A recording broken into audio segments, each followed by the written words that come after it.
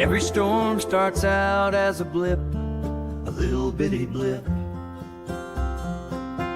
taking moisture from the ground, call it a double dip, but I don't give a flip. Little blips, they can rip, you can feel it in your hip. Never underestimate a blip.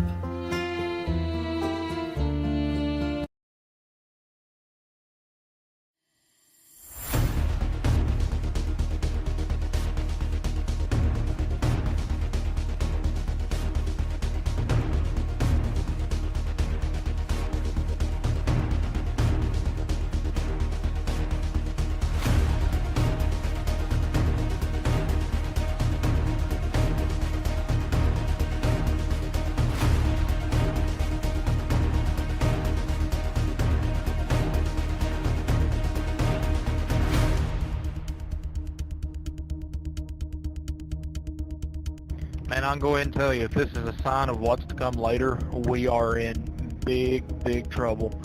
This storm moved over me and I'm instantly in clearing just to my west.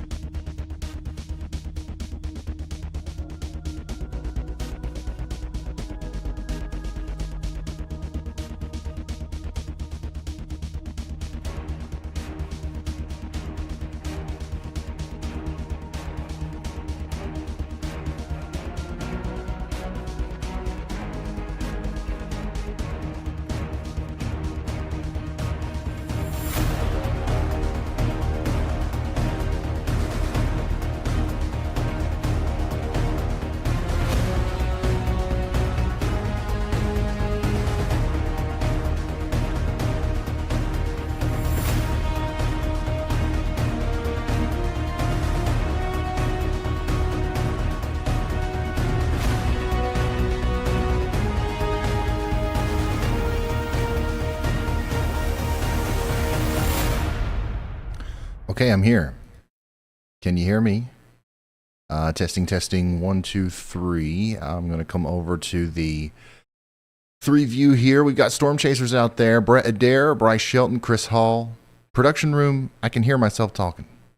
I don't know if you can turn the volume down or close the door or something.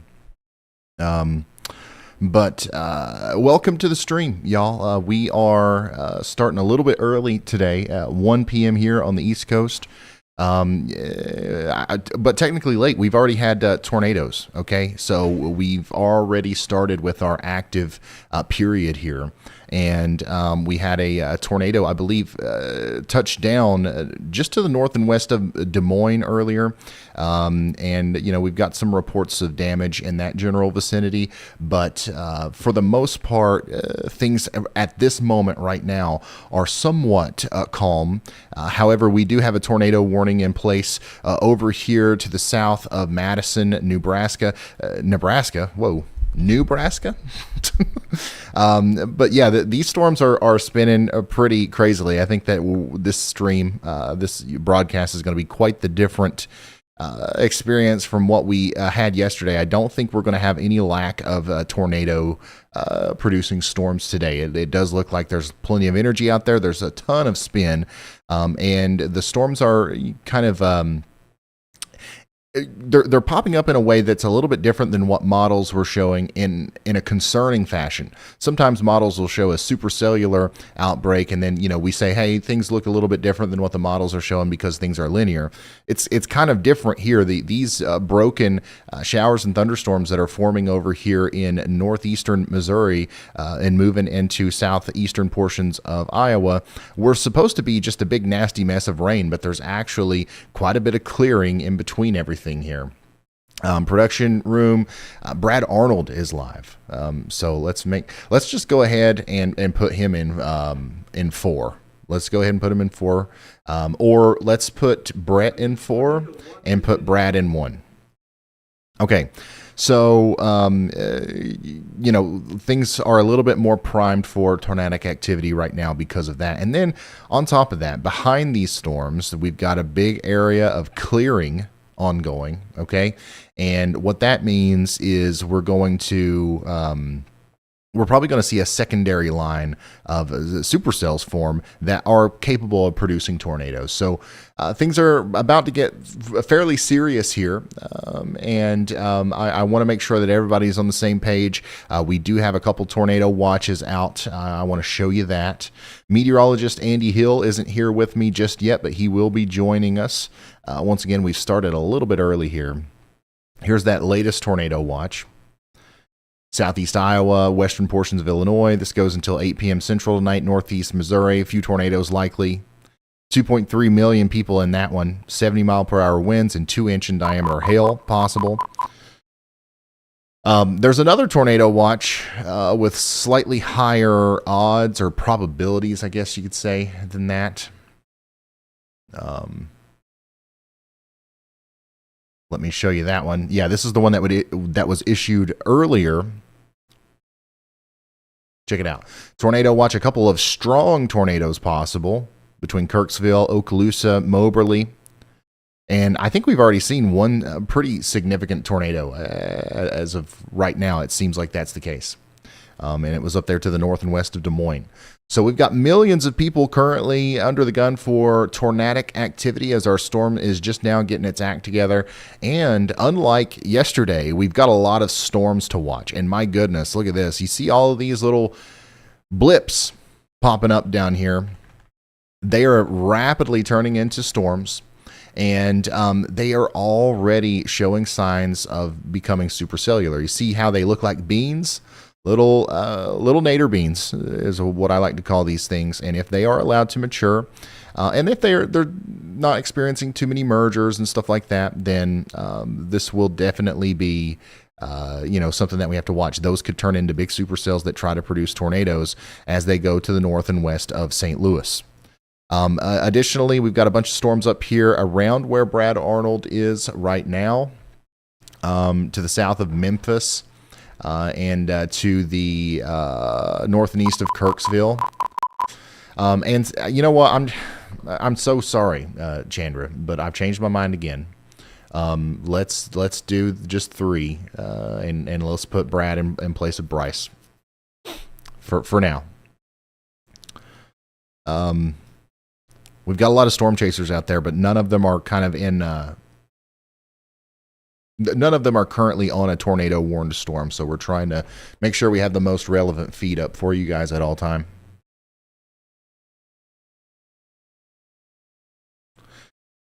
Dan C says, today is the perfect setup. This storm hasn't even really gotten its act together yet. In a few hours, it's going to be twice as bad as it is now. That's a decent assessment of what's going on. Honestly, guys, if this storm system doesn't produce some sort of a significant severe weather outbreak, I give up. Like I don't know what's going on with our forecasting methods and stuff, but I mean this is a slam dunk of a forecast for a significant severe weather outbreak, including tornadoes. Everything is perfectly in place, so obviously we can hope that something goes wrong and there is no tornadoes and it's a big bust or whatever. But I would be very surprised if that was actually the case today. And unfortunately, it's already been quite active. Okay, we've already had a tornado. In fact, I think we've had 2. We had a little one over here in Nebraska. That's that storm is actually still warned right now, and we had a slightly bigger one just to the north and west of Des Moines earlier. So. Yeah, this is what's happening. And by the way, as always, I would like for you guys to please share the stream.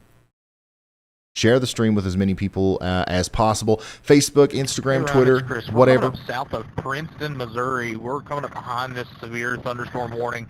It was really trying to wrap up there just a little bit ago. But I can tell you from the backside of this storm, it's still severe, and it has incredible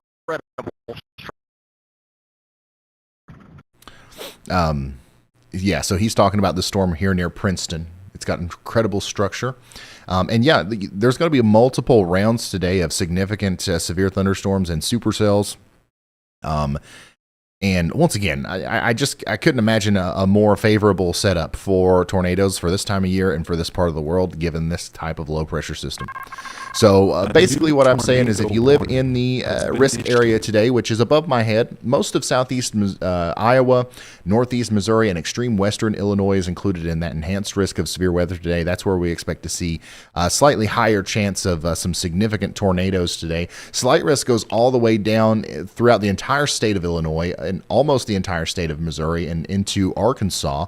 Damaging winds and a few tornadoes could be possible as far south as that as well.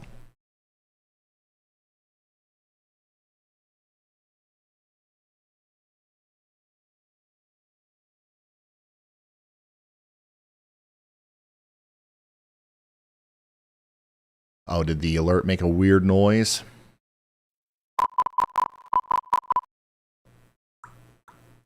I think I can fix it.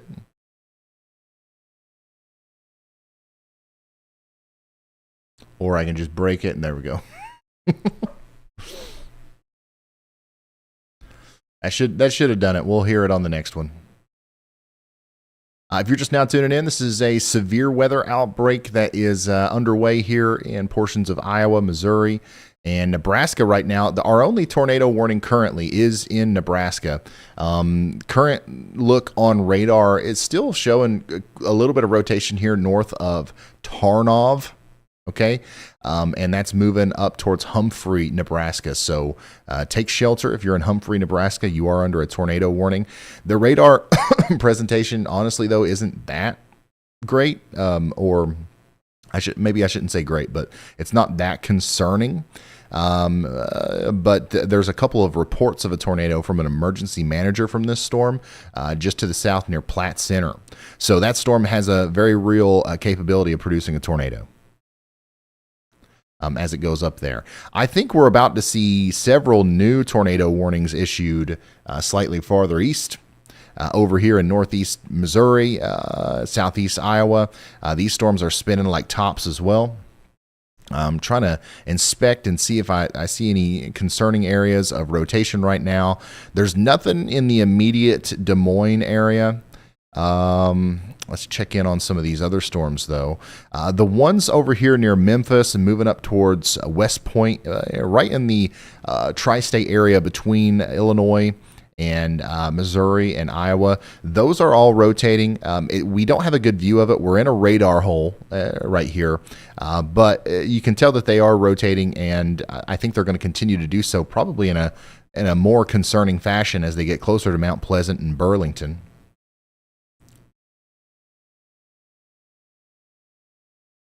So, and then all of these storms down here, all of these little new storms that are forming are spinning a little bit. And if they mature, if they get much larger, they could spin enough to cause some big time problems here. And then that's not even it. That's not all. There is more that we have to be concerned about after that.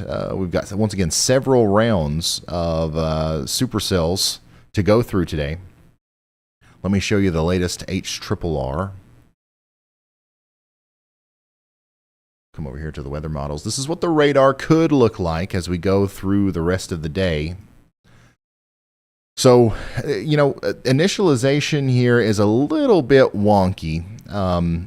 The storms are actually a little bit farther east than this right now, but this is what the radar apparently should look like or could look like around 3 p.m. Eastern. That's going to be 2 p.m.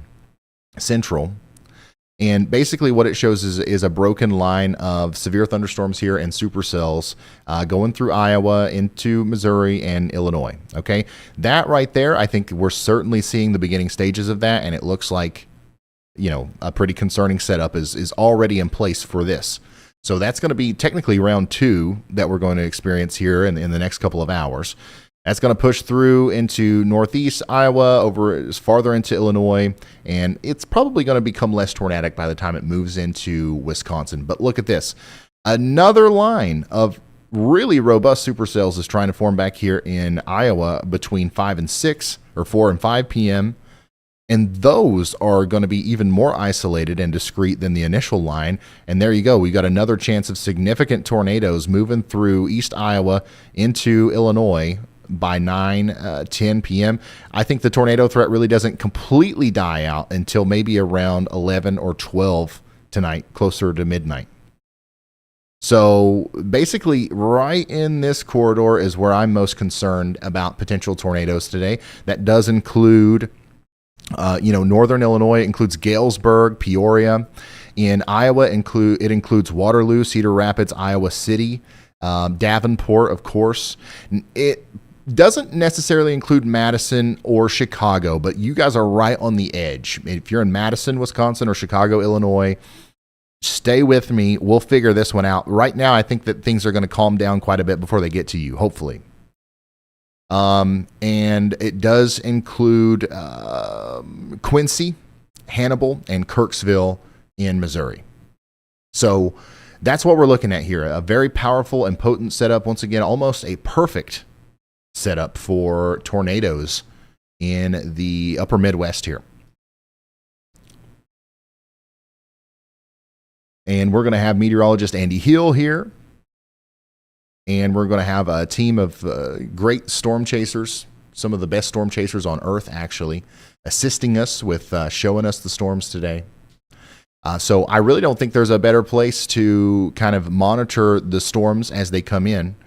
Well, if there's no tornado warning in your area, a lot of times the local TV stations and stuff aren't on the air until after the tornado warning's already issued. So we try to stay live here for, sometimes up to 12 hours, doing full-scale wall-to-wall, not just storm coverage, but storm surveillance, even monitoring little blips on the radar long before they're ever warned.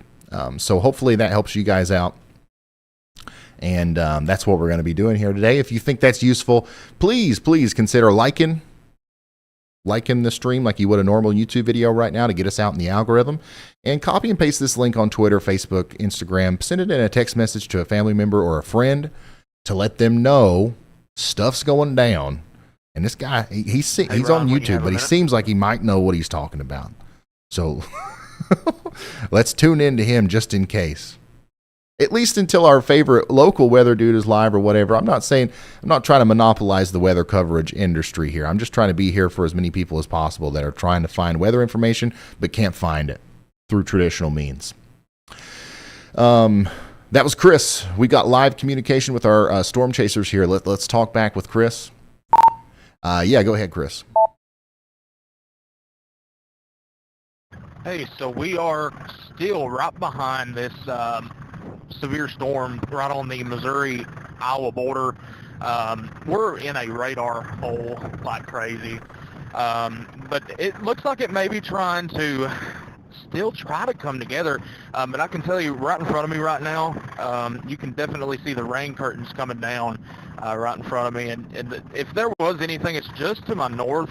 But, man, I'll tell you what, this is a pretty stout storm that's crossing over the border right now. That's storm chaser Chris Hall out there giving us a view of the storm that we're looking at on radar here. You see the deep blues that are coming in. That's a lot of inflow. The storm is sucking in a lot of air. There is a little bit of downdraft coming on the backside, so there is some rotation here. It's not necessarily tight. But like Chris said, we are in a radar hole. We are in a radar hole, which is unfortunate. Basically what that means is that all of the radar sites are a little bit too far away from this particular storm, so we can't really inspect it the way that we would normally be able to. And this would infuriate me. Okay, if I lived out here in daggone Seymour or Corydon or Alberton in Iowa, I would be writing a letter to my local legislator, senator, House of Representative guy, whoever it is, and it would be very mean-spirited. And I would say, hey, I live in Corydon, and I pay the same amount of taxes for the National Weather Service as people up there closer to Des Moines. However, meteorologists and people who are, responsible for issuing warnings and stuff that could potentially save my life don't have the same ability to see tornadoes through radar for me as they are, they can't see that for my town as well as they can for Des Moines. So why are the people closer to the radar more valuable? Why is their life more valuable than mine, even though we pay the same amount of taxes? That's what I would say.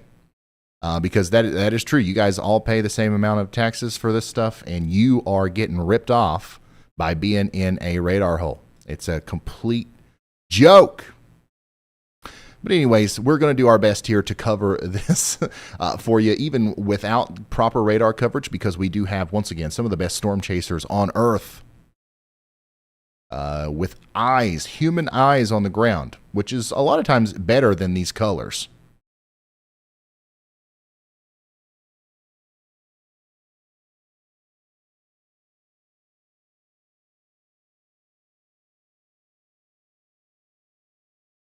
What should St. Louis expect? St. Louis is going to get some storms here in a little bit. Stick with me. I'll tell you more about them as they get closer. Right now, they're little blips.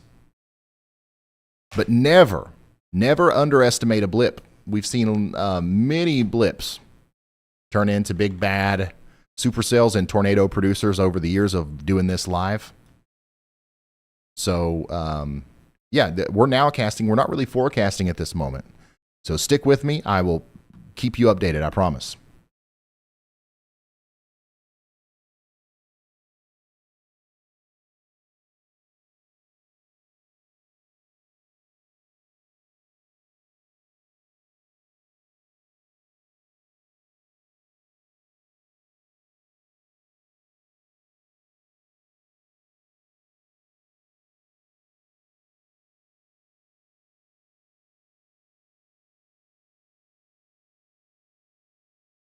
Hold up. Moving some stuff around here.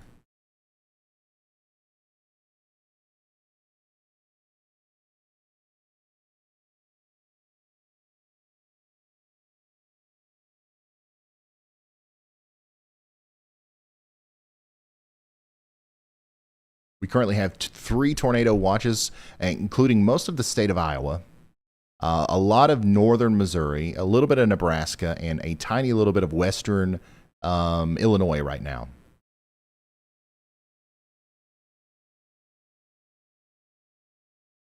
Which direction are these storms moving? They're going pretty much north-northeast right now. Let's talk to Brad Arnold.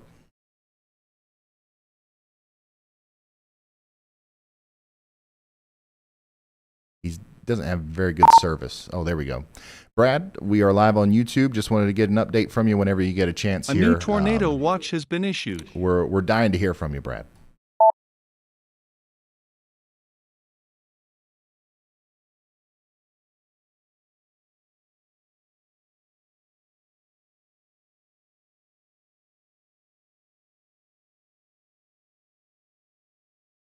Hey, Ryan, I've got awful service right now. Give me like 2 minutes until I'm in a better area and I can report back.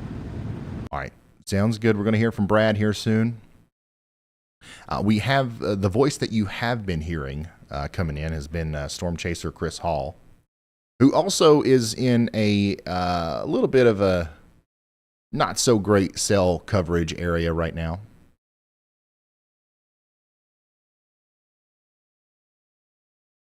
But we're working on it.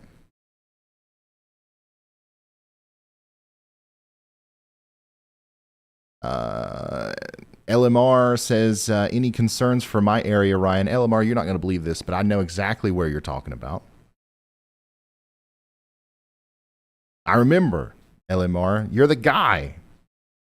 You're the guy that we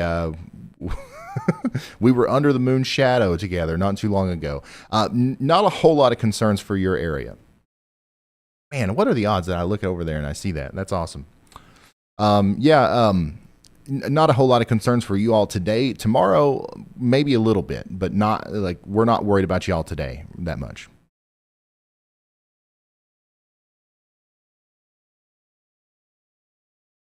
Got to meet a few of you guys when I went to go see the solar eclipse the other day. That was fun. That was awesome.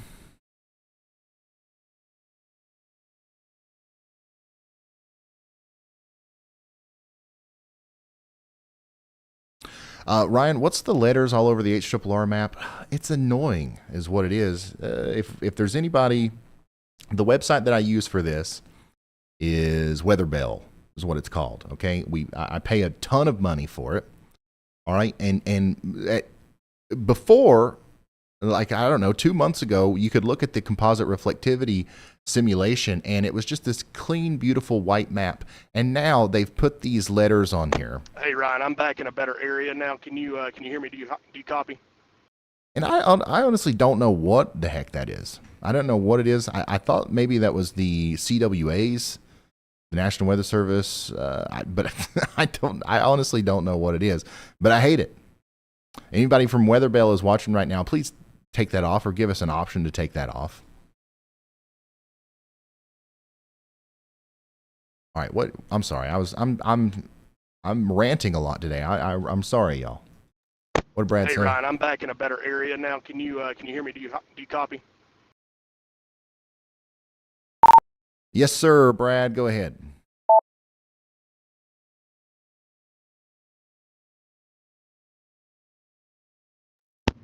Hey, so headed north right now on US 63 in extreme north Missouri, headed to the town of Unionville, Missouri right now. Should be there in about an hour. Watching these storms to my west, tornado potential really increases a little bit later. In a couple of hours, probably I would guess between 2 and 3 o'clock, we should see a big jump in the ingredients for tornadoes later on this afternoon. I do think today has a very high ceiling potential for numerous tornadoes. There is obviously that bust potential as well, but we're not going to talk about that. Expecting extreme destabilization after this initial round moves through. Will not take long at all once that sun pops back out for those temperatures to warm back up and get those air parcels to rise, and that extreme instability right there. So looking at a very active day across northern Missouri and southeastern Iowa. Like I said, going to target Unionville right now and then probably track east with these storms. It almost looks like we're going to have a string of pearls, I guess you could say, that are going to start. It's not going to be a complete squall line. It's going to be a broken squall line, and each one of those is going to be a supercell, and each one of those could have tornado potential as they work their way east. So still got probably about another hour or two before we get into that heightened tornado risk, but going to head to the west to see if any of these storms to my west can act up before that time. All right. Sounds good. That's, once again, Storm Chaser Brad Arnold, y'all. We call him the tornado sniffer because it seems like he always sniffs out the tornado. In 2023, I think like almost every stream we did with Brad, he ended up seeing a tornado. And we love Brad. We got a new tornado warning coming in.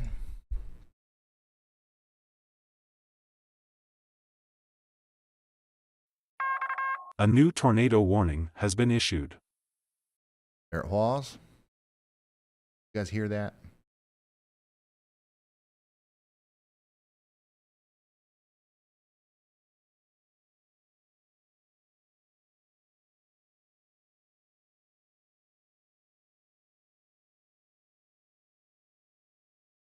Here, there it is. Humphrey, Creston, y'all are under a tornado warning. It's that same storm that's been kind of dropping little tornadoes here and there since it's been over there near Platte Center.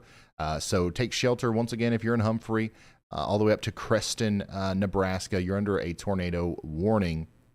The velocity isn't, it doesn't look incredibly concerning, but even those slightly spinning storms can produce tornadoes in this kind of environment. Okay, everything's back to normal. Great.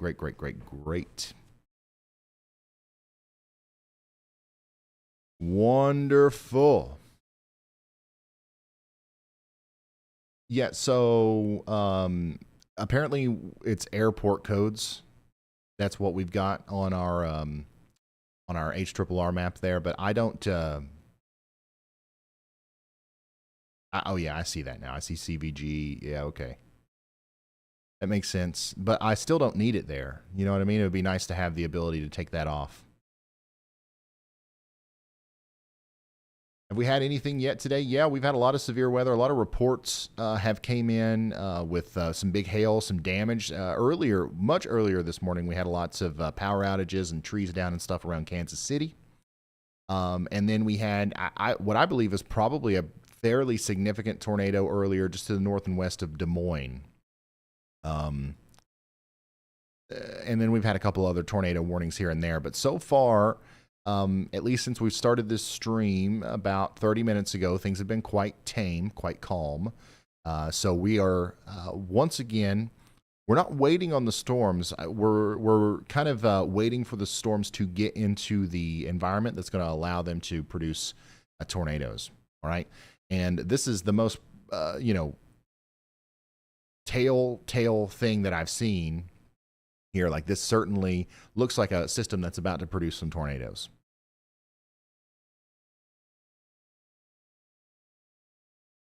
But the main concerning part honestly hasn't even formed yet.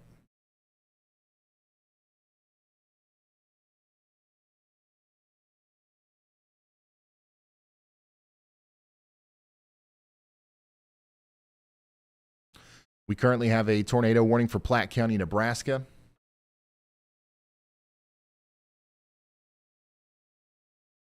Platte County, Nebraska, and we have a tornado watch, once again, for the most of the state of Iowa, a little bit of Nebraska, Missouri, and Illinois, especially the western Illinois, northern Missouri, and eastern Nebraska.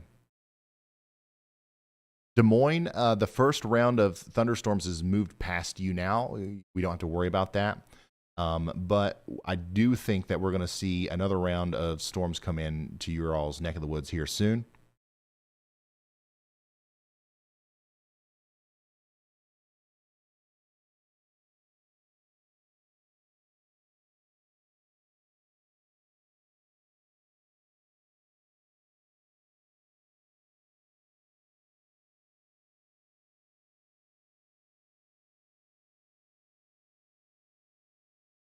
Here's the latest outlook for tomorrow. Slight risk of severe weather up there in southeast Michigan, Ohio, over into Indiana. Marginal risk goes all the way down into the deep south, or Dixie Alley, I should say, around Birmingham. But it looks like the biggest concentration of severe weather will be up there in Ohio. Ohio has been a severe weather magnet this year, it seems.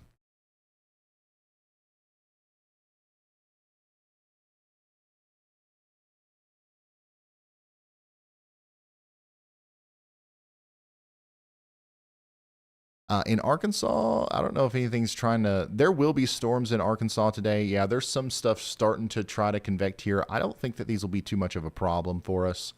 But of course, we'll be checking in on them, especially if they end up getting warnings and stuff like that a little bit later.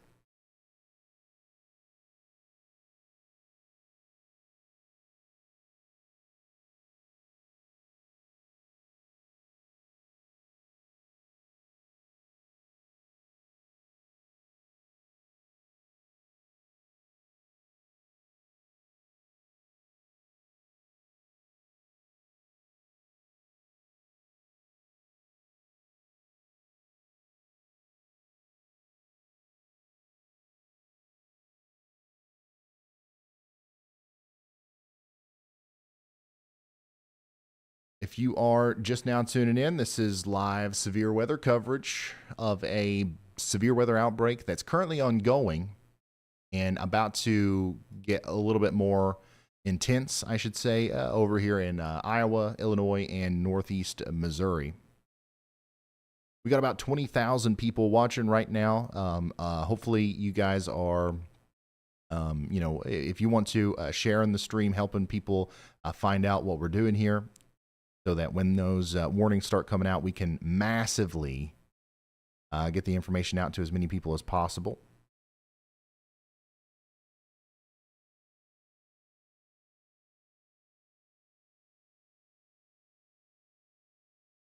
There is a slight chance that we get a storm or two here at the weather house. This is what it looks like outside of the weather house right now, looking over the Appalachian Mountains.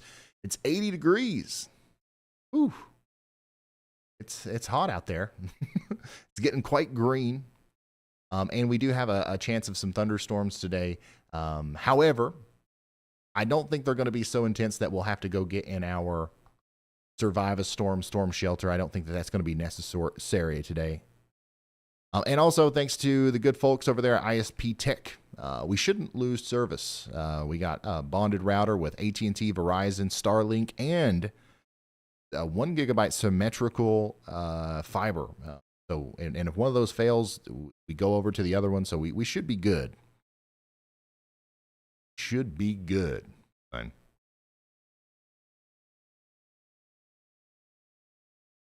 '80's not really hot, but I mean it's it's been a while. Well, it was 80 something yesterday, but it's been a while since we've had consistent 80-degree temperatures here. So I like to call it hot,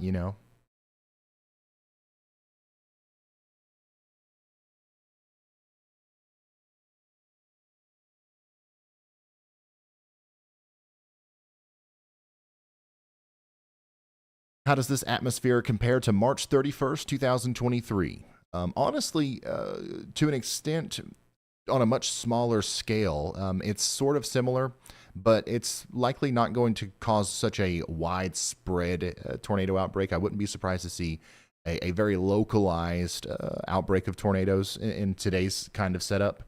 The big difference here is the March 31st, 2023 setup was much bigger. Okay, there was a huge area where tornadoes could have potentially happened.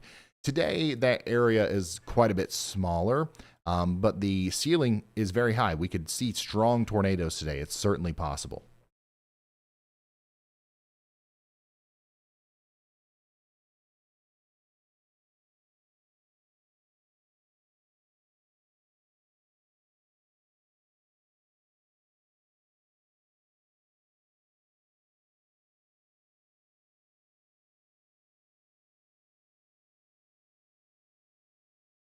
I think we're done with the cold for the most part. After this storm goes by, it's going to get chilly in some of these places, but I don't think it'll be cold.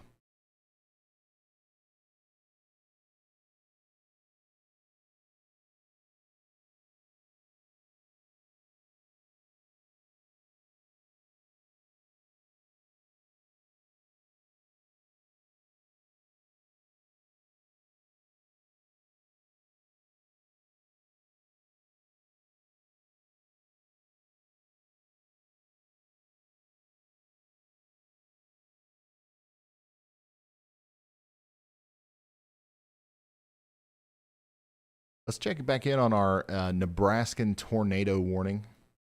The only tornado warning that we have right now. Yep, we still got that area of rotation right here, just to the west of Creston.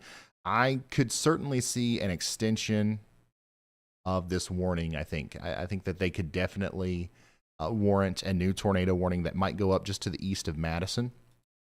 If you're new here and you don't know what we're talking about, this is pretty much what it looks like when we're inspecting the radar for potential signs of rotation. That red and green really close to each other is how we determine where that rotation is. Now, it's not always, in rotation. Sometimes red and green can be close together for just random reasons. Sometimes they could be going not counterclockwise or away from each other. Not converging, and that's not necessarily a sign of a tornado. But in this very specific situation, you look at the radar, you can see where what might be a hook trying to form here, and it would make sense that a velocity couplet would be forming underneath that, and that's exactly what we see there through the velocity. If that shows up for one more frame, it's probably going to warrant another tornado warning over there.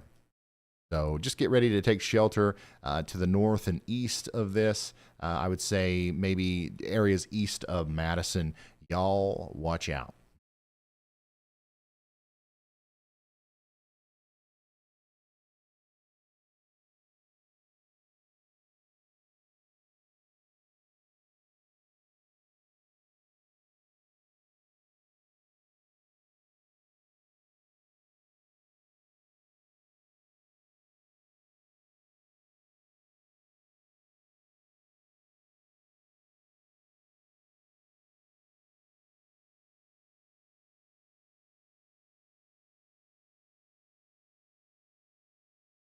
We also got another tornado watch here.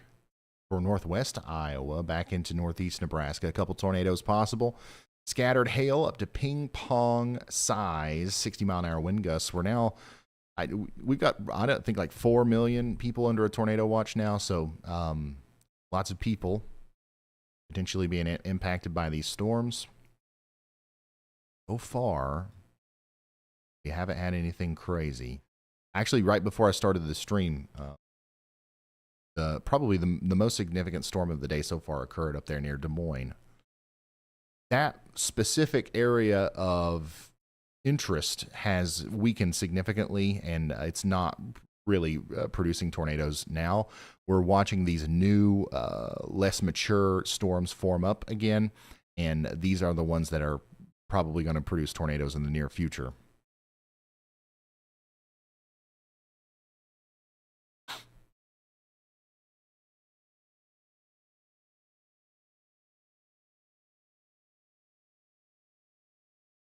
How is the rotation near Wayne not producing a tornado warning? Where is Wayne? Wayne.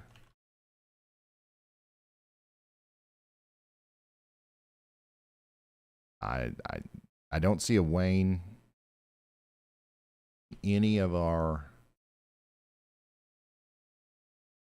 Wayne, Illinois? Nope, nothing over there. Yeah, I don't know. Little bit more detail, and I can maybe help you out with that.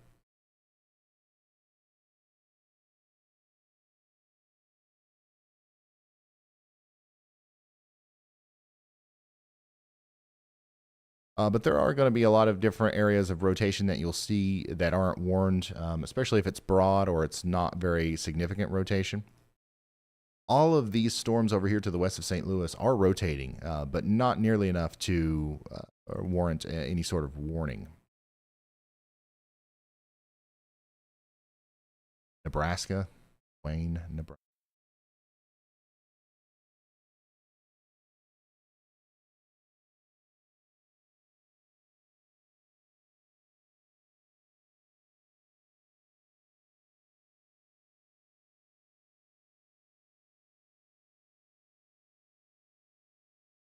So the storm that's coming into Wayne, Nebraska is, once again, it's another one that is rotating a little bit, but not enough to warrant a warning. And also, it's not really, what you're seeing here is not exactly a velocity cone.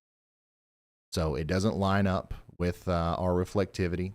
And also, it's what you're seeing there is just a product of, first of all, the distance from the radar, and also just the general ins and outs of air moving in a thunderstorm like this. Watch me play the loop here. Notice how it's nearly stationary. You've got a lot of storm air coming out from underneath that storm, rolling over the top. You've got warm air coming into the storm. This is not about to produce a tornado, from what I can tell. So.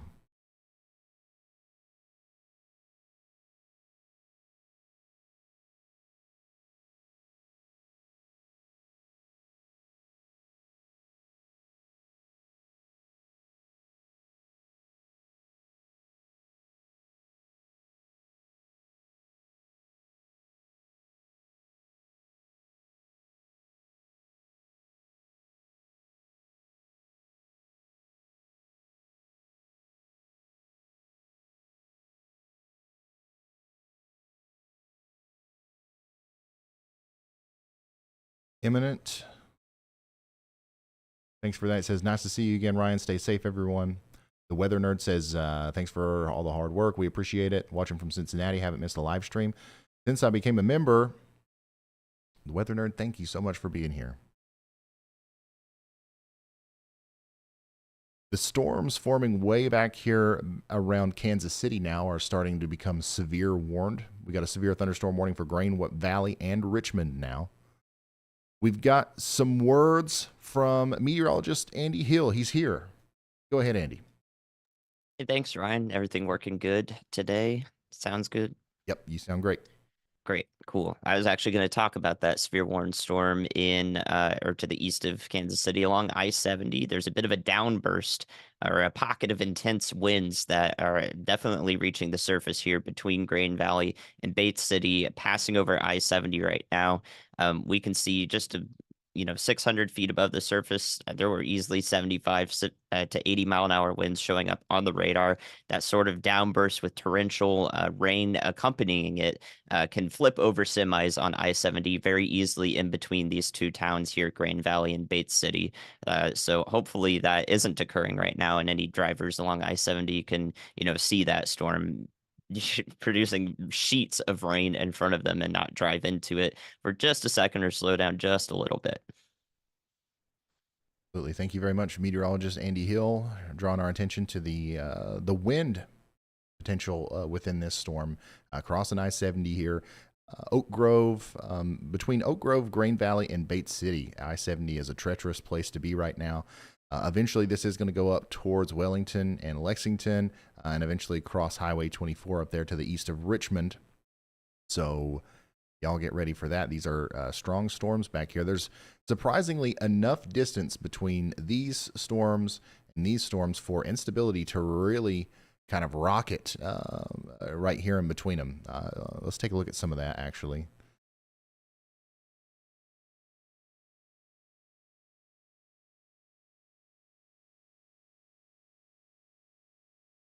Look at this. We have a ton of low-level instability that's formed right here around Kansas City. Big bullseye of 175 joules per kilogram of 0 to 3 kilometer instability. So these storms have a lot of energy to work with, and they're going to probably get pretty strong pretty fast as they move off to the north and east here.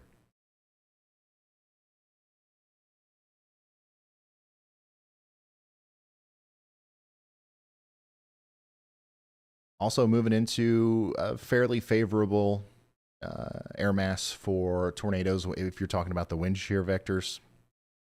Big loopy curved noodles here. This just kind of tells us that the winds are turning with height in a way that would allow for supercells to form. Anywhere in this area right now would be somewhat supportive supercells. And know that the air mass is going to move with the storm, so it's not going to be completely stationary.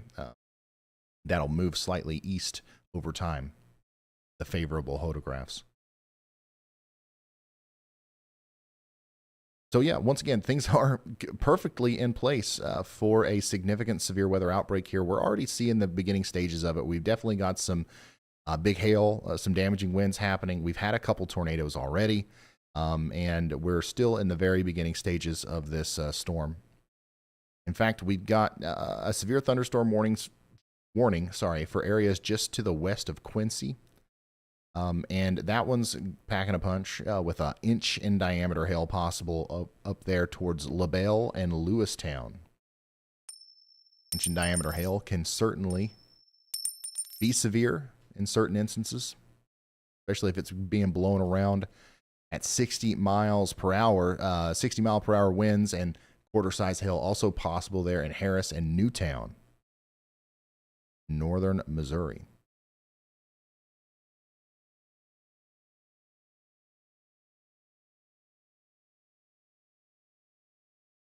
Yep, it's likely going to be a very busy severe weather day today.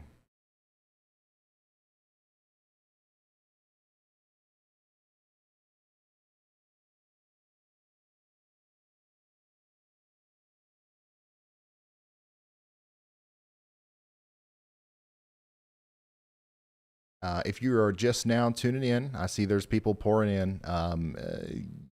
We are doing live severe weather coverage here. We're just starting out. We currently don't have any tornado warnings. However, we have millions of people under a tornado watch, and we expect the ingredients for tornadoes to really start coming together here over the next little bit. We just talked to storm chaser Brad Arnold, who's out there trying to give us a live shot of these storms. And he's got pretty much the same assessment. He's going to be watching the string of storms that's forming between northern Missouri and western Missouri, east of Kansas City. But he's kind of awaiting the bigger storms to form around 3 or 4 p.m. here. But every little band of convection with storms has the opportunity to interact with the environment that's in place and produce tornadoes. It's not going to be just one storm or one particular broken line of storms. All three of these rounds are going to have opportunities today.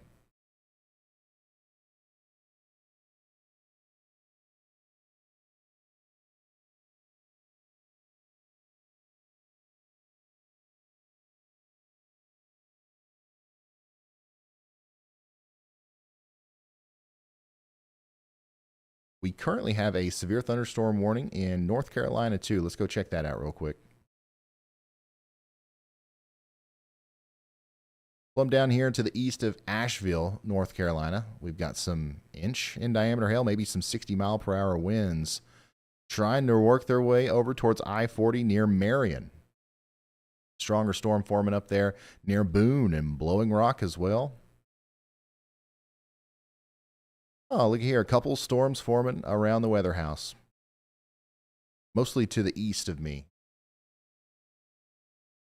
But yeah, West Virginia, once again, you guys are getting all the storms. West of Charleston, south and west of Charleston. Hey, and look at this. I want to point this out real quick before we go back over to Iowa. These are slow movers. Okay, these are slow movers. We've had a ton of problems over here with flooding here recently. We do have precipitable water values above 1, which is in the mountains of Appalachia, plenty enough with slow-moving thunderstorms to produce flash flooding. So watch those creeks and streams, y'all. I mean, that's basically our biggest problem with weather over here in the mountains. We don't have to deal with tornadoes that much or really anything other than very significant and deadly flash flooding. So keep your eyes on those waterways. Hey, big, huge shout out to Debbie Moore. Look at that. $300 super chat. Debbie says, "Hey, Ryan, I'm in Oregon, but I watch whenever you're on because my granddaughter lives in northern Illinois. Keep up the good fight. Love you for all you do." Debbie, you did not have to do that. I'm so glad that I'm here. And what we're doing here is useful to you. Thank you for that. And everybody say thank you to Debbie in the chat there, because once again, I say it every time we go live, but if it wasn't for people like Debbie, we wouldn't be able to really do what we do here. Paying the storm chasers, dedicating so many resources to this. So thank you. Well, we would be doing it, but thanks to people like Debbie, we don't have to cut to commercial break and all that stuff that you get with most other forms of media like this. Severe thunderstorm warning continues for Henrietta and Hardin in areas just east of Kansas City there. Bryce Shelton is getting up close and personal with a really nasty looking storm there near Milan, Missouri.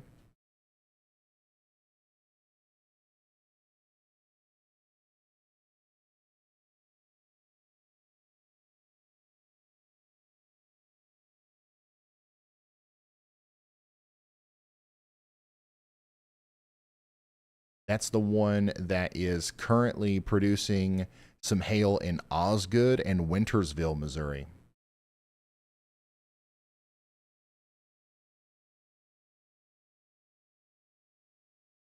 Seems like a lot of our storm chasers have chosen this storm to kind of hone in on.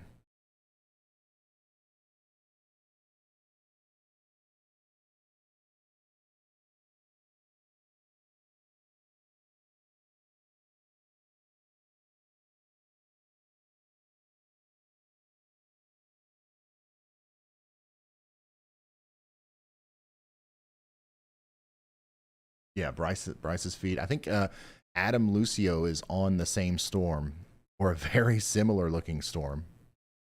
No, he's in Galt. Yeah, so he's on that same storm. We got storm chaser Caleb Beecham with us as well, up there in Des Moines.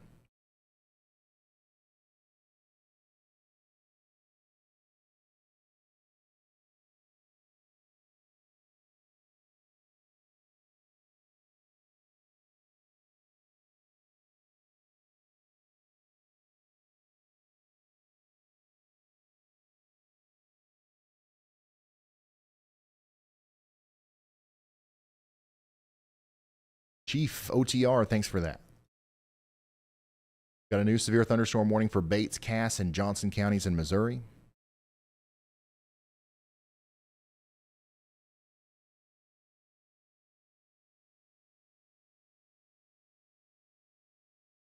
Oh yeah, I forget that school's in session here. How many classrooms are we in right now?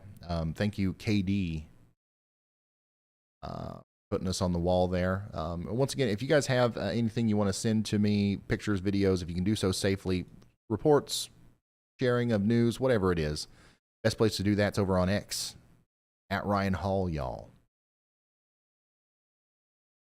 That's my name over there.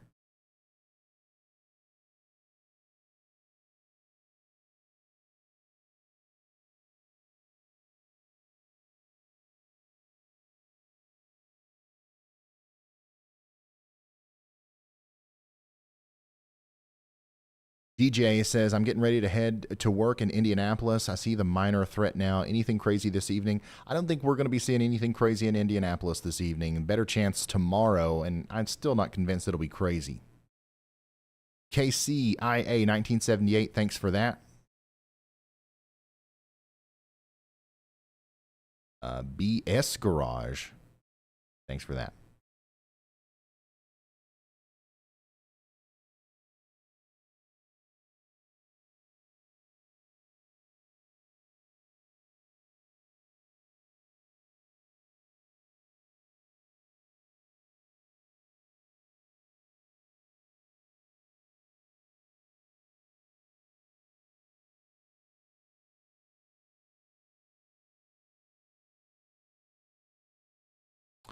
The storm that is directly east of Kansas City right now is one that we'll have to watch. It's also probably about to get its own severe thunderstorm warning. Hey, Ryan, when you got a second. It looks to me like a storm that certainly wants to try to rotate here at some point. Let's reach out to Caleb. What's up, Caleb? Go ahead. Hey, right now I'm just to the west of the Des Moines metro area, and we're starting to see some pretty significant cloud clearing here, which is going to allow for that optimal daytime heating throughout the rest of the day before, obviously, this tornado event ramps up later this afternoon. And obviously that clearing is going to allow for the atmosphere to heat up and really prime to see some possibly significant tornadoes this afternoon.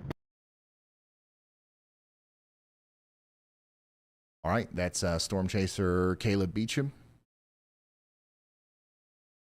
giving us an update from the Des Moines area. We got Caleb up there. Zach Hall, Hunter Hurley are closer to Leon, Iowa. Chris Hall, John White, Stephen, Jaden Pappenheim are all up there in the southeast Iowa area. Brett Adair and Brad Arnold are approaching the Princeton and Milan storm. Bryce Shelton's down there near Milan. So everybody's kind of focused in the area right in southeast or southern Iowa here.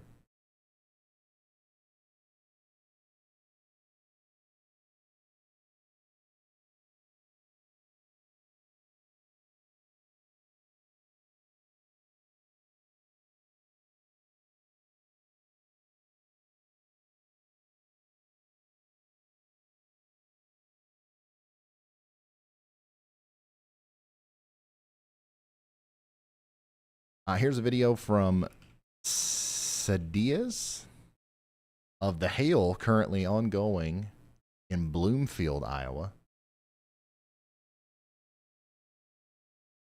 Thank you for sending that in. We're going to see a lot of that today across Iowa. Ton of it.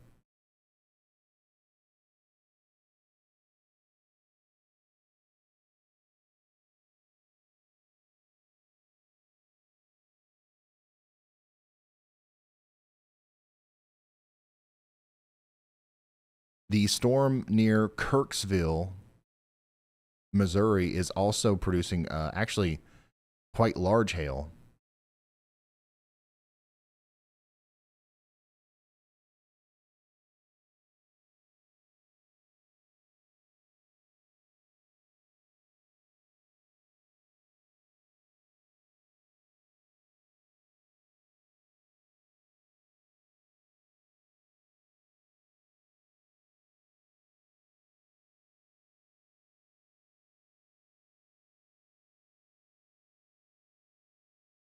Right now, though, we don't have any considerable severe thunderstorm warnings. We've just got a couple of severe thunderstorm warnings. They're all in either Missouri or Iowa right now. All of our warnings, tornado and severe in Nebraska and North Carolina, have been allowed to expire. Jeff W., thank you.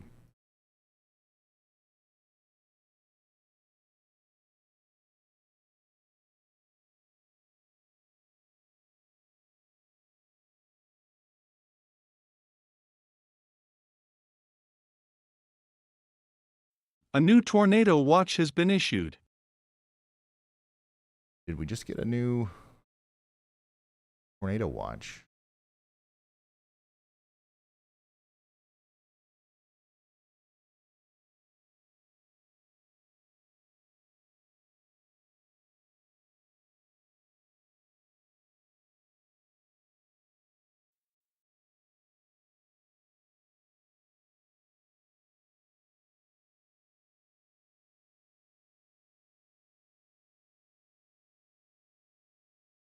Hold on.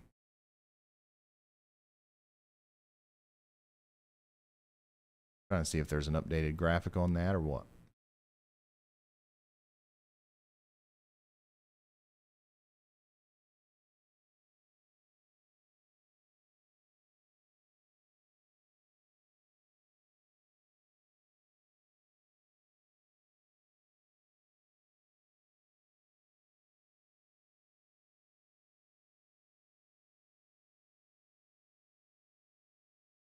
Here's a look at all the watches that we have right now. We've got the one that includes Des Moines all the way up to Mason City, down through Kansas City. A few tornadoes and a couple intense tornadoes possible. Scattered hail up to 2 inches in diameter and scattered damaging winds above 70 miles per hour. This one over here goes until 8 p.m. Central. It goes all the way over towards Ottawa, Illinois. Far south is Jefferson City, Missouri, and as far north as a little bit past Waterloo and Cedar Rapids up there. Actually, one county of Wisconsin is included in this one. Once again, a few tornadoes likely, with a couple intense tornadoes possible, 70-mile-an-hour winds, 2-inch in diameter hail. And then we've still got this tornado watch on the backside here that covers the northwestern side of Iowa and a little bit of South Dakota and Nebraska, a couple tornadoes possible. So these two watches here are a little bit more, they're worded a little bit more seriously because that's where we think we have the best tornado probabilities between now and 8 p.m. Central.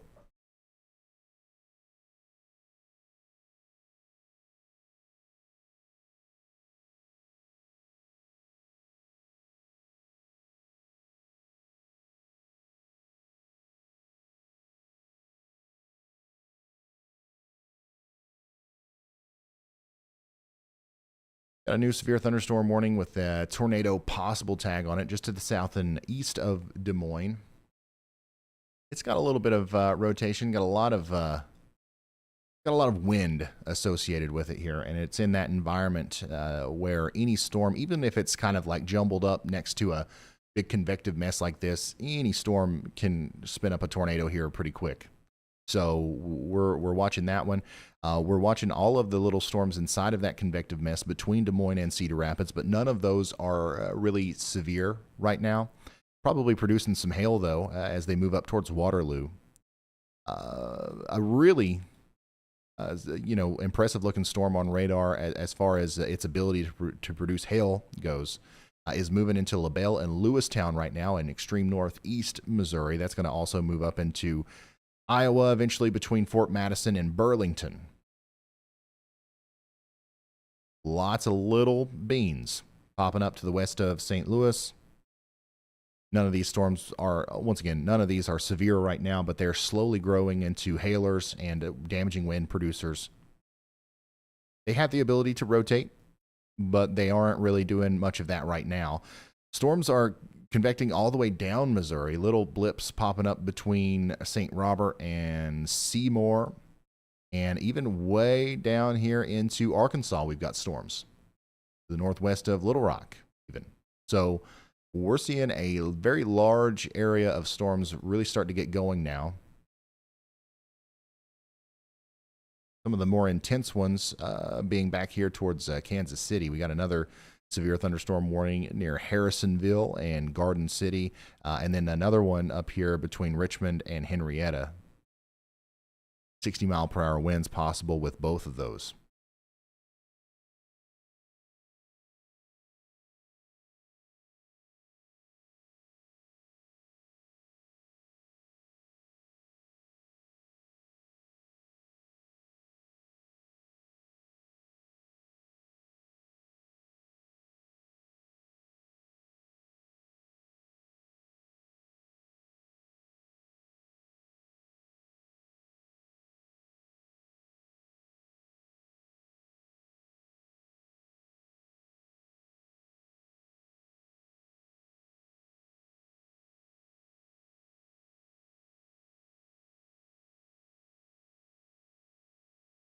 Called French. Yep, it's a taco watch for sure.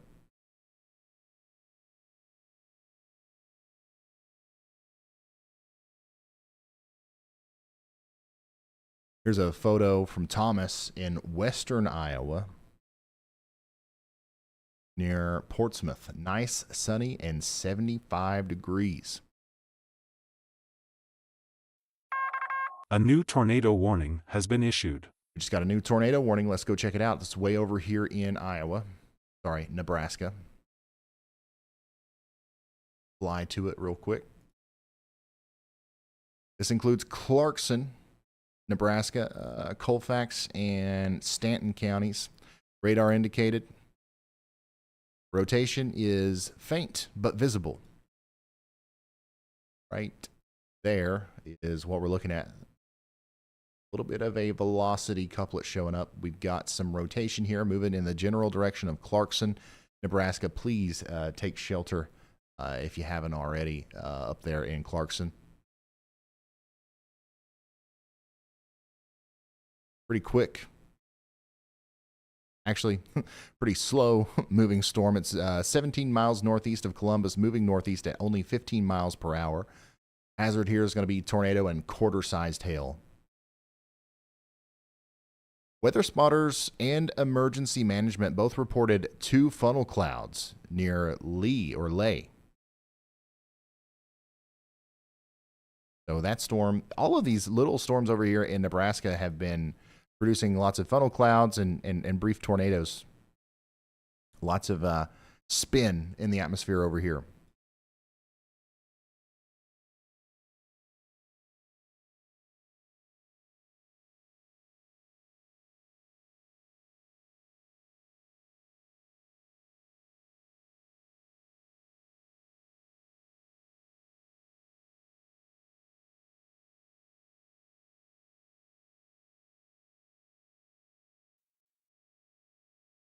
Somebody just asked about Knoxville, Iowa. You guys are under a severe thunderstorm warning. There is a rotating storm headed in your general direction, but it's not rotating enough to produce a tornado yet. You just need to be watching out and staying tuned here. We'll let you know if anything changes there significantly. The storm that most of our storm chasers have chosen to kind of hone in on here, it continues to look, interesting from radar. It is in a little bit of a radar hole. But Brad Arnold is right in front of it here. I think Adam Lucio, picture you see above my head there, that's a view of the storm that just now prompted a new severe thunderstorm warning for Milan, Unionville in Missouri. Look at those clear skies where Caleb Beecham is there in Des Moines.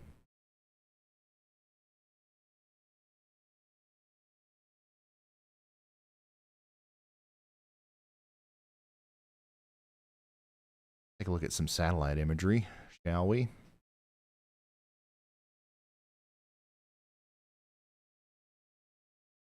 Wow. Such a classic view, a storm system here. Got a big area of precipitation wrapping around the northern side of that circulation there, and then a large dry slot. Cooler, drier air kind of shoving its way up in here. That very intense pool of dry air is going to squeeze any little bit of moisture that forms here east of the boundary up into the sky, and it's going to turn into a thunderstorm. That's why, even though we've had a lot of cloud cover and, rain and storms working through portions of Missouri and Iowa today, the slightest little bit of sunshine that kind of comes out and destabilizes the atmosphere before the big dry punch moves in is going to be enough to, allow for the fuel to build up for new storms to form. And that's exactly what's happening here. Look at that. That little clear slot is allowing for new storms to form here. And there might even be another little line of broken cells that forms even after that one moves through. So quite the interesting storm system here.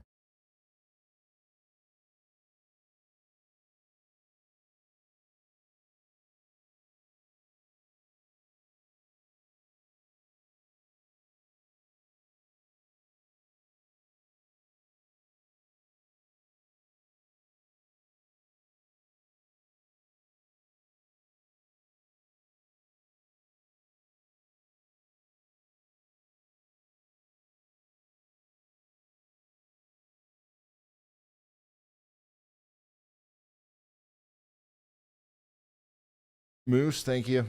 Austin, thank you.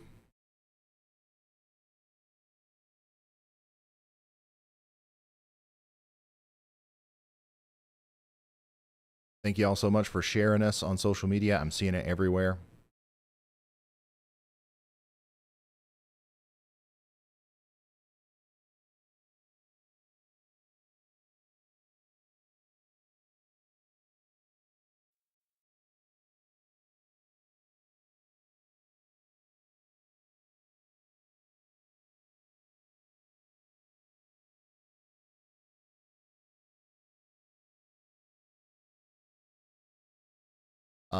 We are monitoring an ongoing severe weather threat. For anybody that's just now tuning in, we're monitoring an ongoing severe weather threat that's prompted several tornado watches and a ton of severe thunderstorm warnings and a couple tornado warnings here over the last little bit. That's going to persist for the next hour or so, right before the main threat starts to develop, which still hasn't happened yet.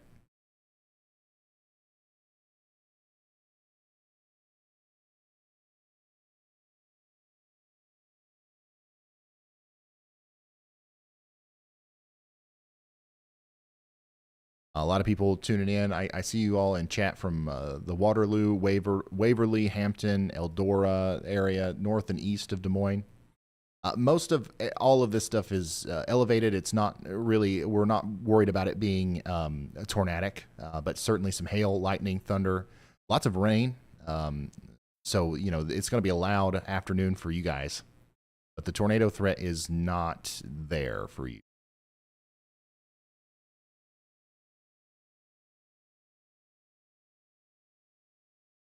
New severe thunderstorm warning just got put out for Fort Madison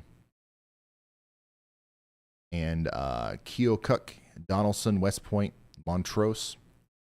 That's going to be for some 1-inch in diameter hail and 60-mile-per-hour winds. That's about quarter size.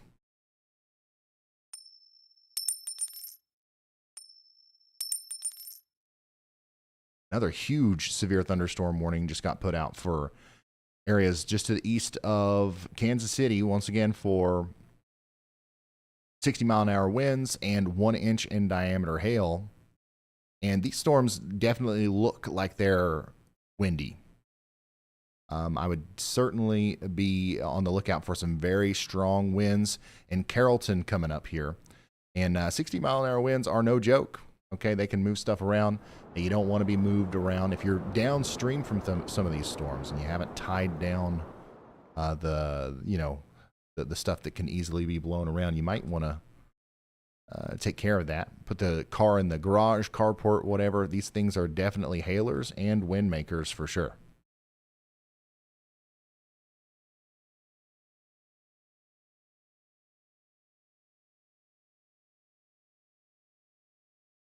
Yeah, there is definitely, there's no tornado threat up here to the east of Des Moines yet, but it will, conditions will at some point become more favorable up here.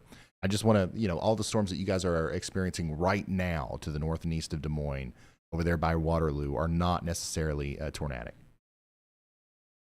But stay with us all day.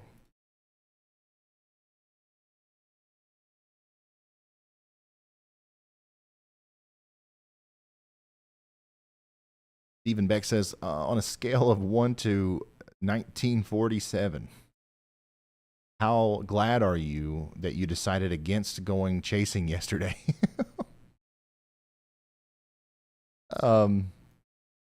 Yeah, I'm happy with my decision. But I love to go out and do that stuff even when there aren't big storms. I like just being out in some high dew points and gusty winds. It's fun. It's nice.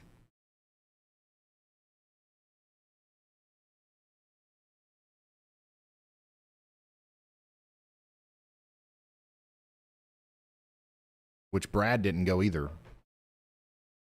Sure, he's happy about that.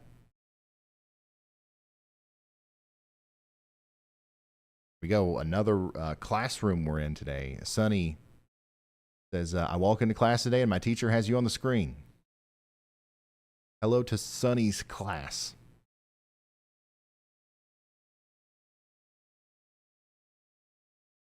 Any other classroom that's watching today? If anything, interesting happens here that's a good learning or teaching moment, I'm sure we will take advantage of that. So, very, very educational stuff that we're doing here. Right now, though, I mean, everything's just pretty general as far as what we're covering. Just some severe thunderstorms, hail, wind. There is a tornado warning over here in Nebraska. And we do see a little bit of that rotation on radar, but it's nothing prolific. It's not anything that we're able to really hone in on. I think we're mostly going by the word of these emergency managers and weather spotters that are spotting the funnel clouds and tornadoes with these storms over here, because we're really not seeing much on radar.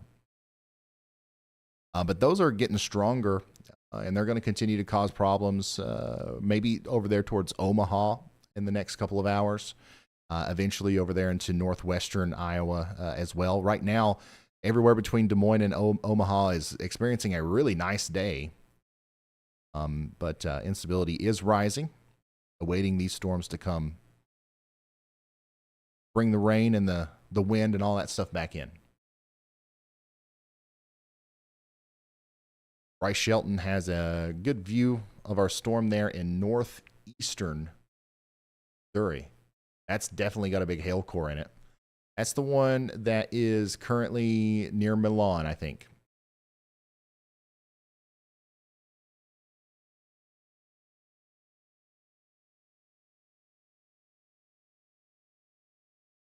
A little bit of a spotty connection there, but you can see that that's moving fast, and it's got a lot of hail in there. You can literally see it.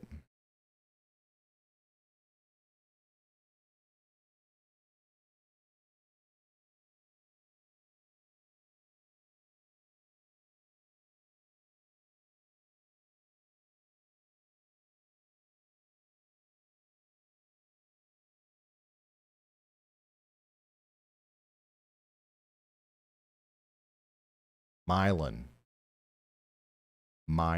Gotcha.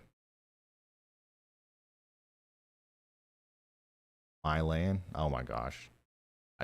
Part of me is I'm just gonna keep saying them wrong, guys. I'm just gonna keep saying them wrong, not looking at chat, because people are always like even spelling it out different. A new tornado warning. There's a new tornado warning. It looks like they're going to extend or add on to. What the heck? What was the point of that? There's a new tornado warning inside of the existing tornado warning for Clarkson. So Clarkson, you guys are under a tornado warning. Get to shelter. That storm that has had a history of producing a tornado is getting ready to move right overhead, and it's eventually going to go just to the west and northwest of Howells, Nebraska. Not able to detect much on radar, but weather spotters down there reported that they saw a funnel cloud with that one.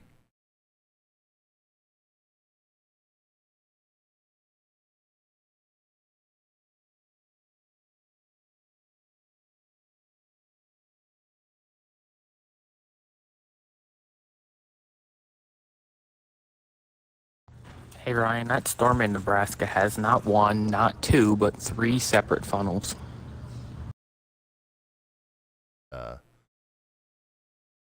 Probably a sight to see. We don't have a live storm chaser on this one, I don't think, but certainly an interesting storm there and coming into Clarkson. So we want everybody to get in their safe spot. I don't think I really don't think that that's a storm that's about to produce a huge, tornado or anything like that. But even small ones can cause damage. So we want you to take shelter immediately.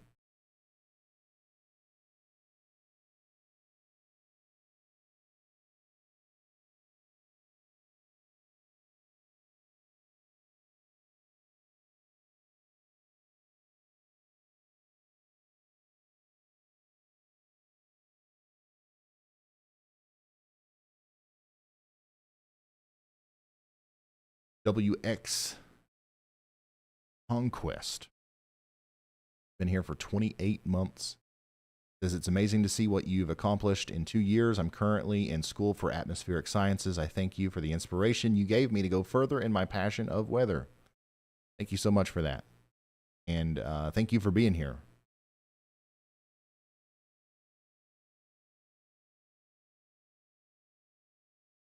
Chininator says, my mom lives in Clarkson. I just got off the phone with her. That's awesome. Hopefully she's taking shelter. That's another thing. Like a lot of you guys watching right now probably aren't even in the affected area, but you know people who are, and maybe they don't want to watch the weather. They don't want to sit around and watch me, look at storms and stuff. But something that you guys can do to help as well is call people in these affected areas and just let them know to get to shelter whenever a warning's issued. If they're not the kind of person that would want to, watch a bunch of severe weather coverage. And there's a lot of those out there, can't blame them.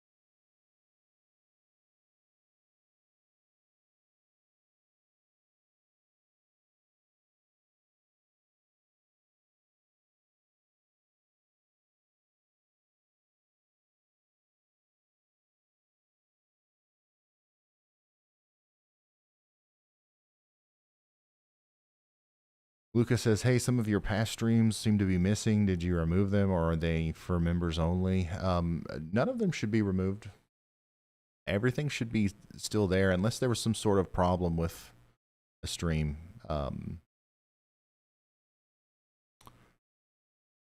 They're all there.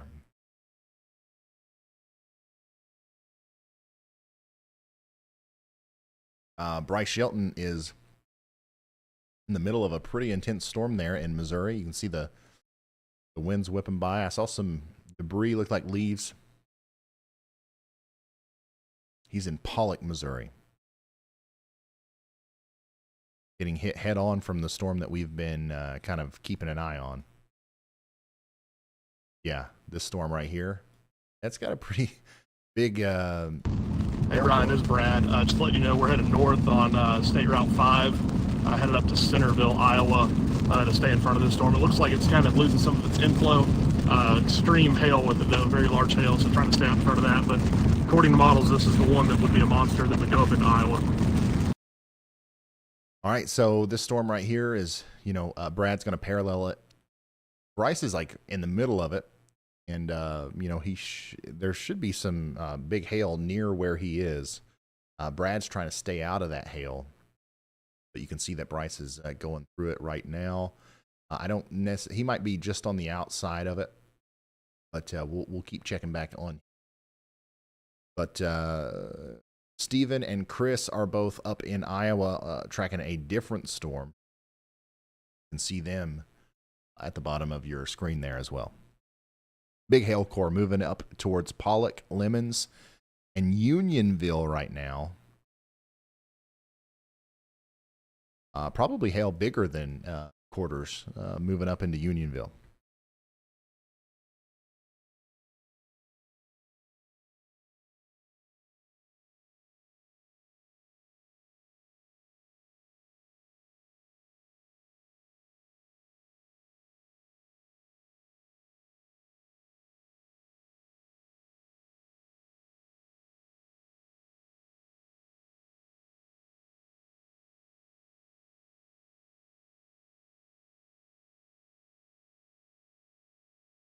Yeah, all of the storms have a pretty good chance of producing hail today.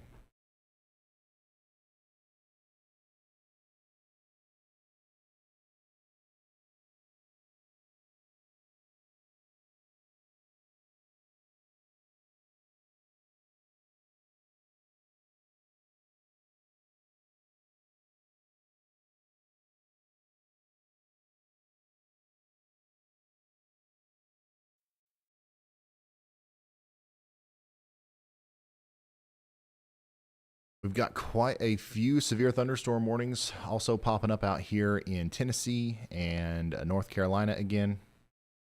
These are just really prolific rainmakers, some hail and wind moving into the White Top and Laurel Bloomery area.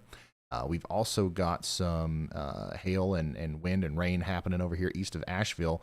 It's important that I point out once again that these are almost stationary storms. They're moving very slow right in the middle of the Appalachian Mountains, likely currently producing, some flooding problems, if not just yet, then it's about to. So get ready if you live in a flood-prone area and you hear that heavy rain coming down for more than 30 minutes to an hour or so, likely going to cause some problems over there.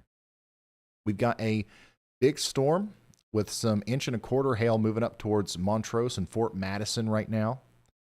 You guys are under a severe thunderstorm warning with a tornado possible tag. Inch in diameter hail and 60-mile-per-hour winds are moving up towards Fairfield and Mount Pleasant, Iowa. Just to the south and east of Des Moines, we've got a big storm moving up towards Pella with a tornado possible tag on it as well. Andy's got something for us. Go ahead, Andy. Yeah, Brian, actually, that Pella storm is what I was going to talk about. Their rotation's been there for 2 frames now that may be tight enough to where this thing could be trying to spin something up. They may or may not warn this because it's a marginal case, but I figured I'd mention just in case that warning does come through. Y'all watch out. In between Otley and Pella, Iowa, I see some concentrated rotation right there. Right. Thank you, meteorologist Andy Hill, for bringing our attention to this. There's a little bit of rotation right here, and this is a storm that has a history of rotating, and it's in an area that has seen tornadoes today, generally. So it wouldn't be surprising to me if this storm was trying to produce a tornado as it come up towards Pella. You're not under a tornado warning, but you are under that severe thunderstorm warning with a tornado possible tag on it. So if you want to be extra hyper weather aware and ahead of the game here, I would maybe consider going ahead and starting the process of taking shelter just in case. Very well could be nothing, but if it is, then there's nothing wrong with being more safe than sorry. You know what I mean? Unionville storm is still rotating, producing hail there. Severe thunderstorm warning for Chillicothe, Blue Mound, Bramer, areas just east of Kansas City is still in effect. Strong winds with this. 60-mile-per-hour winds are not out of the question.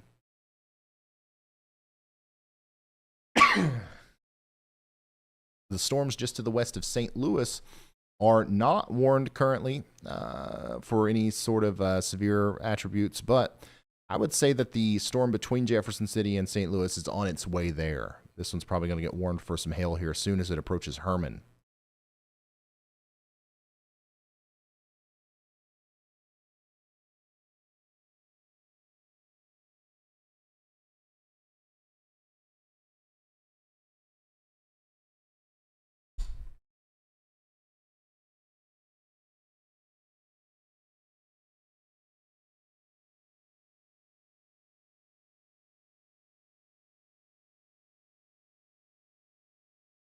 Riley Dibble, been a member for 26 months.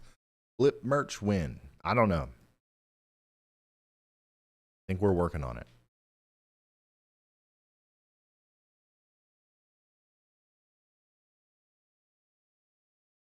Oh, there we go. The storm just to the west of St. Louis now has severe thunderstorm warning, inch in diameter hail, 60-mile-per-hour winds.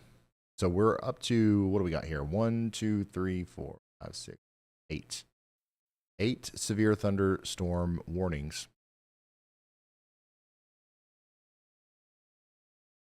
I think we've got a thing for that now. I didn't have time to get it installed.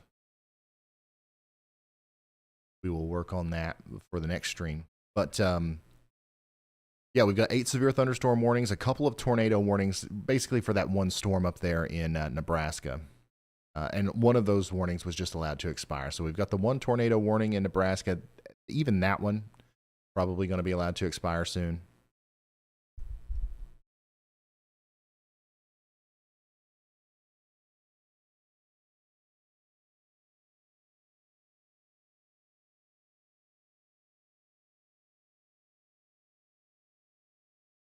And there it goes. So we now don't have any tornado warnings. We've just got our tornado watches in place. And we've got a ton of severe thunderstorms that we are watching.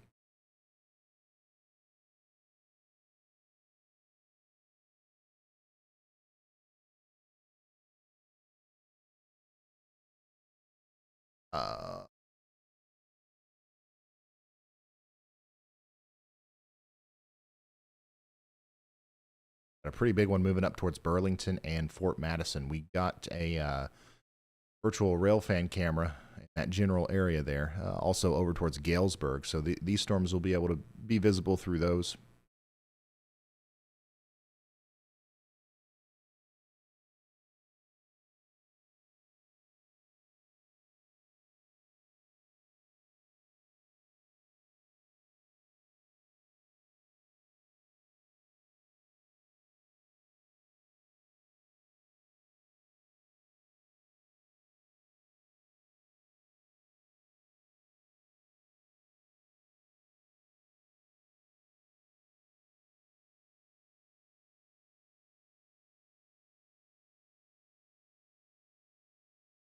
Jonathan says Fort Madison has a southwest facing camera.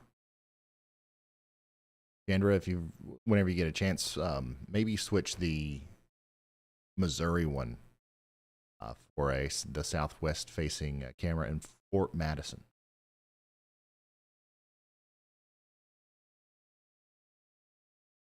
Steph, yes, that works.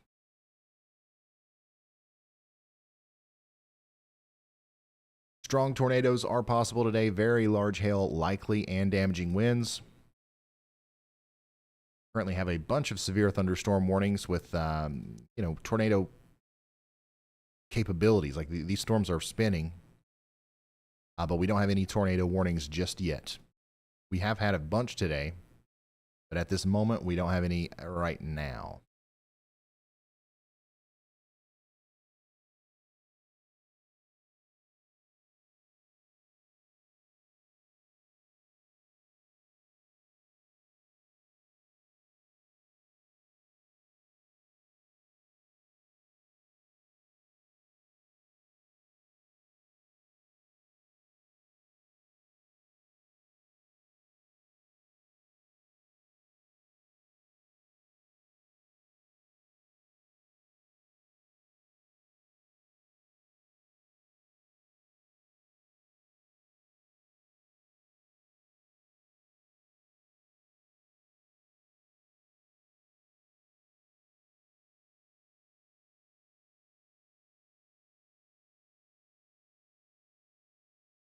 Couple of storm chasers have seen some of those tornadoes that have happened up there in Nebraska. A couple of smaller, more photogenic tornadoes earlier today.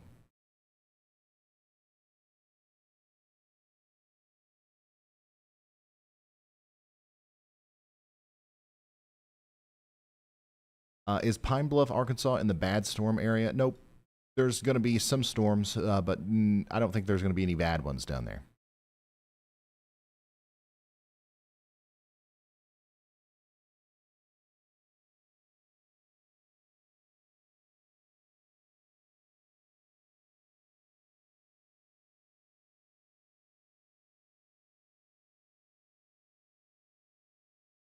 All right, we got another tornado warning coming over the horn. This one's going to be really close to Sioux A new City, tornado warning has been issued. and it's associated with the same string of rotating storms that's been causing most of our tornado warnings so far today. Over here in Nebraska, this is right in the tri-state area between South Dakota, Nebraska, and Iowa, just to the west of Sioux City. We've got a little bit of rotation here on radar, and the reason this is likely warned is because, you know, we've just seen so many storms in this environment produce small tornadoes today. Why wouldn't this one? Also, yeah, this is radar indicated rotation. A severe thunderstorm capable of producing a tornado was located over Jackson and Dakota County, or 8 miles west of Sioux City, moving north at 25 miles per hour. So this does not include downtown Sioux City, but it does include North Sioux City, McCook Lake, Windstone, and Jefferson. Take shelter now if you're over here. We don't see a big a tornado signature with this or anything, but it's certainly capable of producing a tornado. These storms, and this storm likely has produced a tornado before. It's probably going to try to do it again. Currently, the rotation is down here near Jackson. It's about to cross over into the South Dakota area, and then it'll quickly go back into Iowa there.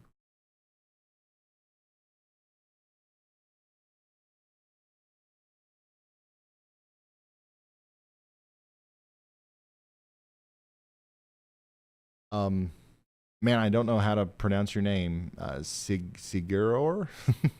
But thank you so much for the very kind words there. He says, you got a weather nerd watching from Iceland.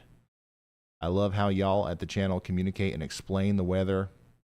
A live video from Iceland would be boring. We have a blizzard coming. Warning is for the next 48 hours. It wouldn't be that boring. You guys have got some cool things that happen up there in Iceland. I really want to go to Iceland. Never been.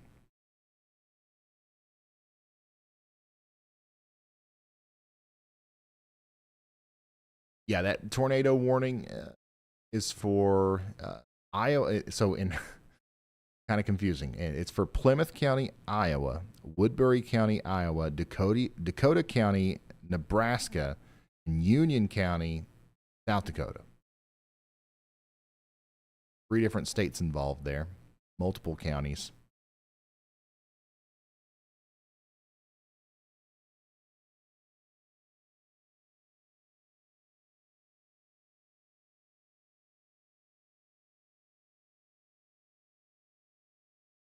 Yeah, volcano live streams. That you got that over there in Iceland.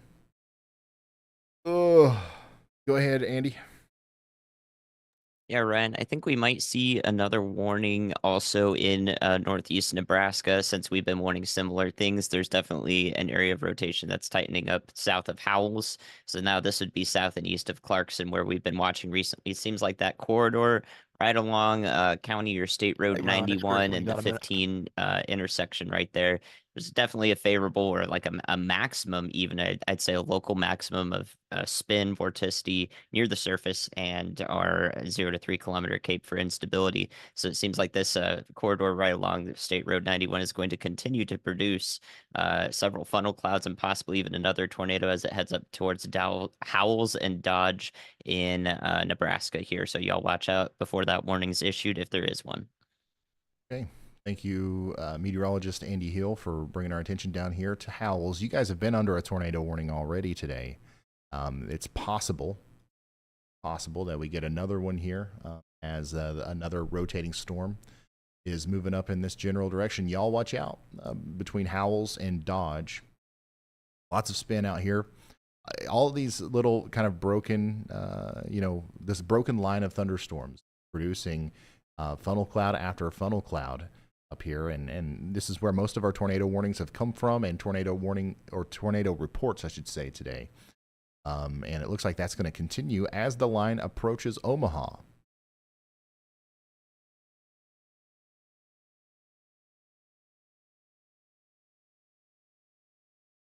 Yeah, look at this. Tons of vorticity and that 3 cape Andy was talking about over here, right on that line. So these storms are ultimately primed to produce, funnel clouds and tornadoes over here. We've got a lot of that low-level instability or 3 Cape also just to the east of Kansas City. Getting over 200 joules per kilogram now, which is a lot. So there's plenty of fuel for these storms to work off of.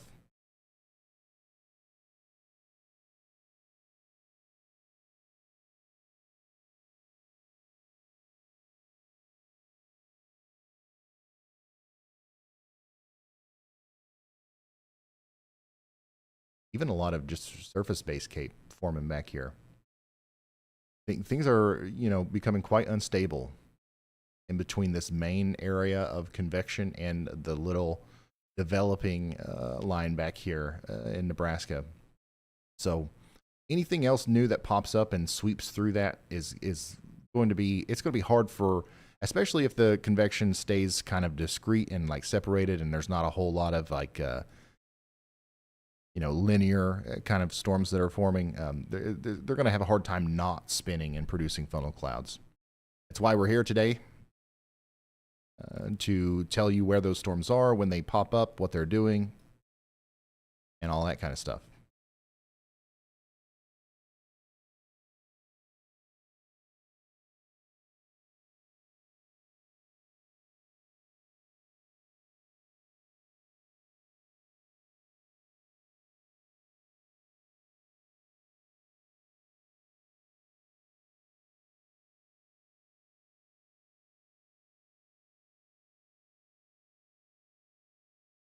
Latest run of the HRRR, which honestly, I'm not really sure why we're even looking at it. It's not done a very good job with any of these systems, but it's just something to you know, look at to see what its take is going to be like on the future here. It's showing those extra supercells kind of popping up here in northern Missouri over the next, literally within the next hour, and potentially causing problems all the way through northeast Missouri into east Iowa and west portions of Illinois. Like, it's, according to this, it's starting now or within the next hour.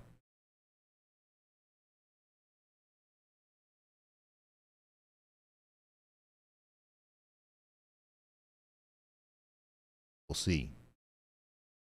Interesting tidbit. The HRRR's initial conditions there don't really include this area of storms way up here in Nebraska, which is an area where we just got a new tornado warning north and west of Omaha. A new tornado warning has been issued. Going to be observed or confirmed here. Let me read the text on it. Weather spotters confirmed a tornado near County Road L and County Road 3 in west central Colfax County. A second possible tornado was located 4 miles south of Howells, or 19 miles southwest of West Point, moving northeast at 20 miles per hour. So this is a very interesting warning polygon for this storm, but Dodge, Howells, Monterey, Snyder, you guys are all under a tornado warning now, and this is the very storm that Andy brought our attention to not long ago. So it's weather spotter indicated, but we also see where that could be on the radar as well. You can see the rotation there quite well. So these storms are really taking advantage of the instability and the spin in the atmosphere here. These are eventually going to come over there towards you in Omaha, Nebraska, so get ready for that. Currently, we've got a tornado warning for Union County, South Dakota, Plymouth County, Iowa, Woodbury County, Iowa, and Dakota County, Nebraska. That's completely radar indicated. However, the Colfax, Cunning, and Dodge County tornado warning there is confirmed. Weather spotters actually saw a tornado potentially moving up towards Howells, Dodge, and Maple Creek. You guys got to get to shelter. And we just got a new tornado warning. This one is going to include Sioux City. Radar indicated. A new tornado warning has been issued. Radar indicated rotation here. We certainly see the little bit of rotation that's associated with this storm over here near Sioux City. And I think what's going on here is, you know, this is an area where we've got a ton of spin in the atmosphere. These storms are extra capable of producing a tornado. So this is kind of a precautionary tornado warning, since we do see the storm spreading out into Sioux City now. A spinning, you know, column of air could definitely connect with the ground here at any moment in Sioux City. James, Hinton, all of you guys need to take shelter as well. But that's going to be a radar indicated situation there. Storm's starting to move into Fort Madison, Iowa now as well. Looks like we've got the RAILFAN camera kind of focusing on that for us.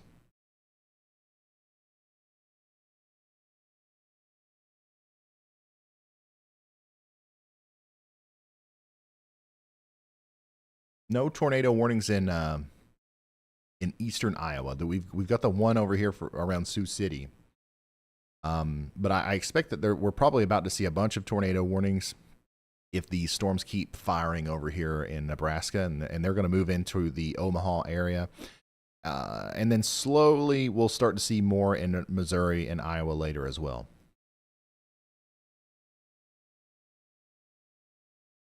Once again, Dodge, Nebraska. Everybody in Dodge and Olean, Nebraska needs to be in their safe spot. We've got weather spotters reporting to us. And then the National Weather Service that they're seeing a tornado there near Hune, north of Maple Creek. It's potentially moving right up towards Dodge and Snyder, so take shelter now.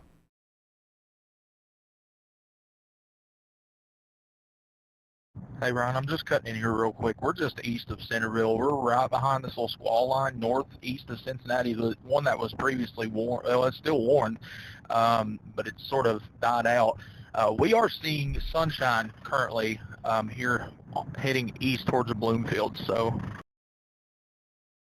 all right, so Chris is experiencing some sunshine there. The air is destabilizing across a lot of Iowa right now. Just in time for these storms to get in there and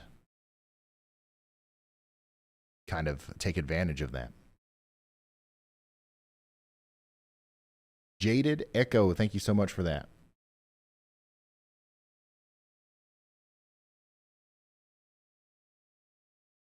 Are these the same storms from last night? Yeah, technically.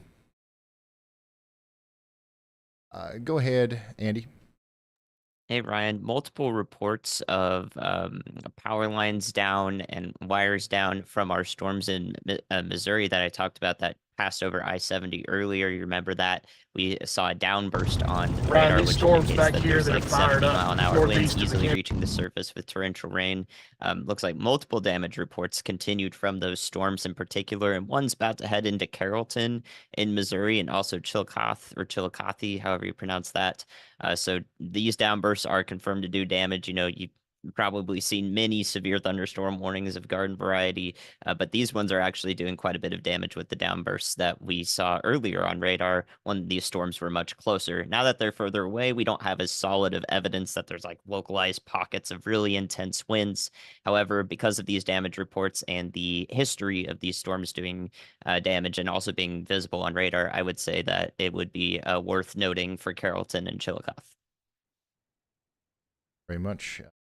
Meteorologist Andy Hill giving us an update on these storms over here in Missouri as we've been kind of checking out all of our tornado warnings in Nebraska. These storms are going to continue to move up towards Browning, Green City, and Grantsville as well.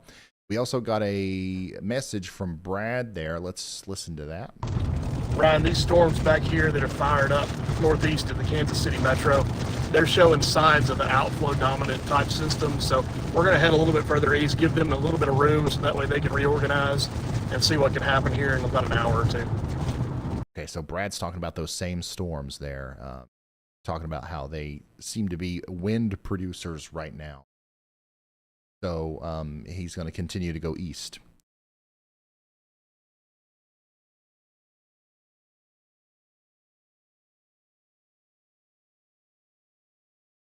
And really quickly, so obviously right now we've still got the tornado warning for Dodge, Nebraska. We need you guys to take shelter. That's still an observed, technically a confirmed tornado. Sioux City, you guys are under a tornado warning as well. That's a precautionary warning. We don't know for sure if there's a tornado, but it looks like there could be one soon. So you guys need to stay in your safe spot. I would just about bet that another warning would likely be issued, maybe for the storm east of Akron. And like honestly, any of these storms that are popping up to the west of Omaha could get a tornado warning here soon. I want to go to West Virginia very quickly because I'm seeing actually a lot of our severe warnings are coming out of West Virginia now. Fayetteville, just to the east there, we've got 60-mile-an-hour winds and quarter-size hail. Same thing for you guys in Whitesville. Charleston, South Carolina, you guys are about to get in on some hail. If you're not already receiving it, these storms are also, unfortunately, terrain locked. Okay, they're moving extremely slow. And they are dumping copious amounts of rain inside of the valleys of the Appalachian Mountains here. We're starting to see the flash flood warnings start to come out, especially down here in North Carolina. We're going to see a lot more of those as time goes on, okay? So, yeah, we've got severe weather out, happening in West Virginia, Virginia, and North Carolina, on top of what we're experiencing out west here. Just to the west of St. Louis, we've got a severe thunderstorm warning for Hawk Point and Mackville. That's a nasty one. Looks like some 1.25 inch hail, 60-mile-per-hour winds are possible there. And then, of course, the storms that Andy was just talking about, these have a history, a well-documented history now of producing damage as they move towards Brookfield, Green City, and, pretty much moving into Carrollton right now. So those storms aren't looking especially tornadic at this moment, but they are carrying their own risks as they move across Missouri there.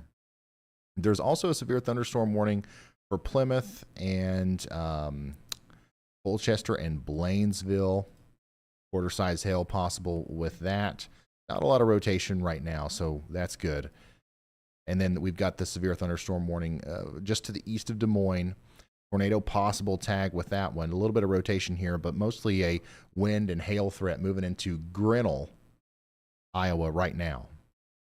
Our biggest tornado hotspot at this very moment is going to be back here in Nebraska. We're watching these storms incredibly closely as this one that has a confirmed tornado, or at least it did moments ago, is moving into Dodge, Nebraska right now.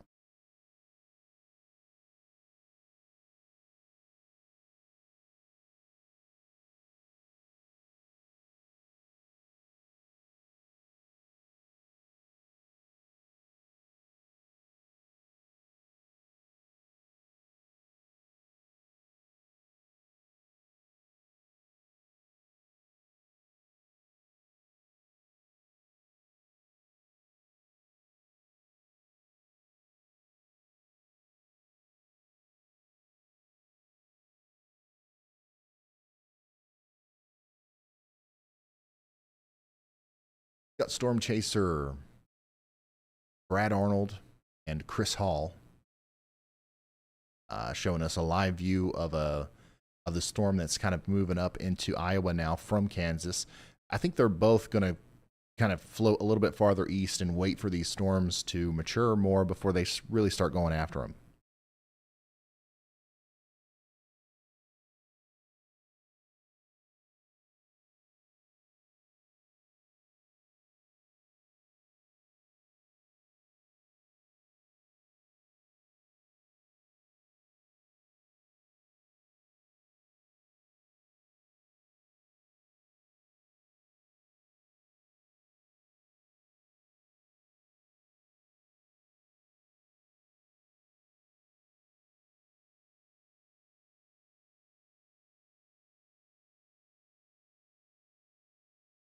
Spoiled says, I need to pick up my family in Peoria. How much time do I have? If you're just talking about how much time do you have before the storms get to you, you've got some time. They're not necessarily close. They are moving fast, so I would say that you've probably got, what, an hour, hour and a half, something like that. But this first round of storms is not going to be the it's not going to be the big threat, I guess. If there is going to be a big threat today in Peoria, you guys are a little bit east of the biggest target area. But it's just going to be potentially some hail, some wind, some lightning, some rain. So if you're doing that in preparation for some sort of stronger storm, you've got a little bit of time on top of that as well. You got the second round and then a third round that hasn't even formed yet.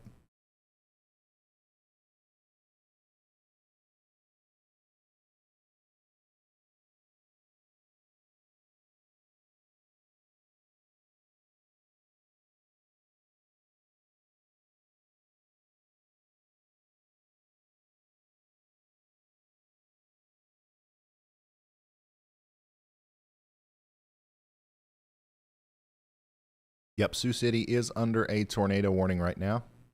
Radar indicated, as far as I know, there haven't been any reports of a tornado. But certainly you need to stay in your safe spot.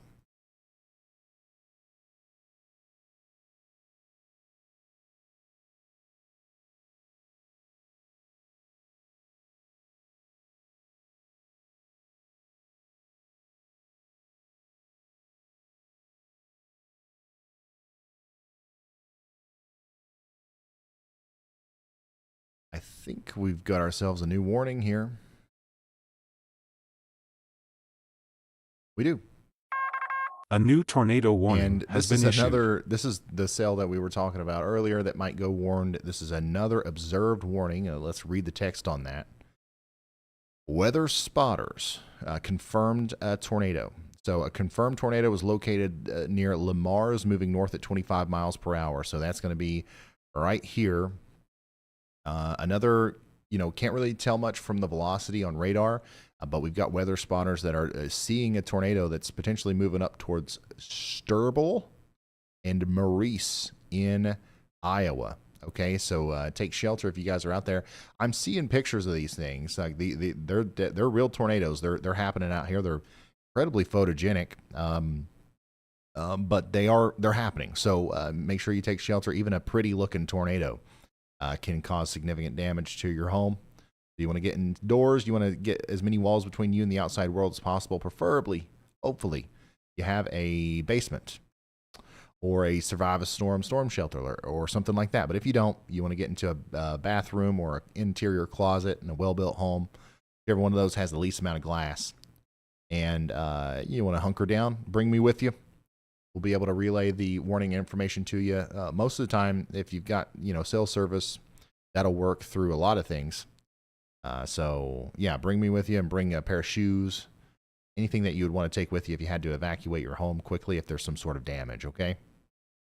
But I think most everybody in these warnings here are going to be just fine.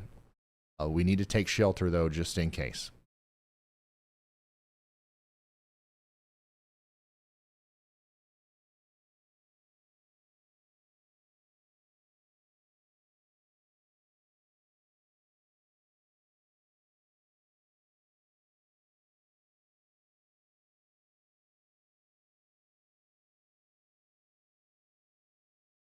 Parisa says, when we have bad weather here in Quincy, I always turn you on right away. Thank you for what you do.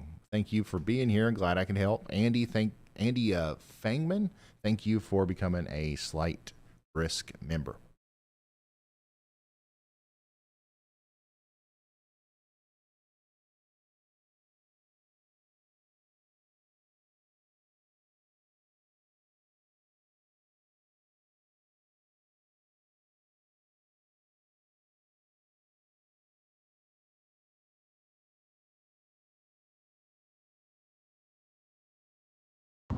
Ryan, pretty impressive outflow boundary on my stream. That could set the stage for something later on this afternoon, if something can ride that. It's set up perfectly as well, if a storm could ride it with storm motions.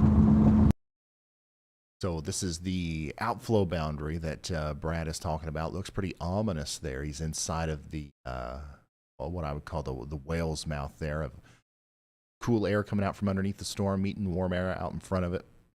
And this could set the stage for new storms to form a little bit later, as Brad was saying. And yeah, Brad's positioned himself where he thinks the best chance of maybe a tornado forming later today is, and he's put himself in Appanoose County, Iowa. So keep that in mind if you guys live there. These guys have driven thousands of miles to get to your neighborhood, not just to visit. They think they're going to see a tornado. So take warning seriously today.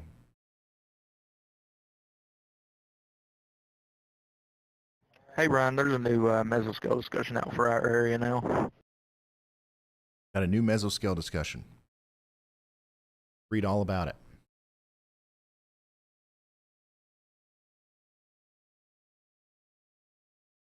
Actually, I would rather show you the graphic.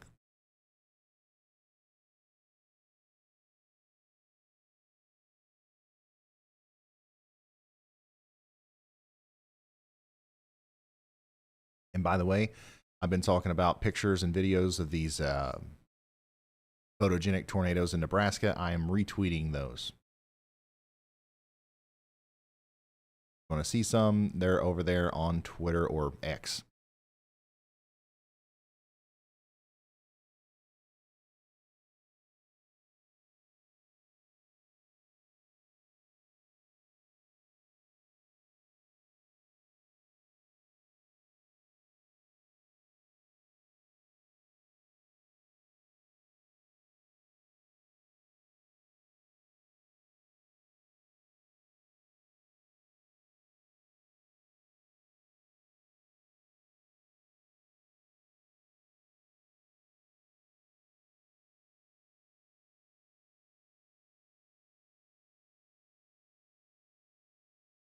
Severe risk continues across our watch here, our watches in Iowa and Illinois and Missouri.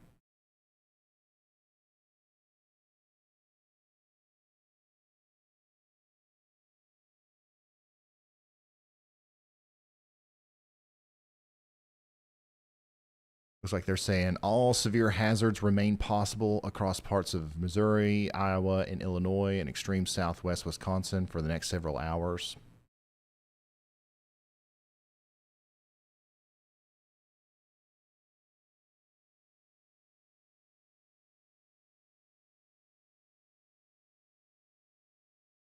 Still got that tornado warning that's in effect for Dodge, Nebraska. However, the rotation that we were seeing on radar isn't quite there anymore. But that doesn't mean that this isn't still producing a tornado. We've seen these things produce tornadoes today that don't look like they necessarily are. So I would stay in my safe spot until the warning's allowed to expire. Sioux City, you're no longer under a tornado warning. You're good for now. Hinton, you're still under a warning. You got to take shelter if you haven't already. Struble and Maurice up there in Iowa, you guys are also under a tornado warning. Weather spotters actually saw that one on the ground there, and I believe that's the one that I just retweeted. I'm not sure, but there is a tornado ongoing here near Struble and Maurice, I believe. So take shelter if you live over there in Iowa, in Plymouth County, Colfax County, Dodge County, any of those counties. Take shelter. Plymouth County and Woodbury County. Sorry.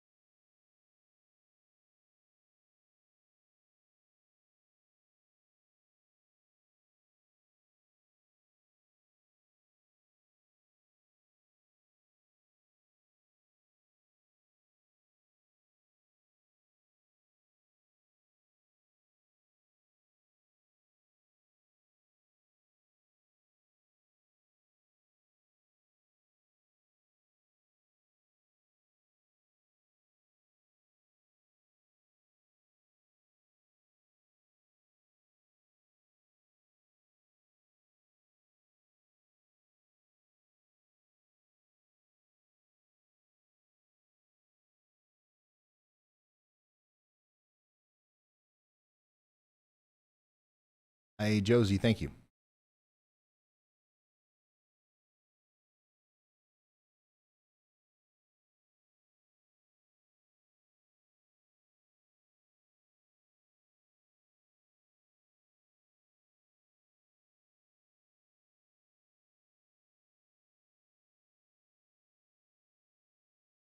And Kara, thank you for the 5 gifted. Y'all, I'm just looking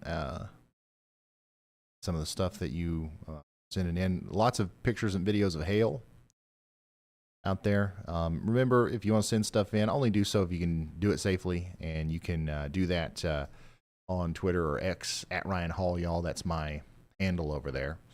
If you're just now tuning in, we do have a couple of tornado warnings in Iowa. We believe there's a tornado down with this storm near Struble.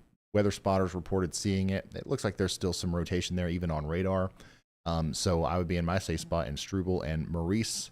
The storm north of Sioux City that's still prompting a tornado warning for Hinton, that is about to leave the warning area. So it'll be interesting to see if they issue a new warning for Merrill here soon. Yeah, that's going to be allowed to expire in probably a couple of minutes.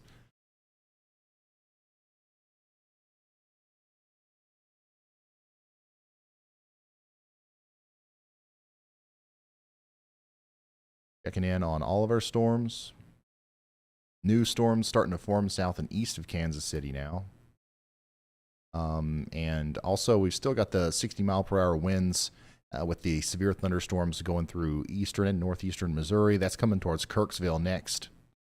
St. Louis, you're probably starting to hear the distant thunder, but you've got some decent storms to your north and west up there near Troy and Wentzville. 1-inch in diameter hail, 60-mile-per-hour winds. If you're not hearing anything yet, you will within the next 35 to 40 minutes. Another severe thunderstorm warning down here north of Summersville for Raymondsville and Jadwin in Missouri.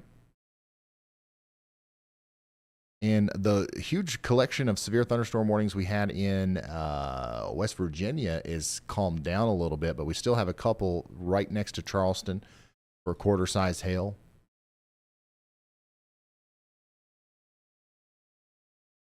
So the mountains of West Virginia are producing severe weather today. Got a new huge severe thunderstorm warning that includes areas just west of Kirksville in Missouri. 60-mile-per-hour winds. Quarter-size hail possible. That's going to be moving into Brookfield, Green City, and Unionville here in the next little bit. And we're down to 1 tornado warning. And it's going to be our continued to be an observed tornado warning for Maurice, Iowa here.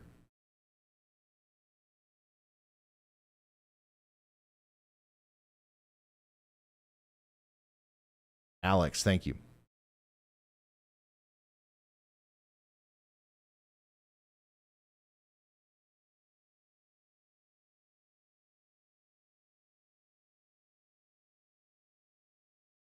Nathan, thanks for being here.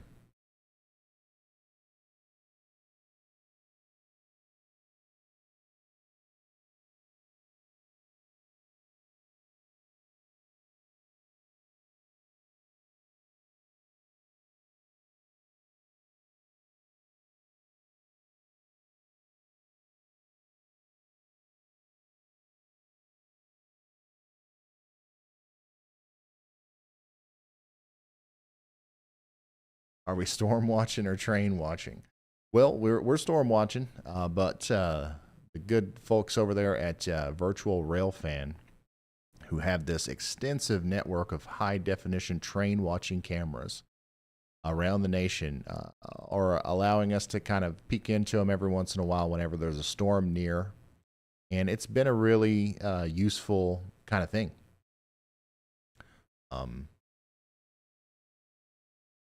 So yeah, like a large network of cameras around the country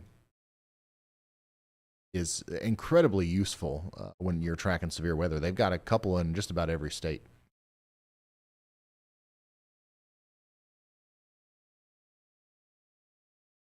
Alex Aros gifted 20 memberships. Congratulations to all of the new members. I think the way that works is you guys are randomly selected. So, your lucky day.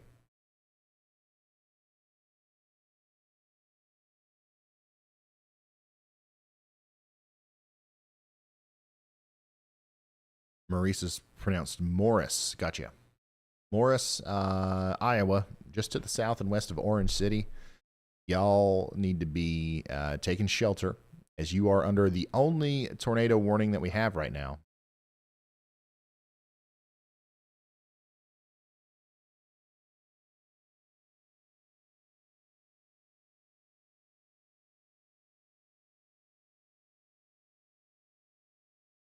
We got a new severe thunderstorm warning way over here in West Virginia for Van and Twilight.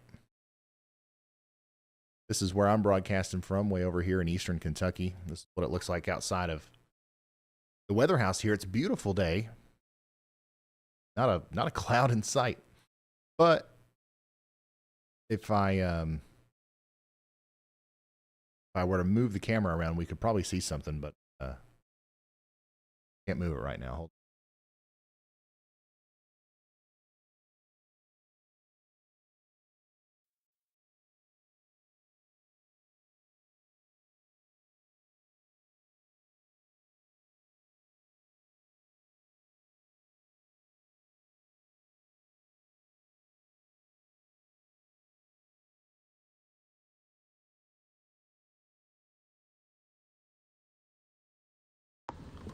Ryan, massive difference in temperature from west of the boundary to east of the outflow boundary. We're sitting pretty much right underneath it right now. Temperature went from 58 degrees to 73 degrees, so that's a very sharp boundary. We're probably just going to ride this thing the whole afternoon, because if something can latch onto it, that would be a really, really big deal in a bad situation. All right, that's Storm Chaser Brad Arnold giving us the latest from his perspective there.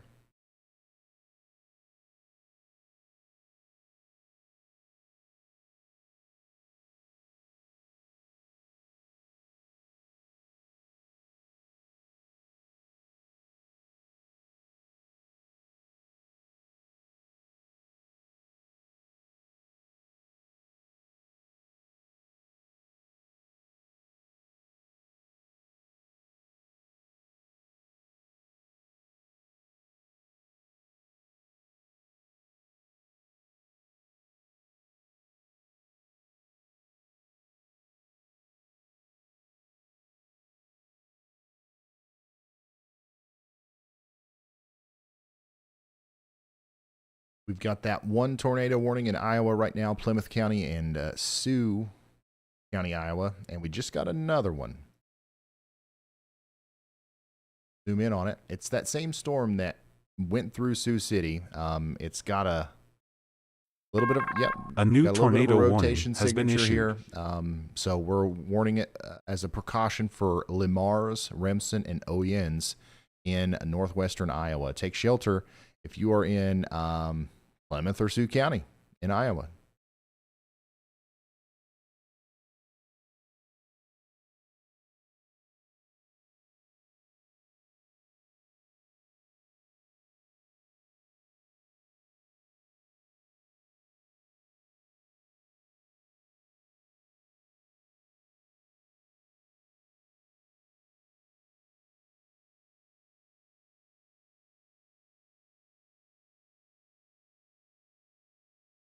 Hey Ryan, it's Chris when you have a minute.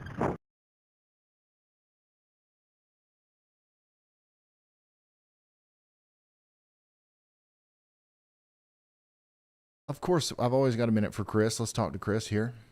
Go ahead, Chris. Hey, so we're currently going east towards the town of Bloomfield. And I'm watching this storm down there near Milan.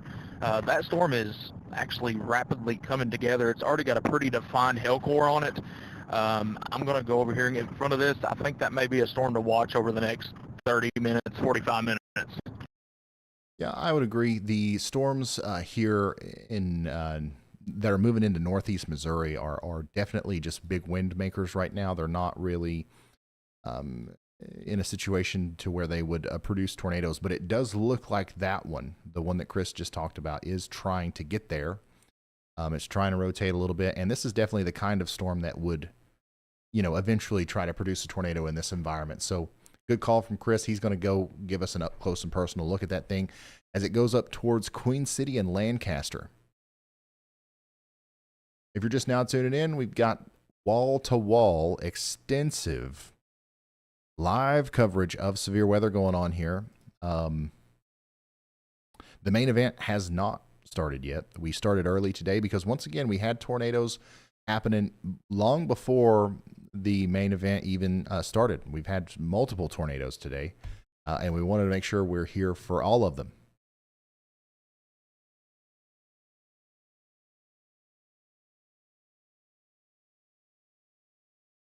Storm chasers are mostly concentrated in southeast Iowa right now.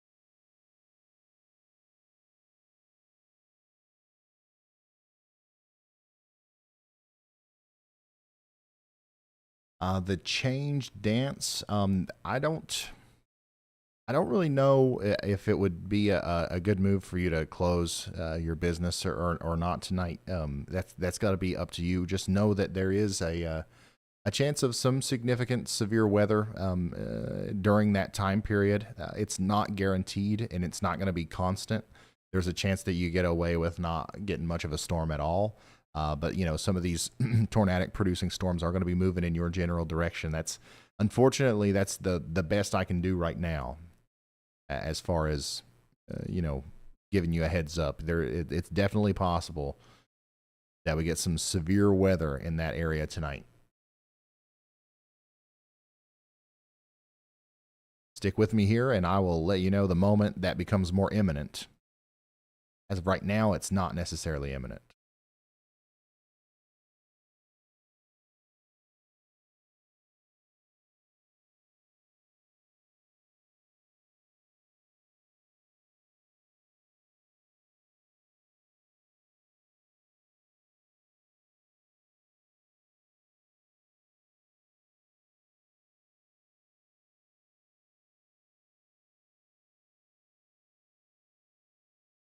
Yeah, we still have the 2 tornado warnings. Both of those are radar indicated precautionary kind of warnings now. Storms along this little line here that's moving into northeast Missouri, they're starting to rotate a little bit more.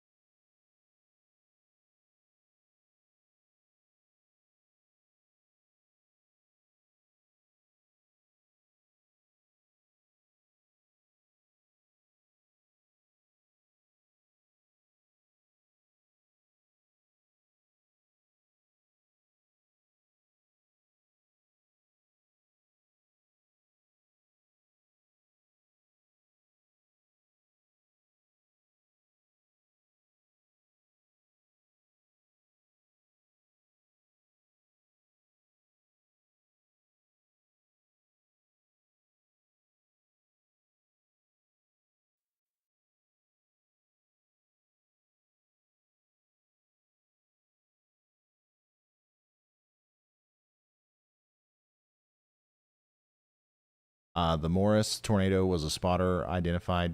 It was, yeah.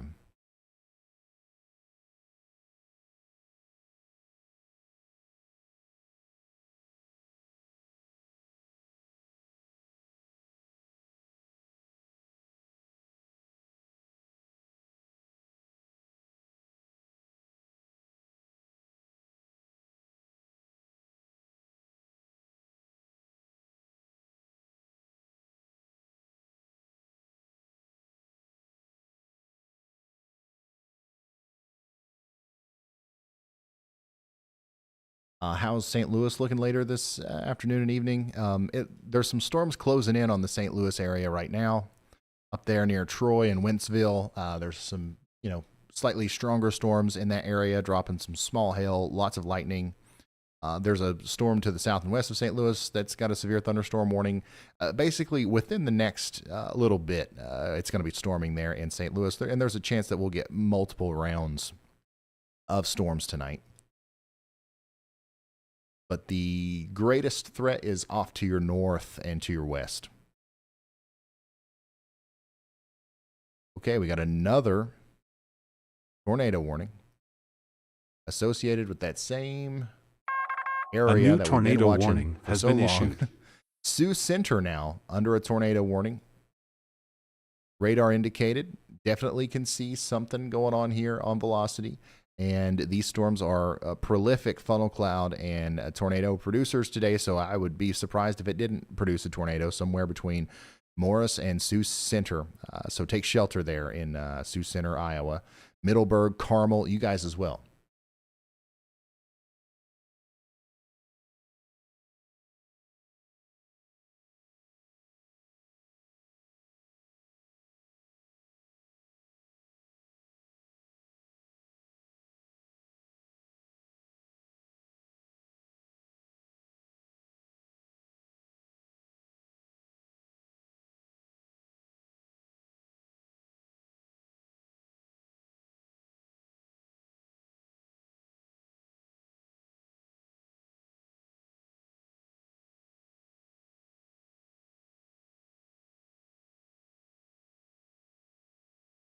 Storm Chaser Adam Lucio giving us a good view of that storm that is coming together over there near Unionville, Missouri. This is the one that a lot of our storm chasers are currently eyeballing for the potential, for it to maybe kind of get a little bit more organized here over the next little bit.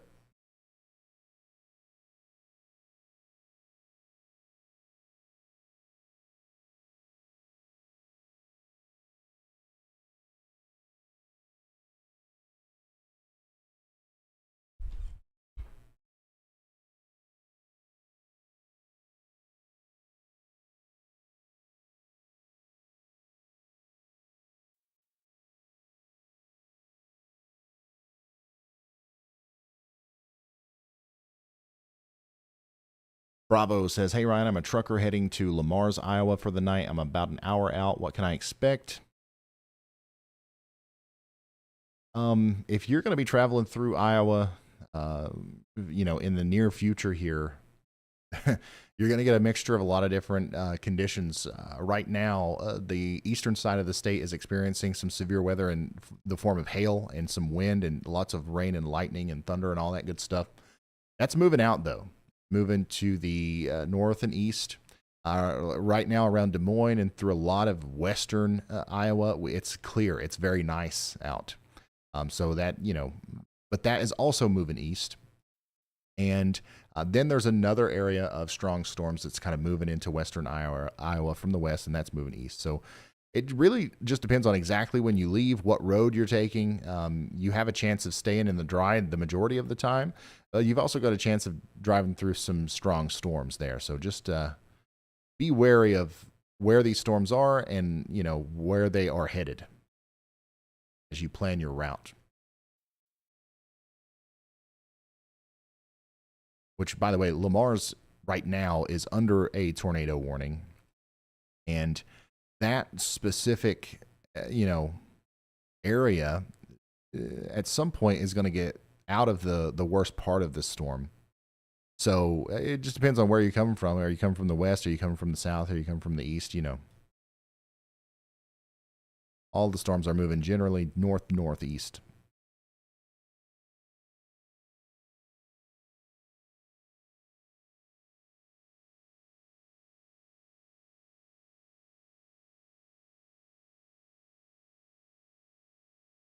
A ton more severe thunderstorm warnings coming out in West Virginia. Clendenin now, you're under a warning. Advent, quarter-size hail, 60-mile-per-hour winds.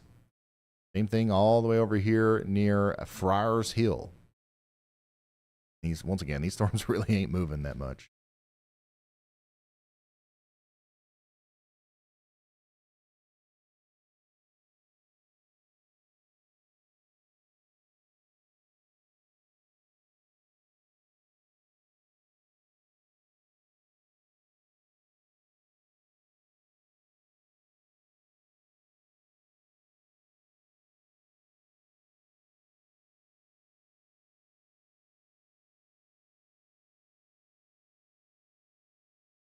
KCIA, thank you. Chad 3518, can we hear the Waffle House song again? We'll wait until we get Chris back up. I think his feed's down right now.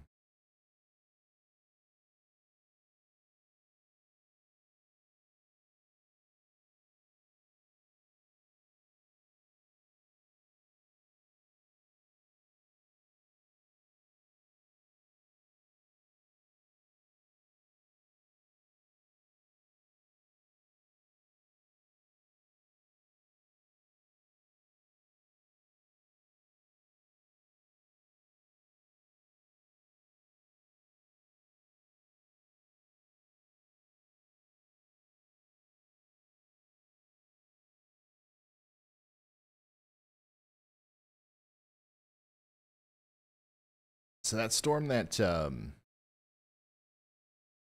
Adams got us pointed at there, that's pretty much what every one of the storm chasers are targeting right now.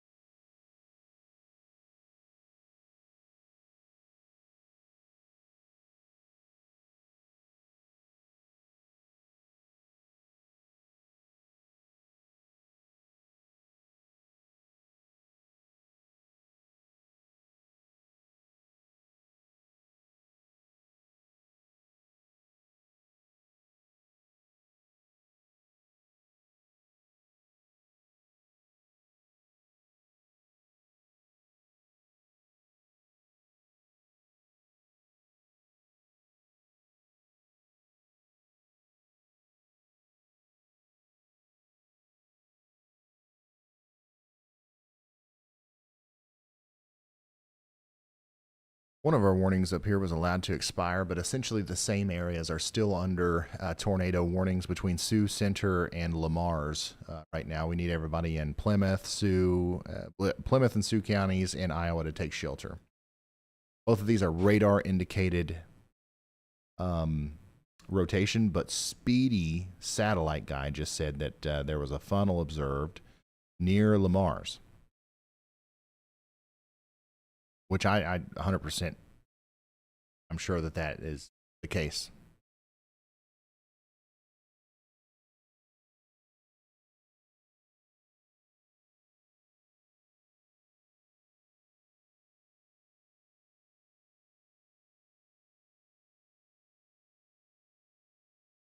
How are things in Bloomington, Illinois? They are, from what I know, they're all right. For now, there is some storms coming later, but not a lot going on right now. Chandra, let's get Brett up. Maybe in 2.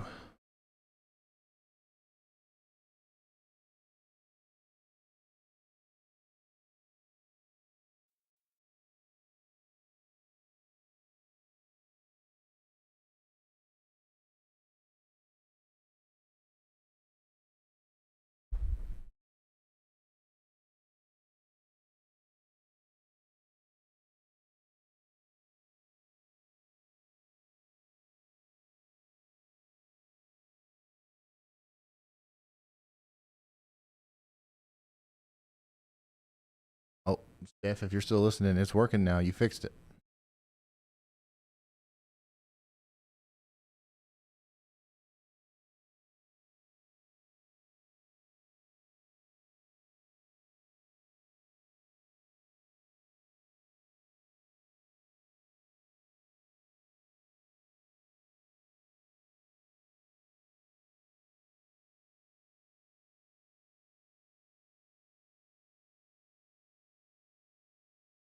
Once again, this is what it looks like currently from where we're broadcasting from in East Kentucky. We're looking west here, but if we flip the camera around to look east, you can see the tops of those big severe thunderstorms that are causing some problems over there by Logan, West Virginia, and Charleston, West Virginia. Hail, winds, all kinds of stuff going on out there right now. And would you look at that?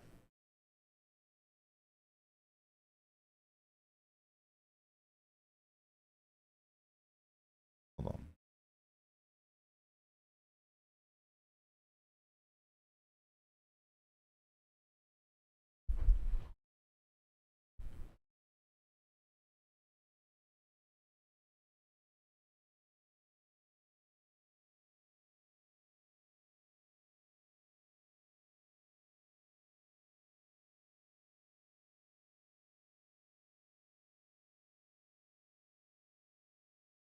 Trying to zoom in on them a little bit.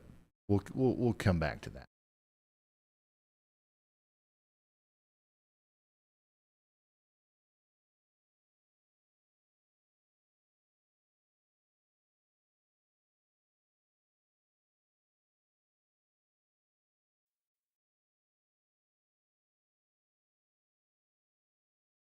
Like we got some hail here around Burlington, Iowa, from the RAILFAN camera there.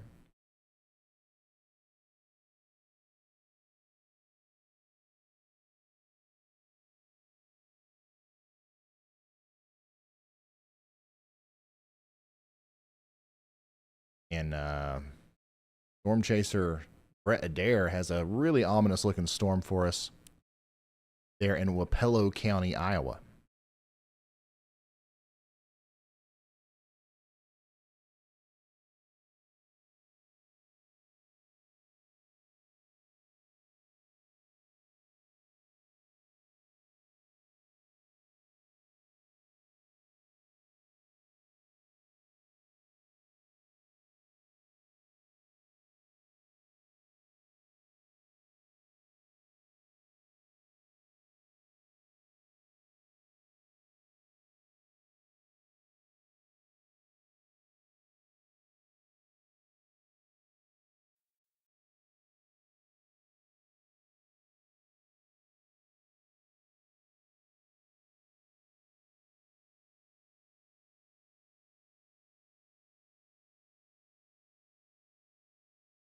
Wapello County, my bad.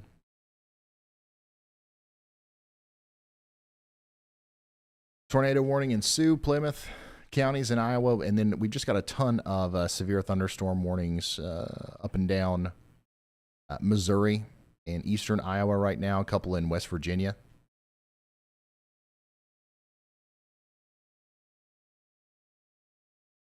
The severe thunderstorm just to the north and west of St. Louis has got some damaging winds associated with it.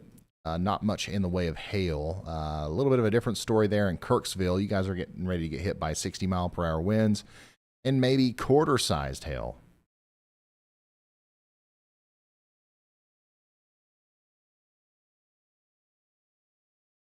Lots of wind reports back here between Kansas City and Chillicothe and pretty much where this line is right now. We've got a lot of damaging wind reports. So this is definitely producing some big-time wind as it is getting ready to go across Highway 63 here between Macon, Missouri, and Kirksville.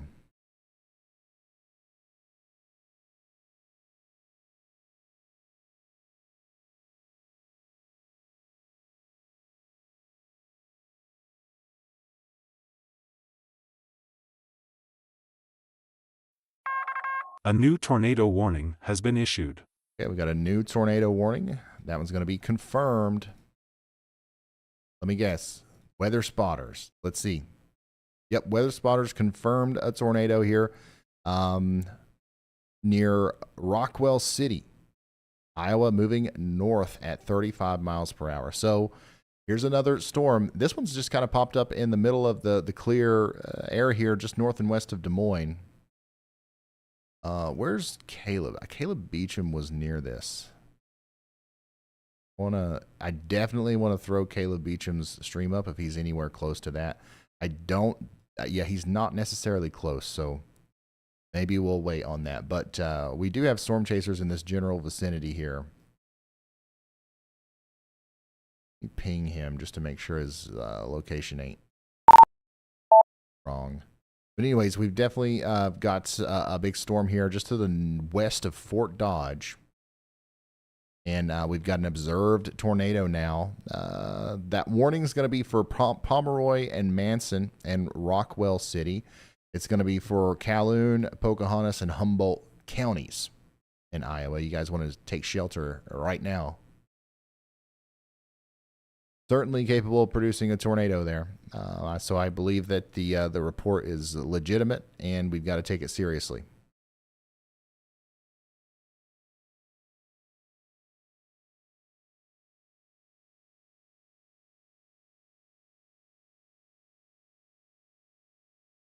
What we're experiencing right now are some tornadic storms really popping off in the cold core. A new tornado warning another has been confirmed issued. Tornado warning. The main threat is it's still not. In my opinion, it's still not. We're not there yet. It should pick up in a little bit, but we've got a bunch of tornadoes currently down right now in northwest Iowa. So here, this one's got law enforcement confirmed tornado up there 2 miles east of Sioux Center. So there you go. Sioux Center's right here. This is moving up towards Hull, Boyden, and Matlock. And the rotation's quite, the velocity looks weird on this one, but it does look like there's some movement here. So yeah, this is certainly a problem for Boyden and Matlock in Iowa. Please take shelter now. We currently have 4 tornado warnings in northwest Iowa between Fort Dodge and Sioux Center. Just to the west of Fort Dodge and just to the east of Sioux Center now.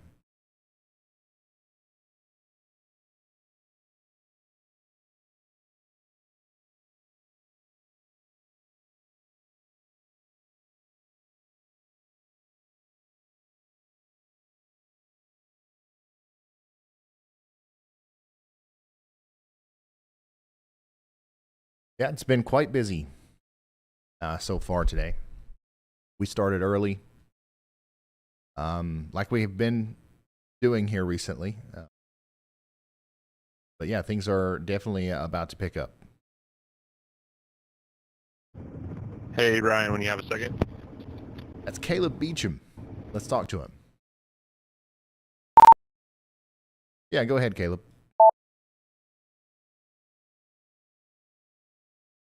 Hey, just a quick update for me. I'm currently heading north towards the Rockwell City area. I just saw that tornado warning pop up. I'm about 30 minutes south of there. However, I am starting to see kind of this cumulus field to the east of that start to fire up as well, with some elevated tops on some of these clouds starting to form up. So we might see some more cells start to form up to the east of that as well. Okay, so Storm Chaser Caleb Beecham is to the west of Des Moines right now, and he's going to start going up towards that storm.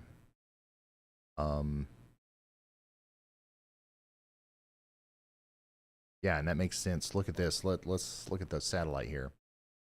So our storm that he's currently on right now is associated with this area of clouds. And there's a lot of other potential points where new storms could form all along this, what he called a cumulus field. So there could be other storms getting ready to kind of unzip down the line there between Fort Dodge all the way down towards Des Moines. So he's going to try to get right in the middle of that.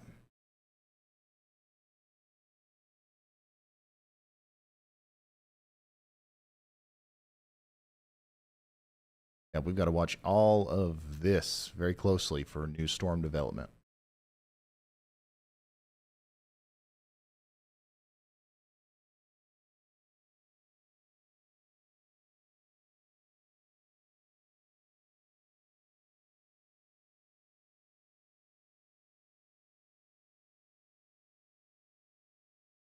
Potentially all the way down through here.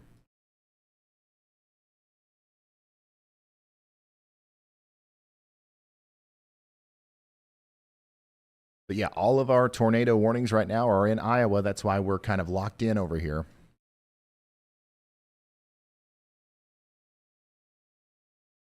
Adam Lucio is in a really strong storm in Iowa right now, giving us a live view of it from Udale, Iowa.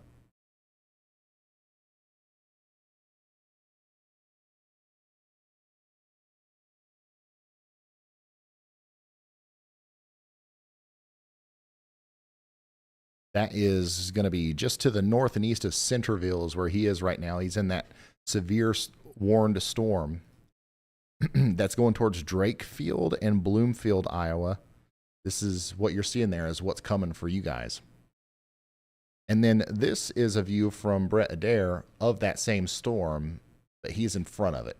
So Brett's not in the rain and the hail and stuff. He's out in front of the storm. This is what it looks like just a few miles behind Brett.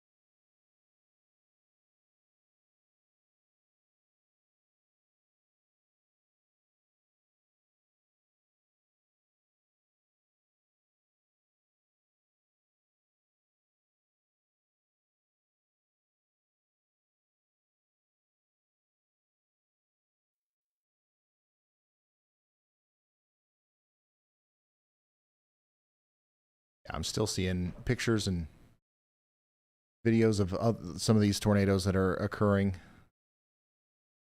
I'm trying to share as many of them as I can through Twitter. We want to protect the copyright of the storm chasers out there, so I'm not just going to show anything on Twitter without permission, but I like through the stream here. But I am just going to retweet it, and if anybody wants to see that stuff.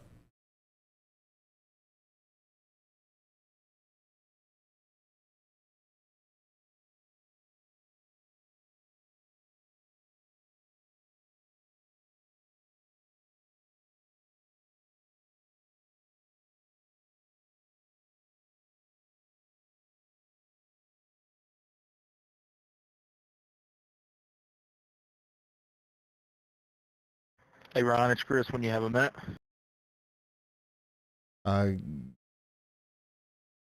Go ahead, Chris. Hey, Ron, so we're just west of Bloomfield. We're looking at this newly developed line of storms. We're going to let this, actually probably going to let this run us over. We're actually watching a storm behind this line that it's probably getting, this line's probably sucked up all the instability that it has. But then at the same time, we are watching maybe an outflow boundary, possibly trying to push up towards Des Moines.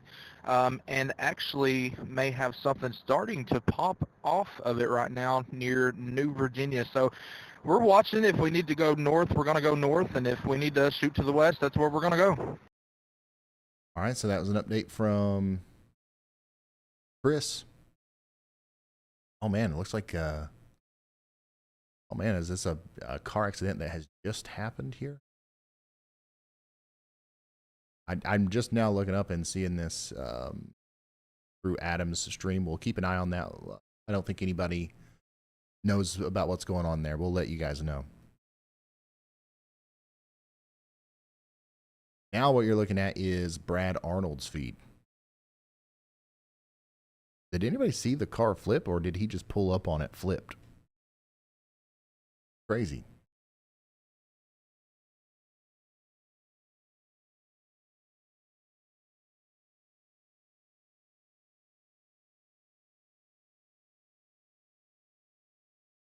That's a pretty good shot there for, in spot 6, Chandler, if we want to put it in 3.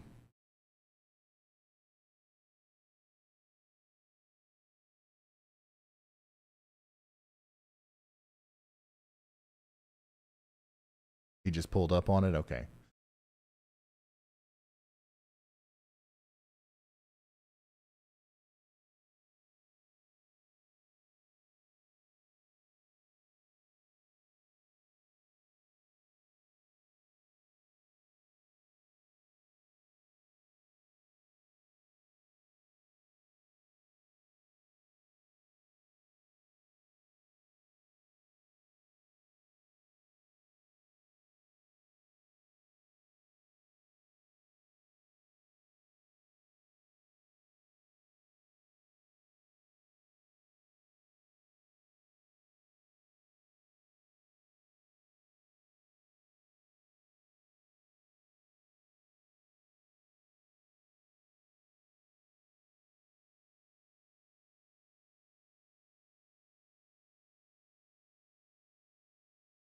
Got a new tornado warning.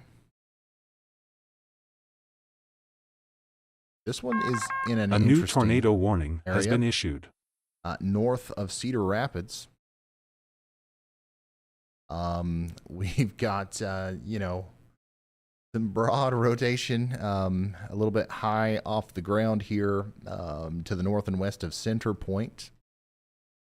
So, you know, we will go ahead and advise you to take shelter there in Independence and Winthrop in Iowa because you are under a tornado warning. Tornado is not the first thing that comes to mind when you look at these storms. You know, they're definitely severe. We've got some hail and some wind here, but we can't rule out the idea that there could be a little or you know, a tornado here crossing Highway 380 or Interstate 380 near Brandon. And we got to take shelter all the way up towards Hazleton in Iowa. So now we've got a new tornado another warning tornado has been warning issued. that's just now coming out for Lyon and Sioux County, Iowa. We've got this a string of 4 tornado warnings now, all the way from eastern Iowa all the way up to northwestern Iowa. Let's go check out that most recent one. This one looks, you know, very similar to a lot of the other tornado warnings that have been put out here. We've got a storm. It's rotating. It's got a history of producing tornadoes. Could be doing that again here as it comes up towards Lakewood Corner. Take shelter now in Lyon, Sioux, Benton, Buchanan, and Lynn counties in Iowa. You are under a tornado warning.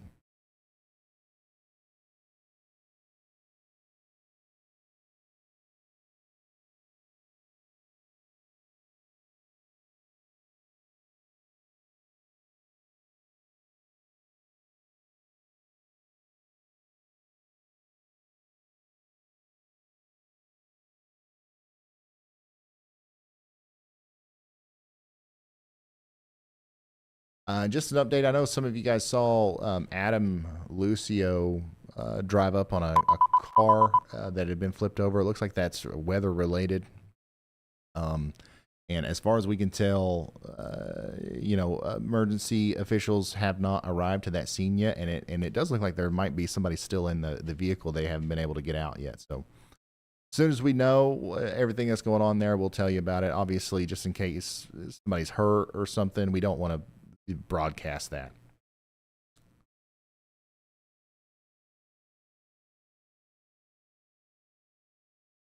Oh, and the sheriff just arrived, so sure we'll be getting some sort of update soon.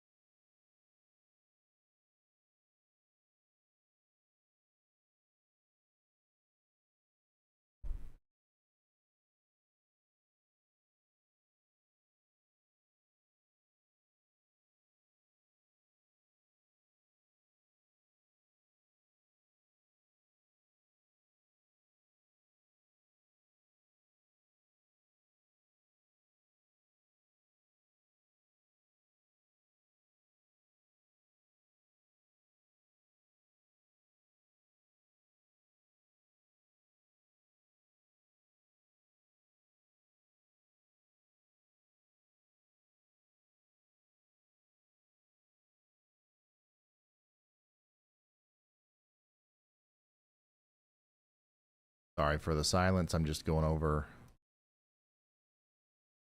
stuff here on the back end. It looks like that the storm that's going through Madison, Iowa right now, that's promoting the tornado warning for Gilmore City and Westview and Palmer, is still rotating a little bit, and it's, you know, it's still got the capability of producing a tornado. So we need you to stay in your safe spots in Pomeroy all the way up to Pocahontas. I'm not seeing any signs just yet of new storms forming to the south of that, but I think that we're probably pretty close to that happening. Actually, yeah, there's a couple trying to pop off here near Des Moines.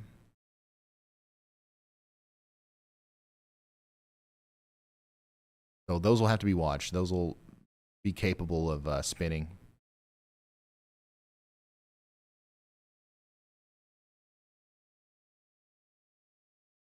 SCH 737, thank you so much for that.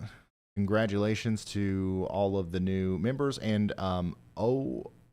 one Vintage, thank you for the 15 gifted.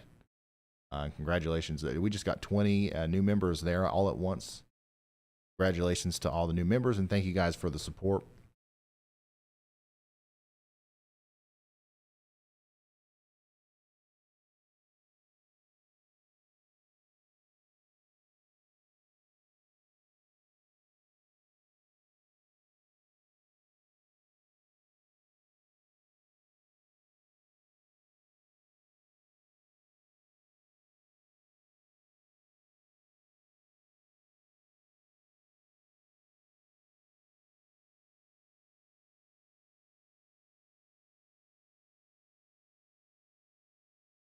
Look at the view there from Brett Adair's live stream was pretty ominous there. Hey Ryan, it's Chris. This storm is absolutely rapidly coming together here as it interacts with, I'm assuming, what is the boundary here. It's already got a pretty decent hail core on it, and let me tell you, it is an absolute mothership of a sail. Chris is... What the heck is Chris talking about? Where is he at?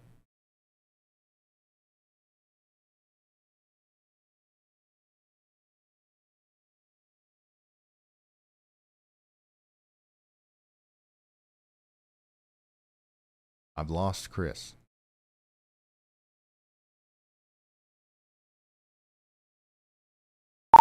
Chris, where are you again? Which storm are you on? We are... Where am I?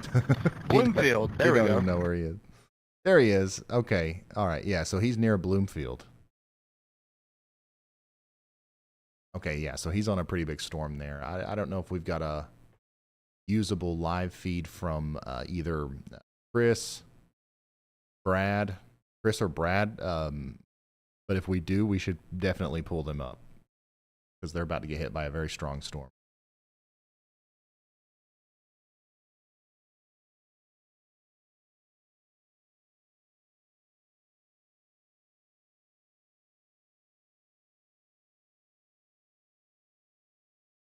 Michelle, thank you.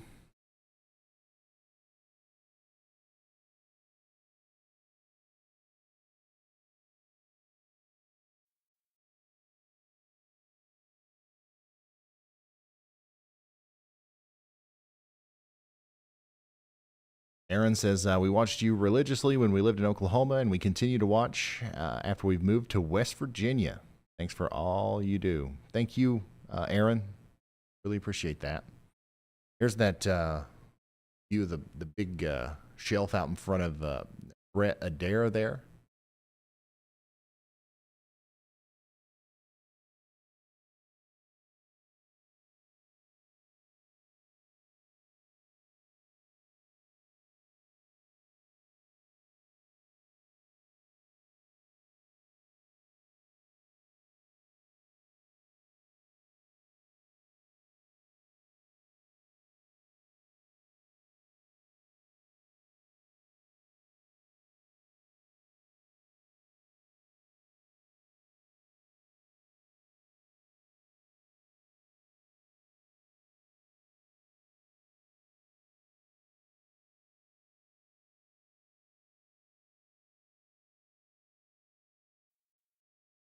Yeah, Andrew, Brad's got a really good view of it if you put him in 3.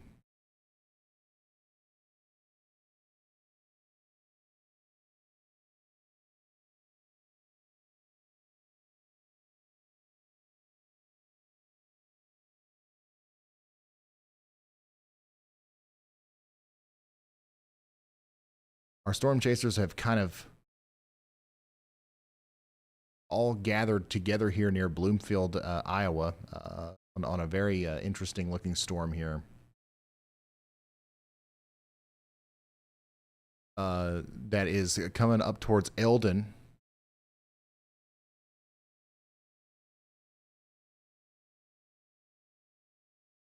You can see it there through Brad's feed. We're going to show you that to you. Hopefully we can get the name cards fixed on 2 and 3. This says virtual rail fan, but it is Brad Arnold.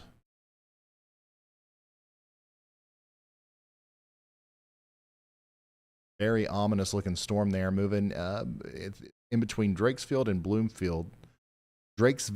Bloomfield. Brad Arnold is currently on Highway 63 traveling south.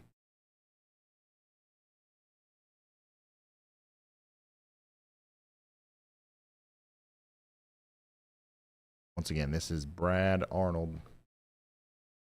The name tag should change here shortly.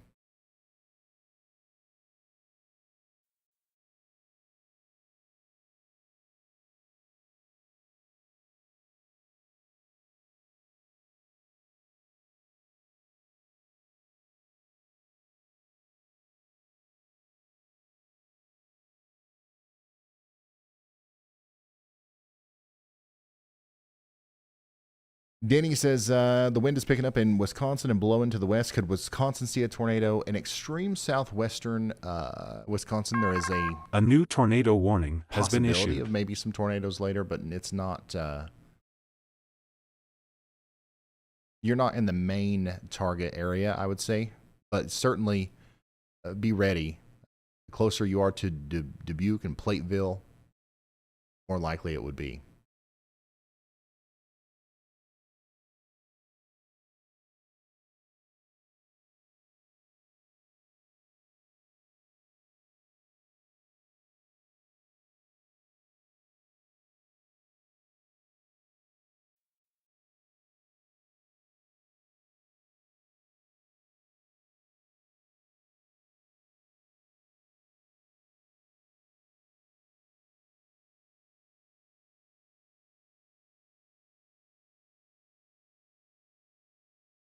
And I think we are starting to get word now that the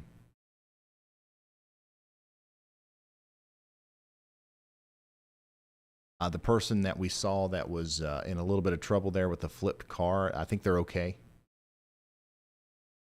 Adam is back on the road now. I believe it was just a hydroplaning incident, and they're fine.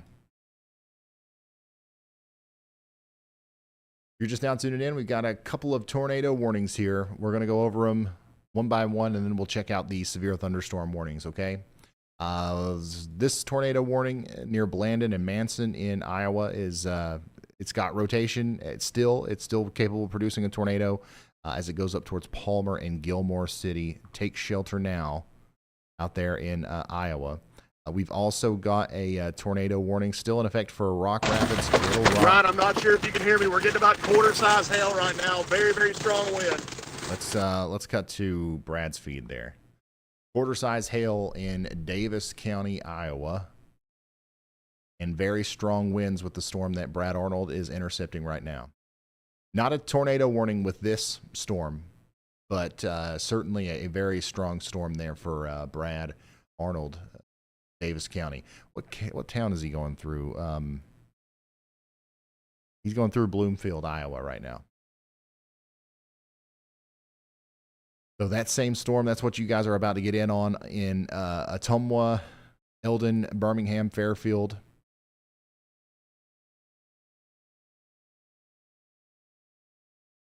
Get ready for the hail and the winds. And then once again, you are under a tornado warning farther to the northwest here for Rock Rapids and Little Rock in Iowa. Take shelter. Hey, Ryan, this storm near Bloomfield is an absolute mothership right now. Chandler, once again, if we've got Chris, put him somewhere where I can see it just so I can... Don't have to be in the 3.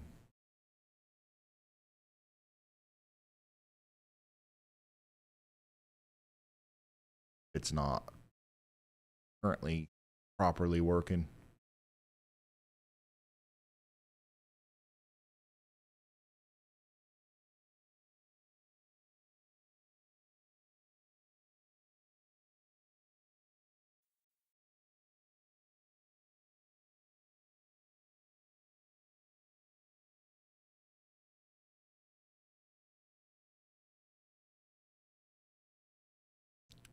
Tornado possible tag on that new warning that was just issued for Fairfield and Memphis. That's associated with the That's Memphis, Missouri, and Fairfield, Iowa. That's associated with the storm that we're watching through the eyes of our storm chasers here. New information, this tornado warning has been upgraded.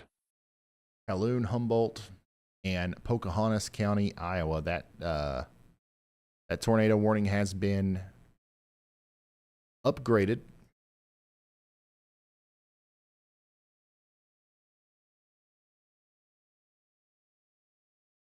Weather spotters confirmed a tornado. Train spotters have reported the tornado back on the ground near Madison.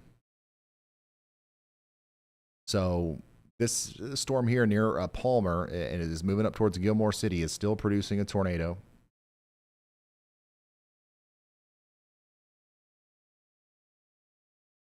And if I was in Gilmore City, I would definitely be taking shelter right now.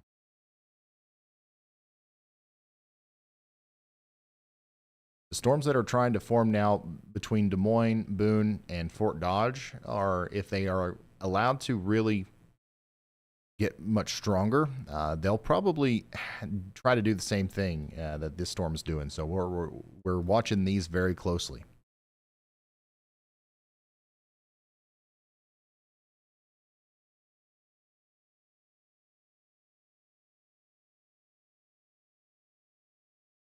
Here's a view of that Bloomfield storm from Chris Hall. Oh, he's got. There's a little bit of a connection issue out there. These guys don't have very good service right now. But yeah, you could see that it's definitely a mothership, as he was calling it.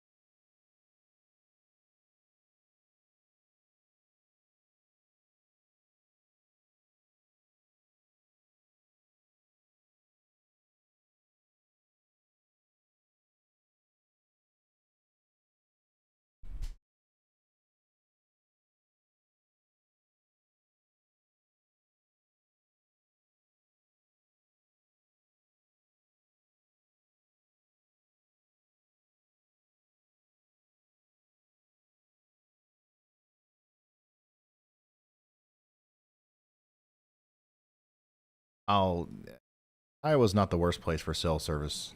Not even close.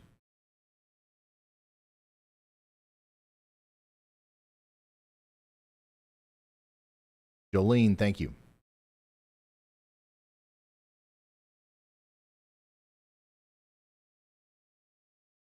Guys, once again, we have seen several tornadoes already today. We've been streaming now for 3 hours. It's currently 4 on the East Coast, 3 out here where most of the storms are occurring. And we're going to be here for a little while longer. Quite a bit longer, probably, as the main event, the largest storms with the best access to spin are still in the process of coming together.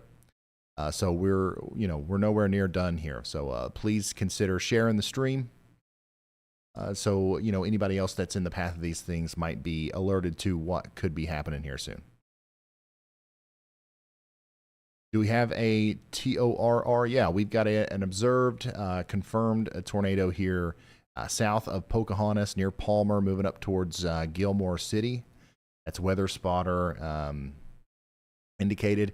There's not much I can tell you from looking at radar. It doesn't look very tornadic on radar. You can see the rotation, but we've got weather spotters that have reported it. So we just need everybody in the polygon to take shelter.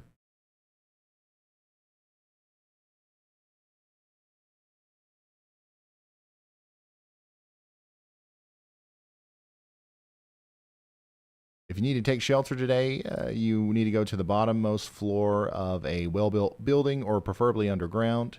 and you need to get into an interior room, preferably without windows or any other sort of glass. Bathroom sometimes has a lot of glass in there. It just depends on what you've got going on. Closet's a good bet. Pantry, and as long as your hands or your arm doesn't go through the wall, if you were to punch it hard enough to go through the wall, and as long as your arm doesn't go outside, you're good as long as it goes into another room. Want to get into an interior room on the bottommost floor.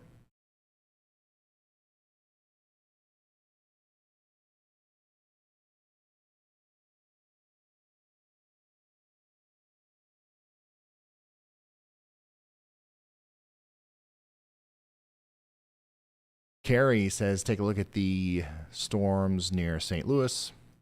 We will do that for you. They're definitely getting stronger. And they're still producing severe weather to the north and west of St. Louis, up there near Wentzville, Troy, Hardin, Whitehall, Rood House. You guys are all under severe thunderstorm warnings, quarter-size hail, 60-mile-per-hour winds, all possible.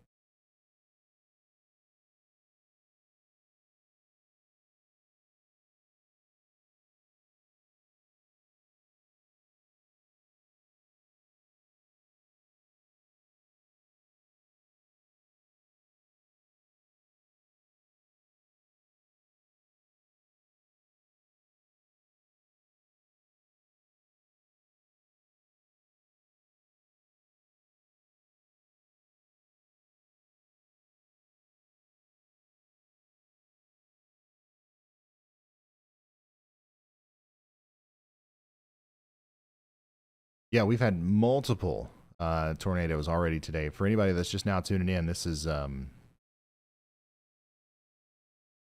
got a couple of videos and pictures and stuff shared on X or Twitter of some of those tornadoes. There's been quite a few of them. A lot of them have been in Nebraska and western Iowa, and they've been quite photogenic.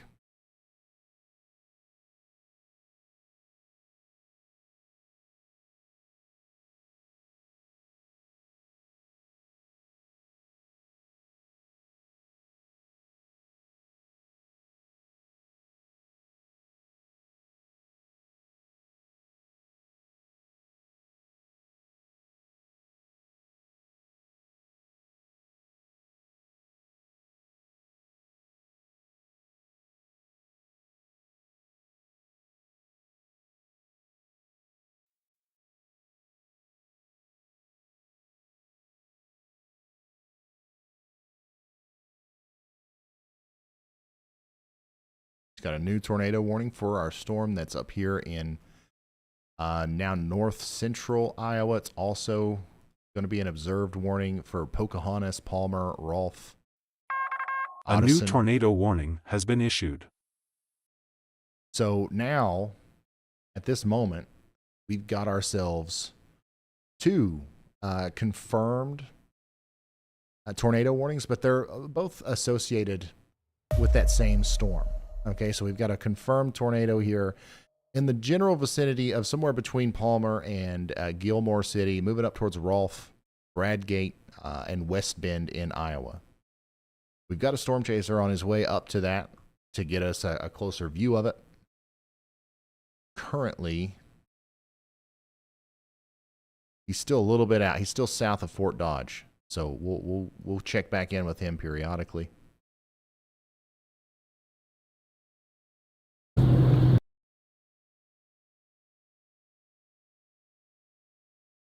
Steven, thank you for that. Bert, thank you for that. We've got so many people watching from all around the world. Seeing people from Australia, Iceland, the Netherlands. Thank you for tuning in.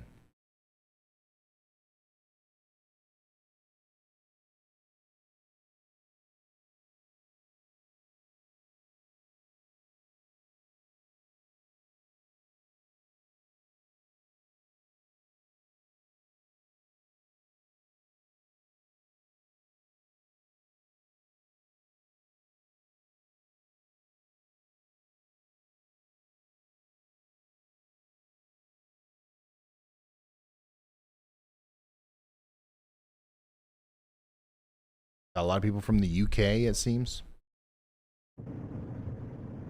Hey, Ryan, when you have a second.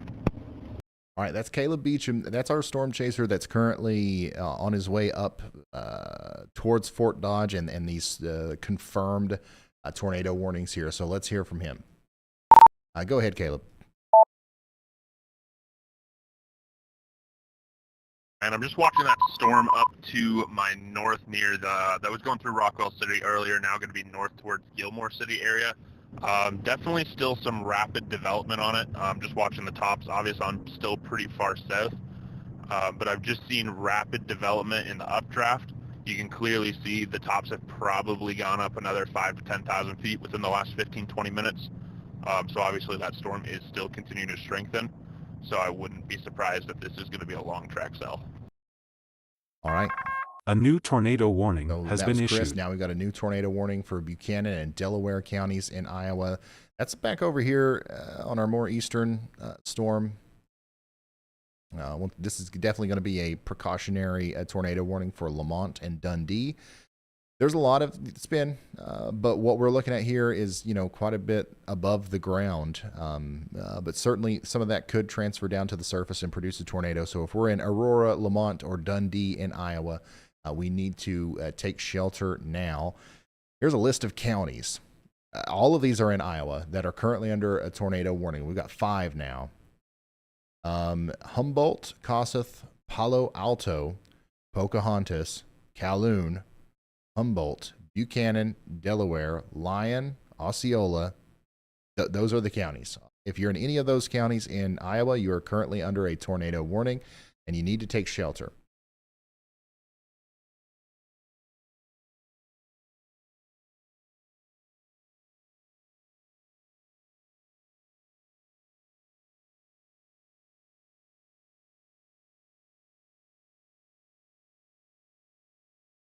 And they've actually upgraded that severe thunderstorm warning in Fairfield, Birmingham, and Cantrell to a considerable severe thunderstorm warning. A tornado is possible there, and winds up to potentially 70 miles per hour. I think that's we're starting just now to get some of these severe thunderstorm warnings with the 70 mile per hour wind tag on them. That can cause some significant damage. So everybody out in front of these storms need to be paying attention. 70 mile per hour winds are no joke. Fairfield, Memphis, Missouri, Bering, and Edina, Missouri as well.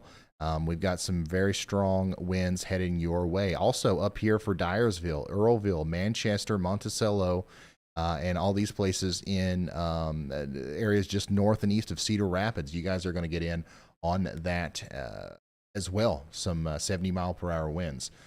It would, Chandra, please, where's Brett Adair's location? We need to know Brett's location. We've got a storm rapidly developing in front of him. I think he's still on that same storm that the rest of the chasers are on. But you can see a little dangly bit there hanging off of it. Let's see here. Oh, he's in Hedrick, Iowa.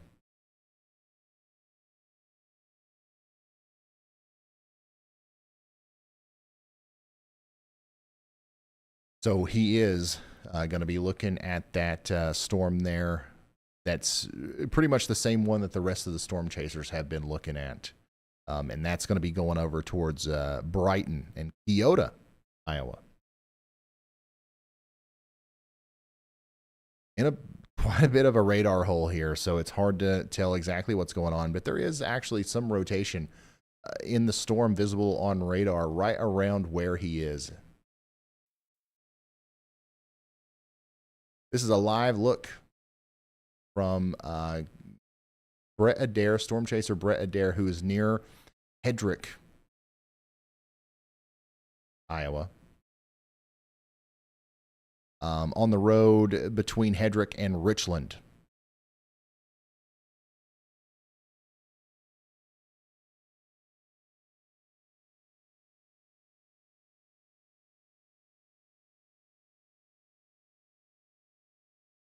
You're under a severe thunderstorm warning out in front of this thing in Richland and Brighton and Washington and Keota, Iowa. for some hail and some wind and a potential possible tornado.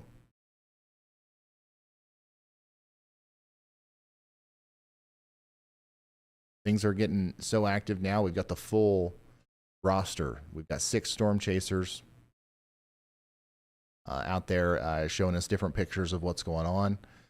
Once again, most of these guys are in southeastern Iowa, showing us this pretty strong line of storms that's getting ready to go through. It'll eventually make it there to Iowa City, eventually over towards Galesburg, Davenport. But we've got another storm chaser that's kind of after that rogue cell that's north and west of Fort Dodge, and we'll get him up here soon.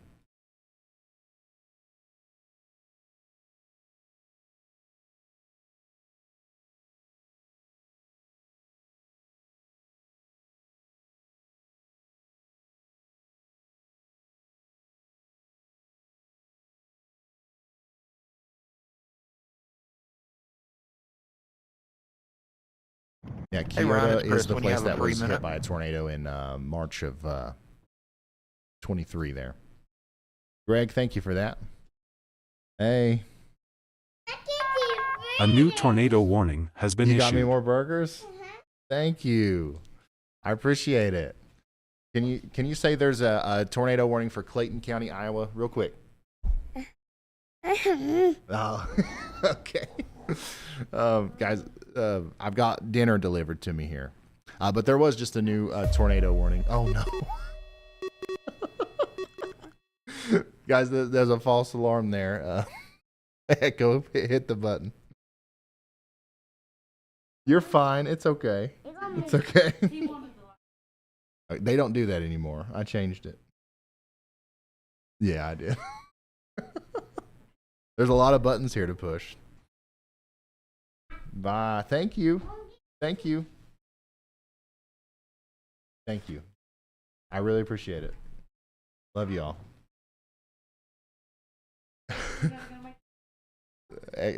Echo literally hit the PDS tornado button out of all the buttons that he could have hit. I love y'all. Be careful. Thank you, Echo.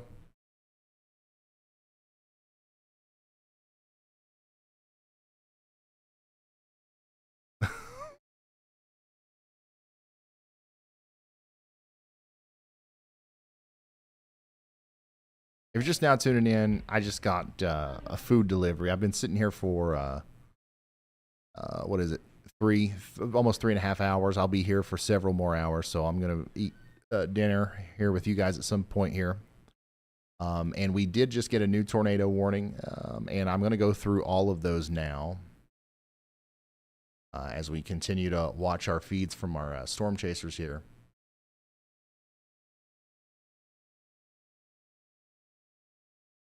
That newest A warning, new tornado and we just warning got has another been one. issued. Another one. Once again, over in the eastern mode here, east of Cedar Rapids. So these storms are producing hail, very strong winds, and now we're worried about the concern for tornadoes as well. So we've got some rotation here north of Mount Vernon, moving up towards Anamosa, Monticello, Hopkinton, and Worthington. Take shelter now if you're over there in that part of Iowa.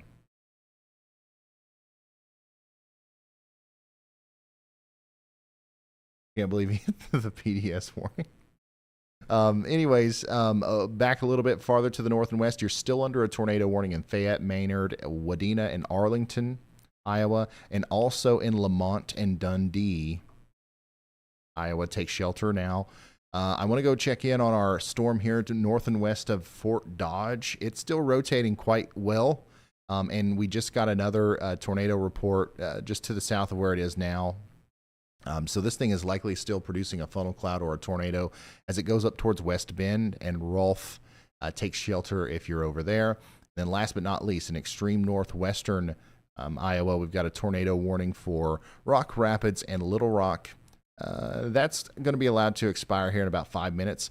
We'll see if they issue a new one for Ellsworth and Adrian way up there in Minnesota.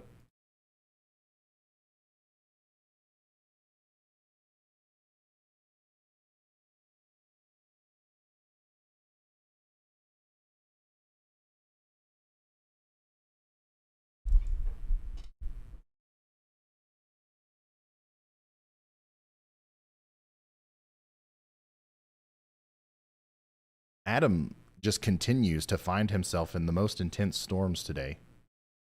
This is a live look from Bloomfield, Iowa, of a Ryan, severe if you have a storm. second. Wow. That's Caleb. Yeah, go ahead, Caleb. Just looking at radar right now, and then I looked out my window to my right and have this cell that's been rapidly developing just north of Boone.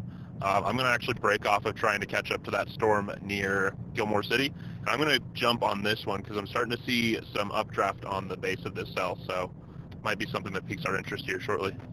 Okay, so Caleb is abandoning going after this storm, which is probably a good move. It's moving. It's going to start moving faster here, and he's going to pop up.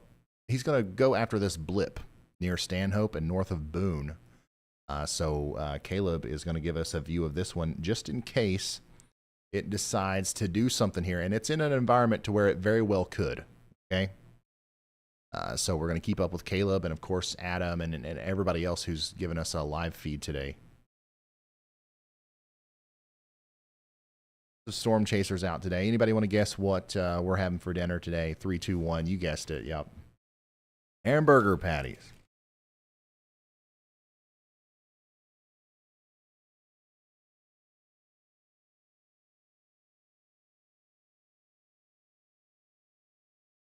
Andy, do you have any words for us? Maybe talk a little bit about what it means, what a cold core system is. Some people have been asking about that. Talk about whatever you want to talk about. It doesn't matter to me. Okay, Ryan. Yeah, I've been here the whole time. You're pretty useless with the radar right now. Everything is either happening in the first 1,000 feet above the ground where the radar is not scanning, or it's very high up. So I haven't, broken in with an immediate I think this would probably get warned. So I've just been waiting for things to get closer to radar to be a little bit more useful here, but I am still watching everything.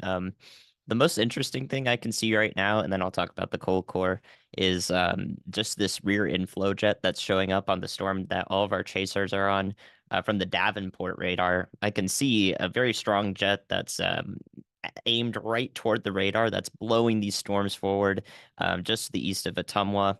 So all the storm chasers are on this intense storm. It looks like it's going to have quite some support due to that rear inflow jet driving it forward at a pretty quick pace. Now, the stuff that's happening in northwestern Iowa, in that triple state point right in there, that's cold core stuff, or just about hybrid cold core stuff. What that means is that we're getting really close to the center of the low pressure system where all the air swirling around it around multiple states. And right where that low pressure system is, there's very cold air above it.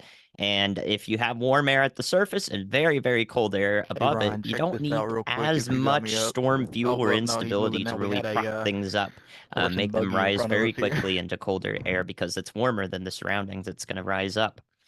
And when you combine that with spin, because everything's spinning around the low pressure, you can get very close to low pressure and get a rather efficient tornado production, which is what we're seeing today. Usually these tornadoes are weak, which is why we still have lower end tornado watches in place for the area that's seeing so many tornadoes. You guys are probably like, why is there this, less intense wording in northwest Iowa, but we've seen 10 confirmed tornadoes over there or something like that now by this point. It's simply because while the conditions are efficient for tornado production, they're also still marginal. And official cold core description and definition and so forth is rather complicated. You need to take a synoptic meteorology class to really grasp the entire pieces of it. But the most important thing is, what we're observing right now, and putting it into words of it's marginal, but it's very, very spinny. That's how I like to think of it. So thankfully, most of these tornadoes are not strong, and they're also very short-lived. We've seen some beautiful rope outs that Ryan's retweeted on Twitter. Some of these really small, thin drill bit tornadoes, they'll rope out and look like twisty snakes going up to the base of the cloud. I've already seen 4 or 5 of them today, so that's kind of, if a cold core really gets going, that's kind of how we see it evolve. And That says, by the way, that says not very much. It's very much disconnected from our main threat today that will persist through much of the areas we're watching in the couple of rounds of storms that are going through right now. I think there will be even possibly another round of storms that may develop as well. But that's ongoing right now. And I think that as the storms in southeastern Iowa move into closer to Davenport, we're going to see possibly some more attempts at spin up tornadoes, especially within this line. And those could be a bit stronger than what we see happening in northwest Iowa.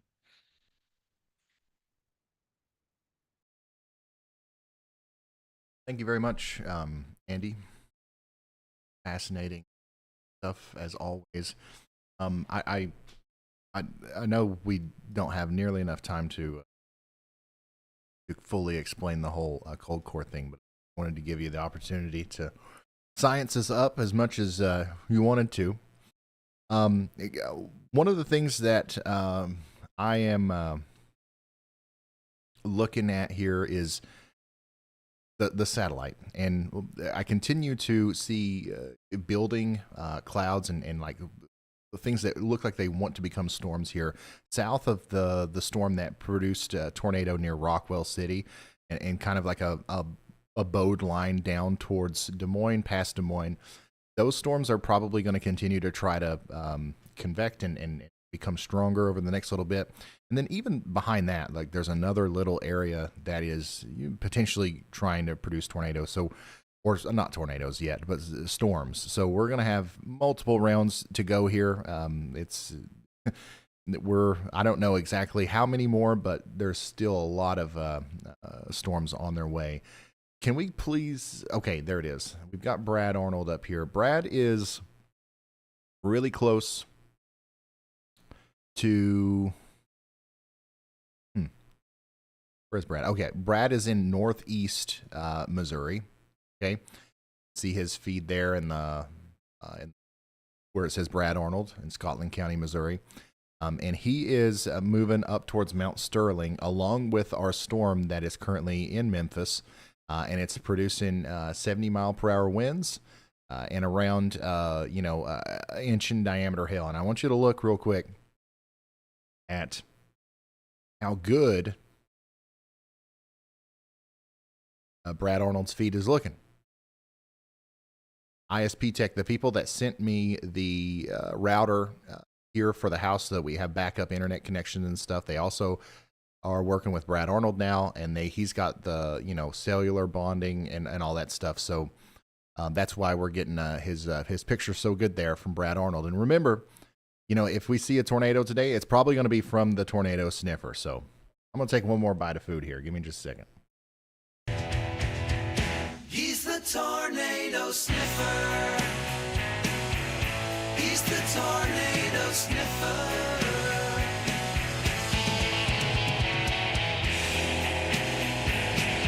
Brad Arnold's here to sniff the storm.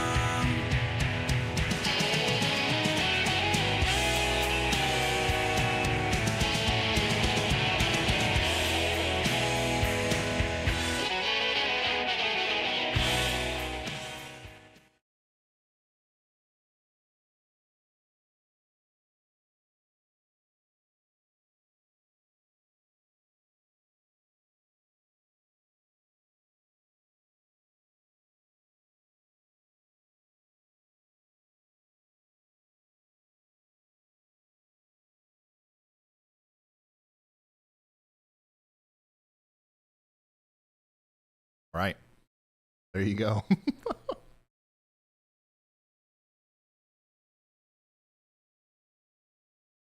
If you're just now tuning in, that was the anthem of Brad Arnold, the tornado sniffer. He's out there chasing storms for us. Another one that's out there chasing storms for us is good old Caleb Beecham, who's in Blue Sky, Iowa. Not literally, that's not what it's called. But he's in a part of Iowa that has blue skies, and he's watching those storms that we see on satellite that are trying to really get their act together south and east of Fort Dodge. And it looks, that storm looks impressive. So we'll see I guess we're going to watch the evolution of this with Caleb as these storms move east.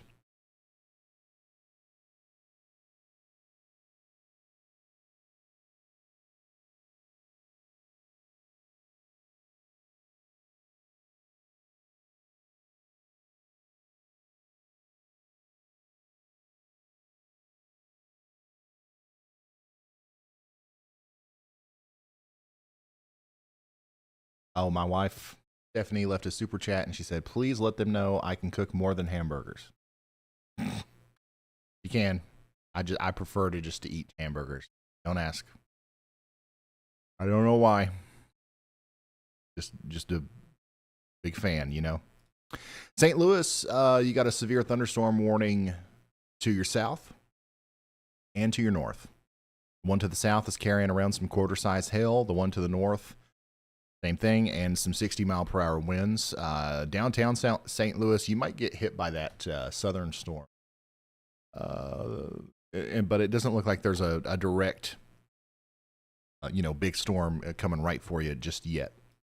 Give us about 40 minutes or so, and we'll be able to tell you what's going to happen with the top of this storm as it comes by you there.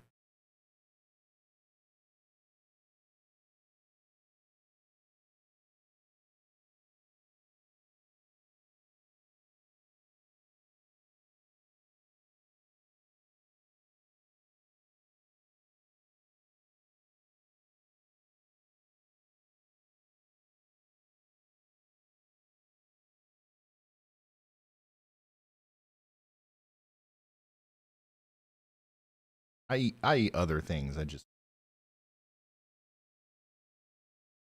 feel best when I eat nothing but hamburgers. Go ahead, Andy.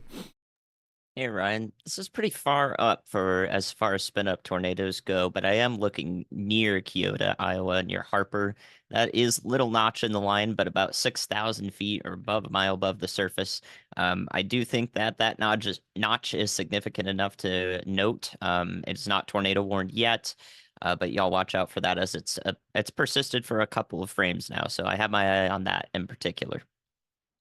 Okay, thank you very much. As it's meteorologist Andy Hill bringing our attention to this little area of potential spin-up tornado activity near Harper, moving up towards Creswell, Kinross, Nera, and pretty much right around the Keota area. Keota, you and Washington and Wellman and Kelowna, these areas in Iowa are all under a severe thunderstorm warning with a tornado possible tag. It's not out of the question at all for this line of storms here to kind of produce a tornado in a moment's notice. It can happen very fast, anywhere inside of that warning.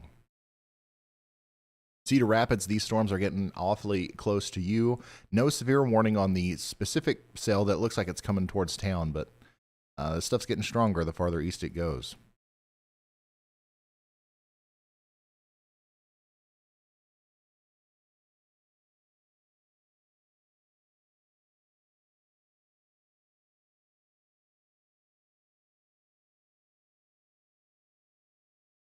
Fairfield, Iowa, you're next in line for some of those really strong winds.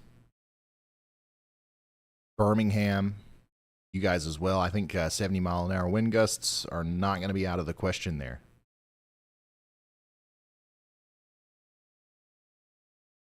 Coming back up to our tornado-warned storm up here near Rolfe. It's still rotating, and it's still got the observed wording to it. So we still theoretically have a confirmed tornado here between Rolfe and Bradgate in Iowa, moving up towards West Bend. So we need everybody in that area to take shelter. That includes Plover, Rubens, Siding, and Ottoson.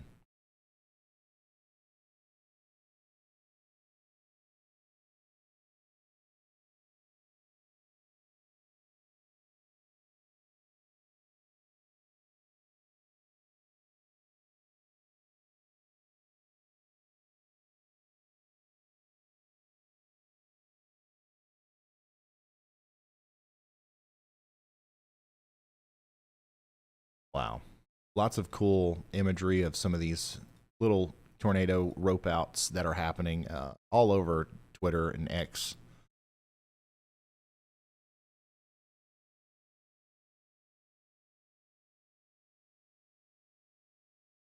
I believe this one, it looks like this one was sent directly to us here. Look at that.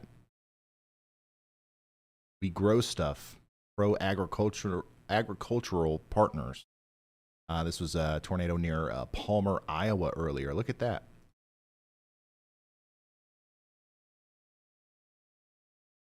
Thank you for sending that in.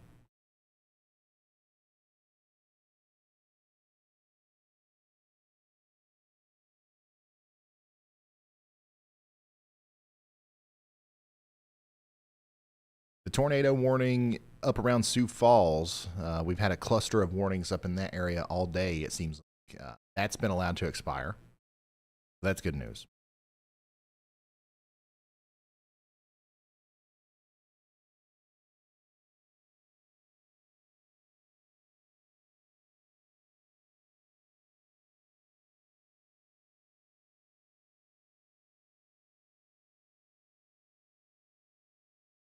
And look at this. We've got a tornado warning on the storm that Brad Arnold is on. Radar indicated for Arbella, Granger, Prospect Grove, and Chambersburg. A new tornado warning has been Van issued. Buren County, Iowa, Clark County, Missouri, and Scotland County, Missouri. I'm going to hit up Brad just to make sure he got that. Brad, they just put a tornado warning on your storm. I'm sure you're hearing about it now, but just wanted to get your what you're seeing, what you're hearing out there.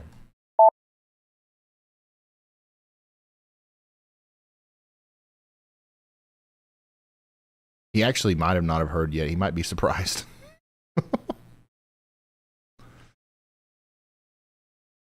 I'm trying to, let me get to a spot to park, but it's back to my south is the main rotation of it. I do see the RFD cutting a clear slot, so that is a good sign. I'm going to turn around right here and be able to get a good view of it, though. All right, so Brad Arnold's going to turn around and give us a view of this tornado-warned storm down here in northeastern Missouri.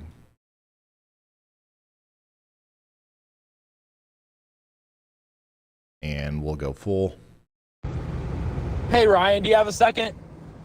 That was Ryan Scholl just reaching out. I'm going to put him through. Ryan, I'm going to have to get a little bit further east on this thing. I'm about to be overtaken by the rain again, but on the left side, that's where the RFD cuts in the middle right, in the middle right there's for your rotation. All right, so Brad's going to skedaddle. He's got to stay in front of this thing. And let's talk to Ryan. Yeah, go ahead.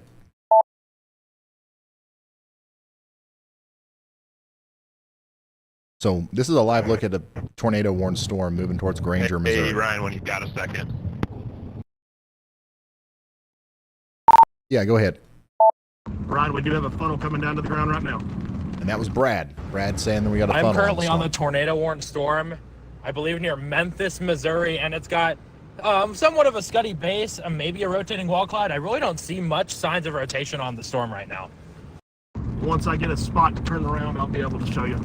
It's on that leading edge of that RFD surge. Chandra, if we got Ryan Scholl, we should probably put him this up. cell that I've been tracking here for the last little bit, and it does look like we're starting to have a possible wall cloud form up. I can't confirm if it is really rotating at all, but I definitely can tell that there is some rising scud on the base of the cell, so we're obviously going to continue to monitor this and get you guys a better look. And that was Caleb. So lots of activity going on now between our storm chasers who are trying their best to give us a view of these storms, because honestly the radar is just not doing it for us today. we the storms aren't either not close enough to the radar, or a laundry list of things that are in the way, radar hole. But we've got plenty of storm chasers out there, and we're about to get a good view of the Webster City storm from Caleb. And we've got a bunch of people on this storm down here near Memphis.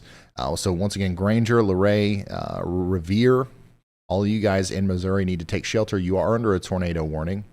Brad Arnold is on that storm. Okay, so his camera down there is showing you that storm right now. Ryan Scholl, if he's live, if we can get a good handle on his feed, we'll put him on the screen as well. But he's on that storm. And then Adam Lucio is a little bit farther to the north there. Yeah, let's put Ryan in the 2 spot, Chandra.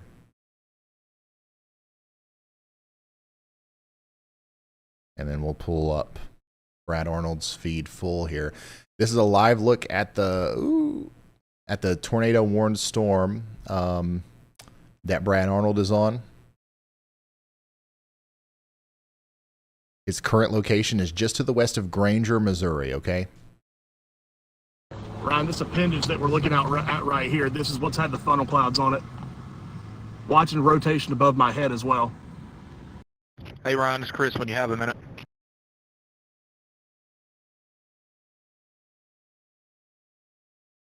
Yeah, go ahead, Chris.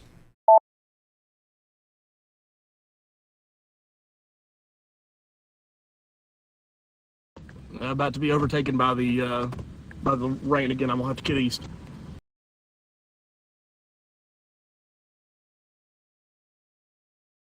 Okay, so Brad's on the move. Buddy, we are just to the west of Farmington, Iowa. We just got that tornado warning. Actually, stand by. I'm losing service for a second.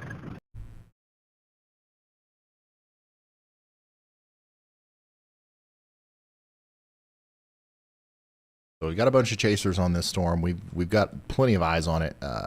Chris Hall is also downstream from this thing. So if it if this does produce a tornado, we're gonna see it.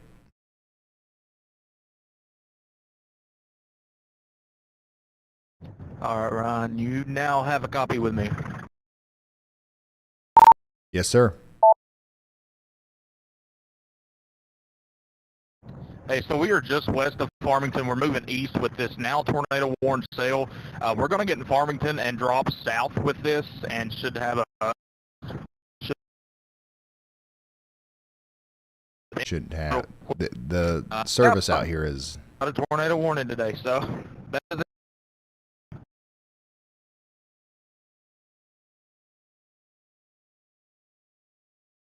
not great. But you got the gist there.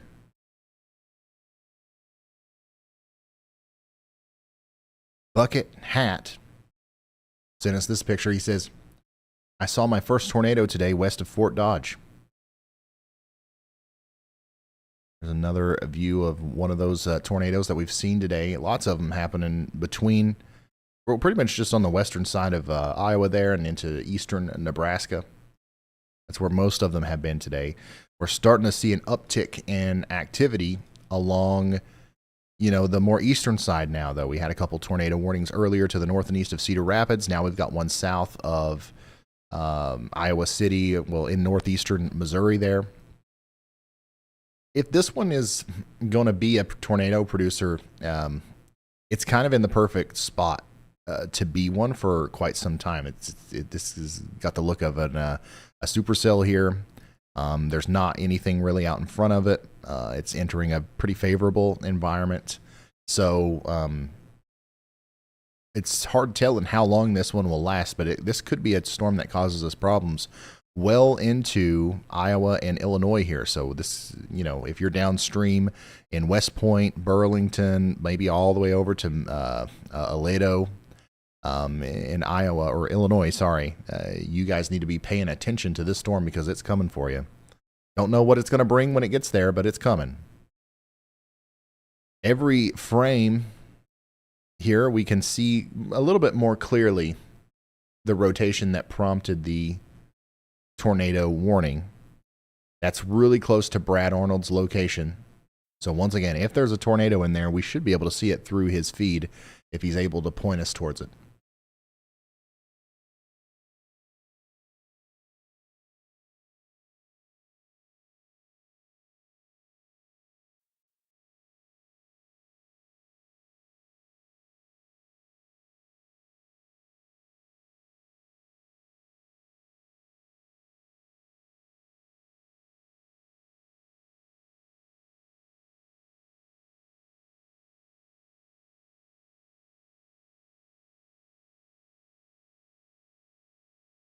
If you're just now tuning in, we've got a couple storm chasers on this tornado warned storm down here in northeast Missouri and southern Iowa.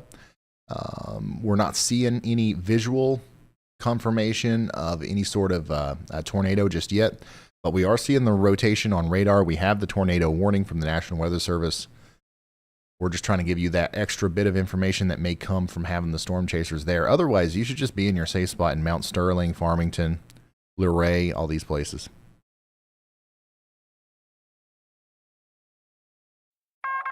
A new tornado warning has been issued. There's a new tornado warning.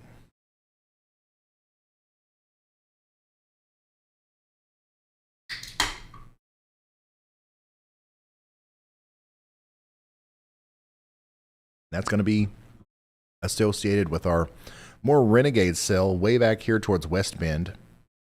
Radar indicated now. West Bend, Cylinder, and Whitmore in Iowa. You guys need to be taking shelter. You can see the rotation here. This storm has a history of producing a tornado. It's got a long history of it. And there's videos of it all over Twitter right now. Wow, Ryan Scholl's got a great view. This is the base of our tornado-warned storm, I believe. Or at least the front side of it. And I see what I believe is a lowering or an SLC, a scary-looking cloud there. There is enough rotation in this storm to you warrant the tornado warning, so there could be a tornado forming here. We want everybody to understand that you should be getting into your safe spot in Mount Sterling and Farmington. Even if we don't see a very clear and obvious sign of a tornado here through our storm chaser feeds. We've got top-notch surveillance on this thing. Like we are surveilling this storm. But there very well could be a rain-wrapped tornado or like a tornado that's happening behind those trees. And we just want to make sure that we don't take too much stock in exactly what we see there.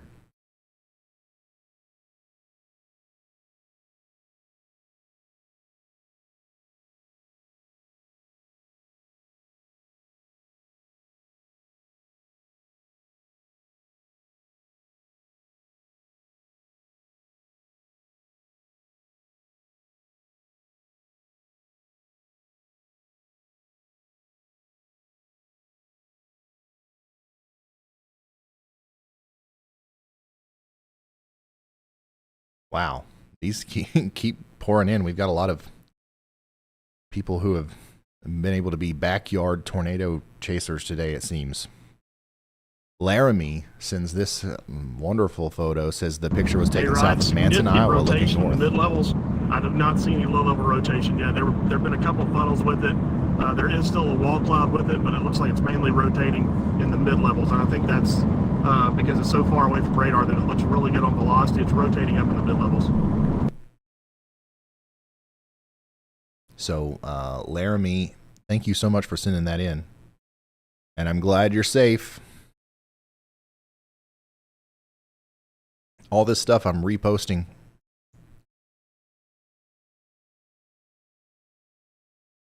I'll be turning north in about a minute and a half, and we should have a good view of it.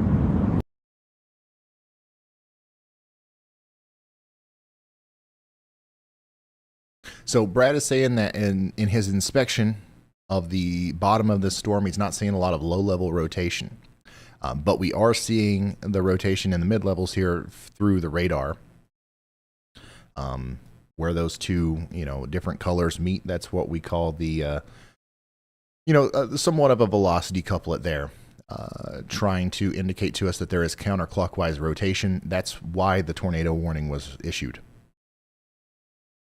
And honestly, that's one of the more, significant signatures we've seen today. Some of the, tornado producing storms way back here in western Iowa really didn't even have velocity couplets. So it'll be interesting to see what happens with that storm as it moves out of Missouri into southeastern Iowa over the next little bit.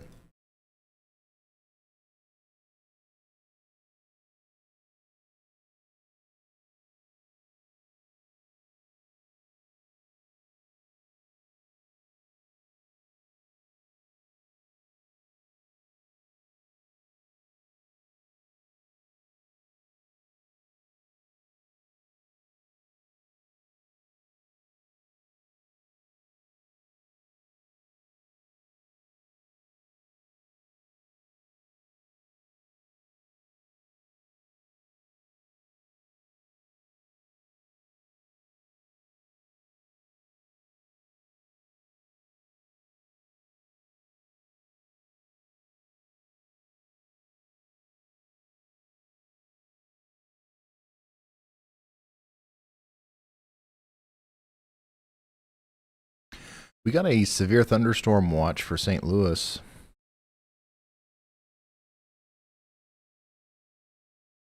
This was issued about 30 minutes ago, but I want to show it.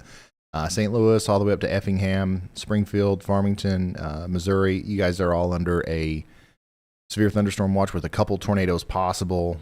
Ping pong size hail, 65-mile-an-hour winds. 9 p.m. Central is when that will be allowed to expire.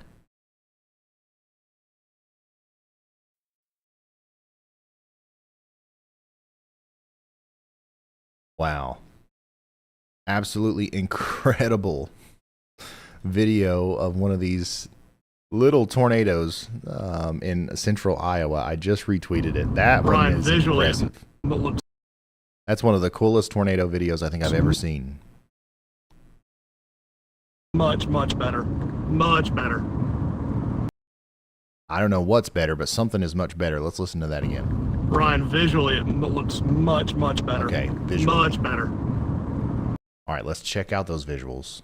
And by the way, if you want to see that incredible tornado video, it's from a storm chaser. I don't have permission to share it on stream, but it's on Twitter there. I just reposted it.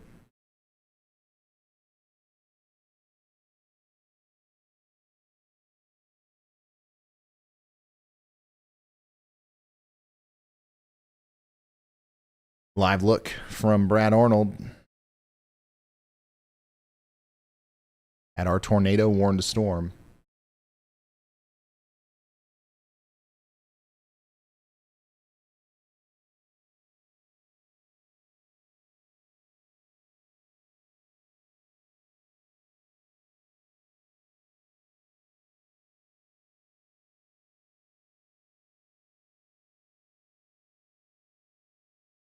We still have several hours of potential, tornadic activity here. It's going to continue for quite some time.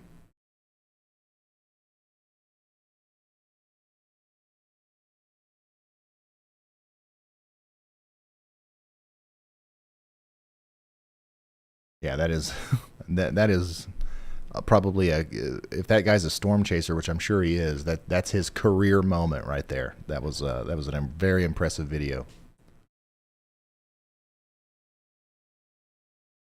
Probably got a little too close, but it was something. It was something else.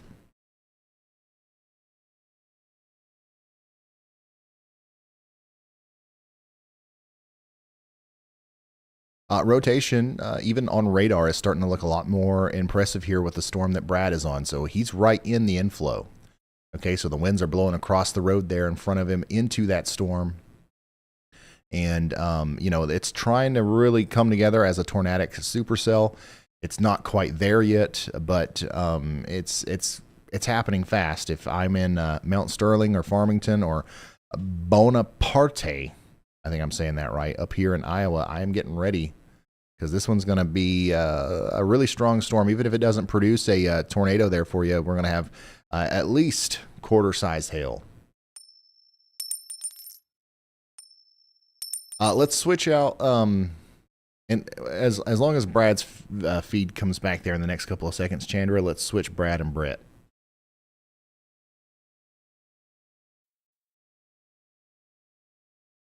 Ryan, we got a funnel forming right over top of the car right now. Brad's got a funnel forming right over top of the car right now. What he says.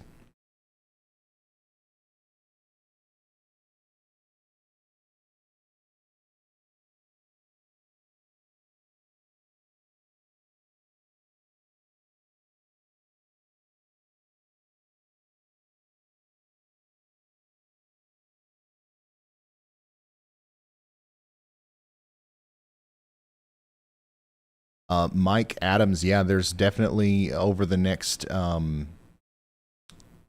honestly, for the next little bit, I don't know when you plan on taking off, but for at least the next few hours, that path is going to be quite windy in the form of just residual winds associated with the storm system and strong to severe thunderstorms. We've got a big line that's moving into Davenport right now, but more storms could be forming behind that a little bit.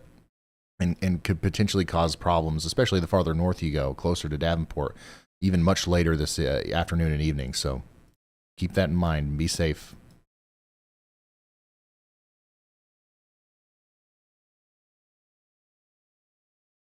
And it does look like the storm that Brad's on here, our tornado warning in northeast Missouri, the storm looks a lot more impressive, not only just on velocity now, but on reflectivity. We've got what might be a developing hook here from, what I can tell. So that's something else to watch. Once again, Mount Sterling and Farmington up here to the north and east, y'all need to be getting to your safe spot. You are under a tornado warning.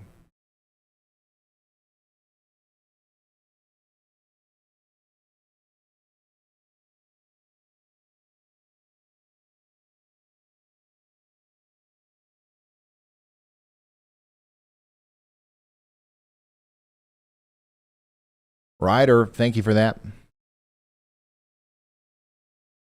Unado, thank you for that. We currently have a couple tornado warnings. We're kind of hyper-focused on this one down here on the border of Missouri and Iowa because we've got our some storm chasers on it and we have a really good view of it. But we do also have another tornado warning way back up here towards West Bend and Whitmore, Iowa.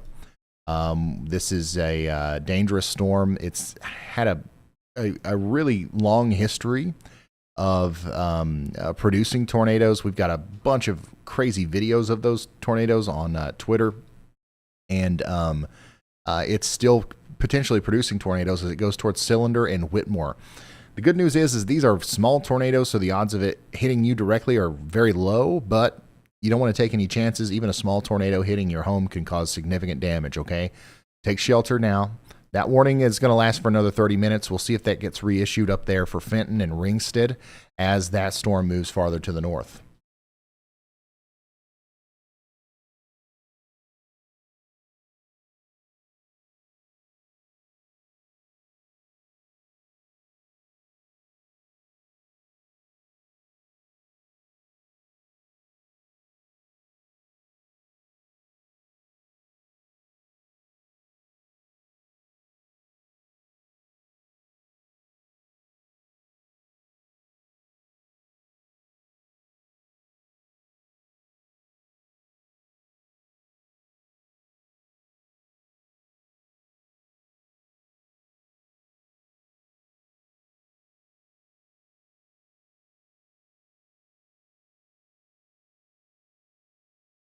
Hey, Ron, we're coming up on this tornado warning cell right now. All right, Chris Hall's coming up on the tornado warning cell. Chandra, if you can hear me, if we've got a feed from him, we should put him up somewhere too.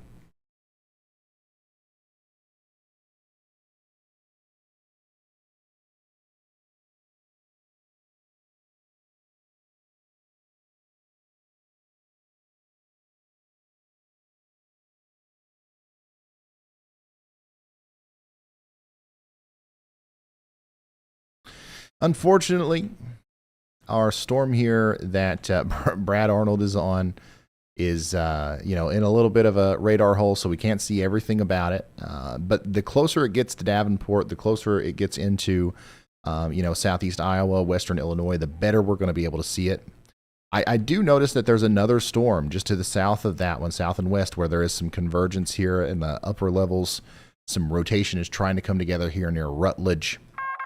A new tornado So warning we might has see, been issued. a tornado warning in the future associated with that.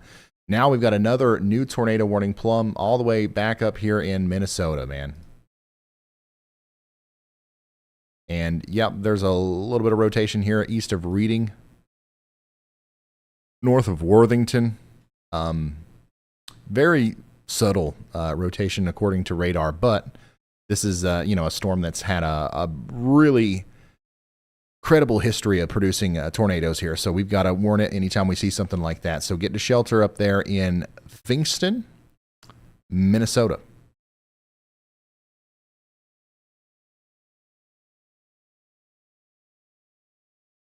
All right, we just got a big severe thunderstorm warning for Cedar Rapids. And that storm's about to come into Cedar Rapids right now. We've got A tornado possible tag, okay, on the severe thunderstorm warning. So the storm is rotating, but the main threats are going to be quarter-sized hail and 60-mile-per-hour winds. These storms definitely look like they could bring those wind gusts into Cedar Rapids and Iowa City. 60-mile-per-hour winds are no joke. Once again, it can blow stuff around. You want to get indoors. You want to get away from windows. Take shelter, essentially. In Cedar Rapids and Iowa City. Especially, you want to do that as well down here in Mount Pleasant and Wayland, as a similar storm is coming towards y'all in southeast Iowa. And then you've got to get to your safe spot if you're in Farmington, Illinois, or Bonaparte, Iowa here, as a tornado warned storm is coming towards you. And it does look like that storm might be trying to produce a tornado right now. Oh. Okay. That one was actually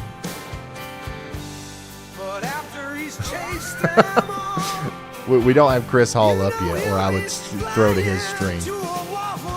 But this is a view of Brad Arnold's stream with Chris Hall's theme going on behind it. I got to move that button farther away from that other button. But anyways, we all enjoy that song anyways. To get to the point though here, we're looking at this is Chris Hall's feed. Perfect. Well, I did that on purpose. Guys. Forget all of that. I just did that on purpose. Chandra, if you could start changing the names before you switch the windows, I think that would help me a lot. I've got confused a couple of times here. Anyways, this is a Storm Chaser Chris Hall's feed here. We love Chris Hall, and of course, when he's done chasing, he's going to go to a Waffle House. But he's right on, this same storm that we've been tracking that's trying to produce a tornado. Man, we've had a lot of... Hey, Ron, screaming inflow into this. We've had a lot of accidental button pushes in this stream. I'm sorry, guys. I do want you guys to know I appreciate you all so much, and I take this job very seriously, okay? Even though sometimes it might not seem like it. Chris, give us a little bit more information about what you're feeling there, and are you seeing any lightning, any cloud to ground lightning strikes near you? Does this seem like it's a strengthening storm?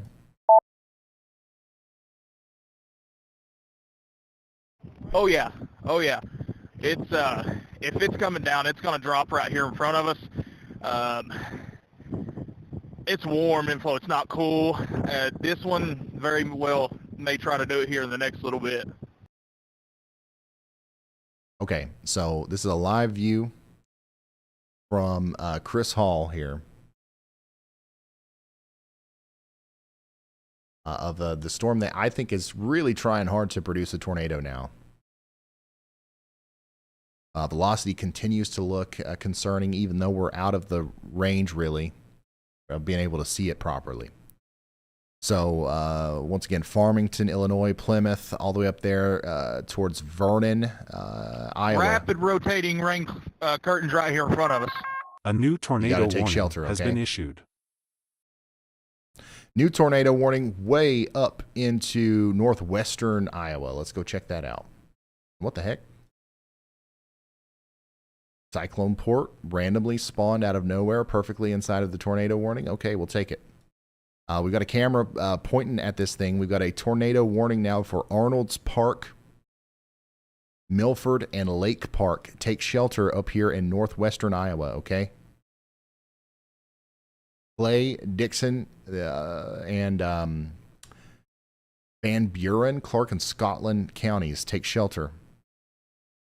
I do want to kind of come back down here to this storm because this storm might be trying to produce a tornado right now. This is a live look at Chris Hall's feed. He's right up on the storm there. It's coming right towards him.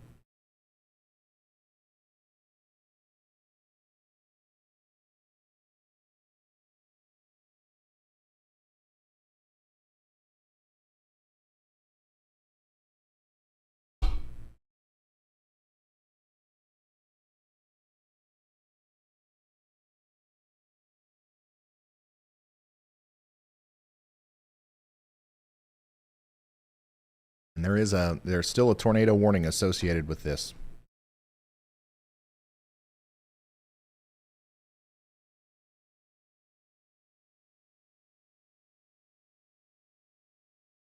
This storm and the one just behind it might end up being troublemakers for quite some time, as they are entering a more and more favorable environment for tornadoes.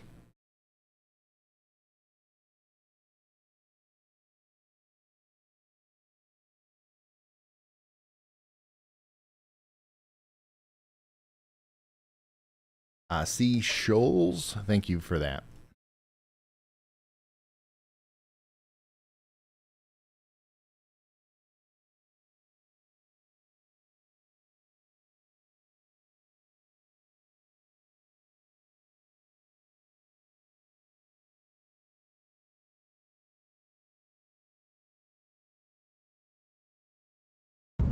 Ryan, this is Brad. I should have visual here in about a mile or so. Going to be going north into it. It does look like the RFD is wrapping around it, so it's going to be tough to see the tornado unless I'm right by it. So it's going to take a little bit for that to happen. But I can definitely tell the right side of the mezzo, the wall cloud. It is a very, very strong storm. We'll just put it that way. But tornado cannot confirm that yet. It is a strong storm, and it continues to get stronger. The inflow that the storm is taking in here continues to look more and more impressive. There's a lot of rotation here happening in the middle of that storm. Still not sure exactly how much of that is translating towards the surface, but if this lasts long enough, and if it's allowed to continue to get stronger, it eventually will make it to the surface, and we'll have ourselves a tornado here. So that's why we've got that tornado warning in place, and I would just about bet anything Hey, Ryan, they're going to extend that. If this storm does drop something, it's going to be rain wrapped from our vantage point right now. Yeah, so Chris Hall's saying that the tornado is probably not going to be very visible if it drops here soon, which makes it even more dangerous.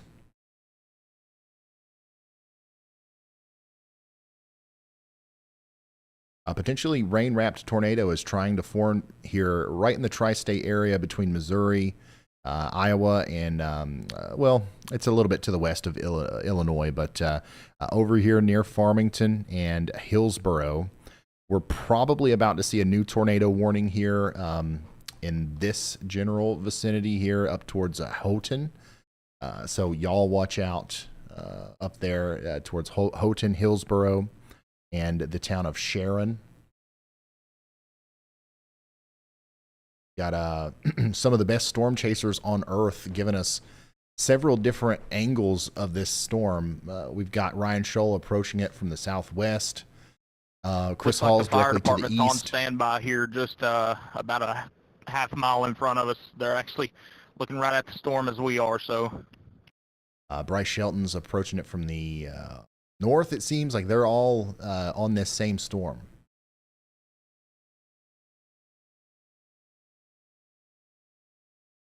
And if you're just now tuning in, the area that we are honed in on with our storm chasers here is going to be the Farmington area in Iowa.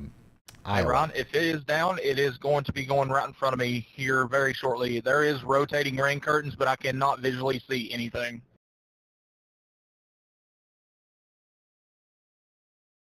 And the voice you hear there, that's Chris Hall.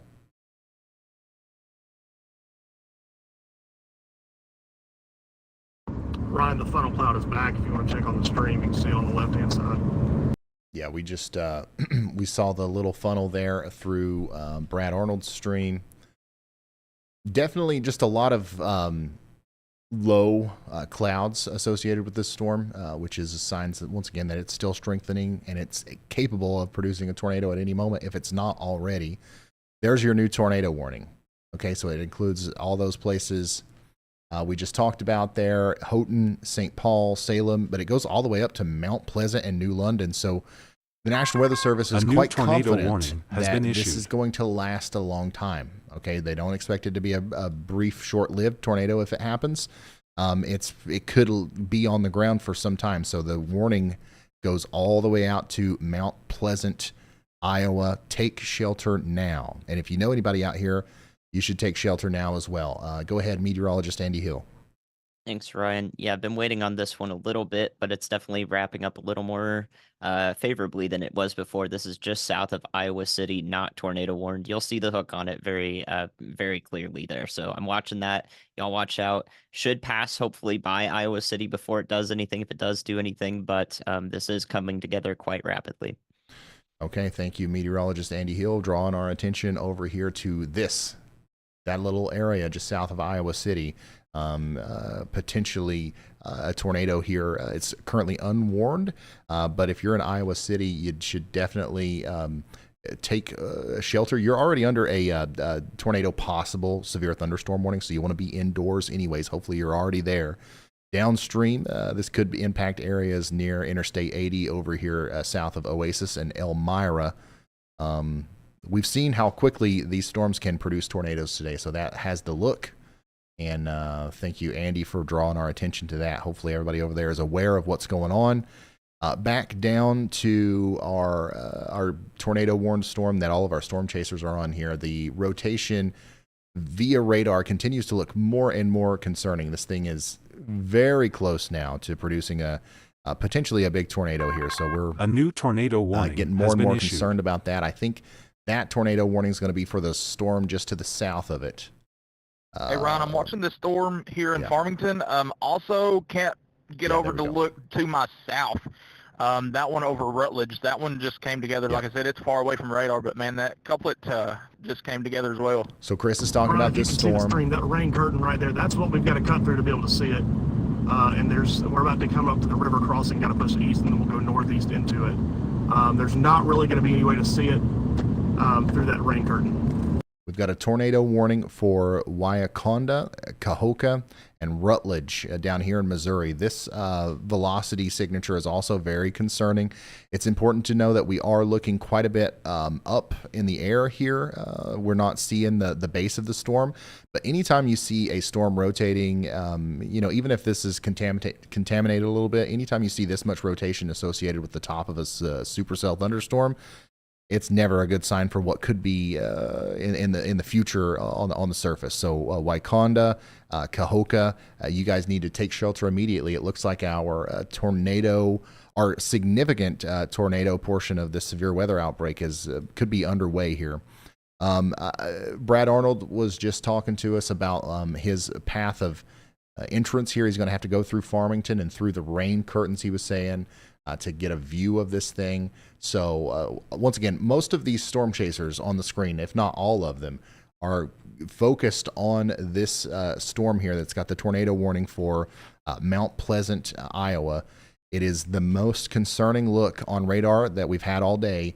And if it's not producing a tornado yet, it's very close to right here near Bonaparte. I think I'm saying that right. I know you guys have already corrected me on that, but it's going up towards Harrisonburg and Big Mound, Houghton, Mount Hamel, St. Paul, and Mount Pleasant. You guys have got to take shelter. This is a serious situation now. If you are watching right now and you know anybody in southeast Iowa or northeast Missouri or west Illinois, you should definitely reach out to them and let them know that the severe weather outbreak that people have been talking about is currently underway, and it looks like some big tornadoes are about to happen. A new tornado warning has been issued. We just got a new tornado warning. This one's a little bit up to the north, and that's for the area of rotation that Andy called out just several minutes ago. So we've got an early heads up here, but now we've got the official warning for Oasis, Solon, and Mount Vernon in Iowa. So a pretty serious situation is unfolding now as we have multiple really significant looking signatures on radar. So our tornado warnings are coming out left and right here. Earlier today, we had a lot of tornado warnings as well. In fact, we still have some tornado warnings in northwest Iowa associated with the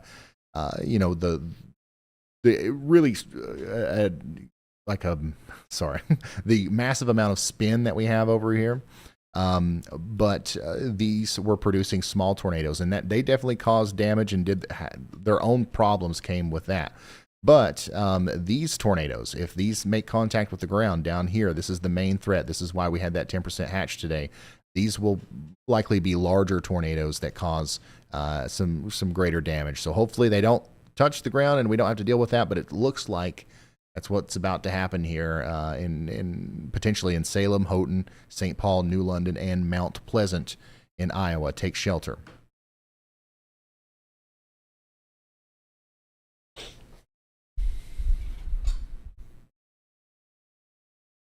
I'm going to try to keep the storm chasers up as much as possible.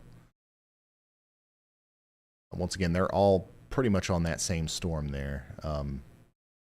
But if there's a tornado happening right now, it is almost certainly going to be deep inside of some heavy rain. So it's going to be hard to see. That's why we don't need, nobody needs to be out in their back porch trying to take pictures of this one. If you're in the path of this storm, you've got to take shelter. You're not going to see it coming. So you might as well get indoors and get underground, preferably.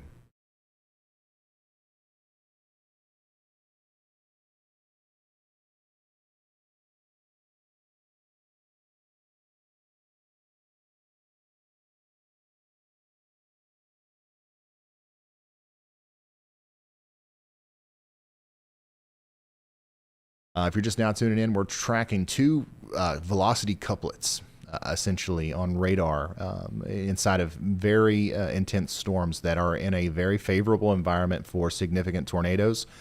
We don't know, if they're going to produce or not, but if they do, we're right here, and we've got a bunch of storm chasers in the area to show you what's going on.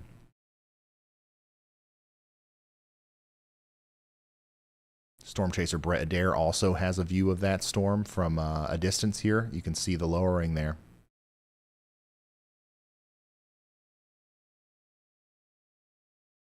That's storm chaser Brett. This is Brad Arnold, who's in Van Buren County, Iowa.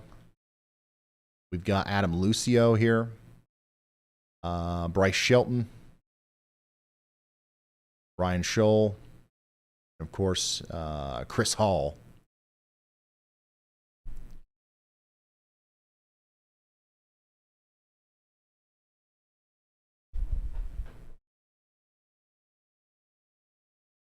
Yeah, and I do want to show you the Iowa City tornado warning. The velocity signature, the rotation, is now past Iowa City. Okay, so if there's still a tornado down here, it's going to be up to the north and east of Iowa City, moving closer to Morse, Elmira, Solon, Cedar Bluff, Sutliff, and eventually up towards Mount Vernon. So hopefully you guys are all in your safe spots.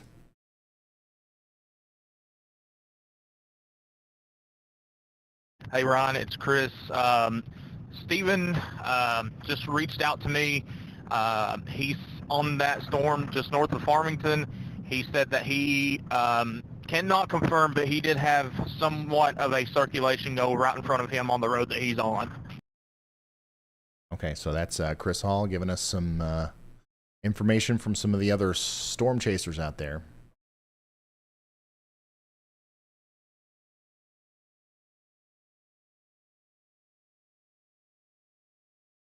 Michael sends this incredible photo from Washington, Iowa. Ryan, this is Brad. My gut says to drop to that southern tornado warning, so that's what we're going to do. I'm going to try to listen to that and see how that works.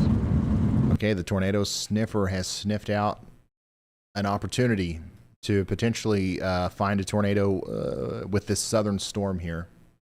He's abandoning the storm that has the really impressive velocity signature on it right now, and he's going to the south to try to get in front of the newer storm down here that is organizing, that has the tornado warning for Kahoka, Missouri. Okay, so we're gonna have, it's a good thing we're gonna have a more diverse view of the storms here, because all of the storm chasers are currently on the northernmost storm.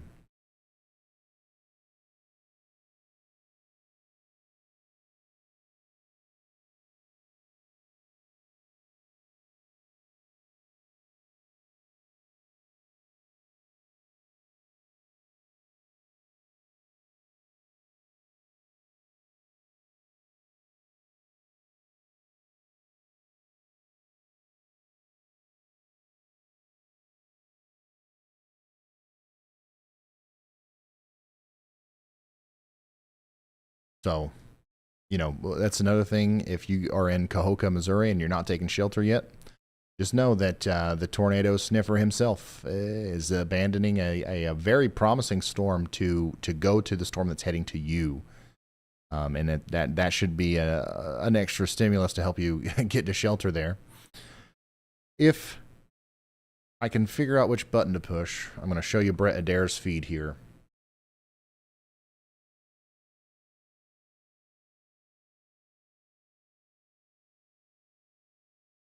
So Brett Adair is right in front of the forward flank of our tornado-warned storm that's going up past West Point right now.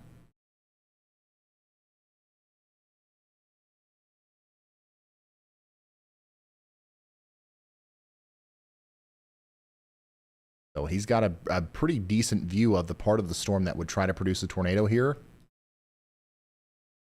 So this is, I don't think he needs to move. I think that he's in kind of the perfect spot to help us understand what's going on within this storm. And it does look like it is trying to produce a tornado.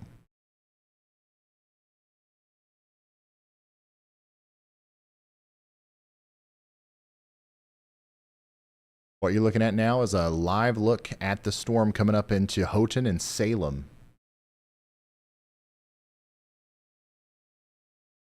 In Iowa. Okay, this is to the west of Burlington.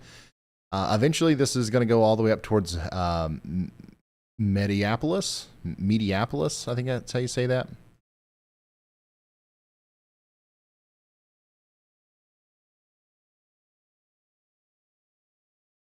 Lots of traffic out there, which is nuts. Guys, stay off the roads in the tornado situation if you can,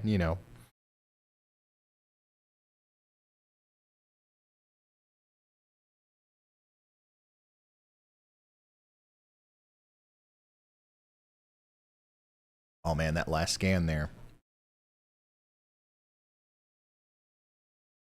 The rotation here is, at least according to radar, is a little bit more, it looks more broad the closer we get to the radar. So that means technically the farther down we go in the storm, which makes sense, but it's also intensifying. So, I mean, this storm right here has got everything going for it. If a storm was going to produce a tornado today, it would be this one.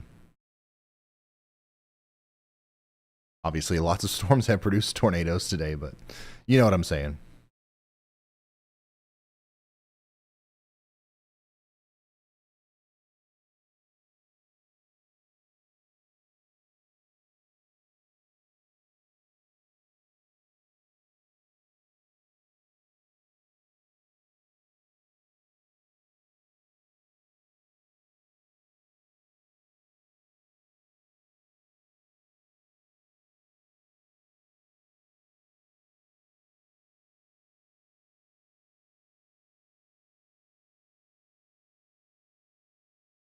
So we're going to continue to watch Brett's feed. Chandra, let's put him in 1. Do Brett in 1. Brad in 2. Shoal in 3.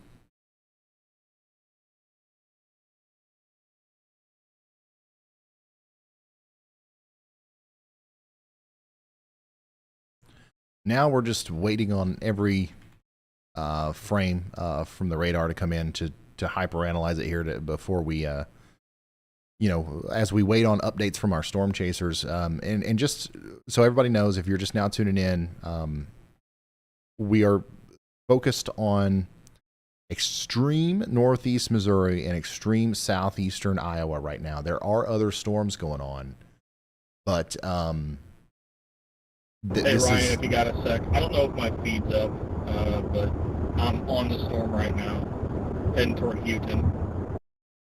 Okay, that was Steven. I don't know if we've got Steven's feed either, but we should probably have it up somewhere just in case. Okay, so Brett is right here, still giving us an incredible view like that. Okay, yep, that's in the middle of producing a tornado right now.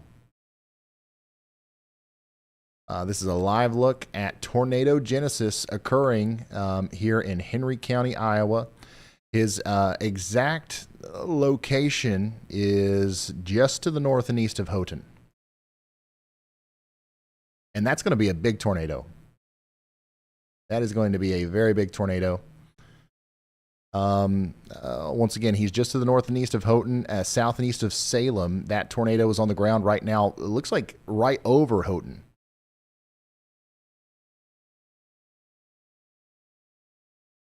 So that's a tornado if I've ever seen one. So I'm sure we'll get that upgraded warning from the National Weather Service here soon of a confirmed tornado on the ground. We're going to go ahead and call that confirmed. We have a tornado, once again, on the ground here in the Houghton, Iowa area, and it's moving in the general direction of Danville, okay, and Mount Pleasant. You've got to take shelter, and this is huge. This is no small tornado, okay? This is big. So you've got to take the shelter. Run, don't walk.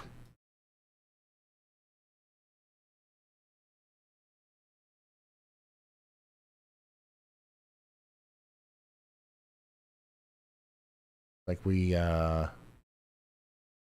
a little frozen up here. Give me just a second.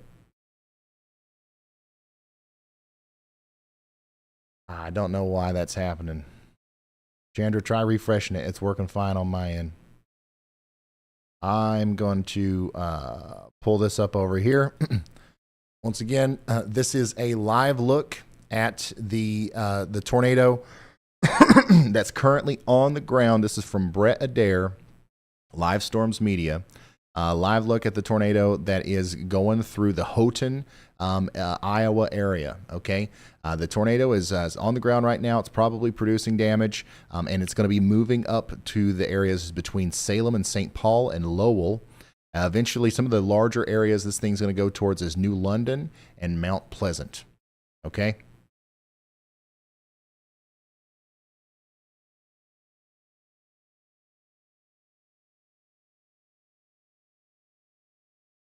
Obviously, whenever there's a tornado, cell service can be a little spotty, but there it is. I do want to kind of go to the radar now and just wait for that picture to come back, because we know it's there. We know that it's developing and it's probably getting bigger. And now we need to know where it's going. Okay. Tornado right in this general vicinity, moving up past Salem. It's going to cross Highway 218 within the next couple of seconds. And then it's going to go generally in the direction of New London and Mount Pleasant. Let me, Houghton. Let me bring up some other landmarks that might be of some significance here. I think the area where Brett Adair is standing there, giving us that view, is near the East Grove Farms or the Holt Camp Round Barn. And then the tornado is more back there towards MK Acres, moving across Highway 218.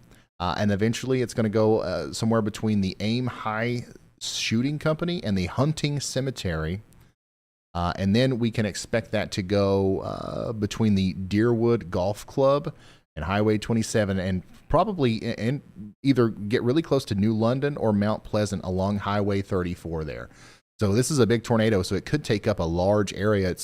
We don't want to get too hung up on, calling out small little localized targets, because it could very well be a big tornado that's taken up a lot of different spaces and hitting different things. So just everybody out in that polygon needs to be taking shelter right now.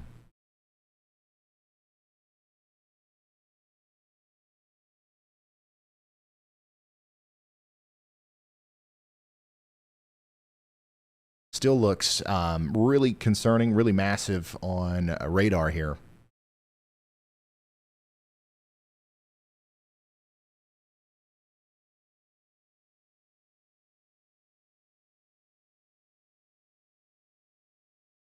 We do have, it seems like we've got Brett Adair's feedback, and he's back on the road, so I'm guessing that he's got to try to stay in front of it.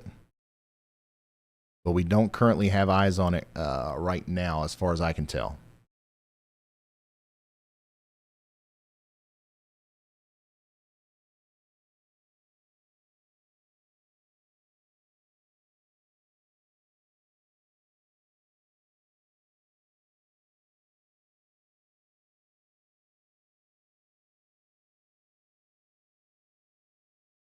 If you're just now tuning in, we've got a big tornado coming together here south of Mount Pleasant, Iowa, moving up towards New London. Some of the smaller places in between that are going to be Lowell, and honestly, it's pretty rural in the middle of this warning box here, which is good. But New London and Mount Pleasant, you guys are under a tornado warning. Take shelter now. Okay, we got Brett Adair's feedback. There it is. It's still there, and from what I can tell, it's still down. Obviously, we're a little far away. Oh, yeah, that's down, and it's big. I don't know if I'm mistaken or what, but I don't think we've gotten an update on our warning yet. I think it's still radar indicated. But I mean, there it is. You can see it as clear as day. We've got a big tornado here on the ground coming up in between Salem and New London, Iowa. Everybody in the Mount Pleasant and New London, Iowa area needs to take shelter. Look at all these people just driving around. That is not good. We've got a big tornado going on right behind you there.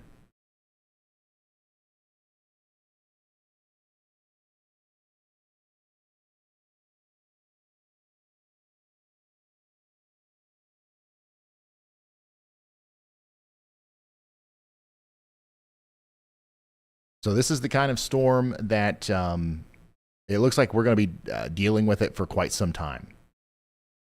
So even much farther downstream. Hey Ryan, I'm on 281 North. It's about to cross the road right in front of me. Okay, that was Steven. Steven says it's about to cross the road right in front of him. I've got eyes on his feed. I will pull that up if we need to. Looks like Adam Lucio is also on that storm. Wow. This is a monster. Okay, New there it is. information. This tornado warning has been upgraded. Once again, confirmed tornado warning for Lee County, Iowa. This has been, you know, in my opinion, it's been there for a while. But now we've got the official confirmation from the National Weather Service. If that's what it takes for you to take shelter, you need to do that now. Confirmed tornado warning here for Henry and Lee counties in Iowa. Everybody in those counties needs to be taking shelter right now. You want to get into the most interior room of your home. You want to put as many walls between you and the outside world as possible. Preferably, you want to get underground. We've got damage. Chandra, just leave it. Leave it. We've got damage here on Adam Lucio's stream from the tornado. And also, what's going on here? Okay. And he is right behind the path there. So he just is on highway, he's just off of Highway 218 going north. So obviously a big tornado had just went through this area, just to the north of Houghton, Iowa. We saw the damage back there. And now Brett Adair is also getting close to that again. So we should have another view of it here shortly.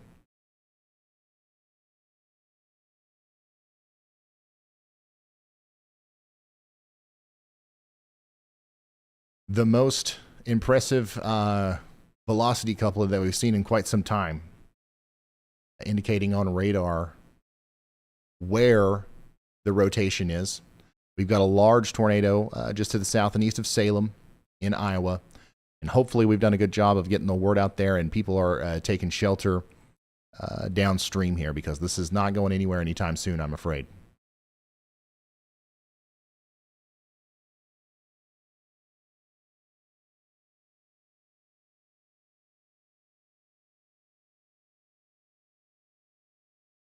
See, the reflectivity is even looking more and more impressive too. New London and Mount Pleasant, those are pretty big areas. We got to get to shelter if we haven't gotten there yet. Hey, Ron, when you have a free minute, it's Chris. This could very well be a significant tornado currently producing damage right now. I don't see any signs of it, going away before it gets to you there in Mount Pleasant or the areas between Mount Pleasant and New London. So hopefully you're getting to shelter. Let's talk to Chris. Go ahead, Chris. Hey, Ron, we gambled with Mother Nature today, and we came south. We're currently looking at this storm down near Revere. It does have a bit of a base on it. Visually, the storm doesn't look horrible, but we're going to give this time a little bit to organize, and I'll let you get back to that big tornado. Yeah, so Chris Hall and Brad Arnold both went south. It looks like Brad Arnold's going back north now.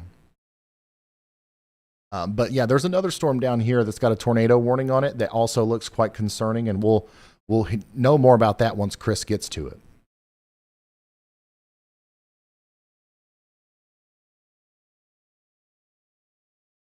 If you guys know anybody out in this area, you got to let them know about the dangerous situation that's unfolding here. We've got a confirmed tornado on the ground.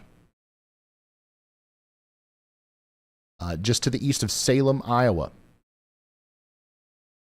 Once again, it's crossing Highway 218, north and east of Houghton there. And it's probably going to be, I was talking earlier about the Aim High Shooting Co. and the hunting cemetery. It's probably going to be in that vicinity in a very short period of time. It could be very big. So once again, I don't want to talk about too many exact locations. But right now, it's a pretty large area, but the tornado is somewhere in a triangle between New London, Mount Pleasant, and the Carnahan Cemetery. If you're from this area, you can draw a triangle in your head between those three areas, and that's about where it is. And it could go anywhere in that triangle or anywhere in this purple polygon here that you see on your screen. Everybody needs to be taking shelter. This is, once again, an unbelievably powerful looking velocity couplet here.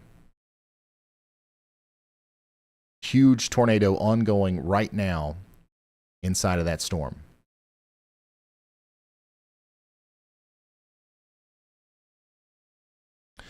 We've got a bunch of storm chasers on this one, but I believe that the tornado it's wrapped in rain at the moment, so we're not really seeing anything.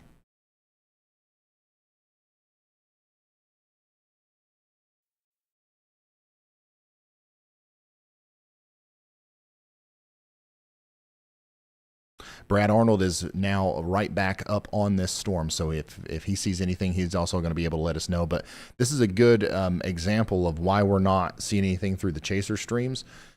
The tornado is behind that wall of rain. And it's also an example of why a rain-wrapped tornado is so dangerous. If you live out here and you're not watching this stream, and you're looking at that, you're driving down the interstate, you're looking at that, it's like, oh, okay, it's a storm. Little do you know that there's a huge tornado hiding in there.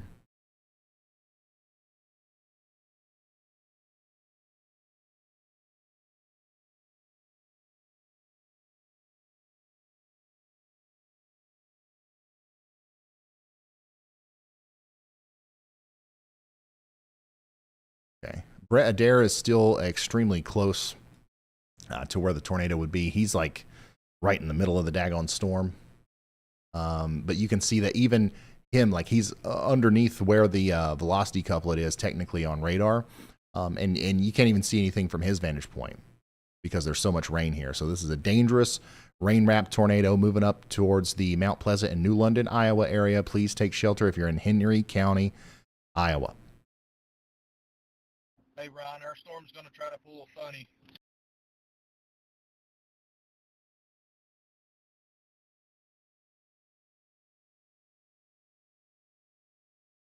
Chris Hall is approaching a storm a little bit farther to the south, and it looks like it's also trying to get its act together, and it'll probably produce a tornado here soon. That one's going in the general direction of Argyle, Charleston, and Montrose. Y'all get ready. Maybe that's Argyle, not Argyle, sorry.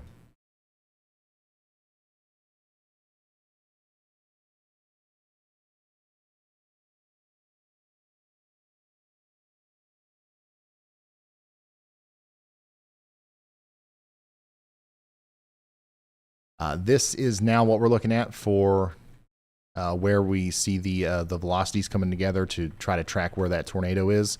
Still to the south and east of Mount Pleasant. Brad Arnold's right here. So we should be hearing from him soon if he sees some sort of damage or if he sees anything in front of him. But of course, you can see the heavy rain that's associated with the storm that he's in. If you are just now tuning in, we've got a big tornado ongoing here in Iowa. Okay, we just had a live view of that before it got wrapped in rain completely. It's a confirmed tornado warning from the National Weather Service, and we need everybody in their safe spots. If you're just now tuning in and you are in this tornado warning, okay, you want to get underground preferably, or you want to get into the most interior room of your home. You want to protect your head. In a situation like this where we've got potentially a big tornado, that could damage your house or whatever kind of building you're in, you want to protect your head. That's the number one way you're going to get hurt or, end up in an unfortunate situation after a storm like this. Helmets are great. The kids have baseball helmets, football helmets. You got old football helmets, bicycle helmets, whatever you've got. Slap them on. Go in the bathroom, the interior closet, the pantry, whatever doesn't have any outside facing walls, or preferably the basement. And hunker down. Bring me with you. Put on a pair of shoes just in case you have to evacuate your home. Hopefully none of that happens. It's not always, tornadoes are small. Counties and towns are big. All right. Not everybody in these places are going to get hit. But if you do, you're going to wish that you had a pair of shoes and you had a charged tablet and all that stuff. So I'm just trying to give you a little bit of advice here. Most importantly, don't be scared. All right. Just get to shelter, and hopefully pretty soon I'm going to tell you that the warning's allowed to expire and this will all be over.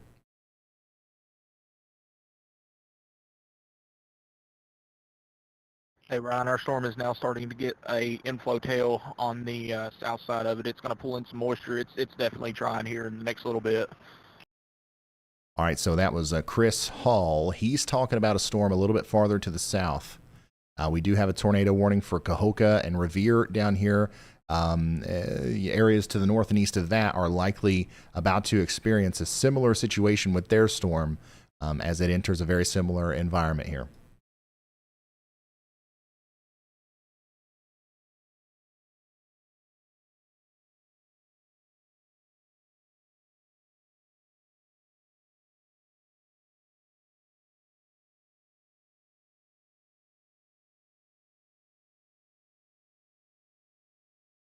Yeah, the last scan there on velocity is, once again, shows more intense rotation right here.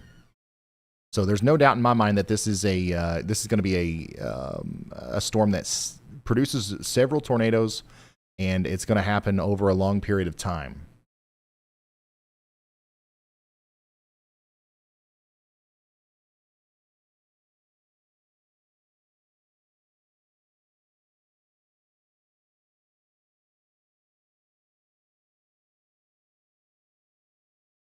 Hey, Ryan, that tornado warning to the north just got reported as a large wedge tornado on the ground. It's from a spotter network.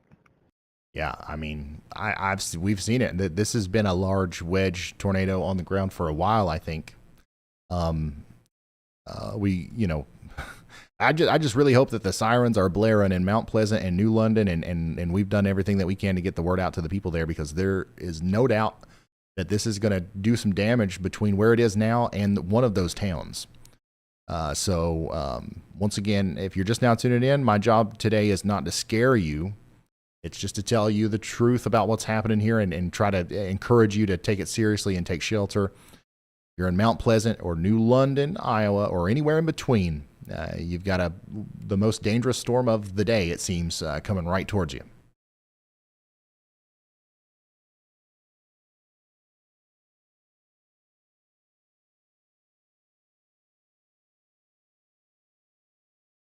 Brad and Brat are both right in the middle of this thing, trying to position themselves in an area where we can see the tornado. But it's looking like that's going to be very hard to do because it's such a high precipitation storm. And the tornado is like right in the middle of all that,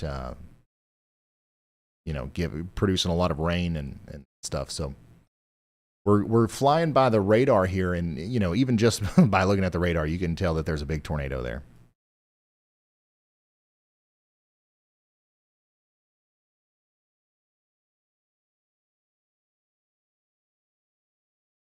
Ryan, this is Brad. We're about to hook slice this.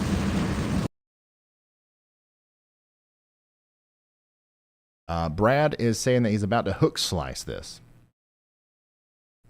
which means that it's a pretty dangerous maneuver that he's about to try to pull off here. He's going to go through this part of the storm to try to get to the clear side, which will put him dangerously close to the tornado. But once again, this is what Brad does. It's what he's done his whole life. So we'll let the professionals approach the storm how they want and just hope that they're going to stay safe. Obviously, we don't recommend that kind of stuff for anybody else. And definitely Ryan, does anybody have visual of this that it's on our indoors. team? Just to make sure what I'm driving into. See lots of people on the roads. It looks like some tornado tourism going on out here. Definitely wouldn't recommend that in a storm like this. Maybe, honestly, I would probably encourage it a little bit with the storms we had earlier in western Iowa, but not this one. Brad, right now, nobody does. It's just a white wall of rain. But the last time we saw the tornado that's probably still there, it was pretty big. It was fairly big, but we don't have any eyes on it right now.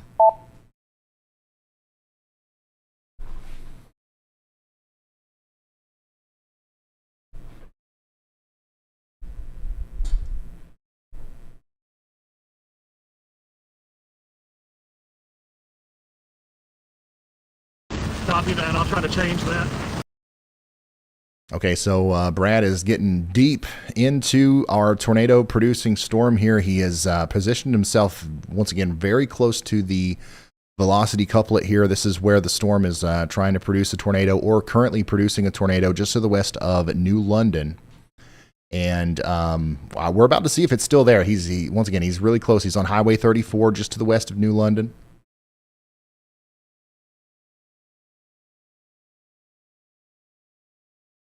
He should be getting close to experiencing something here,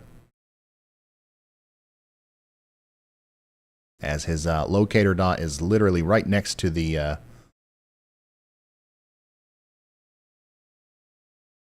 velocity couplet.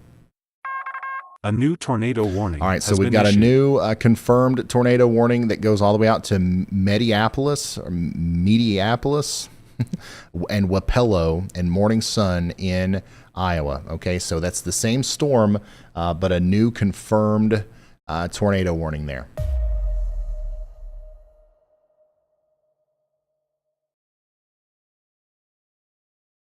Father X3 is sending in these photos from this is taken from Salem, Iowa, just a few moments ago. There it is. A large tornado. We saw this phase of it through Brett Adair's stream. And then this, I think, is when it had more of like a full contact with the ground for a period of time there. I don't know if this is still what it looks like. Obviously, Brad's very close. He's not seeing anything from what I can tell right now. But that's what we were dealing with just moments ago. I'm going to go over to Brett Ryan, I did Adair's not feed. see anything. We're going to cut east and then head north towards, I don't even freaking know. You know where I'm at. Look at my location. Sorry. All right, so that's Brad.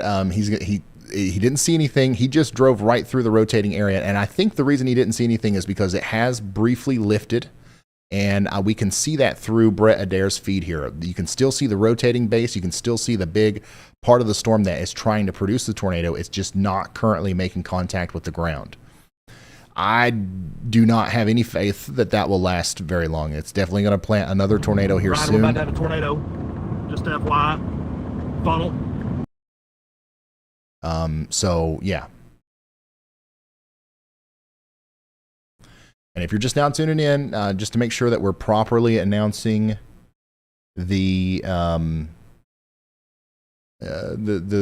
areas that we're looking at here. We have a tornado that was just on the ground near Salem, Iowa. It just went past the New London, Iowa area, and now it's going towards Yarmouth and Pleasant Grove.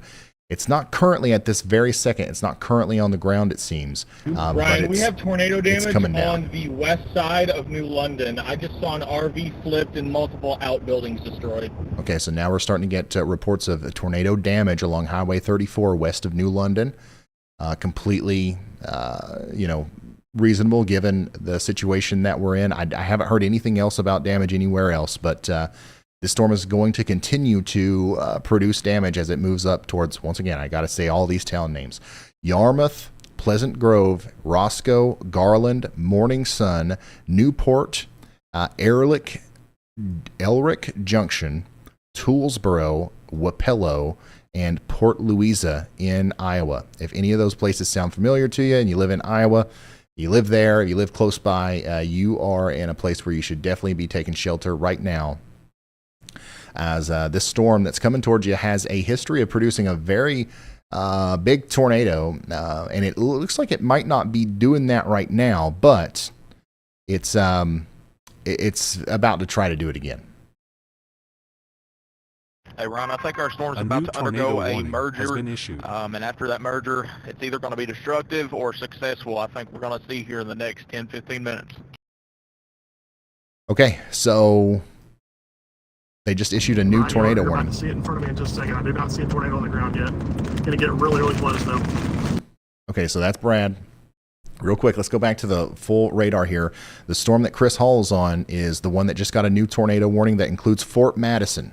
Okay, Fort Madison and Burlington. Over here between Iowa and Illinois, you guys are now under a tornado warning. The storm that Chris is on is looking very similar to the storm to the north that produced a big tornado. I wouldn't be surprised if we saw another big tornado come out of this one. You got to take shelter up there in Argyle, Montrose, Fort Madison, Dallas City, and Burlington. Take shelter now, okay? Coming back up to our major supercell and tornado producer up here, going up towards Morning Sun, Iowa. Very interesting things happening on velocity. We've got our original area of rotation that we were super concerned about right here. This is what caused our tornado, but it looks like a new area of rotation is trying to come together here. So the storm is certainly recycling. This tornado is probably occluding, and then now we're going to have another opportunity at a big tornado forming here just to the south of Yarmouth and near the town of Pleasant Grove, Iowa.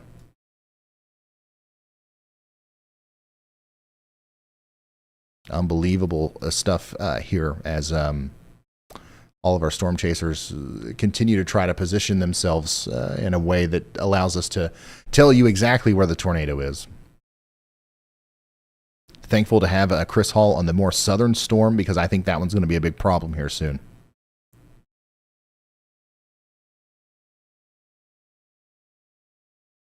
If you guys know anybody downstream here in the general, I would say anybody in Galesburg, Illinois, probably should be paying attention to this. Anybody in Monmouth, Illinois, maybe even as far north as up towards Davenport. That area in western Illinois needs to be really paying attention to the weather here as these supercells continue to get even more impressive in their appearance.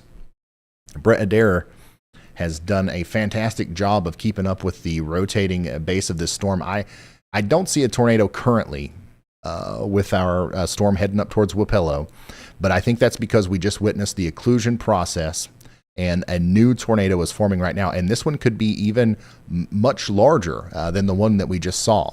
Look at how healthy the storm is. Look at the incredible amount of inflow that the storm has. Rear flank downdraft is already establishing itself here, meeting up with that inflow. Once again, this looks like a storm that's about to produce another huge tornado as it goes up towards Yarmouth and Morning Sun. Hey, Ryan, it's Bryce. Do you copy? Yes, sir. Go ahead, Bryce. Just an FYI, we do have damage to the northeast of, I believe, New London, Iowa. Ryan, tree down. Not sure we can go any further, but that's it right there. You can see it on the screen. All right. Where's Brad? Go, dude. Better go. Okay, so that was Brad Arnold. Looks like he is able to go further. He was just pointing us towards that new developing tornado there. Hopefully he points us back over there again. Hey, But Ryan, we've got something trying here right behind us. All right, so all the voices that you're hearing, if you're just now tuning in, I know there's concerned people tuning in from the area. You're hearing storm chasers who are trying to give me an idea of what's going on the ground there. This is storm chaser Chris Hall's view of the more southern I storm. forgot to hit the button again. We got power poles that are snapped about 5 to 10 feet up. I do not see any structural damage as of right now. All right, so that was Brad. This is a view from Chris Hall. This is the tornado warned storm that's currently going towards St. Francisville, Argyle, and Montrose over there in extreme southeastern Iowa, northeastern Missouri. That's a new tornado that's likely forming right now that'll eventually maybe make its way up there towards Fort Madison and Burlington. Y'all need to get to shelter immediately, okay?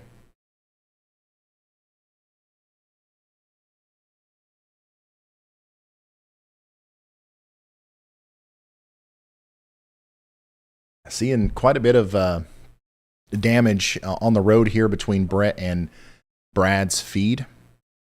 So definitely had some damage in the New London area.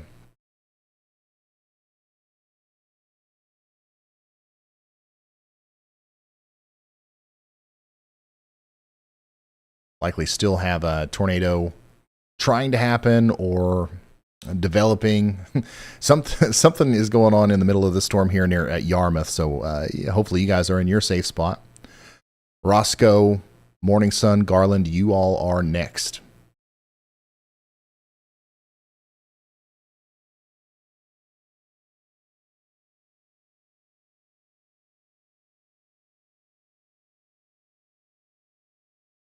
This is by far A new tornado warning has been issued. Most concerning looking cell that we've seen in the past couple of days. Emmett County, Kossuth County, and Palo Alto County, Iowa. You guys are now under tornado warning. That's way back here in northwestern Iowa. We've still got these Chris things is going on. reporting that the storm that he is on is about to potentially produce a tornado. The storm that Chris is on is about to produce a tornado. You guys are under a tornado warning down there out to the east of that. That new tornado warning is for Seneca, Iowa. Take shelter, okay? That tornado is likely not going to be as big as the ones that we're seeing a little bit farther to the east, but it could still do damage, okay? So please take it seriously and take shelter. Chris is reporting that a tornado could be about to be happening here somewhere between Argyle and Montrose in that really far southeast tip of Iowa there. That's where this tornadic storm is moving through right now. It's we can see a lot more detail in our storm a little bit farther to the north that's approaching Yarmouth, Roscoe, Garland, and Morning Sun in Iowa. This one is either... Hey, Ryan, tornadoes on the ground against the cone. Okay, this is now producing another tornado, and it'll probably last for a little while, so we need everybody to take shelter. And Chandra, if you can get the Fort Madison RAILFAN camera, that's directly in our tornado warning. It doesn't have to be up just yet, but just have it somewhere watching it. So there is a tornado currently occurring somewhere between Yarmouth and Roscoe, according to our storm chasers. Hopefully you guys are in your safe spot. The supercell responsible for producing this tornado is probably going to continue to try to do this over and over again, all the way up towards Wapello and Oakville. So we're not done with that one just yet.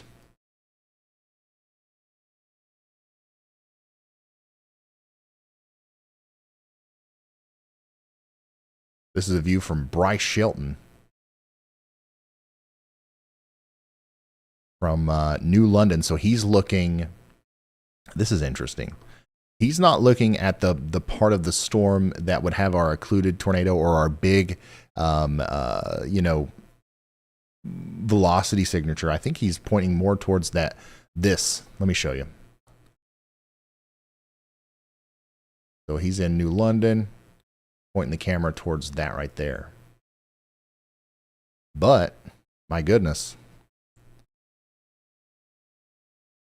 Does that look a little concerning?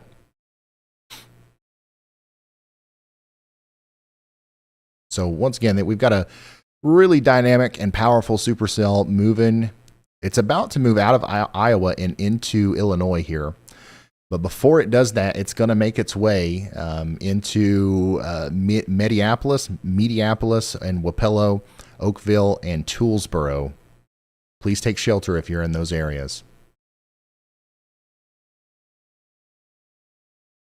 Oh, this is the virtual RAILFAN camera. Chandra, you can never mind.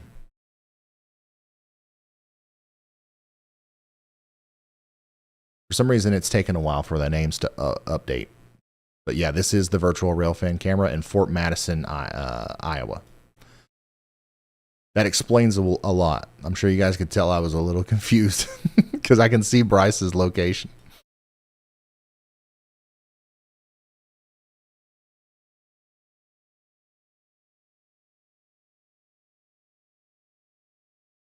Yep, they're pointing it at the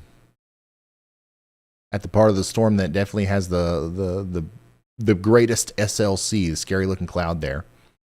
I don't know if we're looking at the part of the storm that would be, producing a tornado. I think that's much farther to the south and west down here.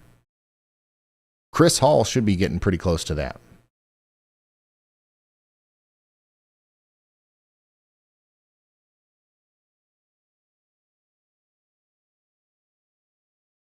Chandra, we need a way for you to be able to audibly correct me whenever you know that I'm saying the wrong thing. Need walkie-talkies, or you could be in the Zoom call or something. Or you can just yell, yeah.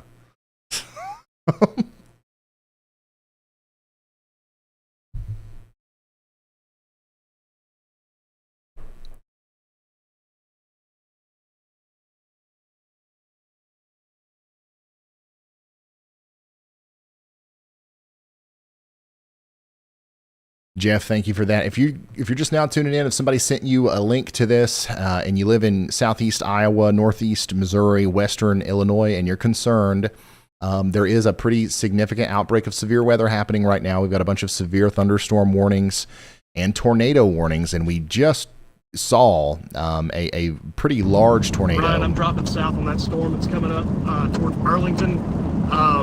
Too much damage, power lines down, trees down in that area to really be able to, and start to back up with traffic dropping down south. Another storm though, the tail end storm could be big here in just a bit. It looks like it's going through a merger.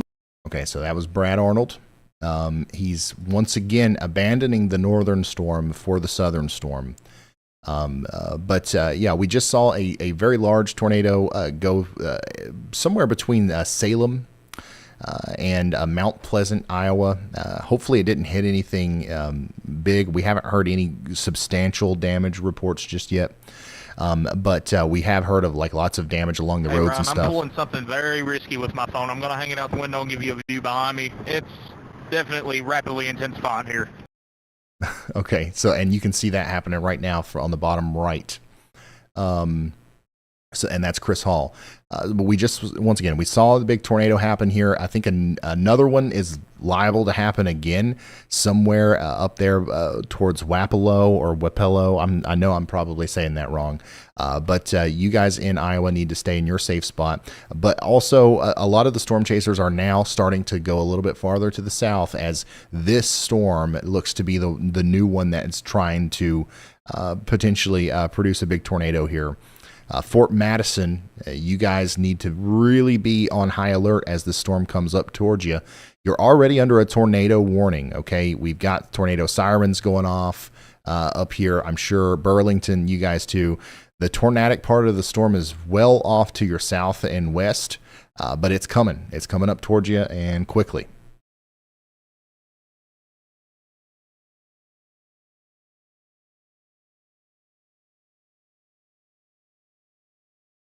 Could be two areas of interest with this. Hey, Ryan, we do not have tornado sirens going off here in Fort Madison. Okay. that is a little concerning. Hopefully everybody in Fort Madison knows at least that there is a tornado warning. And there's two areas of rotation that we're watching pretty closely near the town that could try to produce a tornado here. And we know for a fact that we have a very supportive environment for tornadoes down here, because we've already saw one big one. Virtual RAILFAN is zooming in on some suspicious looking stuff. That looks to me like the rain that's coming out of the storm there. But I also don't know what direction we're facing here. If the virtual RAILFAN camera operators are listening to me, I don't know if there's a way to display the direction that you're facing or not, but that would be helpful. But you definitely should be looking as far south west as you can go while still seeing the storm, and then also directly to the west. Those would be the two areas that I would like to see the most.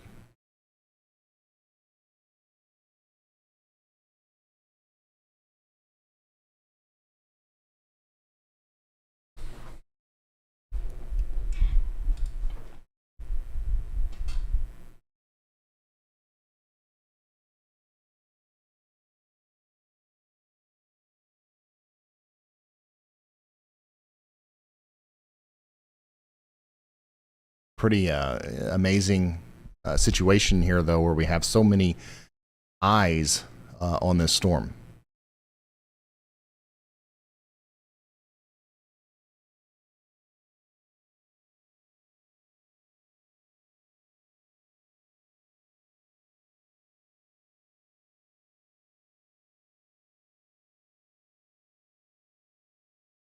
The velocity signature on our observed tornado warning, the storm that produced the big tornado down near Salem earlier, it looks a little bit less organized on that last scan. So hopefully that continues to be the case, but I don't think it will. I think that this is probably going to try to at some point here produce another tornado. Hopefully it skips over all the towns here and it happens in a field somewhere, but that storm still has a life in front of it. These storms here, the two that Chris and Brad are going after, are a little bit more premature. They're not necessarily at the same level as that the other storm was, but I think that pretty soon that's going to change here, somewhere between West Point and Fort Madison.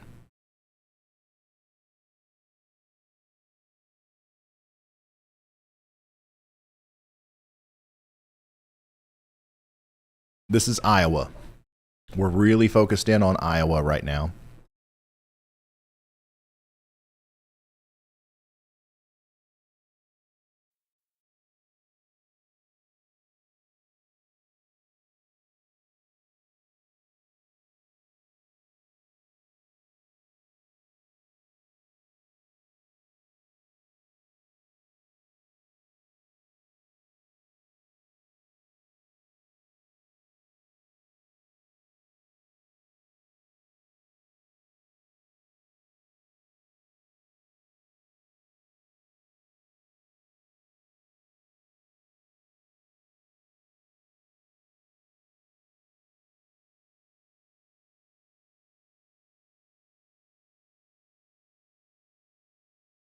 Yes, yeah, we definitely heard about some tornado damage. Nothing significant yet, but especially along the road that connects New London and Mount Pleasant. What is that? Highway 34. In fact, the damage there was so significant that a lot of the storm chasers couldn't continue. Hey, Ron, I will say one thing about our southern storm. It's blue skies to the east, and it is blue skies to the south. So there's really nothing holding this back right now. Yeah, and what Chris is talking about is, there's a lot of energy that's built up out here for the storm to take advantage of, and there's no other storms really competing with the southernmost storm. So it has every opportunity to try to produce a tornado here. Hey, Ron, this is Brad. I think this storm that we're headed down to is becoming the dominant one. It's the southernmost storm going through that cell merger right now, headed towards Burlington. Once it gets done with that cell merger, just watch out. That's all I'm going to say. Brad Arnold, the tornado sniffer, is not liking what he's seeing on radar concerning the more southern storm. When he's talking about a merger happening here, basically we have two storms, okay? We have two main areas of interest. We've got this one and we've got this one, right?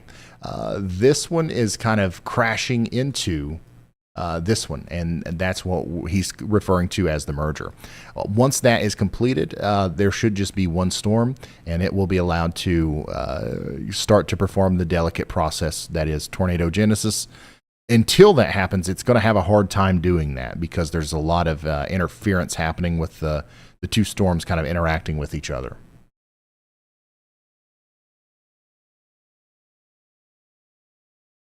Sports Life, thank you for that. And Josephine, a huge shout out to Josephine. You didn't have to do that. Thank you. Jonathan says the sirens are blaring in Burlington. Watching closely. Thanks for what you do. Thanks for tuning in. Hopefully we've got a bunch of people watching in both Burlington and Fort Madison. I think that we're going to be quite useful to you here very soon because we're going to have storm chasers in your area. We're going to have a supercell trying to produce a tornado in these areas very soon. And we're going to do everything we can to relay that information to you without any sort of buffer or unneeded delay. Great view of the storm from virtual RAILFAN, though. This is the storm that's coming up towards Fort Madison right now. And I believe we're specifically pointed towards the southernmost storm that would merge into the storm that's closer to West Ryan, Point. I know this is off topic, but we are crossing over the Mississippi right now. For anybody in Fort Madison that is wanting to get over to Illinois, the toll is currently bypassed to get across this bridge. That's good information to know.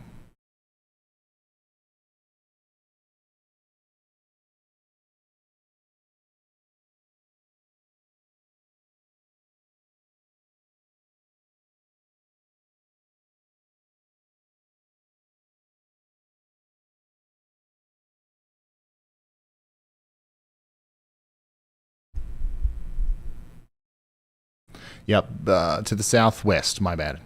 Southwest of Fort Madison. So we're about to see this merger happen. It's going to happen somewhere near Fort Madison.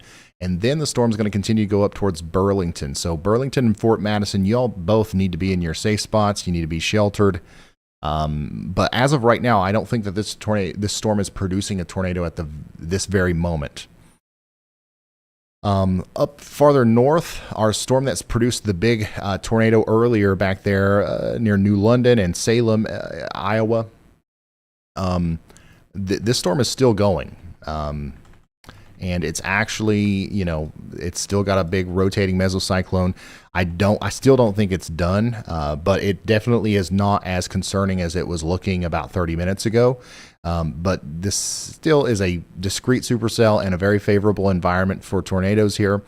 As when it crosses the river here, as it gets closer to Illinois, we might have to kind of bring our attention back to this as it gets its act back together and tries to produce another tornado, because I still see the massive amount of inflow that it's bringing into itself here, and it's going to be hard for me to believe that that's not going to try to produce another tornado.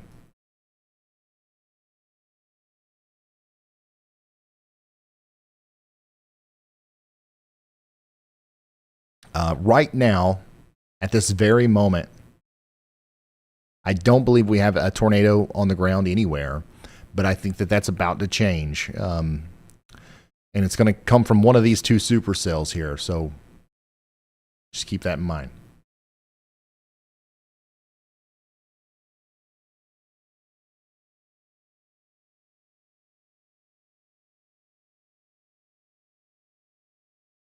Also, real quick, while we have time to take a breath before our next tornado forms here, I am retweeting as many images as I can of the most previous tornado if you guys want to see those.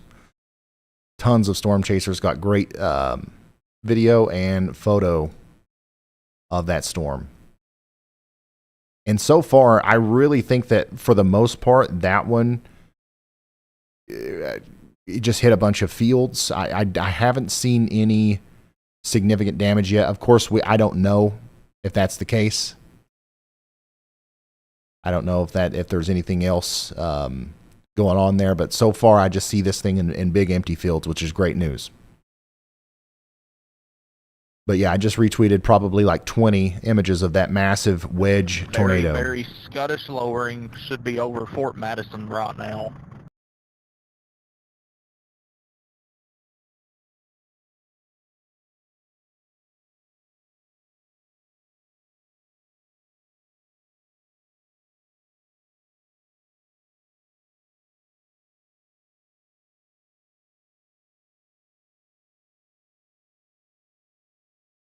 Yeah, so we can see that that lowering getting closer and closer to Fort Madison here from the virtual RAILFAN camera.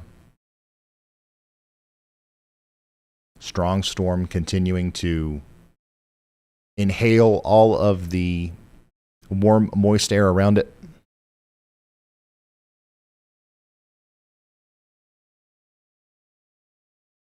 It's crazy. The velocities, the rotation signatures are picking up in both the areas to the north and west of Fort Madison, and especially to the south and west of Fort Madison here. So there's two storms that are trying to merge together, but they're also doing a pretty good job of maintaining themselves as their own individual storms.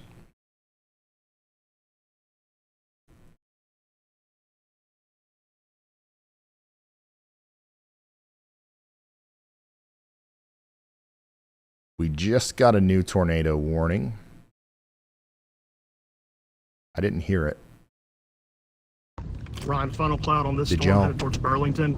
It is getting organized very quickly. I would not be surprised if it's just on a tornado, like in the next 30 seconds.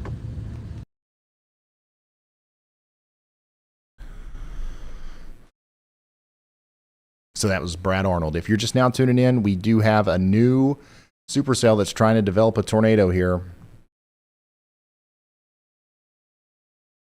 And Brad Arnold's got a great view of this thing, and so does a virtual RAILFAN up there in Fort Madison. So we're going to go back and forth between them. Didn't make sound.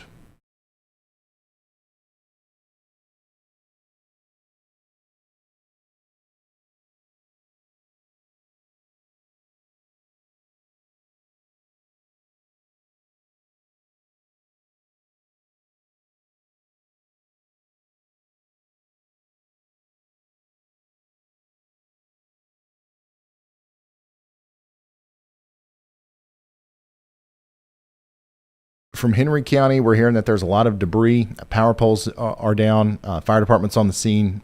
We've got some homes without roofs. Tons of trees snapped, and a portion of a wall caved in on a home. So that's the extent of the damage that we have heard about so far in Henry County.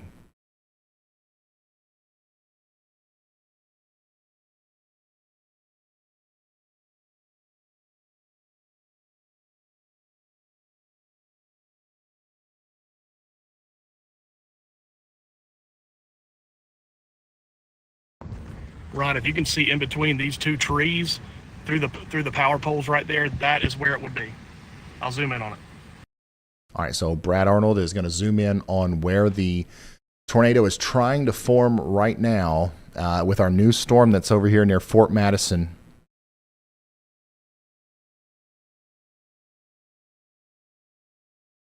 So once again, Fort Madison, Burlington, you guys need to be in your safe spot. We've really got you covered as far as storm surveillance goes.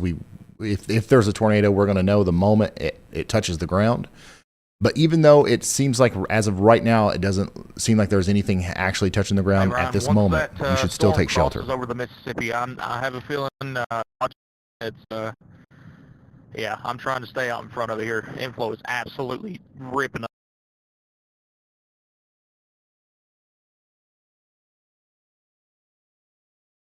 Got a lot of lowerings and areas of interest here with our storm that's near Fort Madison. Please take shelter. That newest tornado warning is going to be for our storm over here that's coming out of Wapello or Wapello and going up towards is Eliza, Petersville, Buffalo Prairie, and Edgington in Illinois. Okay, so that's a radar indicated tornado warning. The big massive tornado that was associated with this storm is no longer there. However, it's going to be capable of trying to do that again as it gets farther into Illinois. And also, this storm is going in the general direction of Davenport. Okay, I know we got a lot of people watching from Davenport. No warning or anything right now, but y'all should definitely pay attention over the next 45 minutes to an hour. This storm is slowly but surely going to work its way up there towards you. Hopefully it's still not producing a tornado by the time it gets there, but we know that it has a history of doing so.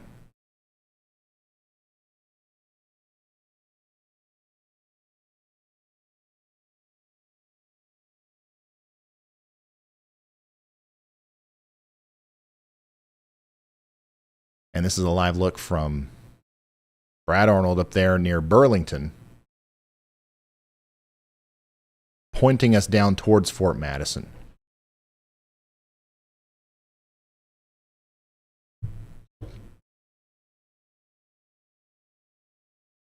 Also could have some pretty large hail with this in Burlington and Fort Madison. Get ready for up to 1.5 inches in diameter hail.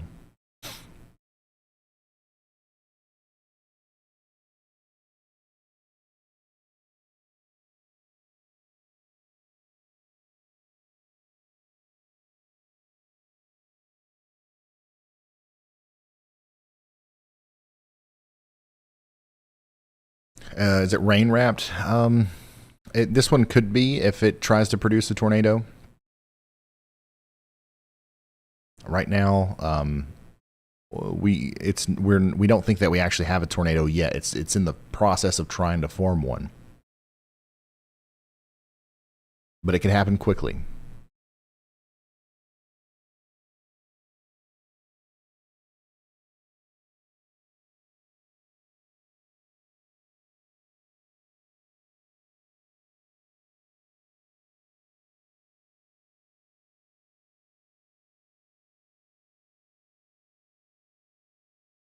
Okay, now I'm starting to see a little bit more unfortunate photos and images out of the New London area of some more significant damage to homes and farms.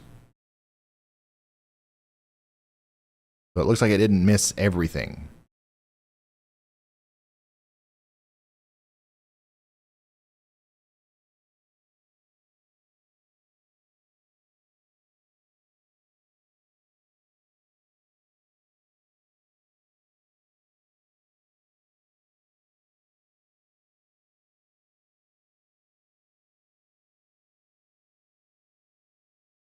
Yeah, for the most part, it seems like you can see through the storms pretty well here.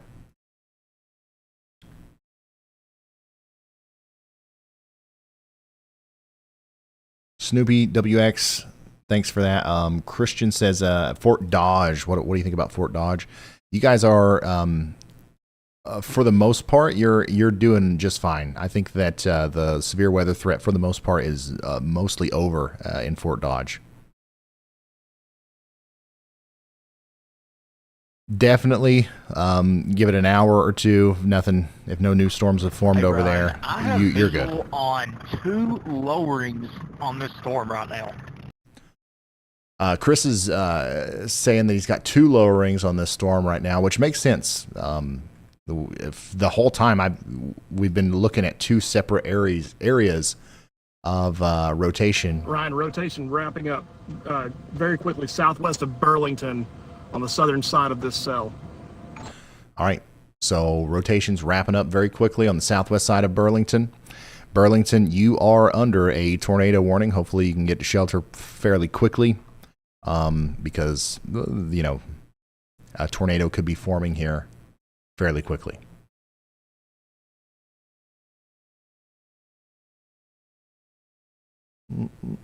Let's see.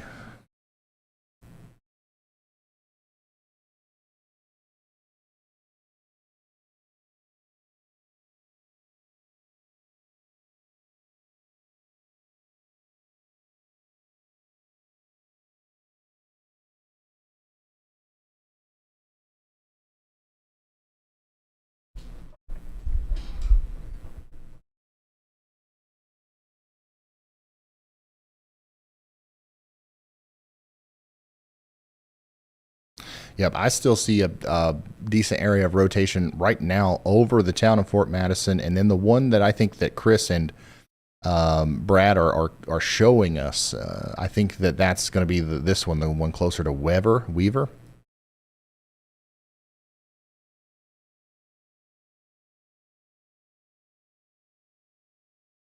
Thank you, Taylor.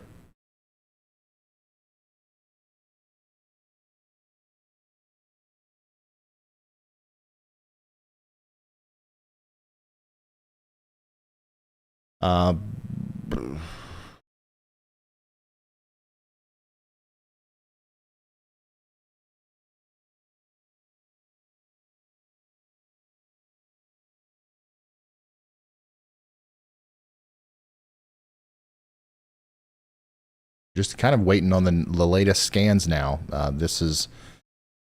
We've got the storm chasers there. We've got the radar focused in on it. Now all we can do is just wait and see what's going to happen next. And hopefully you guys are waiting with me in your safe spot if you're in the path.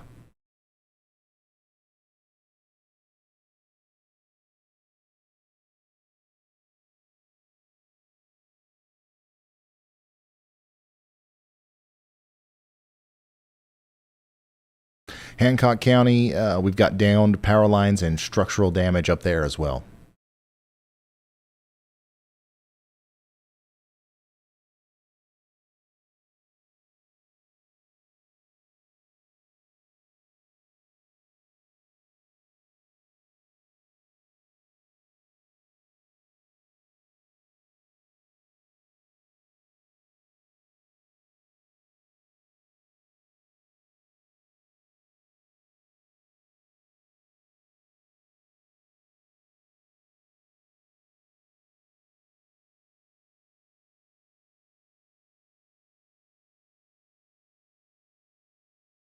There's an unbelievable amount of video and photo documentation of that tornado in Iowa. Unbelievable.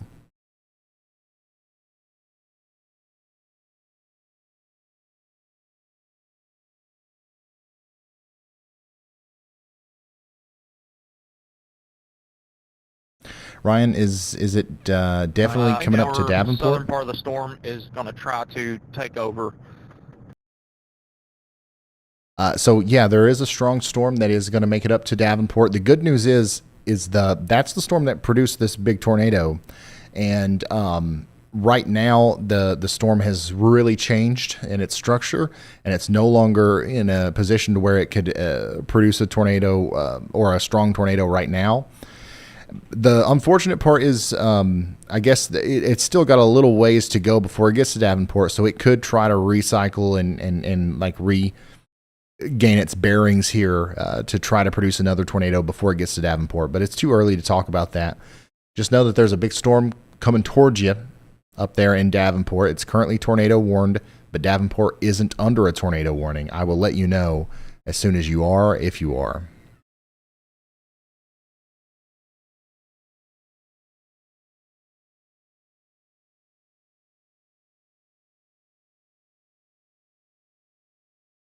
If you're just now tuning in, we're watching a tornado try to form just to the south and west of Burlington. Is Burlington a Illinois or Iowa? We're right on the border of Illinois and Iowa.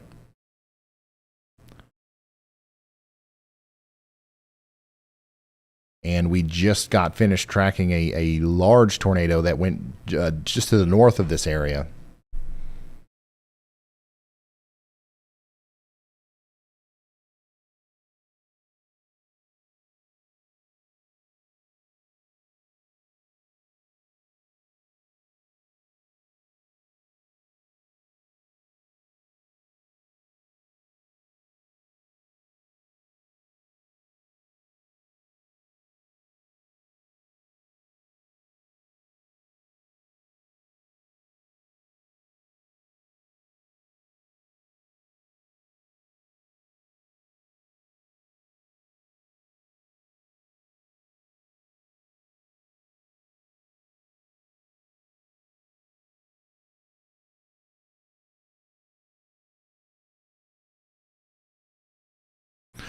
Looking at, I'm just continuing to look at some of the stuff that you guys are sending me and some of the stuff that's going on the news feed here.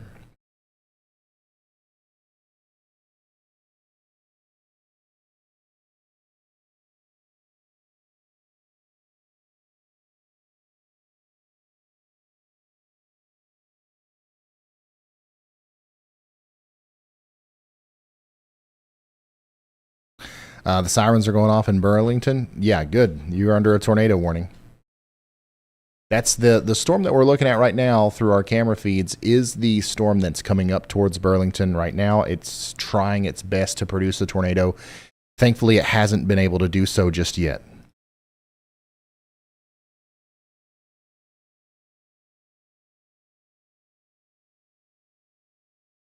Hey, Ryan. Clear slot starting to develop now on the south side of the storm. That's going to be heading towards, what is that town called there? Around here in just a second, give you a view. But there is a clear slot starting and really skittish lowerings yet again.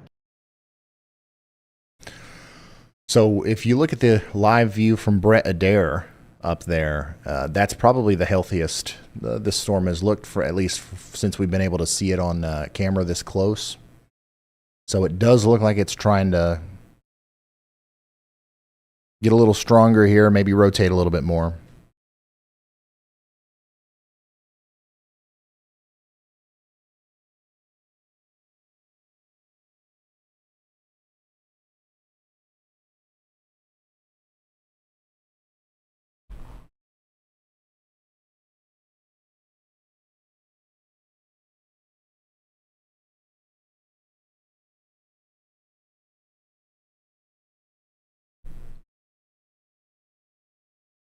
Brad's got a really interesting vantage point as well. You can see the rotation quite well there.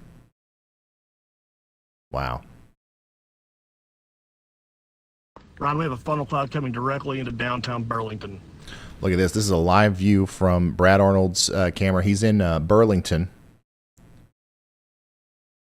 And man, you can just really see the rotation associated with the storm and the wall of rain and wind that's coming in as well.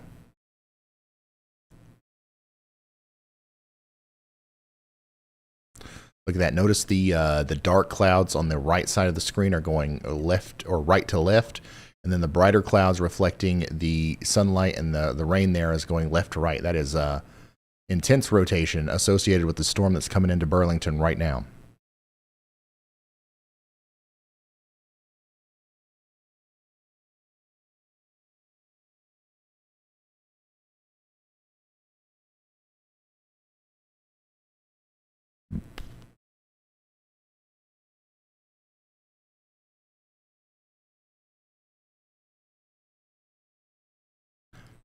And really interesting, Brett Adair is giving us a view of that same storm, but from the other side. So Brad Arnold is on the east side of that storm. Brett Adair is west of it. And this is what it looks like from that side.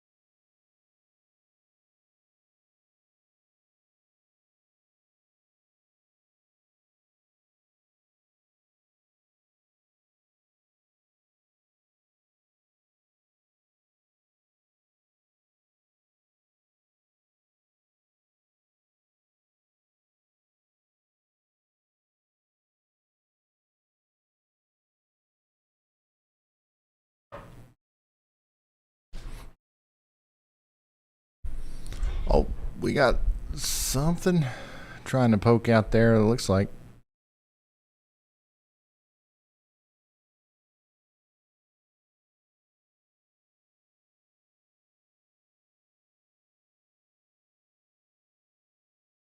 Once again, this is the storm that's approaching Burlington.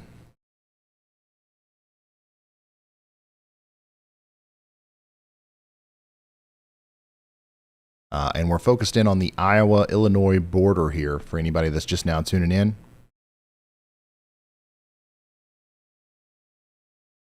Yeah, we currently have 3 tornado warnings. They're all in either Illinois or Iowa.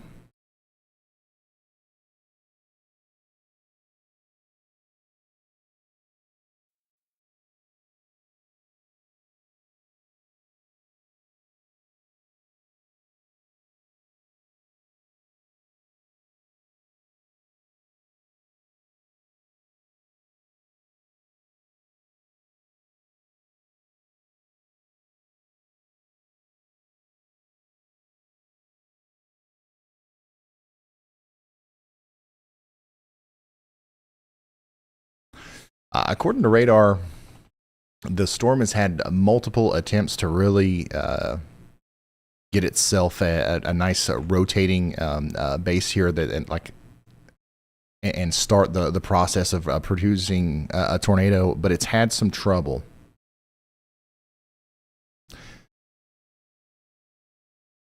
So we're hoping that continues, but we're watching it as it goes up by Burlington now. There's the first rotating part of the storm is going by Burlington at this moment. The second side of that is going to be coming up in just a little bit.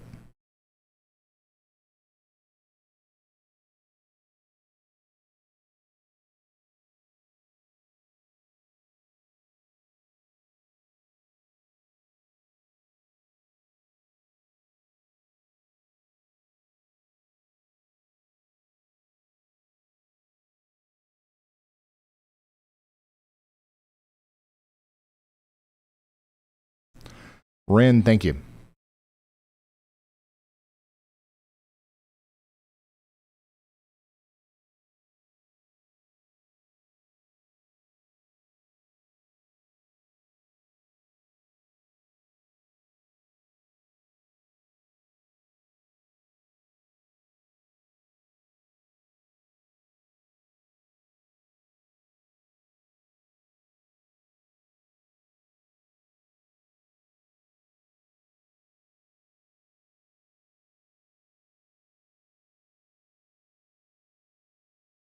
Hey, Ryan, it looks like we may have a new lowering now. It would be just to my west. I'm in Stronghurst.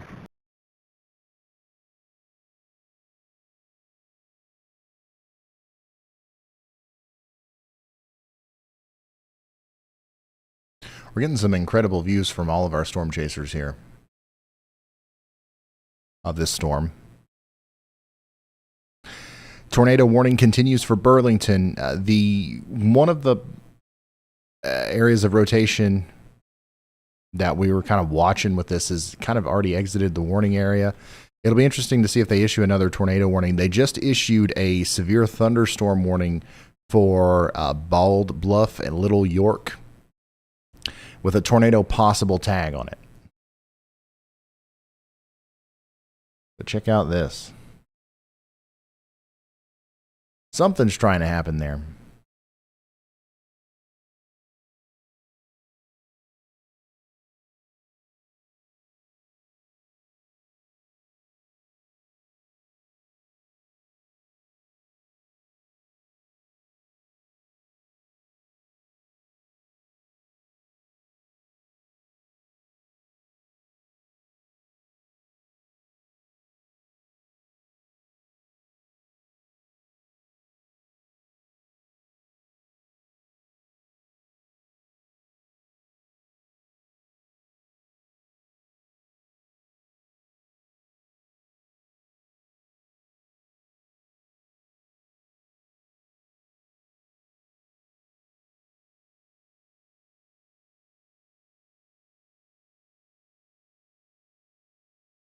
And by the way, we don't have a location on Brett's card there, but he's basically in the same area that Brad is, just a little bit farther to the west, near Beaverdale.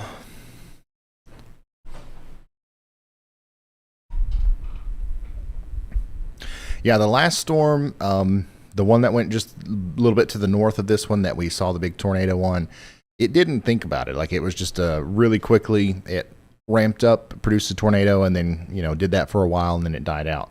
This one has been, you know, it's not been as decisive in what it's going to do.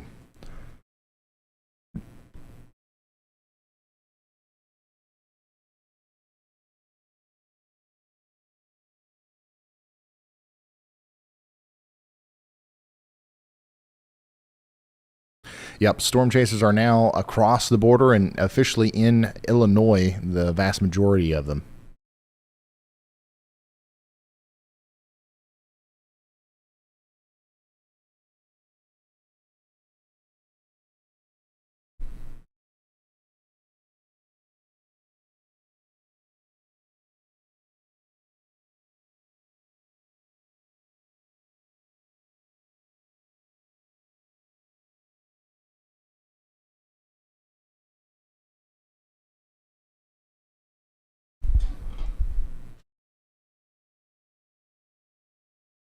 The tornado warning associated with our storm here in Burlington has been allowed to expire.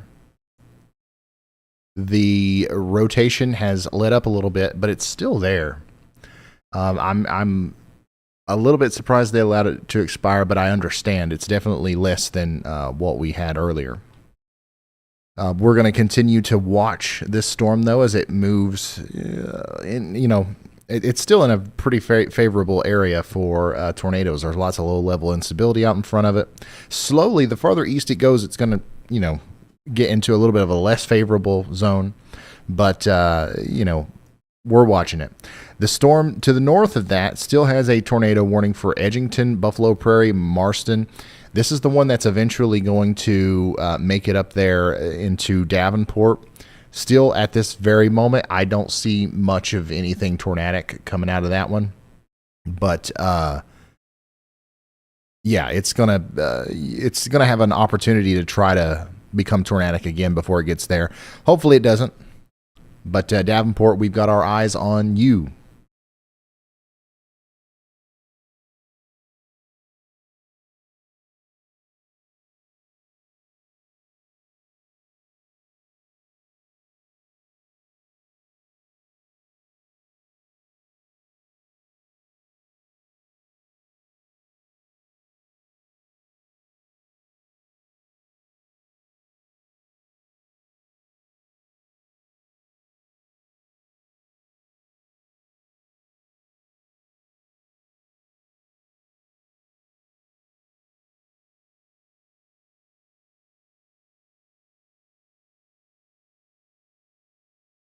Hey Ryan, are we trying to split on this storm? Or am I just crazy? Are we trying to split on this storm? That's what Chris Hall just asked me. I don't think we ever had a merger. I don't think there's a split to happen unless he's literally talking about this one coming apart. But these have all the entire time we've been watching this, these have been two separate storms. But yeah, we could, I could see a little bit of a peeling off here. I'm looking at one of the reasons why you see me looking over this area. I'm watching closely the tornado watch has been issued. meso analysis. This was these storms sparked up in a really tight, like hot spot of the lower level instability and vorticity. They're slowly moving out of that, but they're still in a pretty favorable environment. The storms that are forming farther south, though, are very much in the hot spots still. So we'll see if those get a little bit stronger. The storms that are currently right now in northeastern Missouri have the ability to spin and get really strong if they want to. So we've got to keep our eye on them.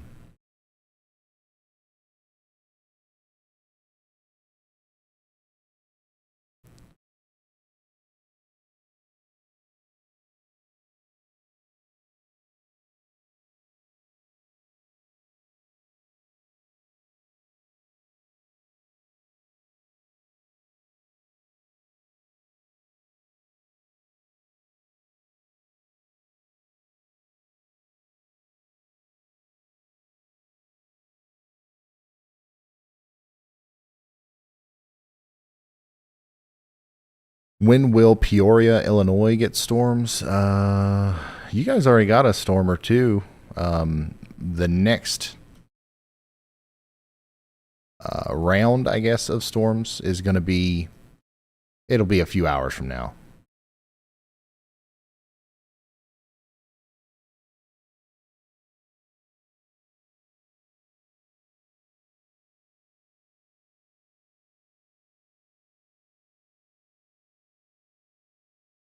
Continuing to watch our storm over here near Burlington. It's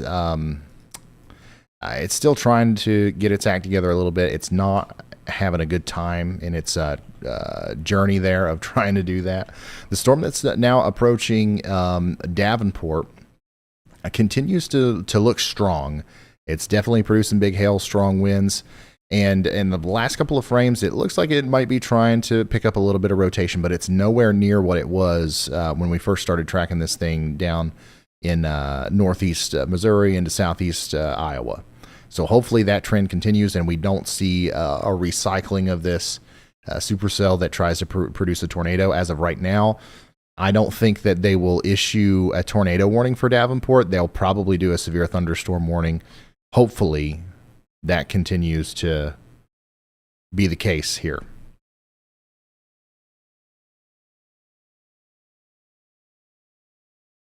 Hey, Brian, here's both of your lowerings right now on these storms. This is Chris Hall's point of view. He's got both of the lowerings visible to him.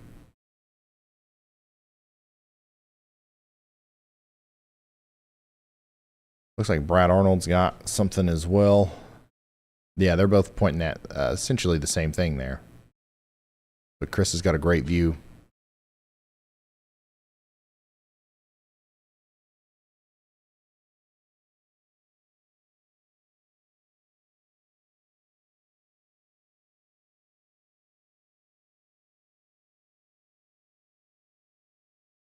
And so does Adam. This is a live look at a big storm going just to the north and east of Burlington. A new tornado watch has been issued. Tornado is trying to form with this storm as it goes off to the north and east.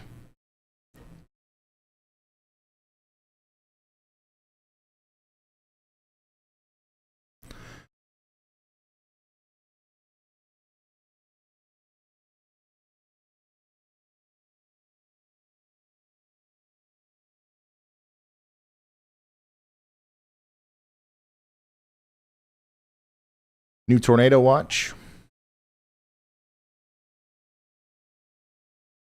A couple tornadoes possible. Hail up to ping pong size possible. 70-mile-per-hour winds possible. 1.5 million people in this seemingly kind of small tornado watch that goes out to 10 p.m. for Madison, Wisconsin. Rockford, Illinois, all the way down to Peru, Illinois.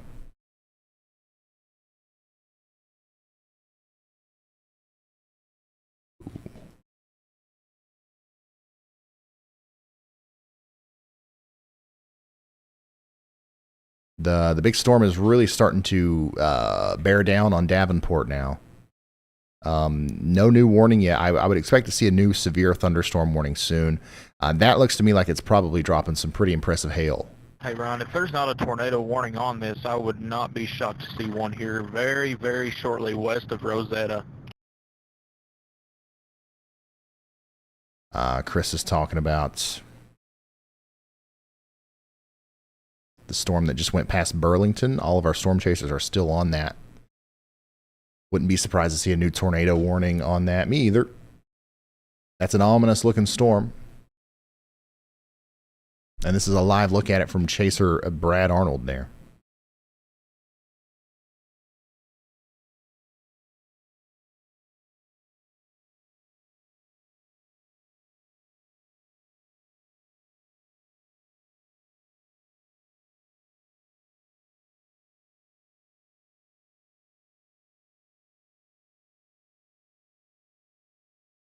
All right, they just put out the severe thunderstorm warning for Davenport. I know we got a lot of people watching in Davenport. You are under a severe thunderstorm warning now. 1 inch in diameter hail, that's about quarter sized, and 60-mile-per-hour winds are getting ready to come into town. And just from the look of that storm, that might be a little conservative.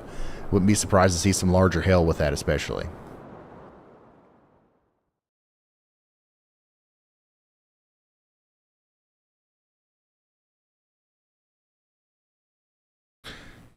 Taylor Bates, I'm going to do that right now.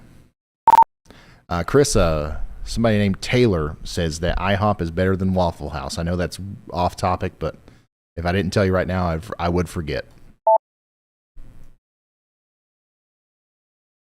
No, it ain't. And there might be a funnel forming just to my north, by the way.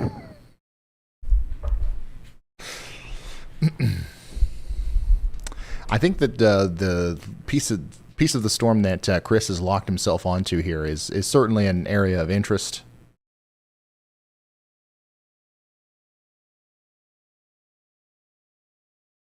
We now have no tornado warnings. That tornado warning up here for Edgington has been allowed to expire. We've just got the Davenport severe thunderstorm warning and the tornado possible severe thunderstorm warning for Bald Bluff and Keithsburg. All of our storm chasers are keeping a very close eye on that rotation there. Once again, these storms are in a favorable environment to produce tornadoes. We've seen one very big tornado already, and I don't think we're done yet.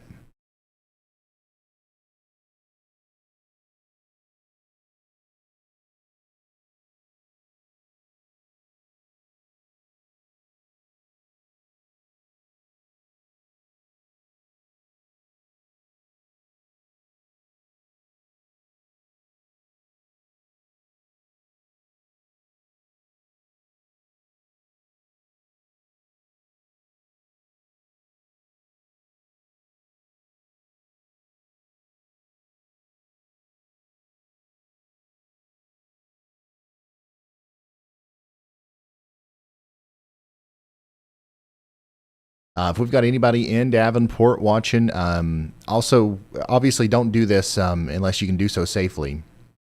But feel free to send in pictures and videos if there's hail or anything like that that's going on after the storm's passed over on X at Ryan Hall, y'all. It allows us to tell the story of what's going on a little bit better and tell people downstream what to expect. Also, if you know your local Weather Dudes Twitter handle or the local National Weather Service, you should tag them as well.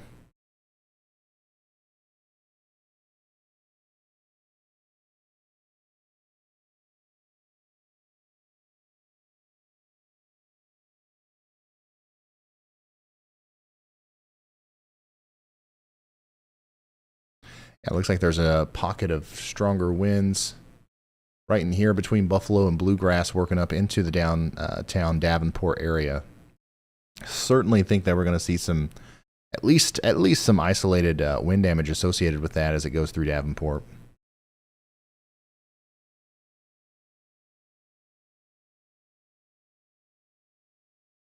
Storm down to the south that all of our storm chasers have kind of flocked to is still struggling to maintain its rotation, but it's still trying. It's still supercell. It's still rotating. It's just not getting as mature as quickly as some of those other ones did.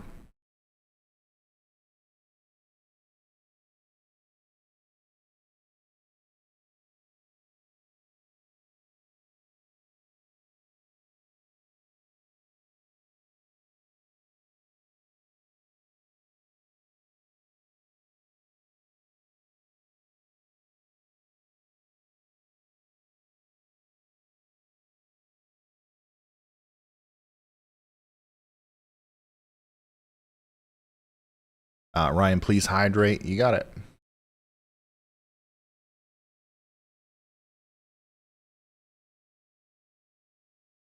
Thanks for the reminder.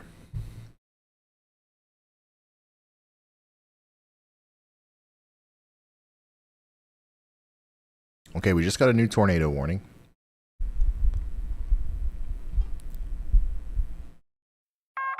A new tornado warning has been issued. Scott County, Iowa.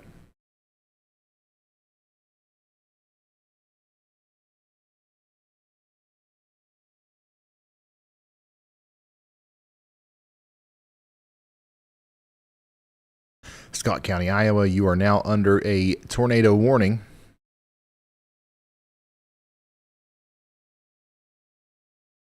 Until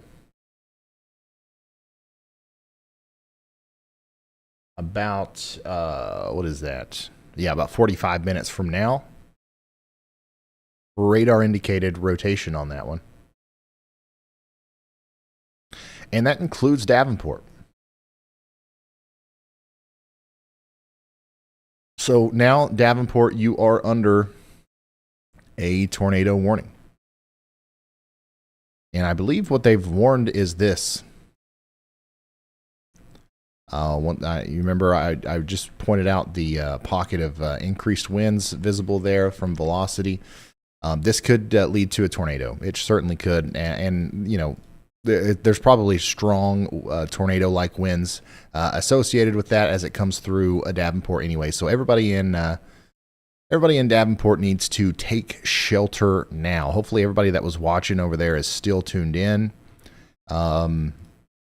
Unfortunately, I was hoping that we would get away with not having to deal with a tornado warning over there, but it doesn't look like we're going to get that lucky. So it's time to take shelter.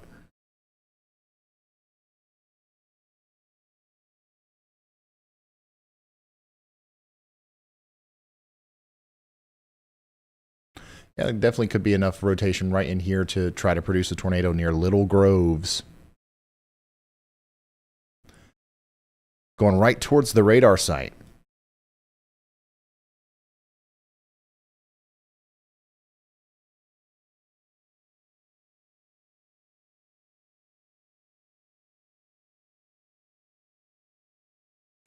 So if you're just now tuning in, we've got ourselves a tornado warning for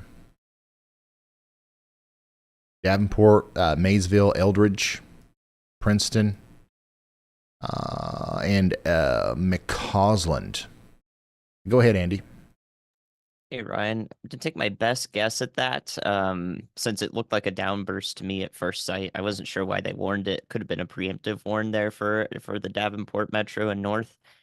But if you look up quite a few tilts, there is quite a persistent but broad mesocyclone in it. So I'm assuming that the National Weather Service has gone ahead and warned this ahead of time before it even looks remotely tornadic, because since it is rotating aloft multiple miles above your head and pretty consistently as you go up with height, they could be extrapolating that it could easily spin something up at the surface that could connect to that and intensify rapidly, since we do see a big area of pretty quick winds there at the surface. That's probably doing the wind damage we talked about. All right. Thank you, Andy. If we, like he said, if we go up in tilts and we look higher in the sky here, we can see that velocity couplet there. Down towards the surface, it looks more like some, regular winds, but this is still going to be a storm that you're going to want to shelter for in Davenport, Eldridge, and Long Grove.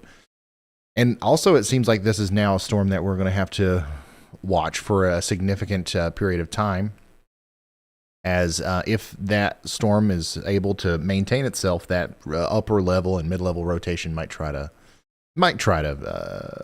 transfer down to the surface at some point. A little bit of it's really hard to tell what's going on with our more southern storm. The storm chasers are following it. They're going to let us know if they see anything, but the storm looks quite healthy on reflectivity. The velocity, though, is still a little all over the place. Not noticing anything very consistent at all with that one.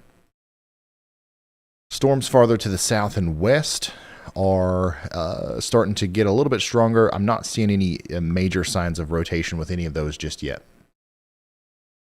So we're definitely mostly focused on the Davenport storm and the storm just south of that right now.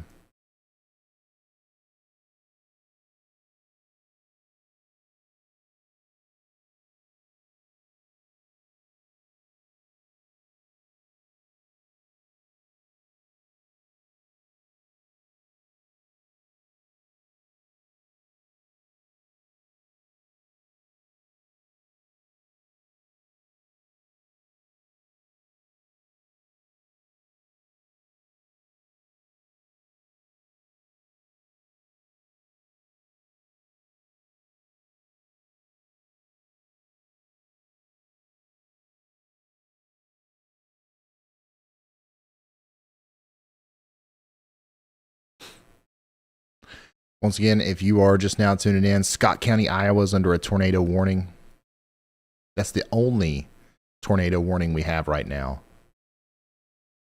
And we have a couple of other severe thunderstorm warnings, and they're all right here in this same area. We've got 2 storms, basically, that we're watching. As far as the storms that are currently causing problems.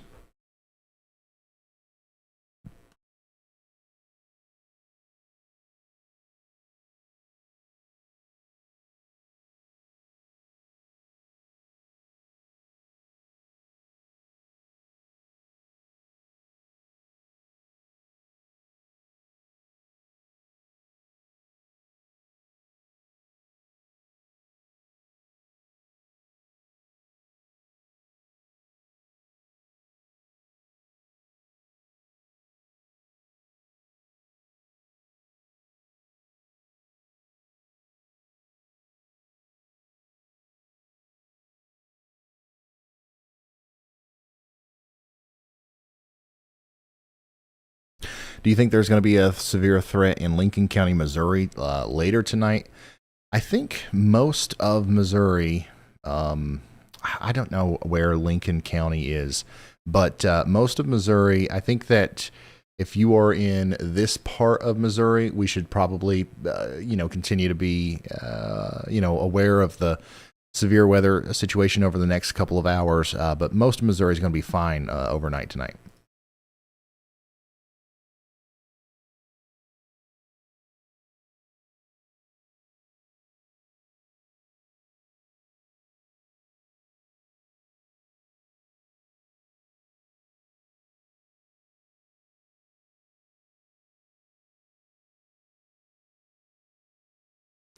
Is anything going to happen in the Chicago suburbs? So these storms will make it over there. By the time they get there, I don't think they're going to be as potent, maybe, as they are right now. But I don't know what you mean by something happening. But you'll certainly get some storms. You are under a slight risk of severe weather tonight from the Storm Prediction Center.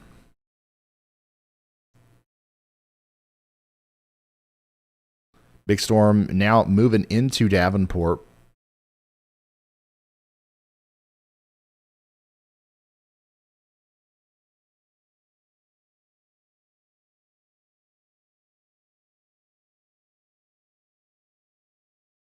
Elizabeth, thank you so much for that. Ian Martin, thanks for becoming a member. Doug Dirt Turner. We all saw that, Ryan. We're watching the Davenport storm and the one south of that. All right, tell me how to say it. I've been avoiding it. Aqualca, Illinois. Oquoka.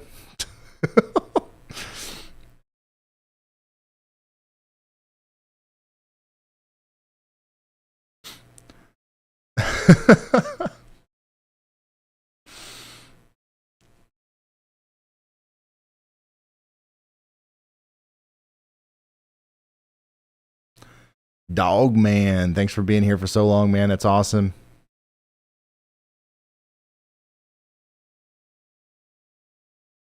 Oquaka. Gotcha.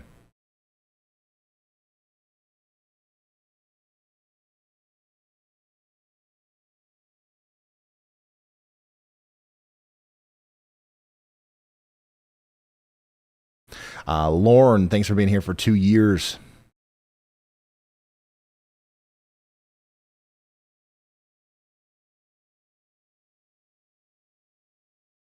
Oquaka, gotcha.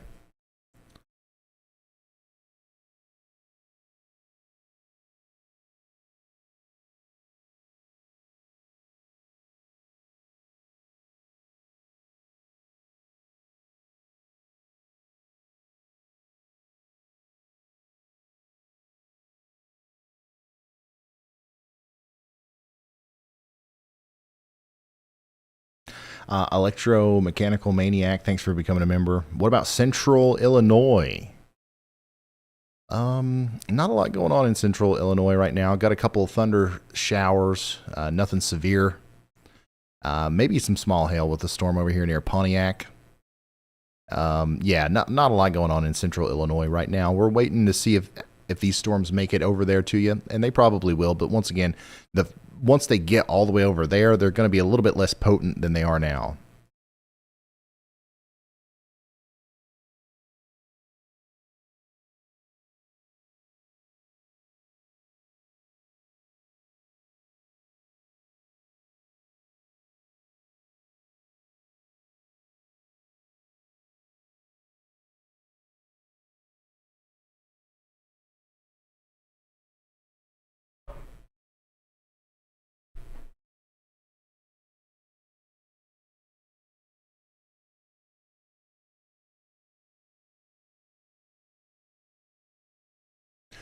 Wow, Brett Adair has an unbelievable look at the the front end of the storm. That's kind of got a little bit of a bowing segment now, moving north of Oquawka, towards Little York. That is an ominous looking storm for sure.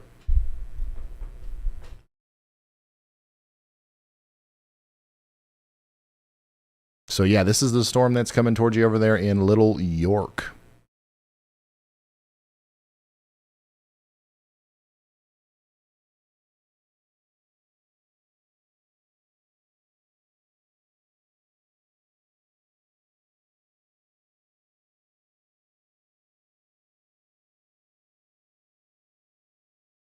Brad Arnold's got that same thing.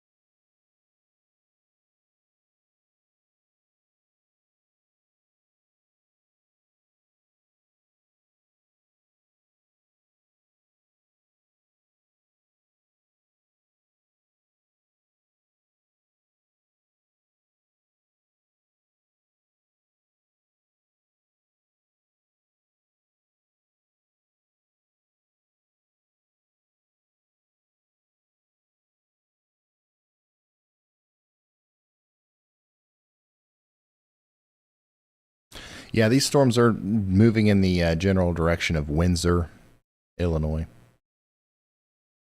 They'll be there before too long.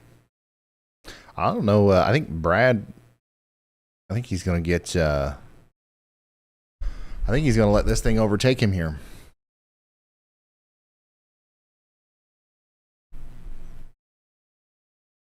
Oh, never mind.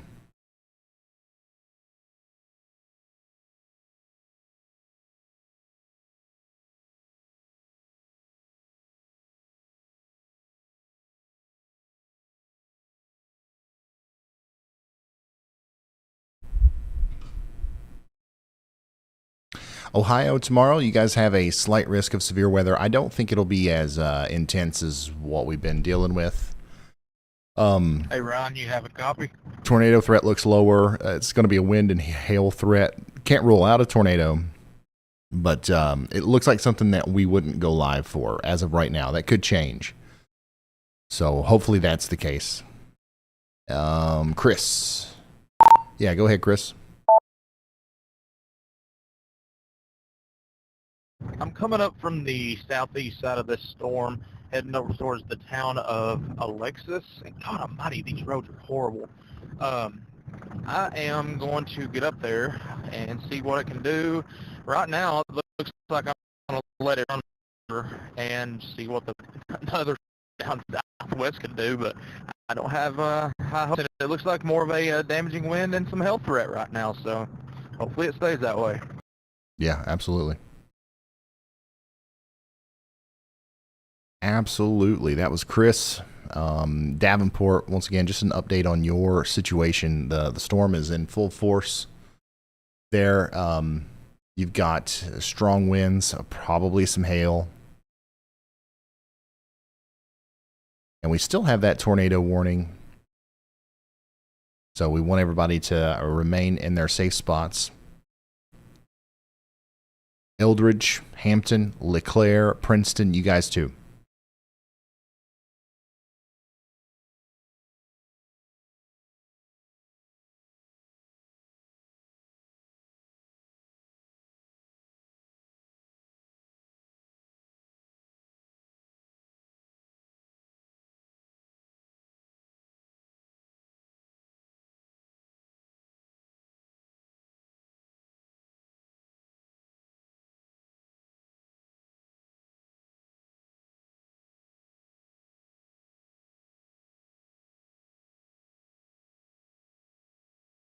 Yeah, we're watching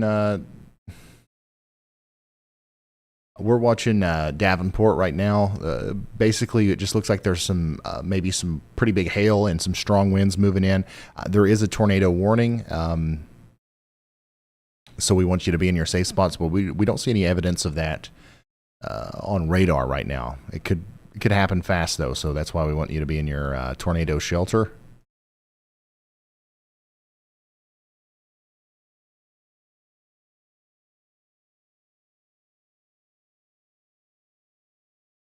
Looks like Fort Madison is getting in on another storm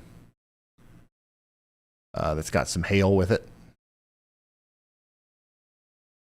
You can see that moving in with this part of the line down here. Lots of reports of about an inch in diameter hail with this particular line of storms.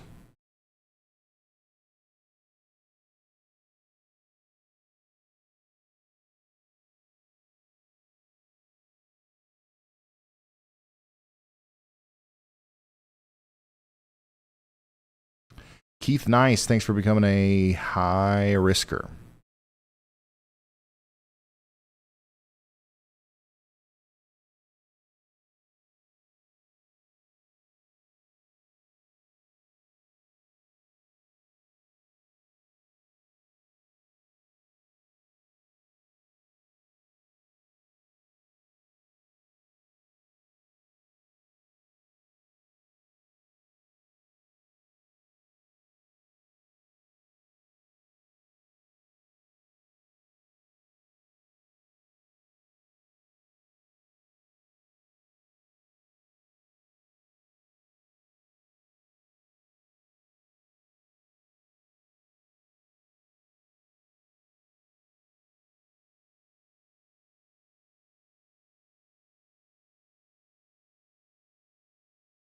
Chris says, thanks, Ryan, to you and the Storm Chasers for all that you do. Would love to get a nationwide forecast occasionally. Yeah, well, we do those all the time. Make sure if you're not subscribed yet, make sure you subscribe to the Ryan Hall Y'all Extra channel. We do real quick rundowns on the national forecast multiple days a week, and depending on how active things are. But yeah, even during this stream, we can probably try something like that here if things start to calm down a little bit.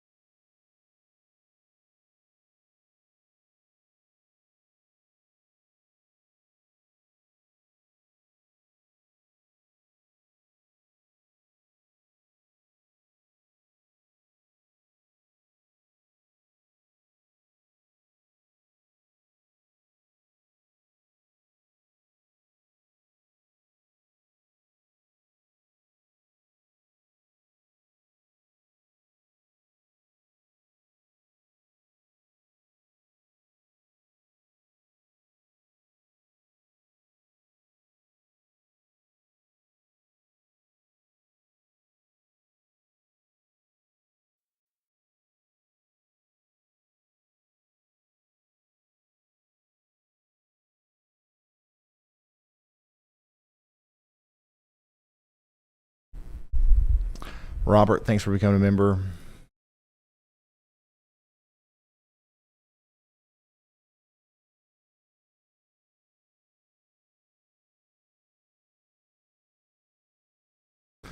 Corey says, love what you're doing. Going to watch every Illinois storm from now on. I appreciate that. We'll be here for them.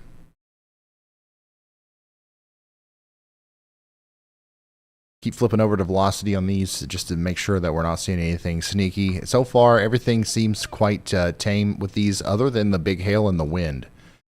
You guys are feeling that right now in downtown Davenport, more than likely. You're about to feel the wind in Matherville, Viola, Windsor, and Alpha. You guys just got put under a new severe thunderstorm warning.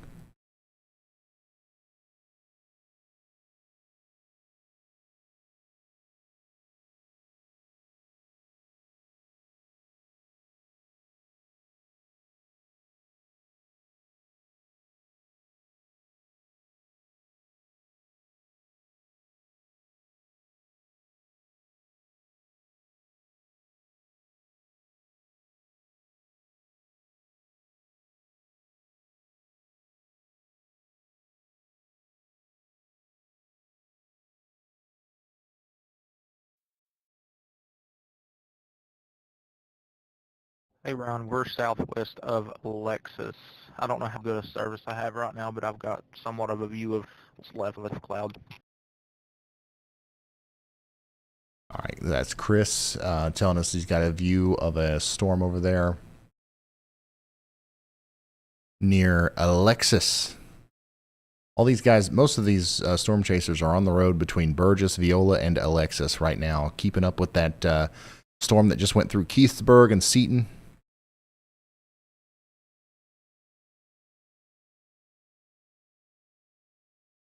Brett Adair's is doing a good job once again of keeping ahead of this thing and giving us a view of it. So same thing with Brad Arnold. He's got an incredible view of it there.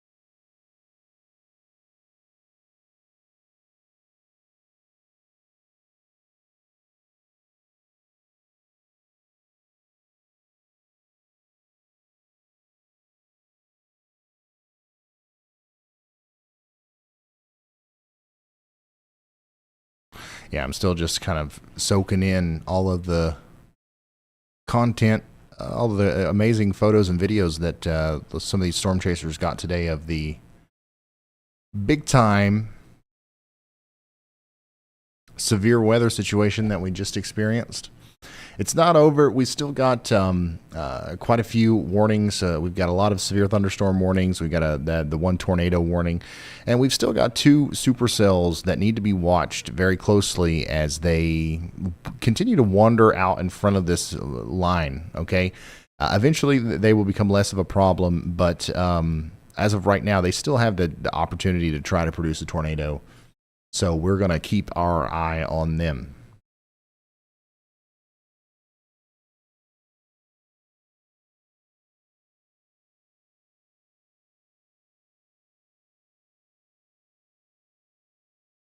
Ryan, are you usually live when there's severe weather? Not for every single thunderstorm that happens, no. If there's a significant tornado threat, we go live. If there is a hurricane making landfall, we will go live. If there is a blizzard or a major ice storm or something like that, we will go live.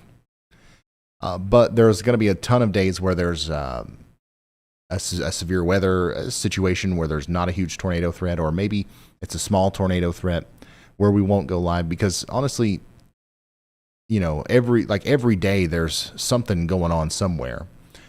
And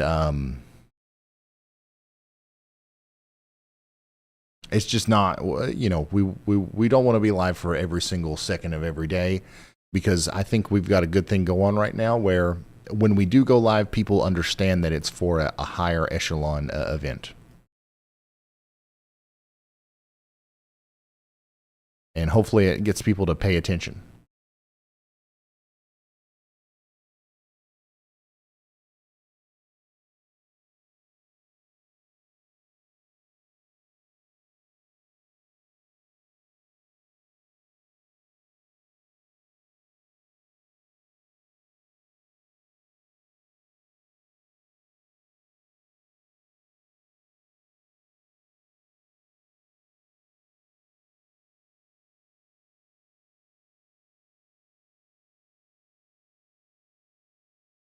Yeah, this is a live look at Brad Arnold's feed here as he goes up the road towards Viola, Illinois, and continues to give us a really good look at the ominous kind of bowed out section of this storm here. Strong winds right behind that veil of clouds. Looks like there's some traffic. If Brad doesn't turn around, he's going to get hit by that very soon. Hey, look how fast it's moving. Wow.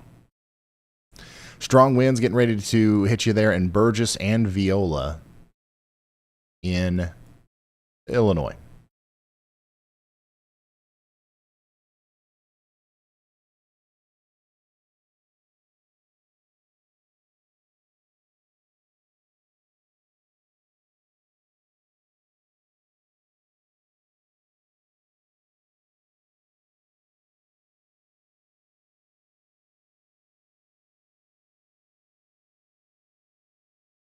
Viola?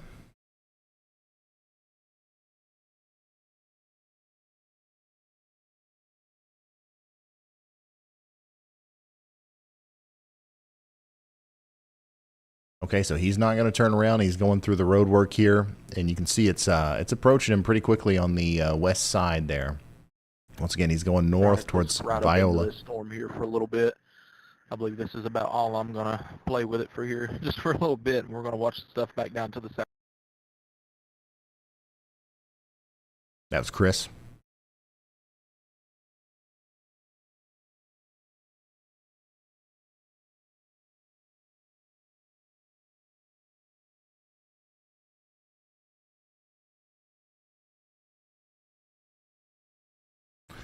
City View Guy says, I'm a recent transplant to the Midwest, and you've become a go-to for accurate and real-time storm info. Your overall weather outlooks are also spot on. Thank you, City View Guy. I'm glad I could assist. Thank you so much for that. Kirksville, Illinois tonight.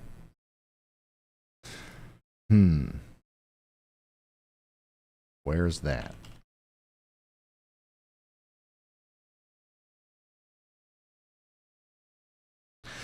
So you are under a severe thunderstorm watch. There's some slightly stronger storms to your west out there near Monroe City and Hannibal. Those are going to come over within the next couple of hours and potentially cause some problems with some hail and some wind. The tornado threat doesn't seem to be that big of a deal down there, but it's not something that you can completely rule out. It's nothing new. Like, you've definitely went through this before. Just have some way of getting warnings down there.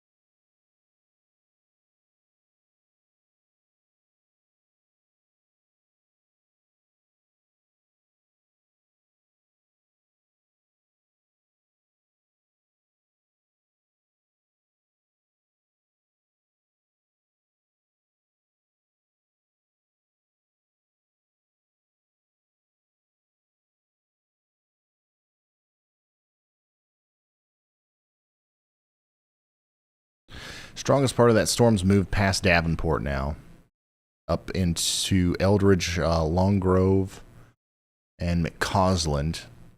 And I'm not seeing much more of an indication that this is rotating significantly. I don't think they're going to continue that tornado warning. In fact, it was just allowed to expire. So now we're back to having no tornado warnings. We do have a severe thunderstorm warning that goes all the way out to Clinton, though.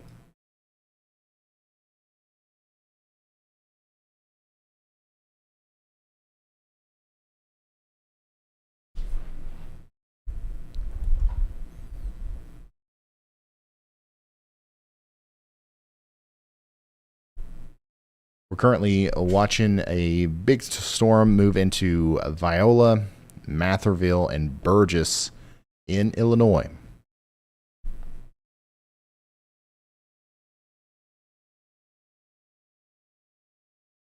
Here's a picture from Chris Hall of that storm.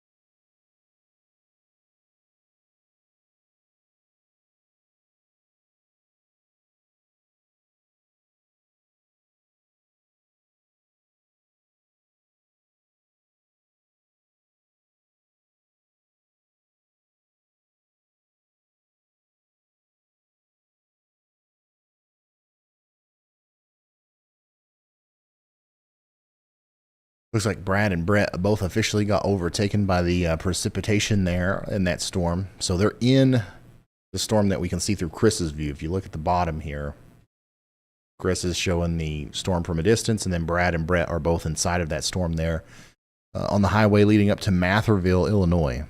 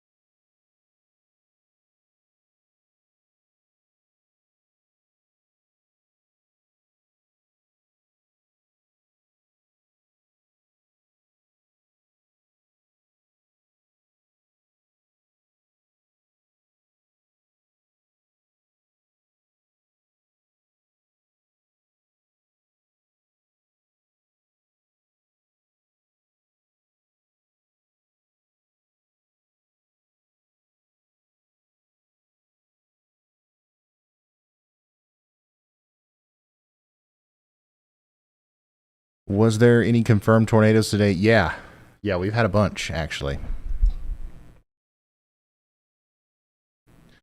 Ashley says, do you keep timestamps on when a tornado was spotted or seen? I don't think we usually the way that works is after the stream, some dedicated awesome person will put that in the comments. But we should probably start keeping up with that ourselves and putting it in the description of these videos because we archive everything.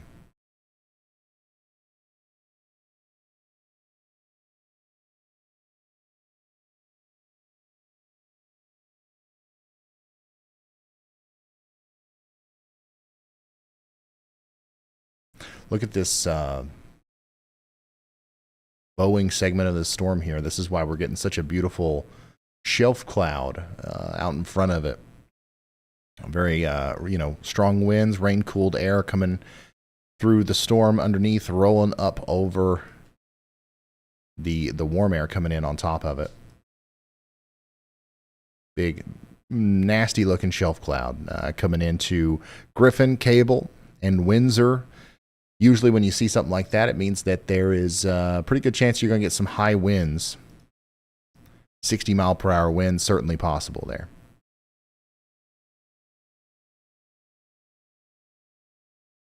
We currently don't have any. We currently don't have any tornado warnings. We just have a couple of severe thunderstorm warnings at the moment.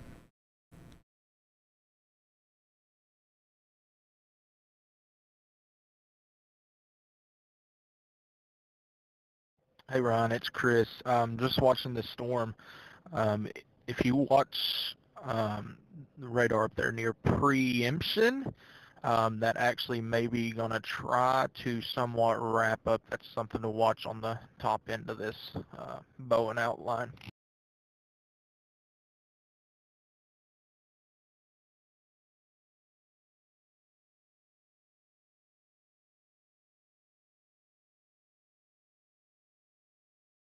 That was Chris. He's given us a view of the storm from the distance there, and also analyzing it himself. Main concern with this is definitely going to be the strong winds right now. Cable, Griffin, Swedona, get ready. Strong winds.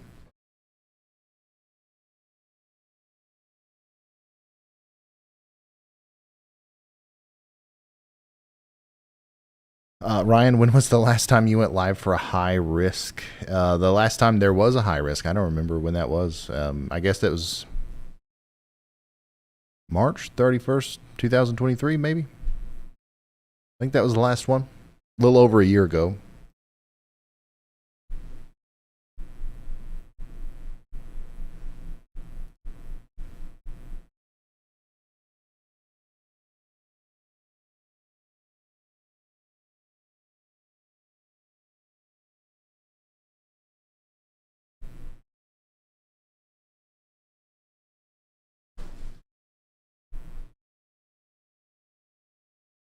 Some people are asking about Madison, Wisconsin. There is a severe thunderstorm warning up there.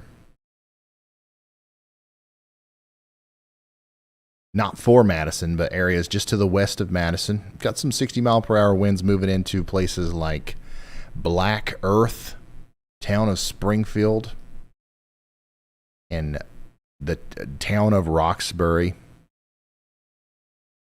That's crazy. There's so many towns that have the word town in the name. Town of Berry, town of Springfield, town of Roxbury, town of Prairie Deuce, whatever that is.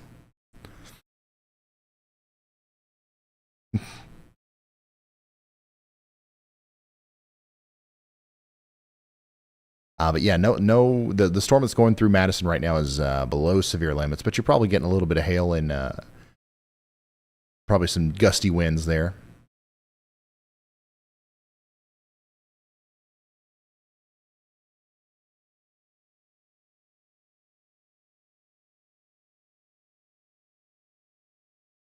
Yeah, we got the town of Townsville as well.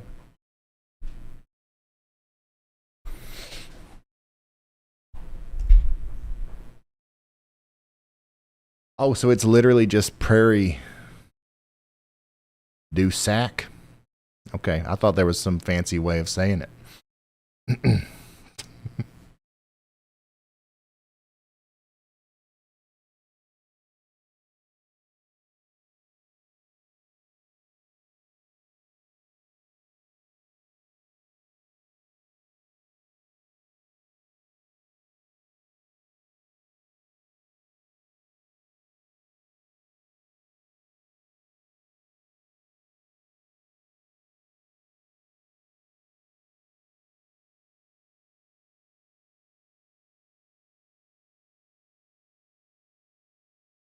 We have been live now for 6 hours and 40 minutes.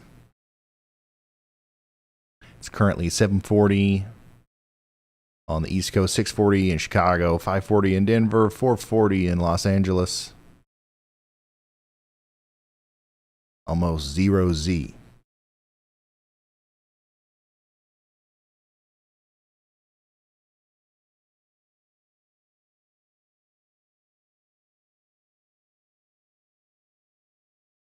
And our storms here, our two leading supercells that we've been tracking for so long and that have caused so many problems, look to be weakening somewhat.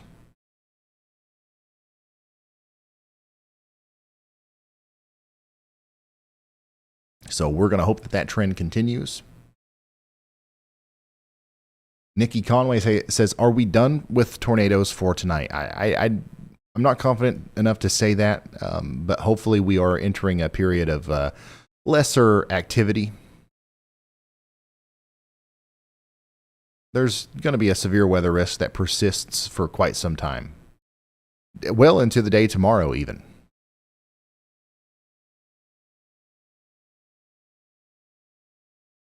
But it'll move east. I'll show you guys the, whatchamacallit there. Radar, simulated radar. Midnight tonight. This is what we're going to be looking at. A broken line of storms from Chicago down through West Kentucky into Arkansas. At this point, the biggest threat is certainly going to be just wind and hail on that backside. Or I'm sorry, on the storms there. If there are a couple of additional storms that form behind these tonight, and there's a new tornado watch even that might be getting issued up here, or there's a mesoscale discussion back here towards Mason City and Marshalltown and Waterloo for the idea that there might be some new storms that try to form there. If that happens, those will carry their own little tornado risk, maybe all the way through 1 or 2 a.m. But for the most part, this is just going to be a hail and wind and rain threat down through the Tennessee and Ohio river valleys. Then I think tomorrow there's going to be a little bit of a respark of, energy and like storms up here in Michigan and Ohio. Very fast moving hailers, maybe a tornado or two. And then I think that storm's going to be completely out of our hair by Thursday. So tomorrow, just a brief, quick hitting severe weather system, maybe some damaging wind associated with that all the way over into Pennsylvania. But it's kind of like kept up in this corridor where the HRRR at least is painting the greatest threat right now. So we've just really got to keep our eye on this. If we see more storms forming back there later, that could be a sign of an increased tornado threat. But these storms right now that we're looking at here are our main focus. This is the main event right here. So once this gets past you, theoretically, hopefully the worst of it's going to be over for you.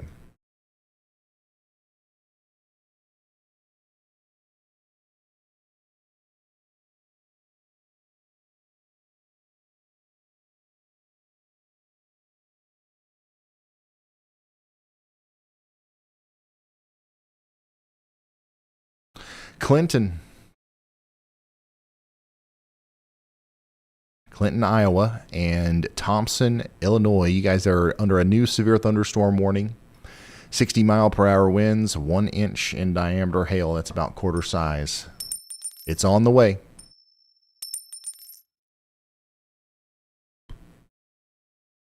Tornado possible tag on that, by the way. Still rotating a little bit, but nothing like what we were seeing earlier, thank goodness.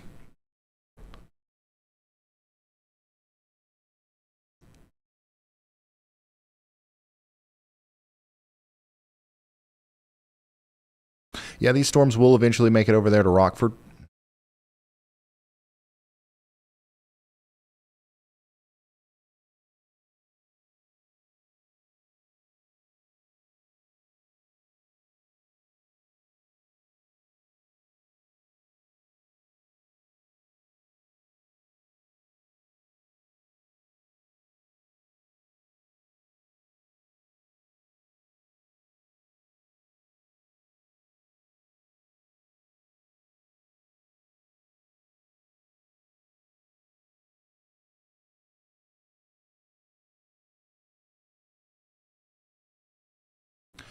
Ben's Train says, Ryan, if there was a tornado super outbreak like what happened in 2011, how would you be able to cover so many tornadic storms, blanket across multiple states at once like in 2011? Well, that would be hard. That was hard for the people that had to do that then, and obviously it would be hard for us, but Andy would be a big help, and we would just try our best to manage it. We had obviously it wasn't as intense, but we've had similar situations where we've had literally 20 tornado warnings at once across 5 or 6 different states, and tornadoes being down over 1,000 miles away from each other in similar named towns and counties in different states, and I feel like we've handled it decently well.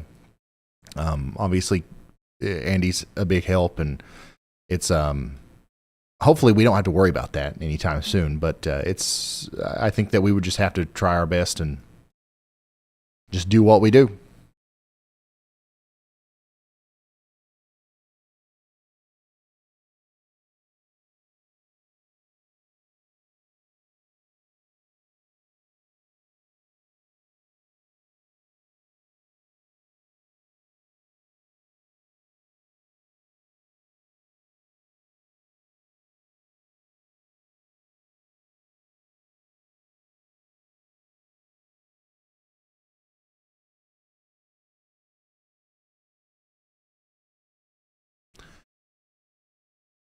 We started streaming about 7 hours ago, and there was probably like a 2-hour window where we were just waiting for storms to do their thing. Then we had a little outbreak of tiny tornadoes in west central Iowa, over there towards a little bit of Nebraska. I had some really photogenic looking tornadoes earlier. I've got some of those photos shared on Twitter. And then about a couple hours ago, things really started kicking up with our main cells, our main event here in southeast Iowa, northeast Missouri, and western Illinois. We had at least one significant tornado, it seems like, and then a couple other, maybe some smaller ones, and other attempts at tornadoes that didn't go through, thankfully. Now we're watching the remnants of those cells that produced the tornadoes and the attempted tornadoes move around Davenport, closer to Clinton and Geneso. Eventually, these are going to move all the way up towards Rochelle and Rockford. But right now, they're much weaker than they were not too long ago. But they are still rotating to an extent, and they are still dropping hail and damaging winds. So we're keeping up with them. We're tracking them all the way through for the next little bit.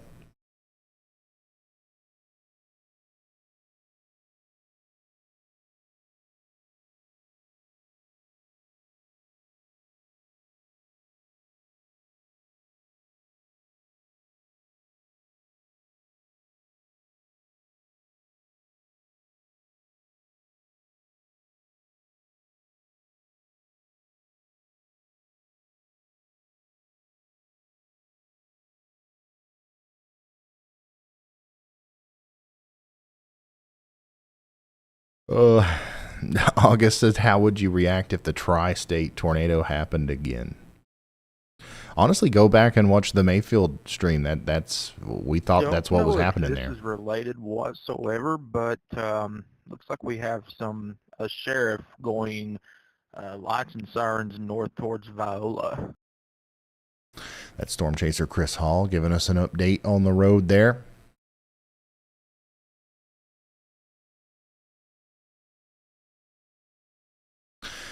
Looks like this line of storms back here that's just now crossing over from Iowa into Illinois is pretty strong. I'm surprised we don't have a couple severe thunderstorm warnings associated with that. I'm sure we've got some winds, some hail.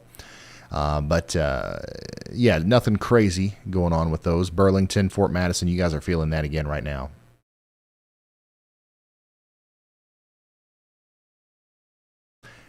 Geneseo. Gotcha. I'll forget that in 5 minutes.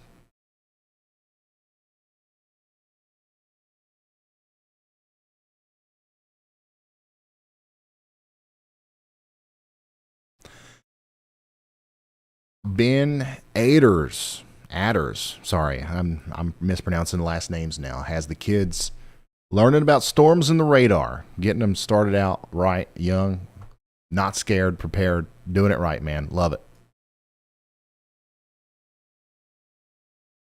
Thanks for sharing that.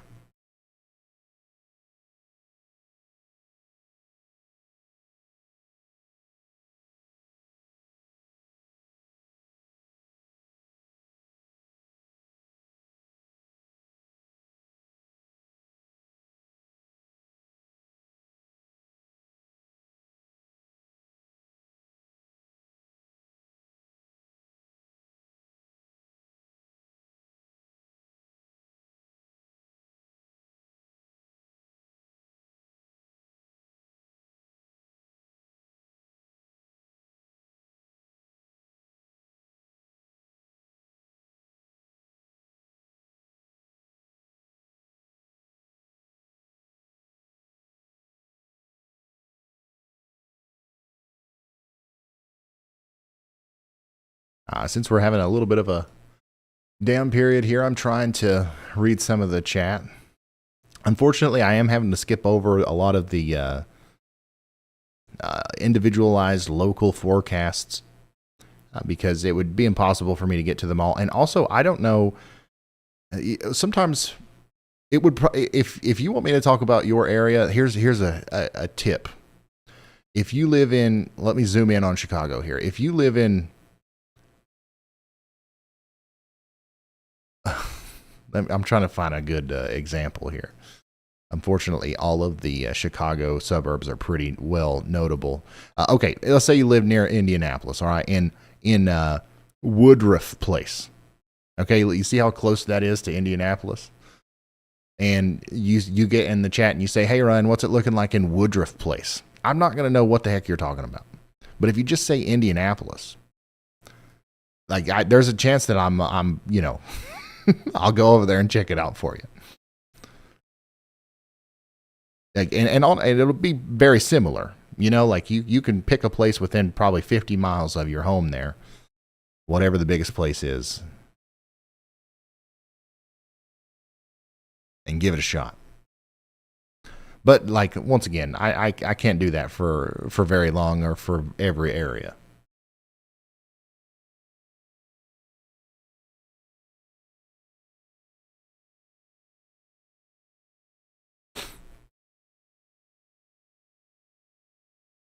Do you usually have a 10-minute delay? No, it shouldn't be any more than like a minute at max.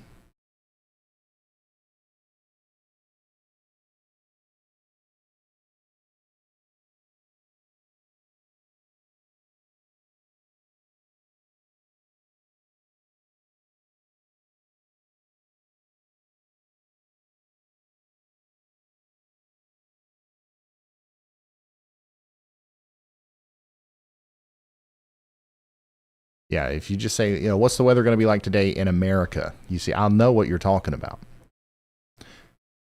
Maybe specify North America or the United States. You know, that'll help.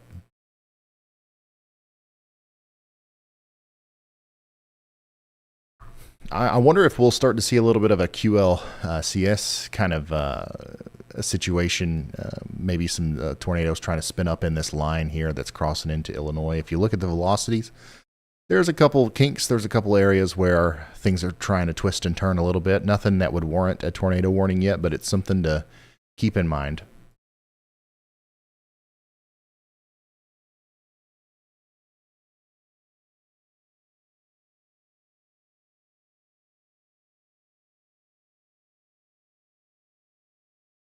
Zach says, Brad Arnold is down the road from my house. It's not good.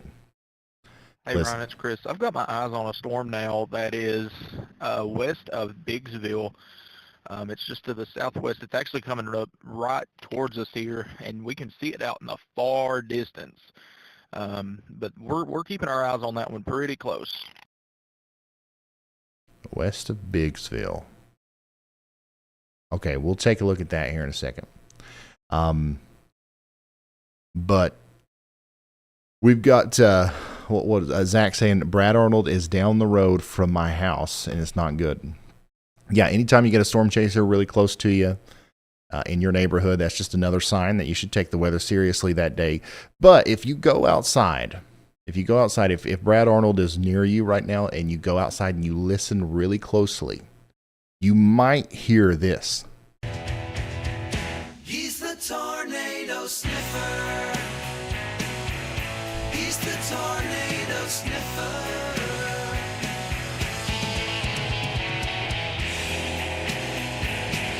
Brad Arnold's here to sniff the storm.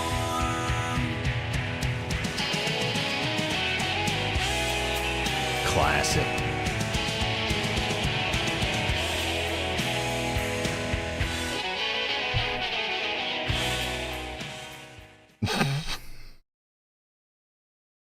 You got to listen very closely, though, beyond the thunder and the rain and all that.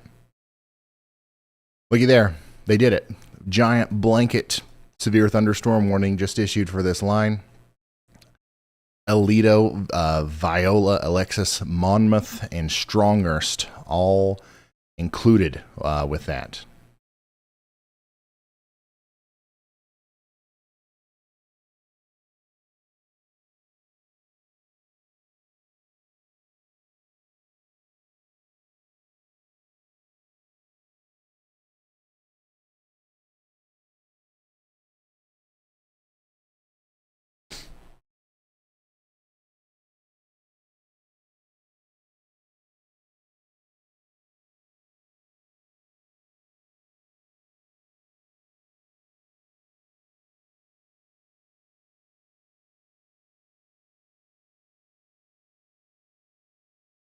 Yeah, Brad Arnold is currently just south of Davenport on Interstate 280. He just took a exit, obviously went to a gas station, but it looks like he's going to stay on 80 East and try to stay ahead of these storms.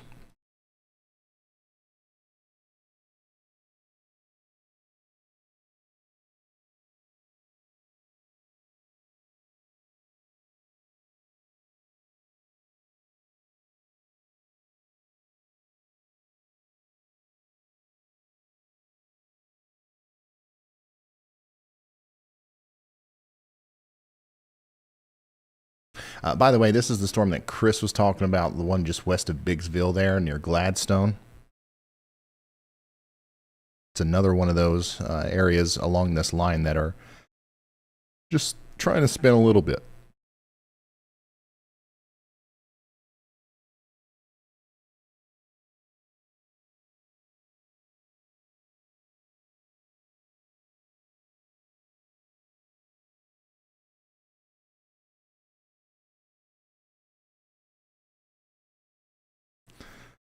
Let's be clear. Has an interesting super chat here. Would you want to do an interview about skepticism and critical thinking?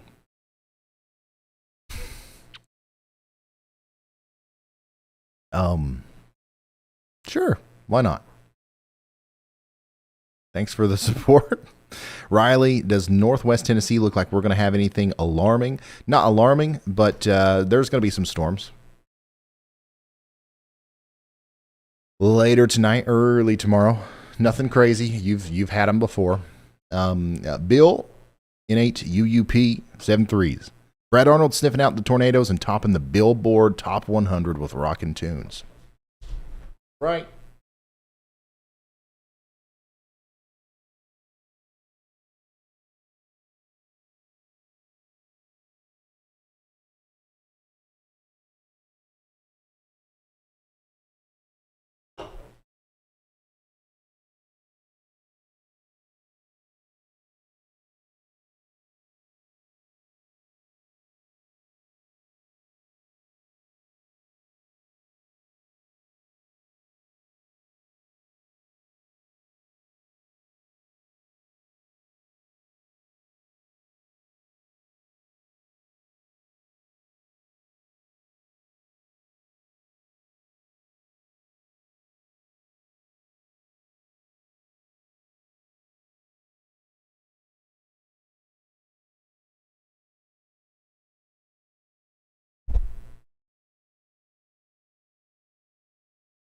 Elizabeth, thank you for that.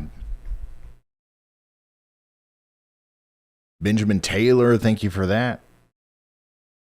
I'll make sure that gets to good old meteorologist Andy Hill there. We all love him. He's a calm voice of action and reason when things get heated. And Ryan needs a taquito break?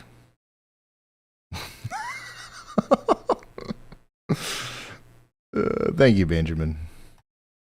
And huge shout out to Andy, as always.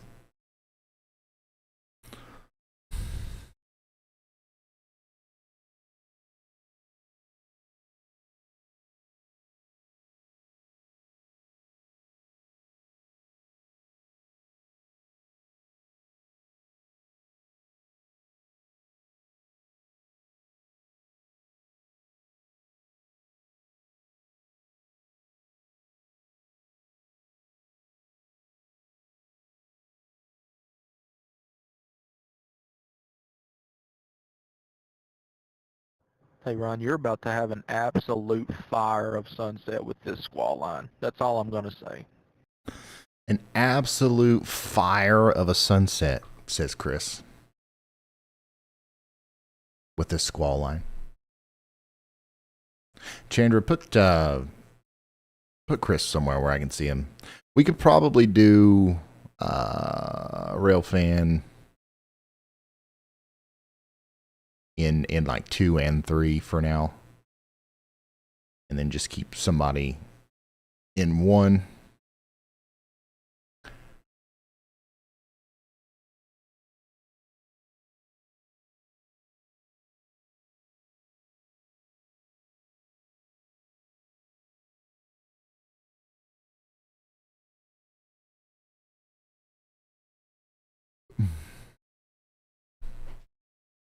Yeah, I don't think that there is an Andy song. Like I'll have to look in the archives.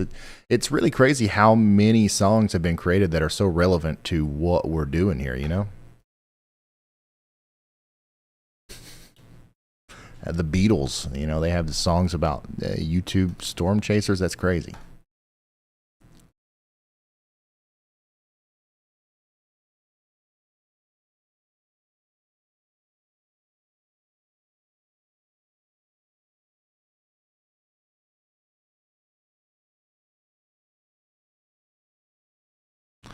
Okay, let's be clear. Is clearing the air a little bit on her thing about the interview. It says, I asked because I've seen your frustrations about conspiracy theories on social media, and I'd be down to discuss the subject. Yeah, yeah, sure. I'll talk about that. Sounds like fun.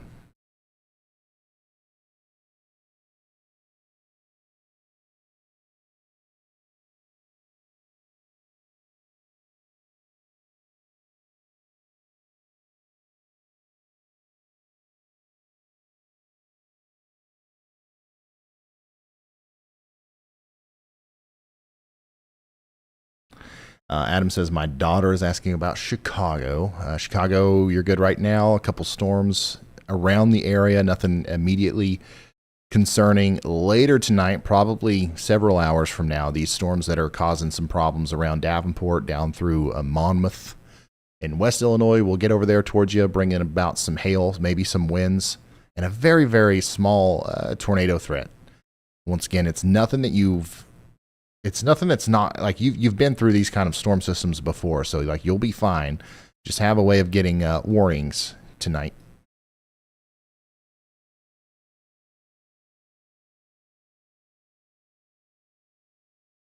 And of course, I got to do it at least once per stream because it's been our most effective way of letting you guys know, and like you guys are. I mean, you guys are seemingly enjoying it, and it's working for you. Whenever I say have a way of getting warnings tonight, obviously your phone is a great way to do that, but this is mostly what I'm talking about. No weather radio. Plug it in, put batteries in it, turn it on, boom. It's like having a smoke detector in your home, but instead of smoke that it's detecting severe weather. Local weather alerts, flash floods, severe thunderstorm, tornado. It comes through, lets you know what's going on, and it will wake you up at night. If you're asleep, it'll wake you up. It's loud, all right? Are you hearing impaired? No problem. Get a flashing strobe light to attach to it. Is that still not enough? No problem. Put a pillow shaker under your bed and plug that into it. It's all here. This is your first line of defense against tornadoes, literally. And it's still to this day the best thing that you could have to sleep soundly whenever there are tornado threats overnight. And, of course, just at any time. It's nice to have these. So, NOAA Weather Radio, you can get them at Walmart, Target, a bunch of different places. But you can also get them from me. ShopRyanHall.com. There's a link in the description. Would really appreciate it. We ship them out of Eastern Kentucky. You're helping rural Eastern Kentuckians keep jobs. And our website, Kinsey, is telling me to also tell you that the Tempest weather stations are 10% off right now, which is actually that's pretty crazy. I don't know how long that'll last. Wow, that's big. So yeah, that's ShopRyanHall.com if you want to support. You don't have to, but it helps us out a ton. And having one of these in your house would help you out a ton. I don't think you would regret the peace of mind that comes along with that.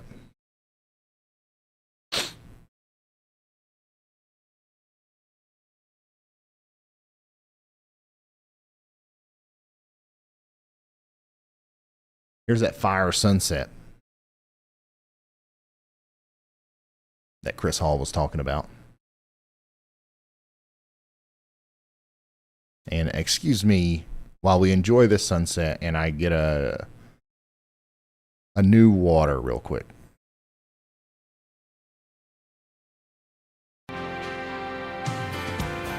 Storm chaser Chris Hall.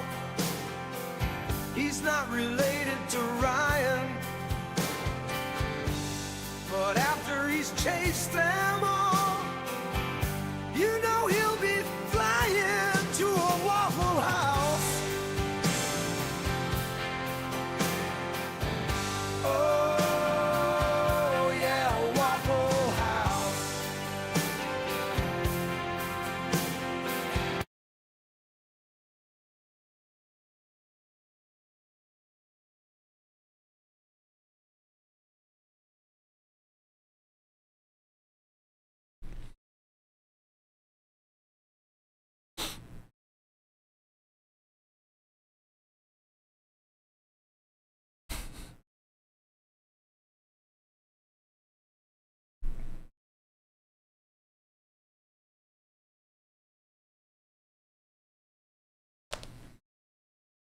That is a beautiful sunset there. We're in Mercer County, Illinois, looking kind of past the storms that are going near the Burlington area right now.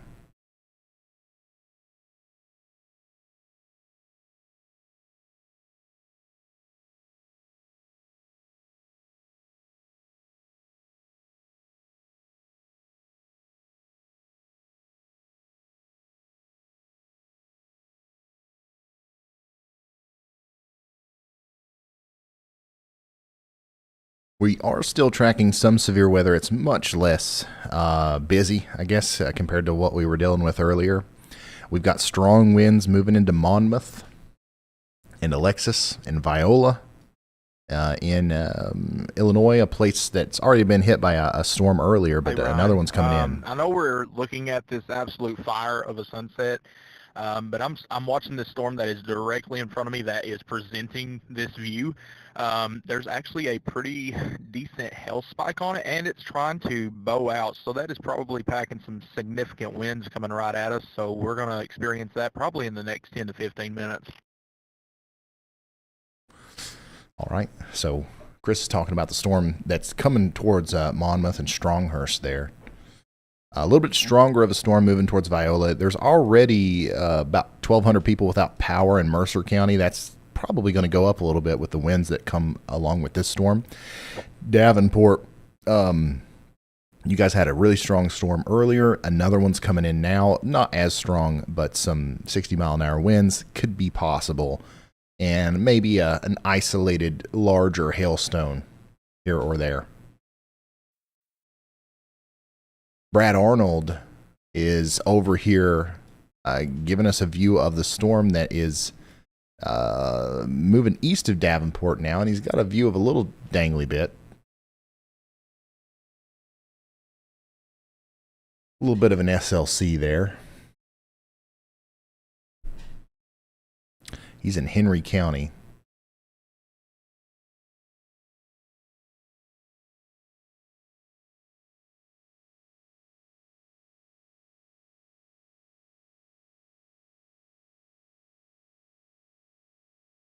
That might be the base of this storm here that's bringing some hail into Jocelyn right now.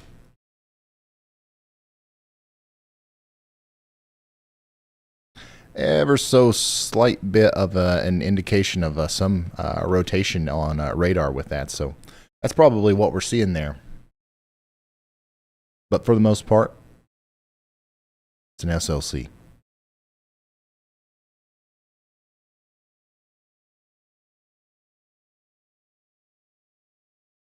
Certainly a ominous looking storm there around Brad.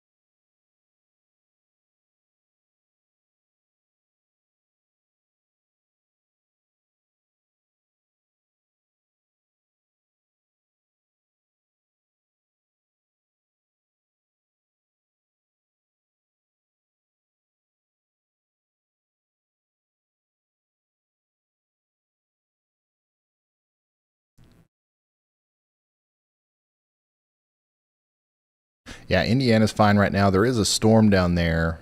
Let me show you.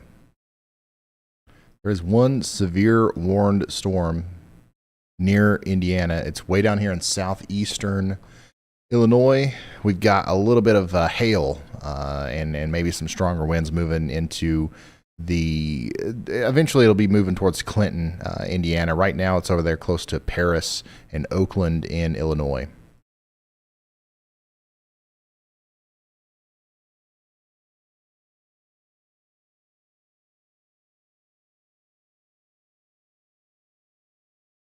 Another great view from Chris here of the sunset. I think the sun is also setting here. Yeah, well, it happened a little bit ago.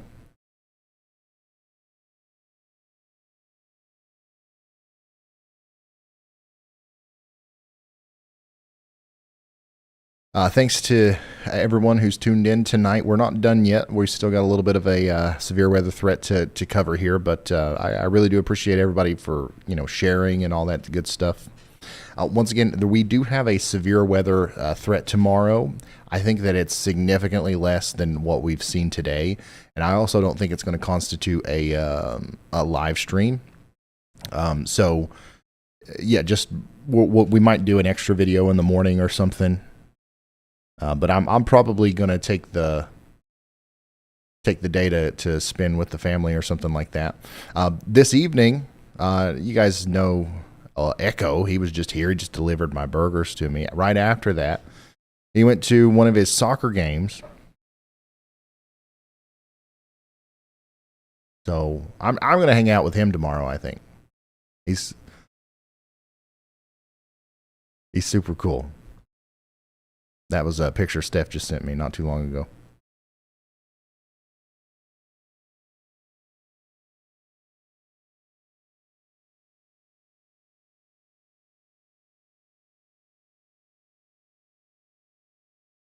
got a mesoscale discussion. The storms now to the north and west of St. Louis are not really doing much, but they are like they're definitely dropping a little bit of hail. Probably got some gusty winds with them. Everything's kind of concentrated up into this one little area around Davenport and Burlington right now.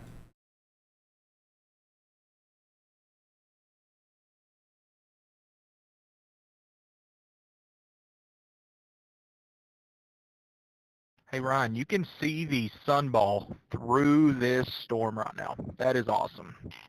You can see the sunball. There it is. Look at that.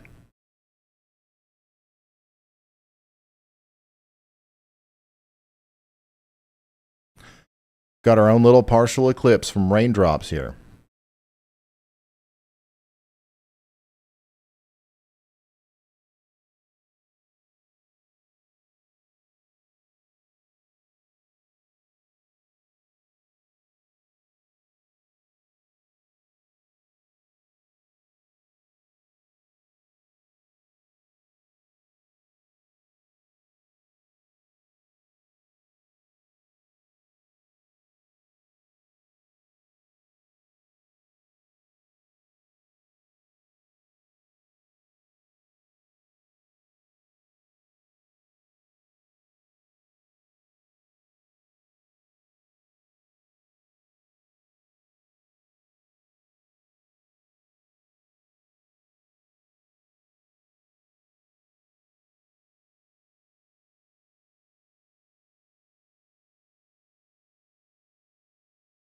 Yeah, you don't even need eclipse glasses with sheets of rain.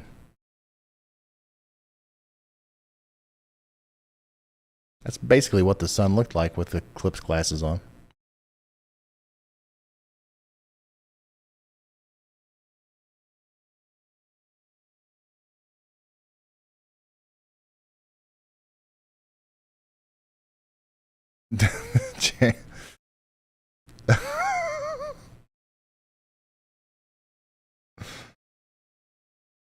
I need you to elaborate.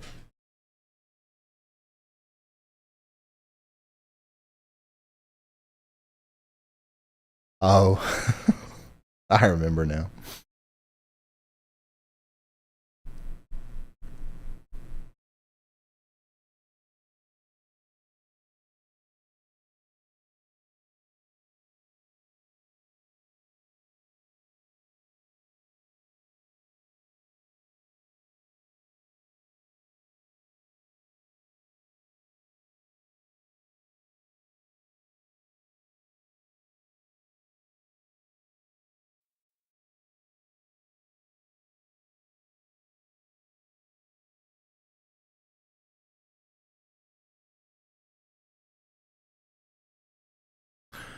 Where did the sun go? I guess it's raining too hard now.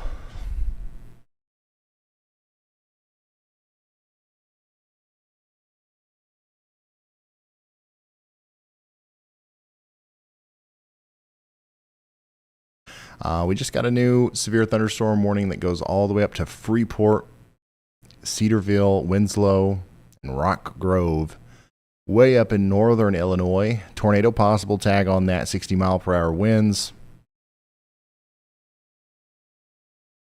Freeport, you're included. Not much rotation with it, though. I would say that the main threat is certainly those winds.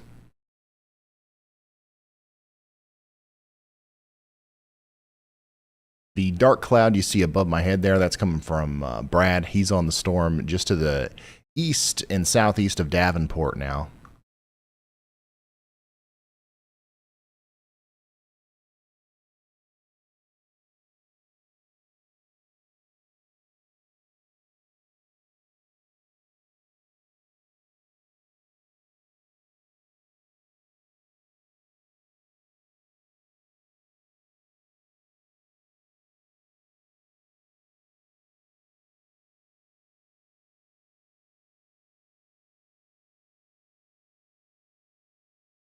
which weather radio is the best. The more expensive one is the better one, but they both do the same thing. The more affordable one is the better one if you just want it to do the bare minimum.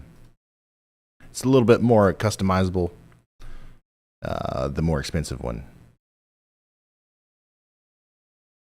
You can more fine detail the kind of alerts and stuff. And honestly, I use the ones that I have, I use just the way they come out of the box. So I don't really know a lot about the intricate details of them, because I look at them as similar to like a smoke detector, right? You buy it, you install it, and you don't think much about it. but there are a lot of different settings and stuff that you can program and fine tune within those radios, and there's a lot more of that on the more expensive one. So sorry, I don't have more information for you on that. There's more information on the site. Hey Ron, you can see how hard these winds are pushing out of this storm here just to my north. You can see the rain bands getting pushed out well ahead of the front of those shelf cloud. Chris continues to send gorgeous views here of the storm that's over there between Stronghurst and Dallas City.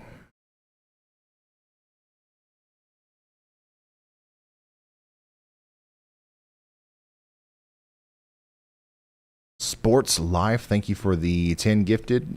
Brent Dean, sorry. Thank you for the 5 gifted.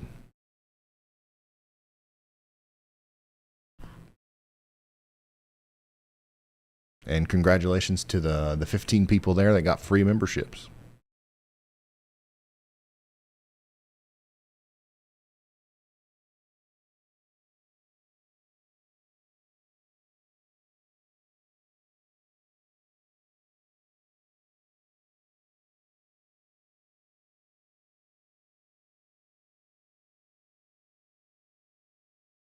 Rachel says, thanks for all you do. These streams are so helpful. What time do you think the storms will be coming into Rockford? Not too long from now. I would say give it an hour and a half, maybe a little bit less than that. Hopefully you get missed by the bigger storm here. There's just to your north and west, there's a severe thunderstorm warning, and then there's kind of a clear slot just south of that. So hopefully you don't get hit by the stronger storms there. But, you know, the overall area of activity will be moving towards you in about an hour and a half.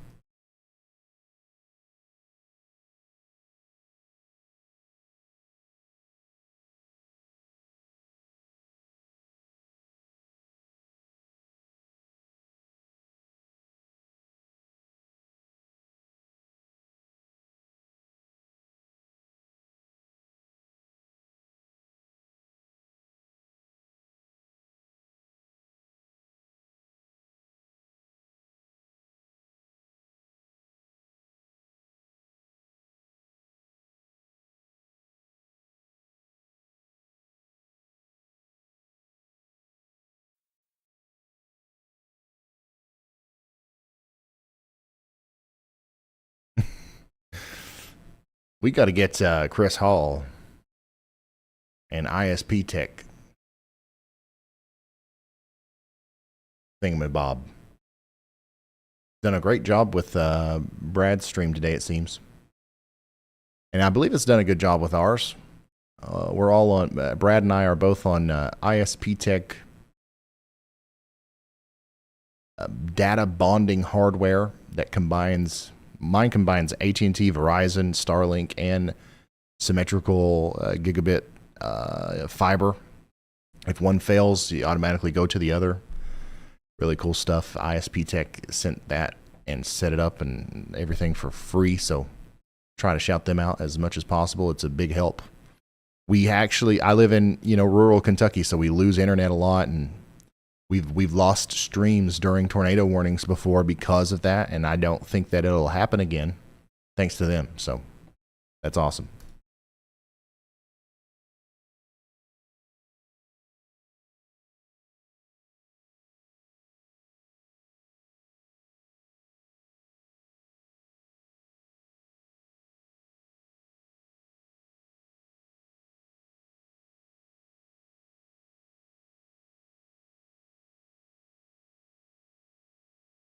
Yeah, it's Peplink.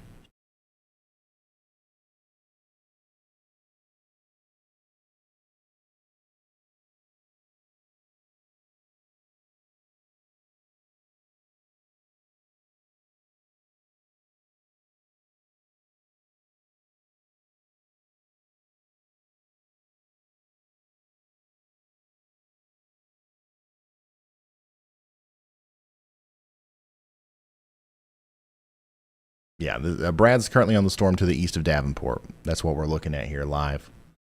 Pure Stock says, come on, man. If you're going to sell a product, learn a little about it. Besides, the more expensive one is better.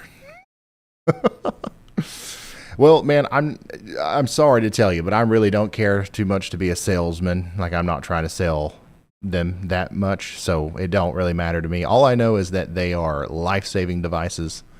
We've got them here, and they can, if you are interested in them, you can get them. I honestly, I think anything beyond that is like more like there's like a hobbyist group of people who like love radios and like love tinkering with them and stuff. And I think some of the features are kind of tailored towards that crowd. Now, obviously, there's some stuff that's really useful about the settings and stuff in there. But literally, I pull mine out of the box, I plug them in, and then I just walk away. You know what I mean? So like that's all I care that anybody does. So that's all I care to know about. I'm not a salesman. That's not what I'm doing here.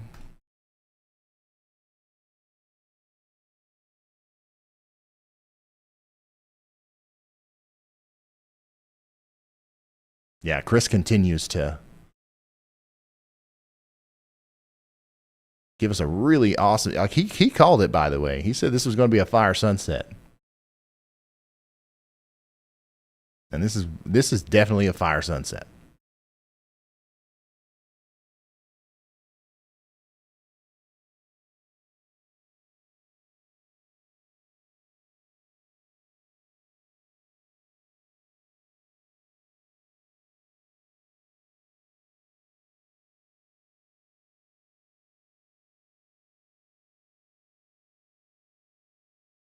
Fred Bowen says, is there a show like this for earthquakes?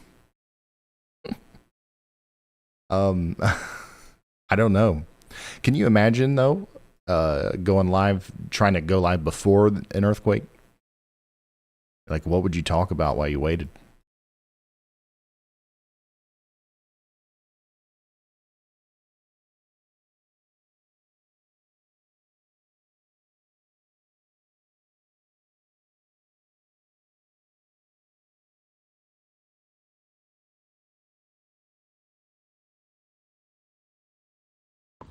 Hey, Ryan, we got a PDS sunset alert on my stream. Brad Arnold now giving us the amazing view of the sunset. Chris's as well, but this is Brad Arnold's view. And I think we got a tornado warning has been issued.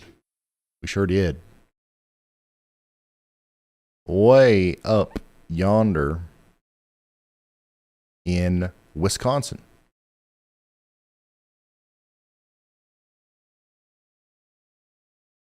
Let me dive in and inspect that one a little bit. Oh, yeah, there's a little bit of rotation there. Right here is what we're looking at. It's not much, but it's definitely something that the National Weather Service is watching and something that we should be wary of. In Weota, Woodford, and Argyle in southern Wisconsin. Take shelter if you're in Lafayette County, Wisconsin. There is a tornado warning.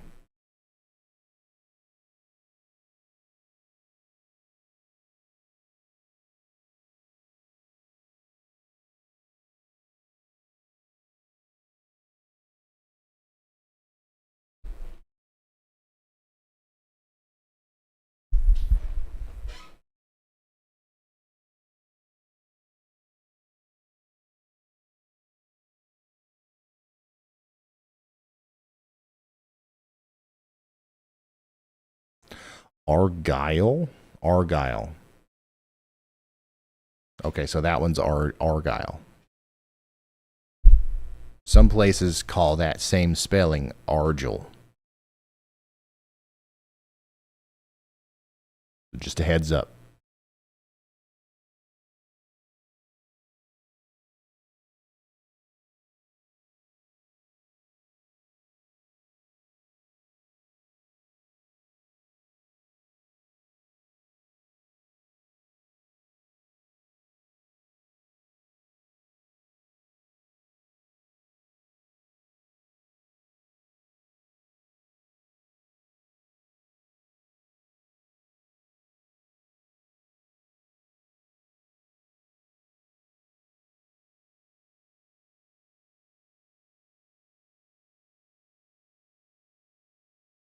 Do you think Indiana is safe from tornadoes tonight? I think for the most part, yes. There's a non-zero chance that some sort of accidental atmospheric thing happens as this weather system crosses over tonight into tomorrow, where we could see an isolated tornado or two across portions of Indiana, but very unlikely.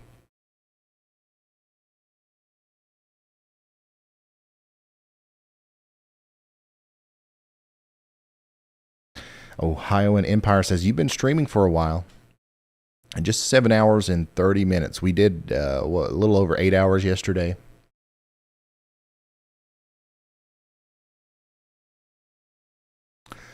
We'll probably end up around that today. As we, at some point, we'll have to wrap up the stream here. Not right now, but hopefully things start to die down.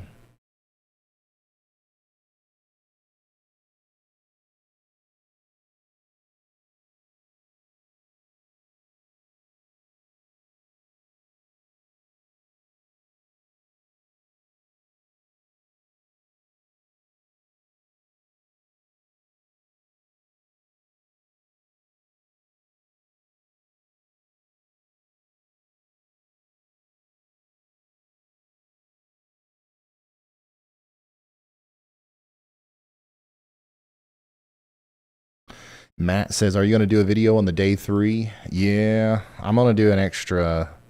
If I don't do one tomorrow, I'm definitely going to be doing one whatever the day after tomorrow is. What even is today? Tuesday? Yeah, so Thursday morning. Let's look at that.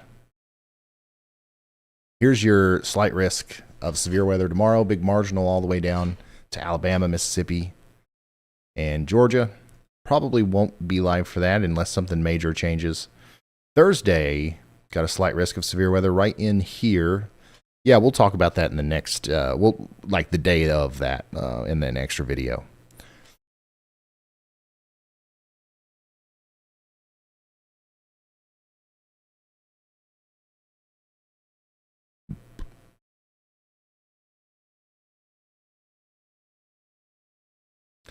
Bernie says that's like the Kentucky pronunciation of Versailles instead of Versailles. Yeah, and I know the French pronunciation is Versailles, but there's also some states that have towns spelled like Versailles that say it like Versailles.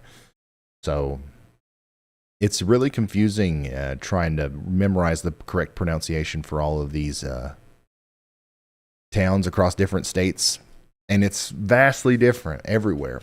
In the winter, you know, I don't talk about Texas and like Mississippi, Louisiana very much, but that's like where we spend most of our time in the spring. And the way everything is said down there, it can be the same town names, but the way that everything is said down there is completely different than the Northeast, where in the winter, that's where I'm, you know, usually spending most of my time, the blizzards and nor'easters and stuff like that.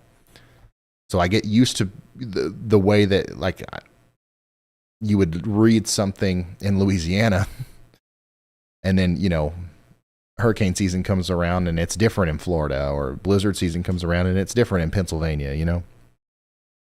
And sometimes I just literally don't know. Like, I've just never seen the town before, and it's just a weird spelled word.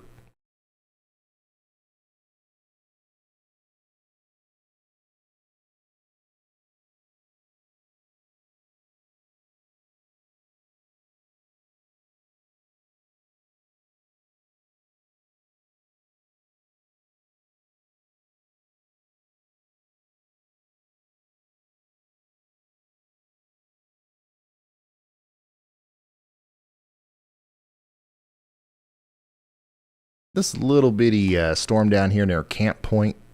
There's a severe thunderstorm warning on it down there south of Plymouth.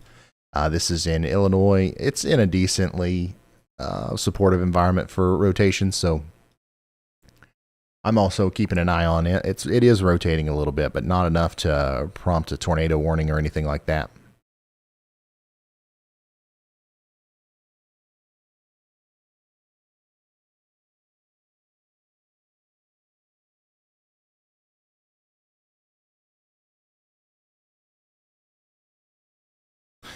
Explore America says it's kind of dumb to get hung up on if I'm watching and I hear you say Louisville and I'm from Louisville.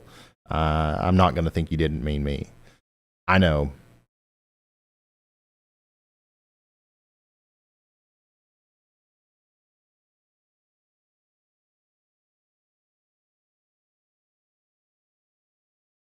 I can't help but to try to correct it and notice it. Because a lot of times if I've said a town name and I look over at chat, like I just see a long list of like people saying the name of that town, but like sounding it out. So I'm like, oh, okay, yeah.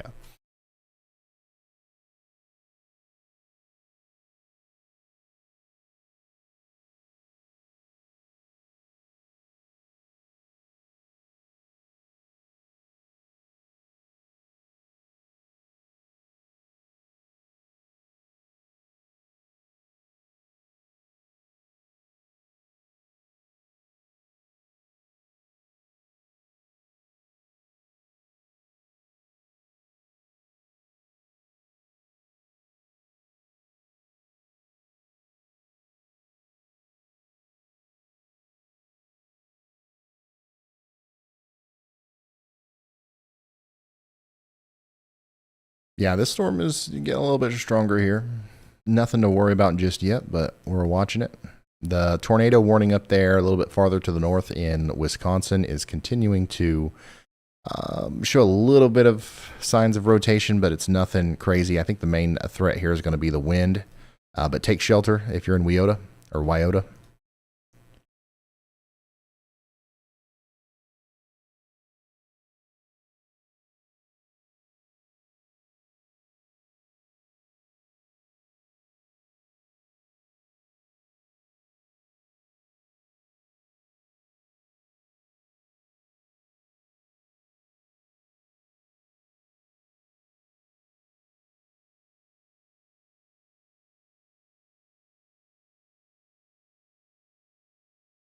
Yeah, I just imagine I'm sitting here listing off like the town names, like you got to get to shelter, you got to go, and people are like, I'm not going to shelter until he says my town name right.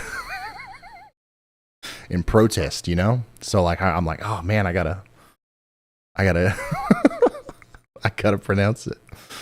It's like I can literally look out my window and see the tornado coming, but until he says my town name the way that I want him to say it, I'm not going to shelter.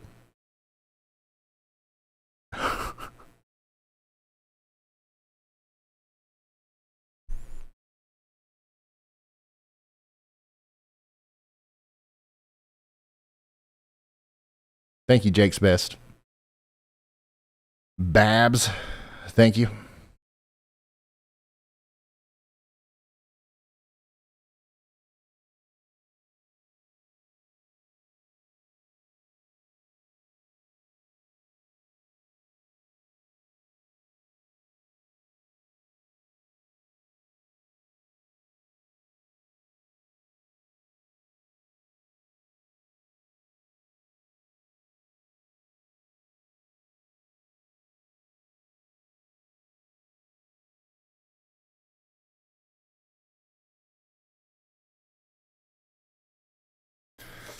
Kinsey has alerted me and instructed me to take you guys real quick back to the website. A lot of you guys went over there and got radios. Thank you so much for that. But she's been working on this. So there you go. If you want that, it's there. The blip. Hold on. Wait. I got something. I got something for that. Hold on. Wait.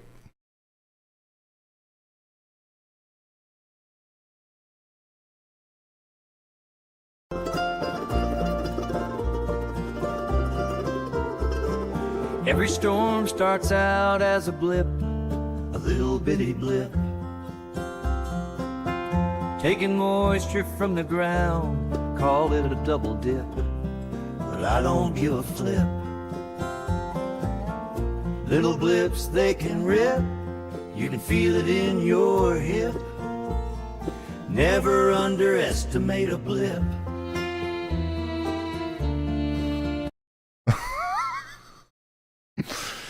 A huge shout out to Kinsey, our merch extraordinaire, for doing that.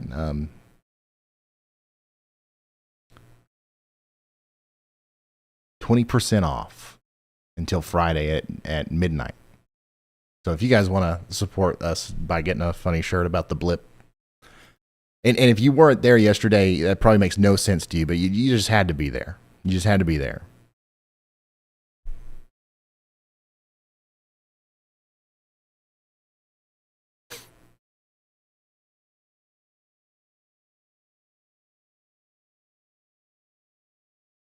Man, the storm that Brad is under right now looks so ominous.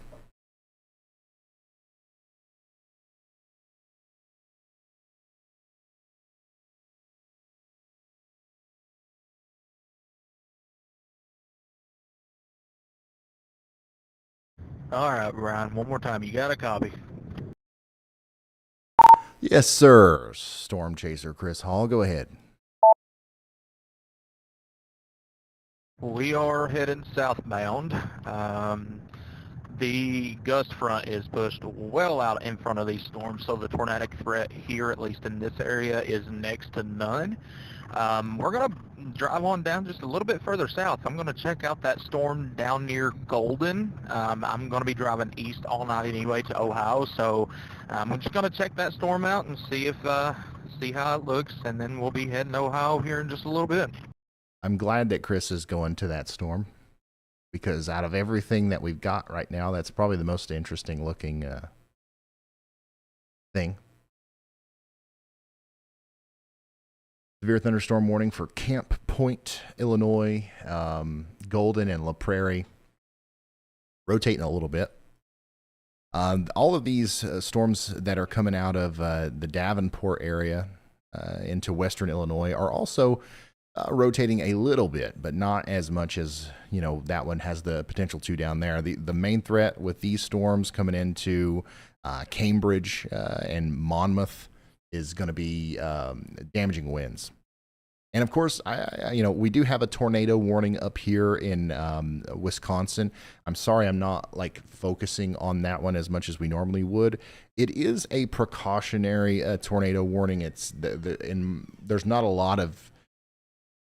a lot I can tell you based off of radar, but hopefully everybody in Wyoda and Argyle up here in Wisconsin is in their safe spot. That warning is going to be allowed to expire in about 10 minutes, though.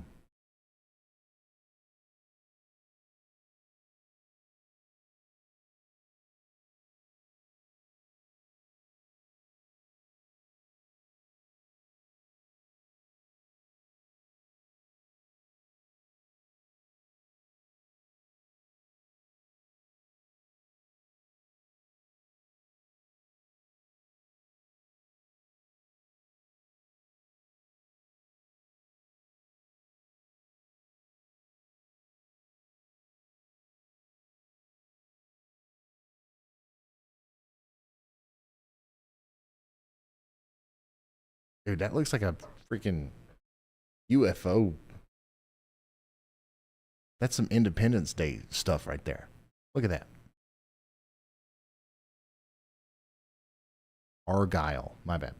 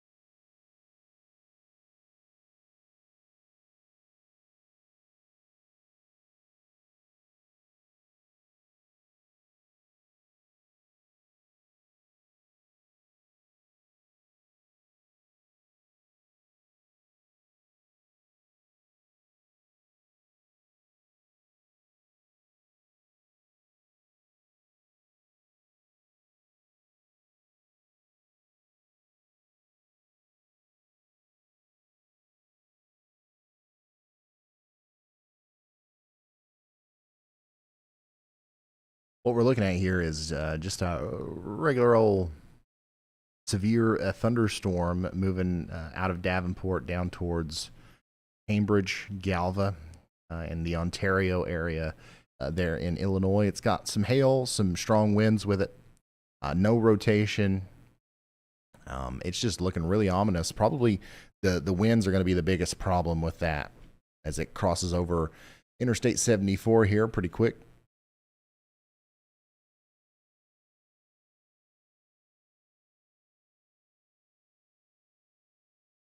Can't find the shirt. It's just shopryanhall.com. Y'all, I don't know. Maybe you have to search. I don't know.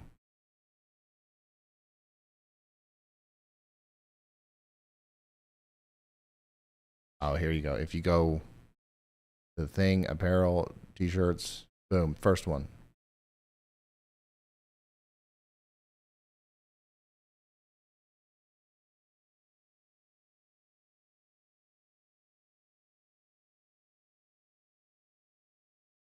I'm pretty well hydrated right now.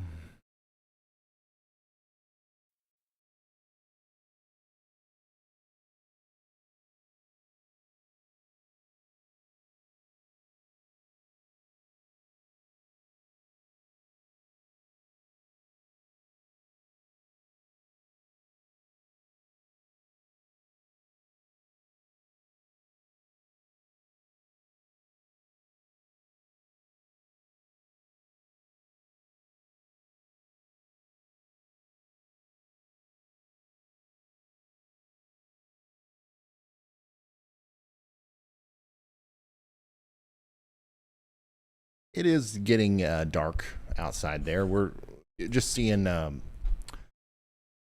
Brad's got his exposure turned up a little bit to show us the contrast between those clouds and the sky.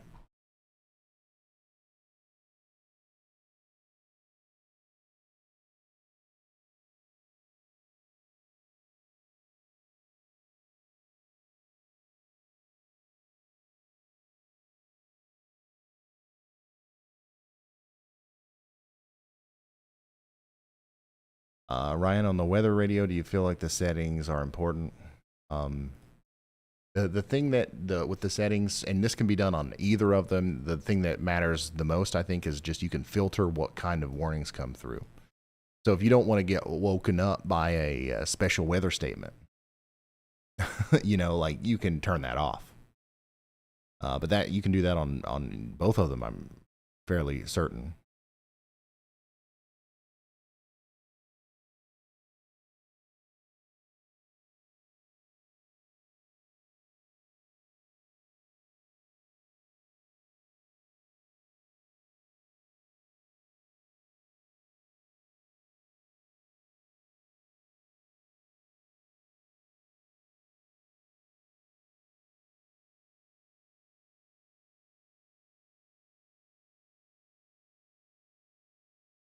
Let's go check back in on our tornado warning here in Wisconsin.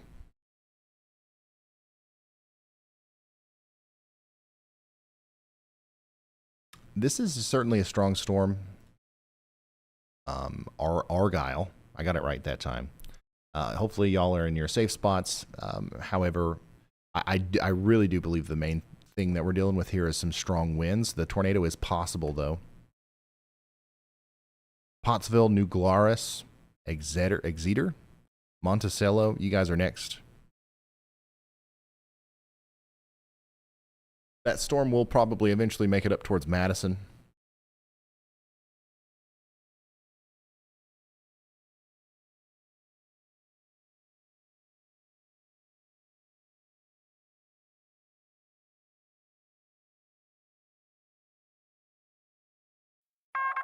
A new tornado warning has been issued. And they just extended that tornado warning a little bit there. Radar indicated rotation. What they're doing is they're noting, you know, that there is a little bit of rotation here associated with the severe thunderstorm that's already going to be producing potentially damaging winds. And they're highlighting the very real potential for a tornado here in Blanchardville, Pottsville, New Glarus, and Dalyville. Take shelter now if you haven't gotten there already.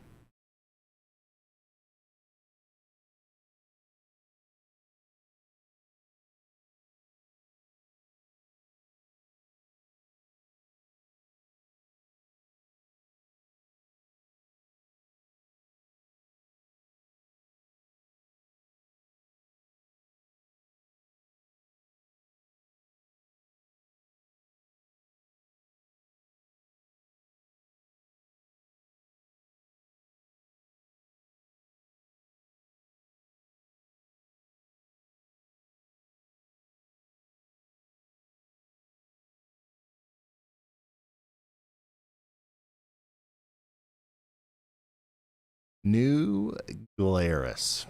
Gotcha.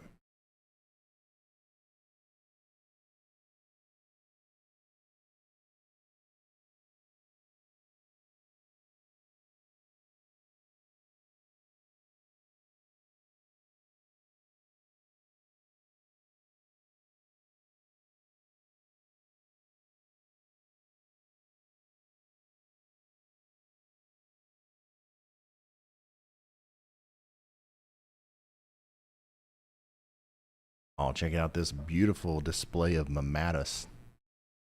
James Troyer. Look at that.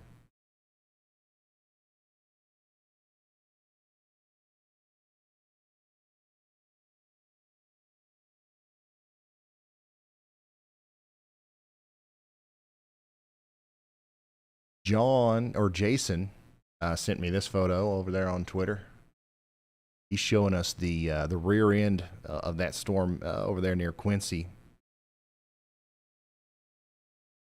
That's the one that is over there near Camp Point. That's pretty much exactly what I figured it looked like. It's an awesome looking storm. It's pretty strong.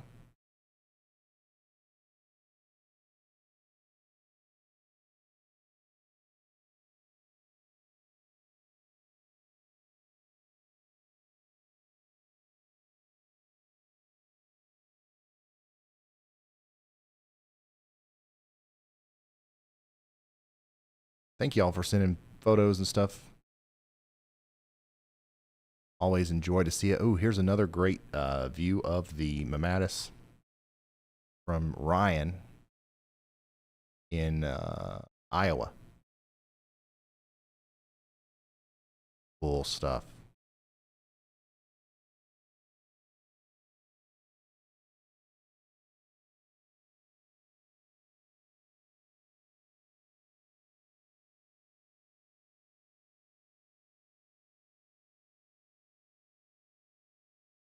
I don't know if the person watching asked for this photo to be taken or if somebody just using some public transportation noticed that the person next to them was watching the stream as well and snapped this photo. Well, thanks for tuning in. Rainbow from JPAV. Rainbow over there in Eldridge, Iowa.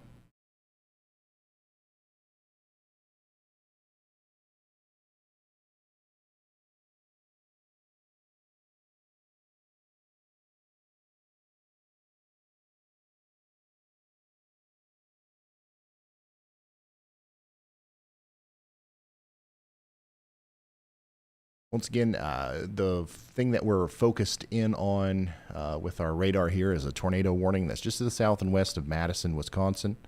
Got an area of rotation here near Blanchardville. Precautionary tornado warning, radar indicated rotation. Get shelter in Moscow, Dalyville, Forward, and New Glarus in Wisconsin.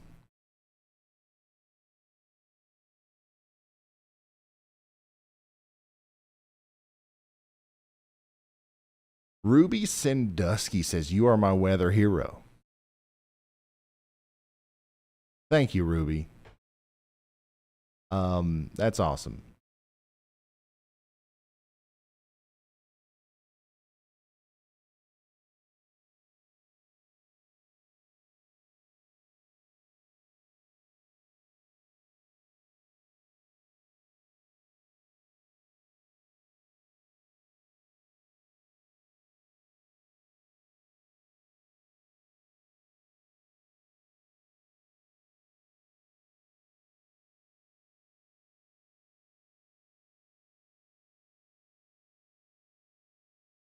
Mike is sending me this photo from just outside of Freeport, Illinois. Some ominous clouds coming in there. Like, once again, though, the underside of one of them shelf clouds in the quote-unquote whale's mouth.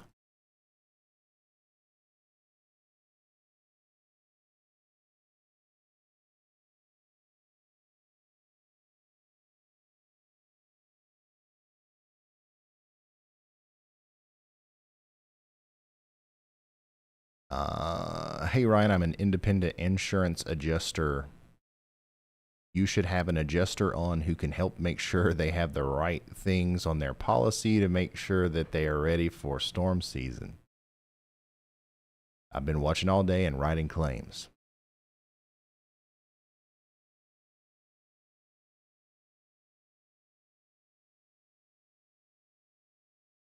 Okay. That makes sense.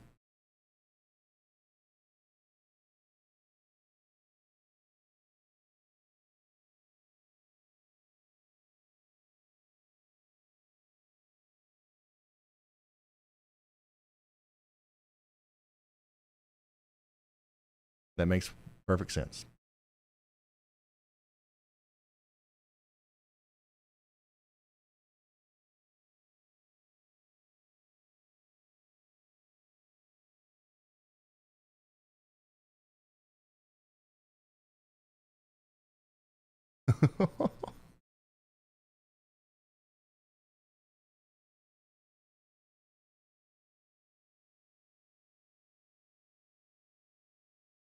Can we talk about tomorrow? We've already talked about it a little bit. I will talk about it some more, but right now there's just not a lot to talk about. It looks like there's going to be a very general severe weather threat. Nothing too crazy.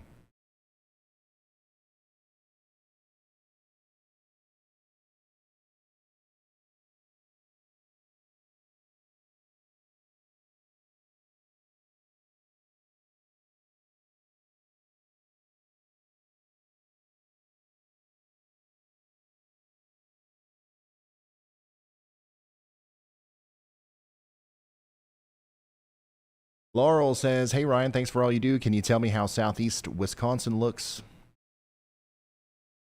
Southeast Wisconsin right now, specifically the area between Janesville and Kenosha, is experiencing some isolated storms below severe limits. Just some heavy rain, essentially. However, there is a strong line of severe thunderstorms slowly working its way over there. Towards you. It'll probably be over an hour and a half to 2 hours before it gets to you. I don't know exactly where you are in southeast Wisconsin, but it's coming slowly but surely. Strong winds, some hail, and a very a decreasing tornado threat will be present in the next 2 hours or so.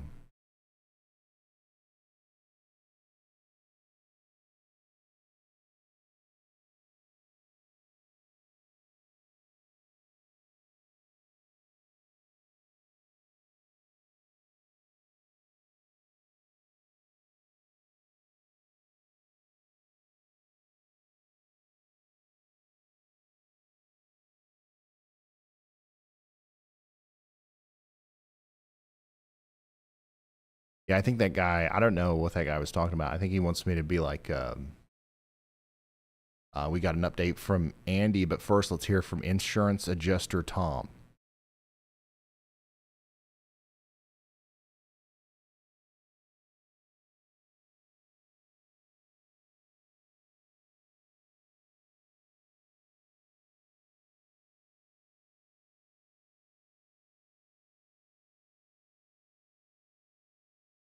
Hey, Chandra, order me a blip shirt.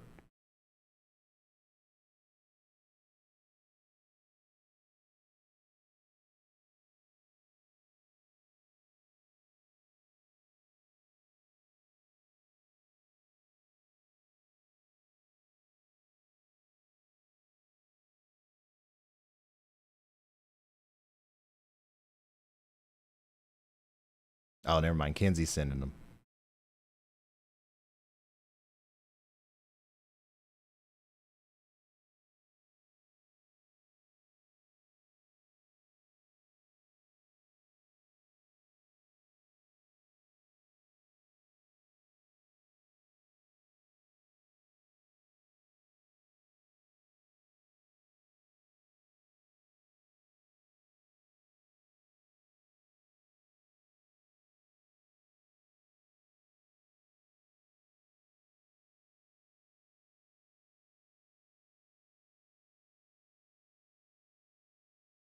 Yeah, that makes sense. The other guy, 186, that makes sense.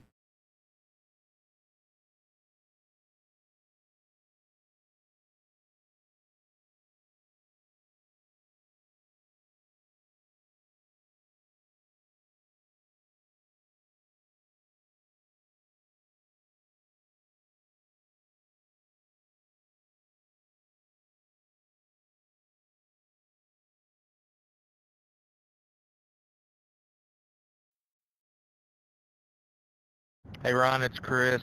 We are just a little bit north of our now severe warned cell. It does have a tornado possible tag on it, so we're getting down there and seeing what it can do. May actually try to do something, I guess. Okay, there you go. There's an enthusiastic Chris Hall talking about his plans for the next little bit of storm chasing. We just got a new severe thunderstorm warning that includes Evansville, Wisconsin. We've had some people asking about that. Evansville, Spring Valley, Magnolia, Albany, Wisconsin. Tornado possible. Small hail and 60-mile-per-hour winds. I think the winds are probably going to be the main thing there, and 60-mile-per-hour winds are no joke, yeah. So make sure you are indoors, away from windows and all that good stuff, and the trampoline is tied down.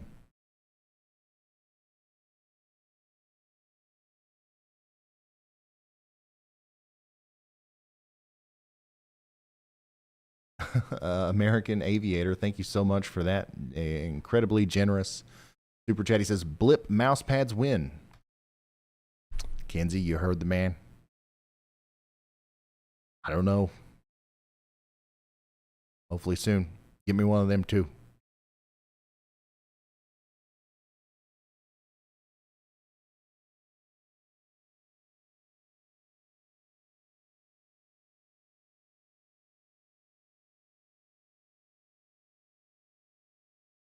Check on Chicago, please.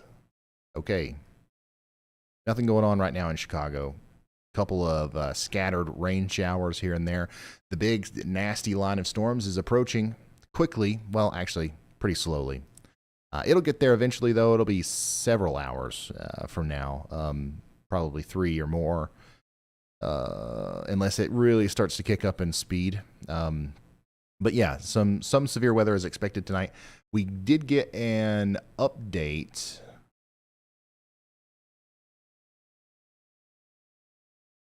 Yeah, we got an update on our severe weather risk storm prediction center. No more enhanced risk for the rest of tonight. We are in a slight risk for most of Illinois, a little bit of southeast Missouri, a little bit of southern Wisconsin. That slight risk doesn't go into Indiana really at all, or Kentucky, or Tennessee. So the storms will be quite manageable. Brian, this is Brad. Dropping down south of that cell that's coming up in near Augusta, Illinois. Dropping down south right now towards like the Abington, Bushnell area. All right, he's found this storm down here near Augusta as well. This is the one that we've been watching. It's been, kind of begging for our attention for a while. Chris and Brad both are now going after it. It's rotating a little bit. It's producing hail, some wind, and it's coming down there towards Littleton and Industry in Illinois. Y'all get ready. We'll keep up with Brad as he goes after that. The strong winds associated with the tornado warning are about to move outside of the tornado warned box. We'll see if they issue another one. This next one might include Madison. It's likely going to be a precautionary warning because I don't see much in the way of rotation. But certainly some really strong winds coming in there.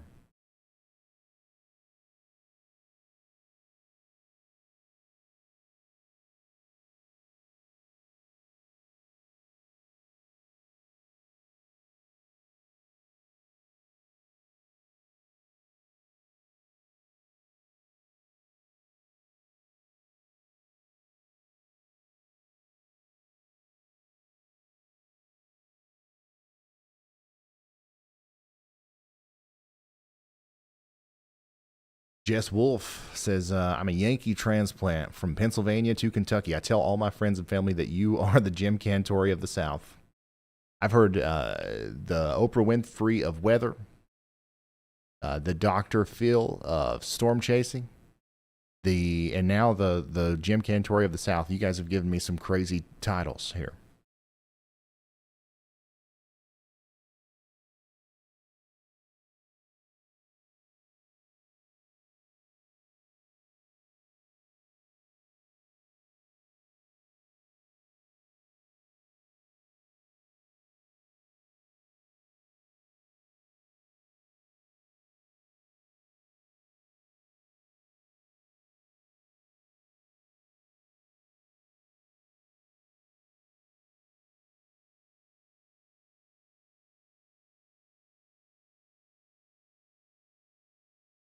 Yeah, we've had a ton of tornadoes today, especially if you count all the ones that we had in the beginning stages of this and the cold core part of the storm.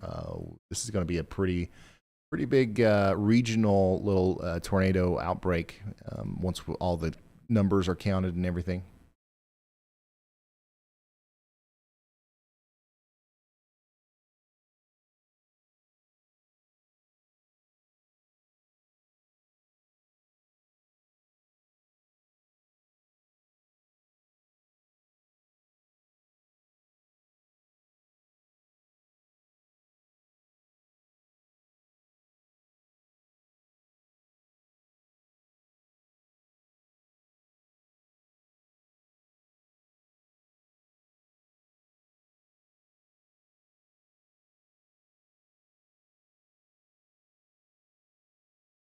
Somebody said they're worried it's going to hit Maryland.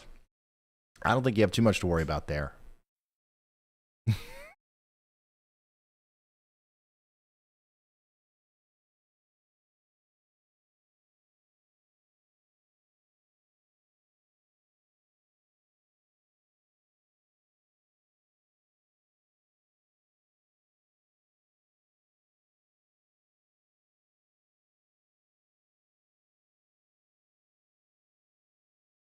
The Lieutenant Dan of weather.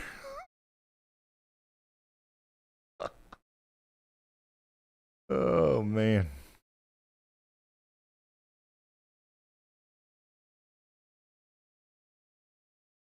I love that movie.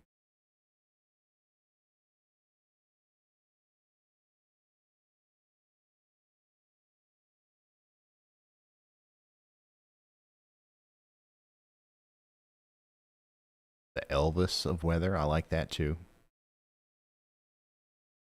I'm going to change the channel name to one of these eventually.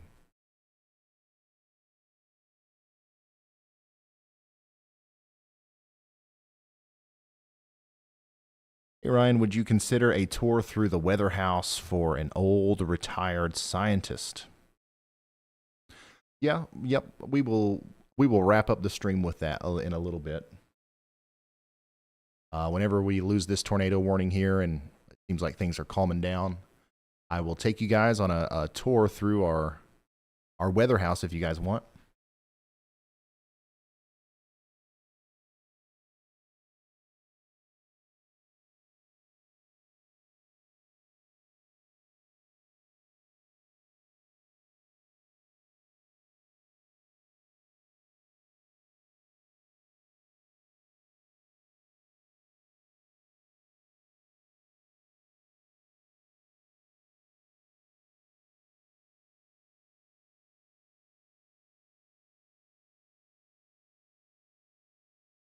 Got lots of cool stuff in here if you're into weather and computers and water bottles. If you're into those things, you'll love it.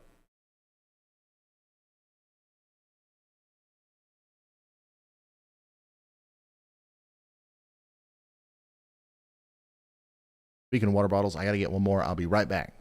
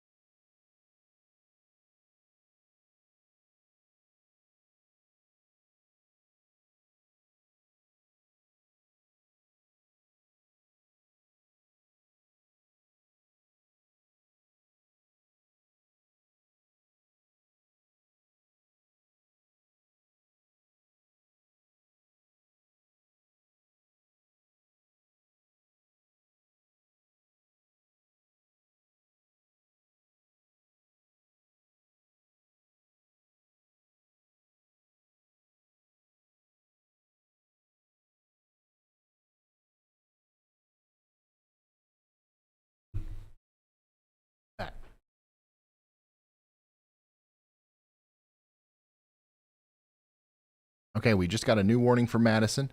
It's not a tornado warning. It's going to be a severe thunderstorm warning. Tornado possible, 60-mile-per-hour winds.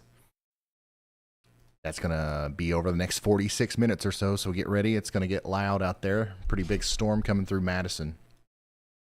Let's check in on our storm that the storm chasers are going after now. It doesn't look that impressive on the last couple of scans. Wonder. Yeah, I don't know if it's just kind of in a weird spot with the radar or if it's actually losing steam. But Chris and Brad should be pretty close to it fairly soon.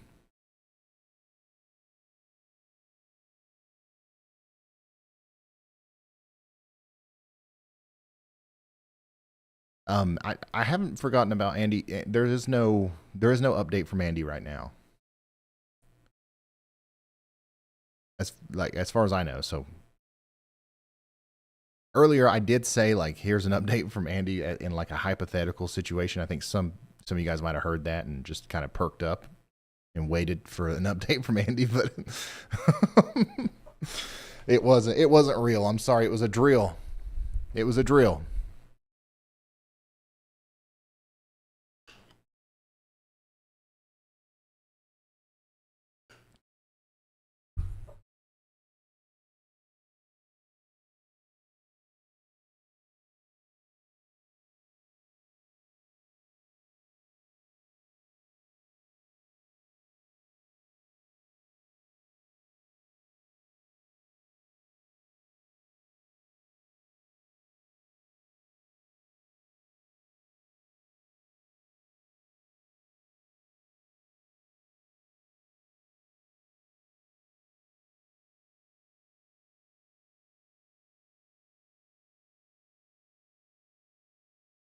We still got that tornado warning over here. It's going to expire in about 10 minutes. I don't think they're going to extend that to Madison. So when that is allowed to expire, I'll show you guys a little bit of the behind the scenes in the weather house here, just to give you an idea of what's going on. It's been a while since we've done that, so it'll be fun.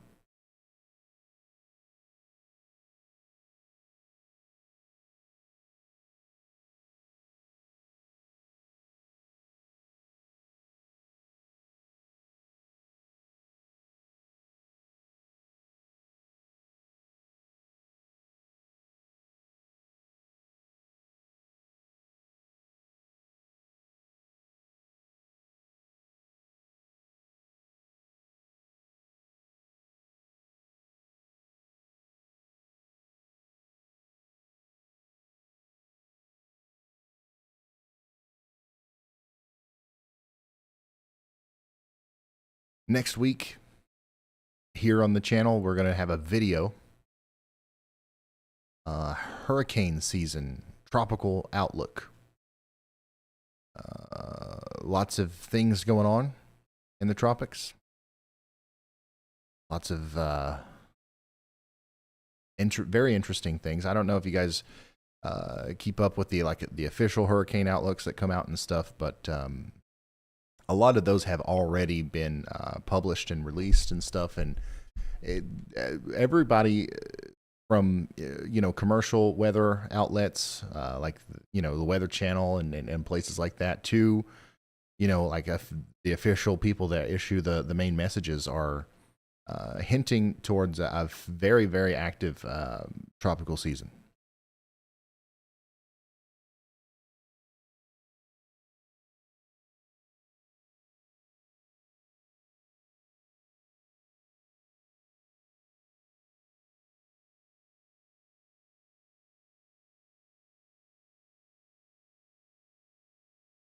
Yeah, basically the slight risk now it has been confined down to the state of Illinois, and literally the entire state of Illinois is under a 5% tornado risk tonight.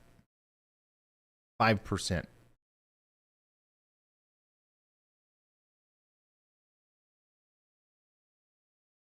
Probabilities. SCH 737 said, just ordered my blip shirt. Me too.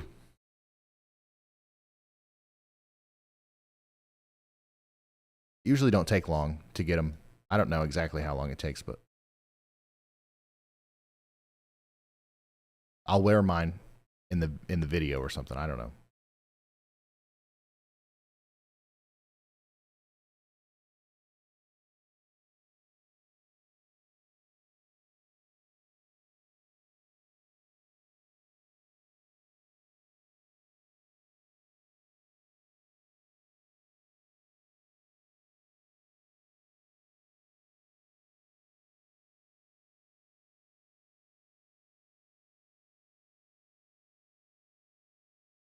Just a couple more minutes now before that tornado warning is allowed to expire. Remember, you got a tornado possible severe thunderstorm warning over there in Evansville and in Madison. Main thing there is going to be wind, okay? Small hail, big wind coming through Madison and Evansville, Wisconsin shortly. I think that'll also probably affect places from Beaver Dam all the way down to Whitewater. Eventually, Kenosha, Milwaukee, you guys will also get in on some of the wind and hail and rain as well. Tornado threat is slowly dwindling, not completely disappearing, but dwindling. Were tornadoes bad? Yeah, we had a lot of tornadoes today. One really big one that I know of.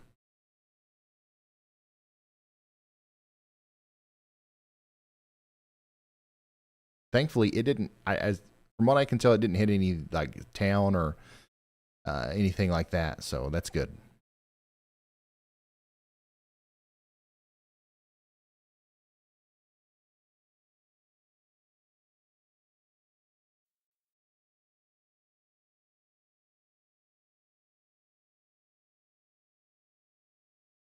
If you're just now tuning in, this is the 8th hour of live severe weather coverage today. We've been covering numerous tornado warnings and severe thunderstorm warnings. I think we're nearing the end of our coverage here.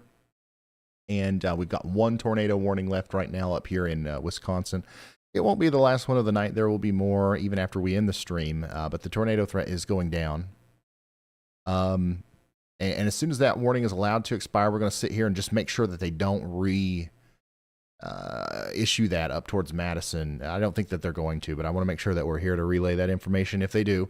As soon as that is allowed to expire, I'm going to give you guys an exclusive behind the scenes look at the weather house here, and then we'll wrap it up.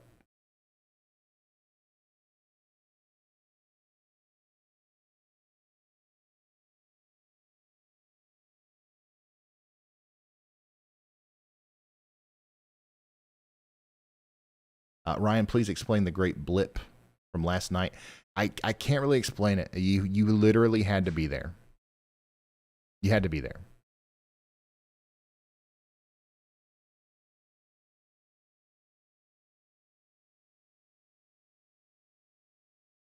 Ice Giant says, "When are you going live next?" I don't know. I don't know. We don't really plan them out until we get that confirmation that there's going to be some sort of big severe weather situation. A lot of times that's only like the day before or a couple days before. Right now I've got no plans on going live in the near future, but it is April. It won't be long. It won't be long before we're live again. I plan on going live for all the severe weather outbreaks that happen for the rest of April, most of May. And there's going to be a period of time at the end of May where we're going to go to Kansas or some, we're going to go out into the plains and do some live storm chasing out there. So that'll be exciting. Okay. Tornado warning is gone. Let me see if I can remember how to do this. We're going to give I'm going to walk around the weather house here and show you guys what's up.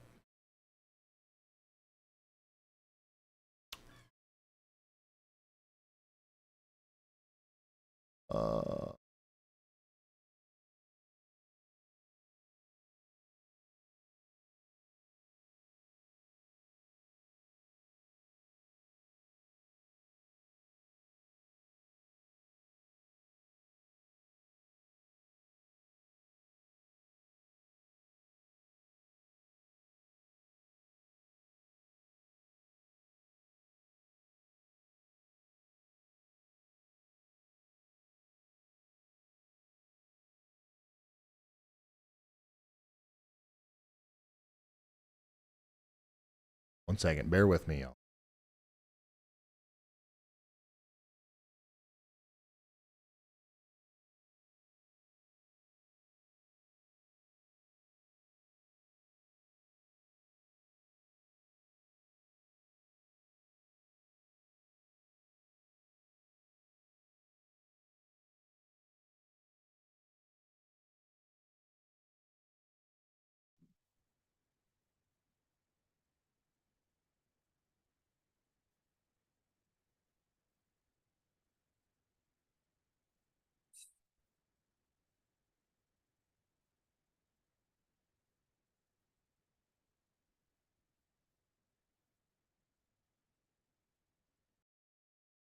Cell phone here real quick. Here.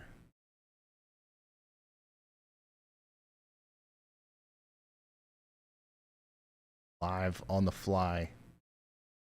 Production here.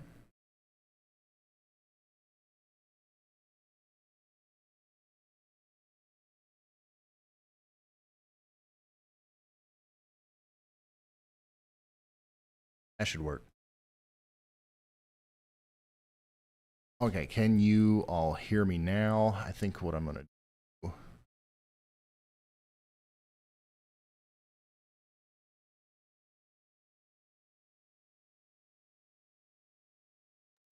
Unmute myself here. Hello. Okay. So real quick, before we end the stream, we're going to do a behind the scenes look at the weather house. This is the best way that I know how to do it. Our good friends, this is the studio. Okay. That's a conference table from Uplift, and it holds the monitors that I look at and everything. And it holds our main computer and the editing computer over here. Hold on, I'm trying to figure out if I can.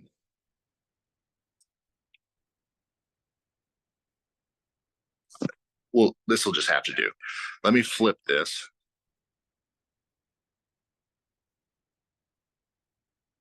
Okay, yeah. So there's a better view of that. Riley, you guys hear Riley Dibble all the time. He built this big bad boy right here. That's what runs the stream. Our good friends over at Jaded Rain made us this sign. It was supposed to be behind me, but it's too big, so we just put it there. This is what you guys see behind me here. Got the monitors and everything.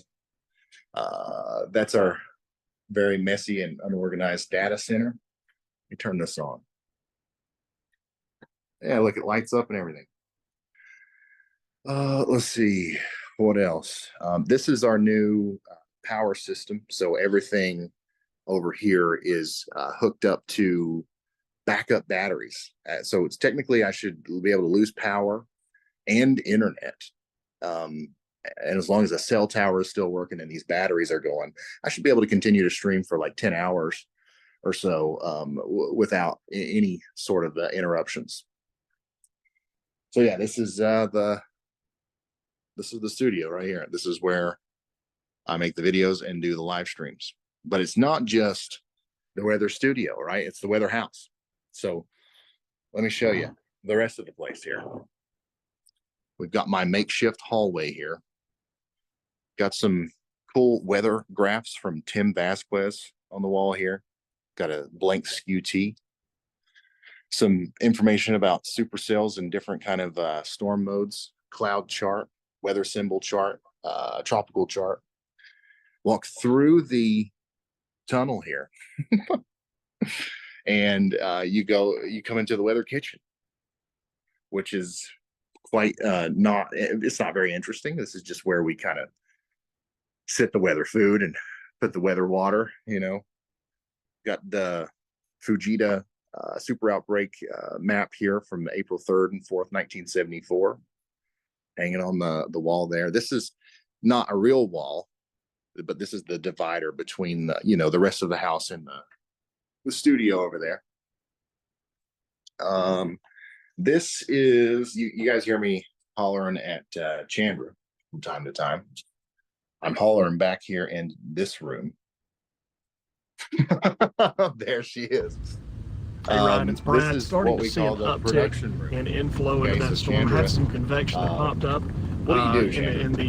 in the inflow region of southwest Macomb, Illinois. You're what? Dropping down south towards Bushnell. Also seeing an increase in lightning. So this storm it's still isolated. So it's 73 degrees where we're at. So just hang with it. We'll see what happens. If this storm doesn't produce, we'll probably call it a night. But this will probably be the last. If anybody ever needs to make an appointment with Ryan, they talk to me because I'm Ryan's thumbs, basically. Anything Ryan doesn't want to do, I do. I'm mainly talking about right here. What are you doing right here? Right here. Mm-hmm. These are all the chasers. I just kind of move these freely in and out, so like whenever they need to go. Mm-hmm. This is all my chasers. This is their times. This is where I keep up with the weather. This is just for show, just for fun. Mm-hmm. Keep me entertained. Right. This is where we talk to each other that sometimes you pay attention, sometimes you don't. Awesome. And we play pickleball. Yeah, not in here. Right, yeah, but sometimes, yeah. So that's the computer over there that runs the graphic system for the automatic warnings. This is the storm chaser feed computer, essentially. We've got a lot of different ways to view the main live stream up there. Normally, Allie or Carly or somebody's over here doing some stuff with the audio and also helping with just research and, you know, monitoring Twitter and stuff like that and designing rapid merch, but nobody's there today. Apparently, Brad's trying to talk to you. Oh, okay. I'll get the Brad. I don't have my Zello radio with me right now. He's probably talking about that storm that he's going after. So we will talk to him. Just some equipment in there, lots of cameras and stuff. I don't want to get too deep into that. But real quick, we'll go talk to Brad. Hold on, wait. Is anybody in the garage? Awesome. Okay, all right.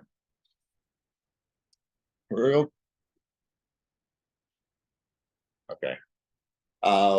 Here's our collection of play buttons. Ryan Hall extra. We even got one for Andy's channel there. We got a copy of it. Ryan Hall, y'all. And then there's the big one for 1 million subscribers. Another little office area. Nobody's really here right now except for Austin, Chandra, and I. Let's go upstairs real quick. We only do this like once a year, so we might as well do it all. You know what I'm saying? Lots of storm photography on the walls everywhere you go. That's a really cool one.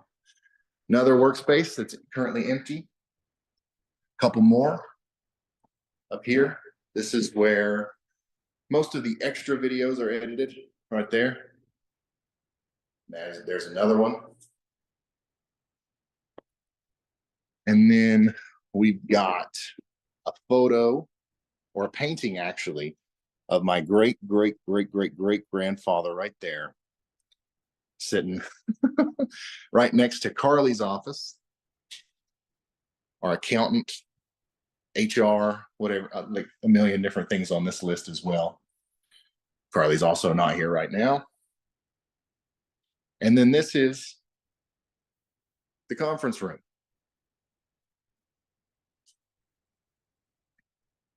So that's pretty much it.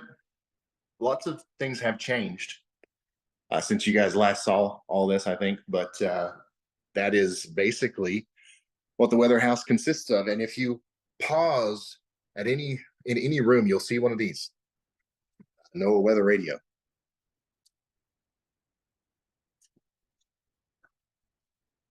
So yeah, that's the weather house. As you can tell, it's just a regular house. I used to be a house just to, you know, live in. but now we do the weather out of it. Hey, what? The people at the rundown of your favorite poster. Oh, this one right here. No, that's all right. I'm gonna go make sure I can figure out what Brad said. But this is, we should do that another time. Yeah. I was giving everybody here the rundown on the April 3rd and 4th, 1974 super outbreak the other day. And all right, let's go back and let's talk with Brad. Okay, that was fun.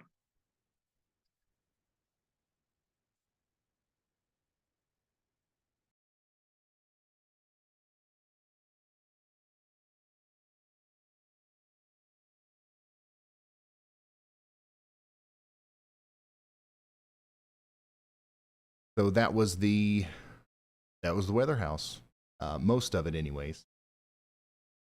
So yeah, that's what's going on there. Now let me listen to what Brad has been saying. Copy that. I'll try to change that.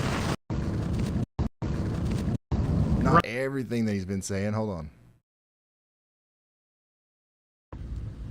Hey Ryan, it's Brad. Starting to see an uptick in inflow into that storm. I had some convection that popped up in the inflow region of it, southwest Macomb, Illinois, dropping down south towards Bushnell. Also seeing an increase in lightning. So this storm, it's still isolated. So it's 73 degrees where we're at. So just hang with it. We'll see what happens. If this storm doesn't produce, we'll probably call it a night. But this will probably be the last one. Okay, so Brad, pretty much exactly what I thought that he was talking about there. He's talking about going after this storm here to the west of Vermont in Illinois, and it looks like it's kind of losing steam, but he's going to be there just in case it does decide to do something. Chris is down there on that one as well, I think. So yeah, hopefully you enjoyed the tour. It was a little bit on the fly. I didn't know exactly what to talk about, but a lot of things have changed, I think, since the last time I've walked you through the house. So we're constantly trying to make things better, and yeah, just having a good old time down here at the weather house. What's up? Oh, okay.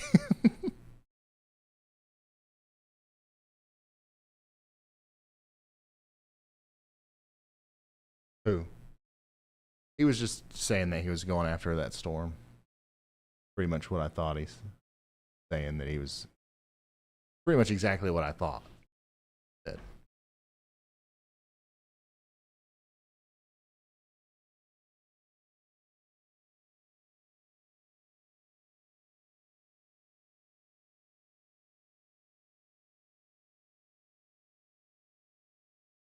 Where's Andy in the weather house? That was the one room I didn't show you.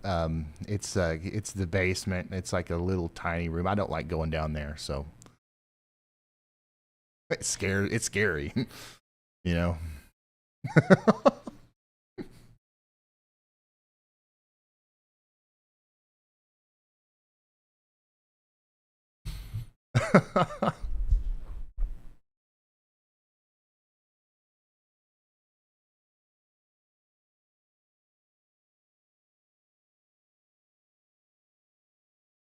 So yeah, we don't have any tornado warnings or anything, just a few leftover severe thunderstorm warnings.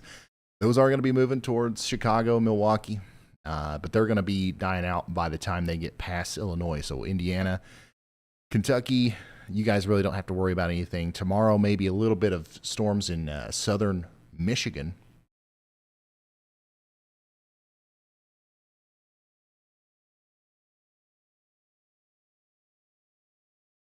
But yeah, I think we can call it a day.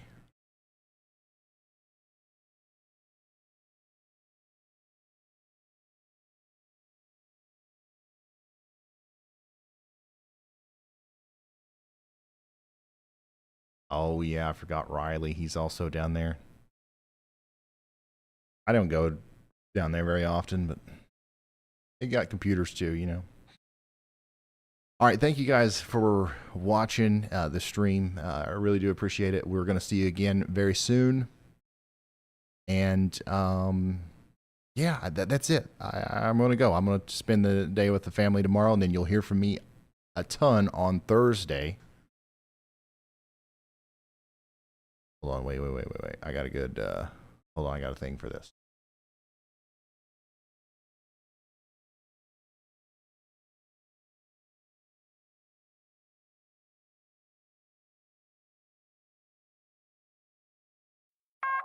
A new tornado warning has been issued. We got a new tornado warning. It happens every time. Doesn't include Madison. Let's look at it at least. It doesn't include Madison, but my goodness. There is a little bit of rotation right here near County Highway C. And a little bit. Go ahead, Andy. Yeah, Ryan, actually that came together on one of the latest scans. I think the 29 scan had something really interesting off to the west of Belleville. Belleville. It only lasted a little bit. It may have been contamination, but I'm surprised they didn't warn that while you were on the tour. You just have to go back a few minutes for that. And then I also wanted to say we know that chat is broken. There's like 15,000 of you here who cannot send a message right now, and it's not counting your viewership either. But we know you're here, so don't worry about that. Maybe YouTube will fix itself in a bit. Oh, that's weird. Yeah. That's very weird. Okay, well, we got a new tornado warning. It is extremely precautionary. It could be a tornado that forms somewhere between Oregon, Stoughton, and Wisconsin. However, there is no immediate threat of a tornado coming down in the next little bit. That doesn't mean that you shouldn't take shelter in Brooklyn, Rutland, Dunkirk, Kegonsa. Take shelter, and we're going to see more of these warnings as the night goes on. When I end the stream here, there's going to be probably a couple that are issued for around the Fort Atkinson area, maybe even over there all the way over towards Milwaukee. Don't be scared. Be prepared. Have a way of getting warnings tonight. There's not a lot going on radar here, so there's, not much we can say about that. So I'm going to continue wrapping it up. Thank you so much for watching, y'all. I'll see you very soon. Good night.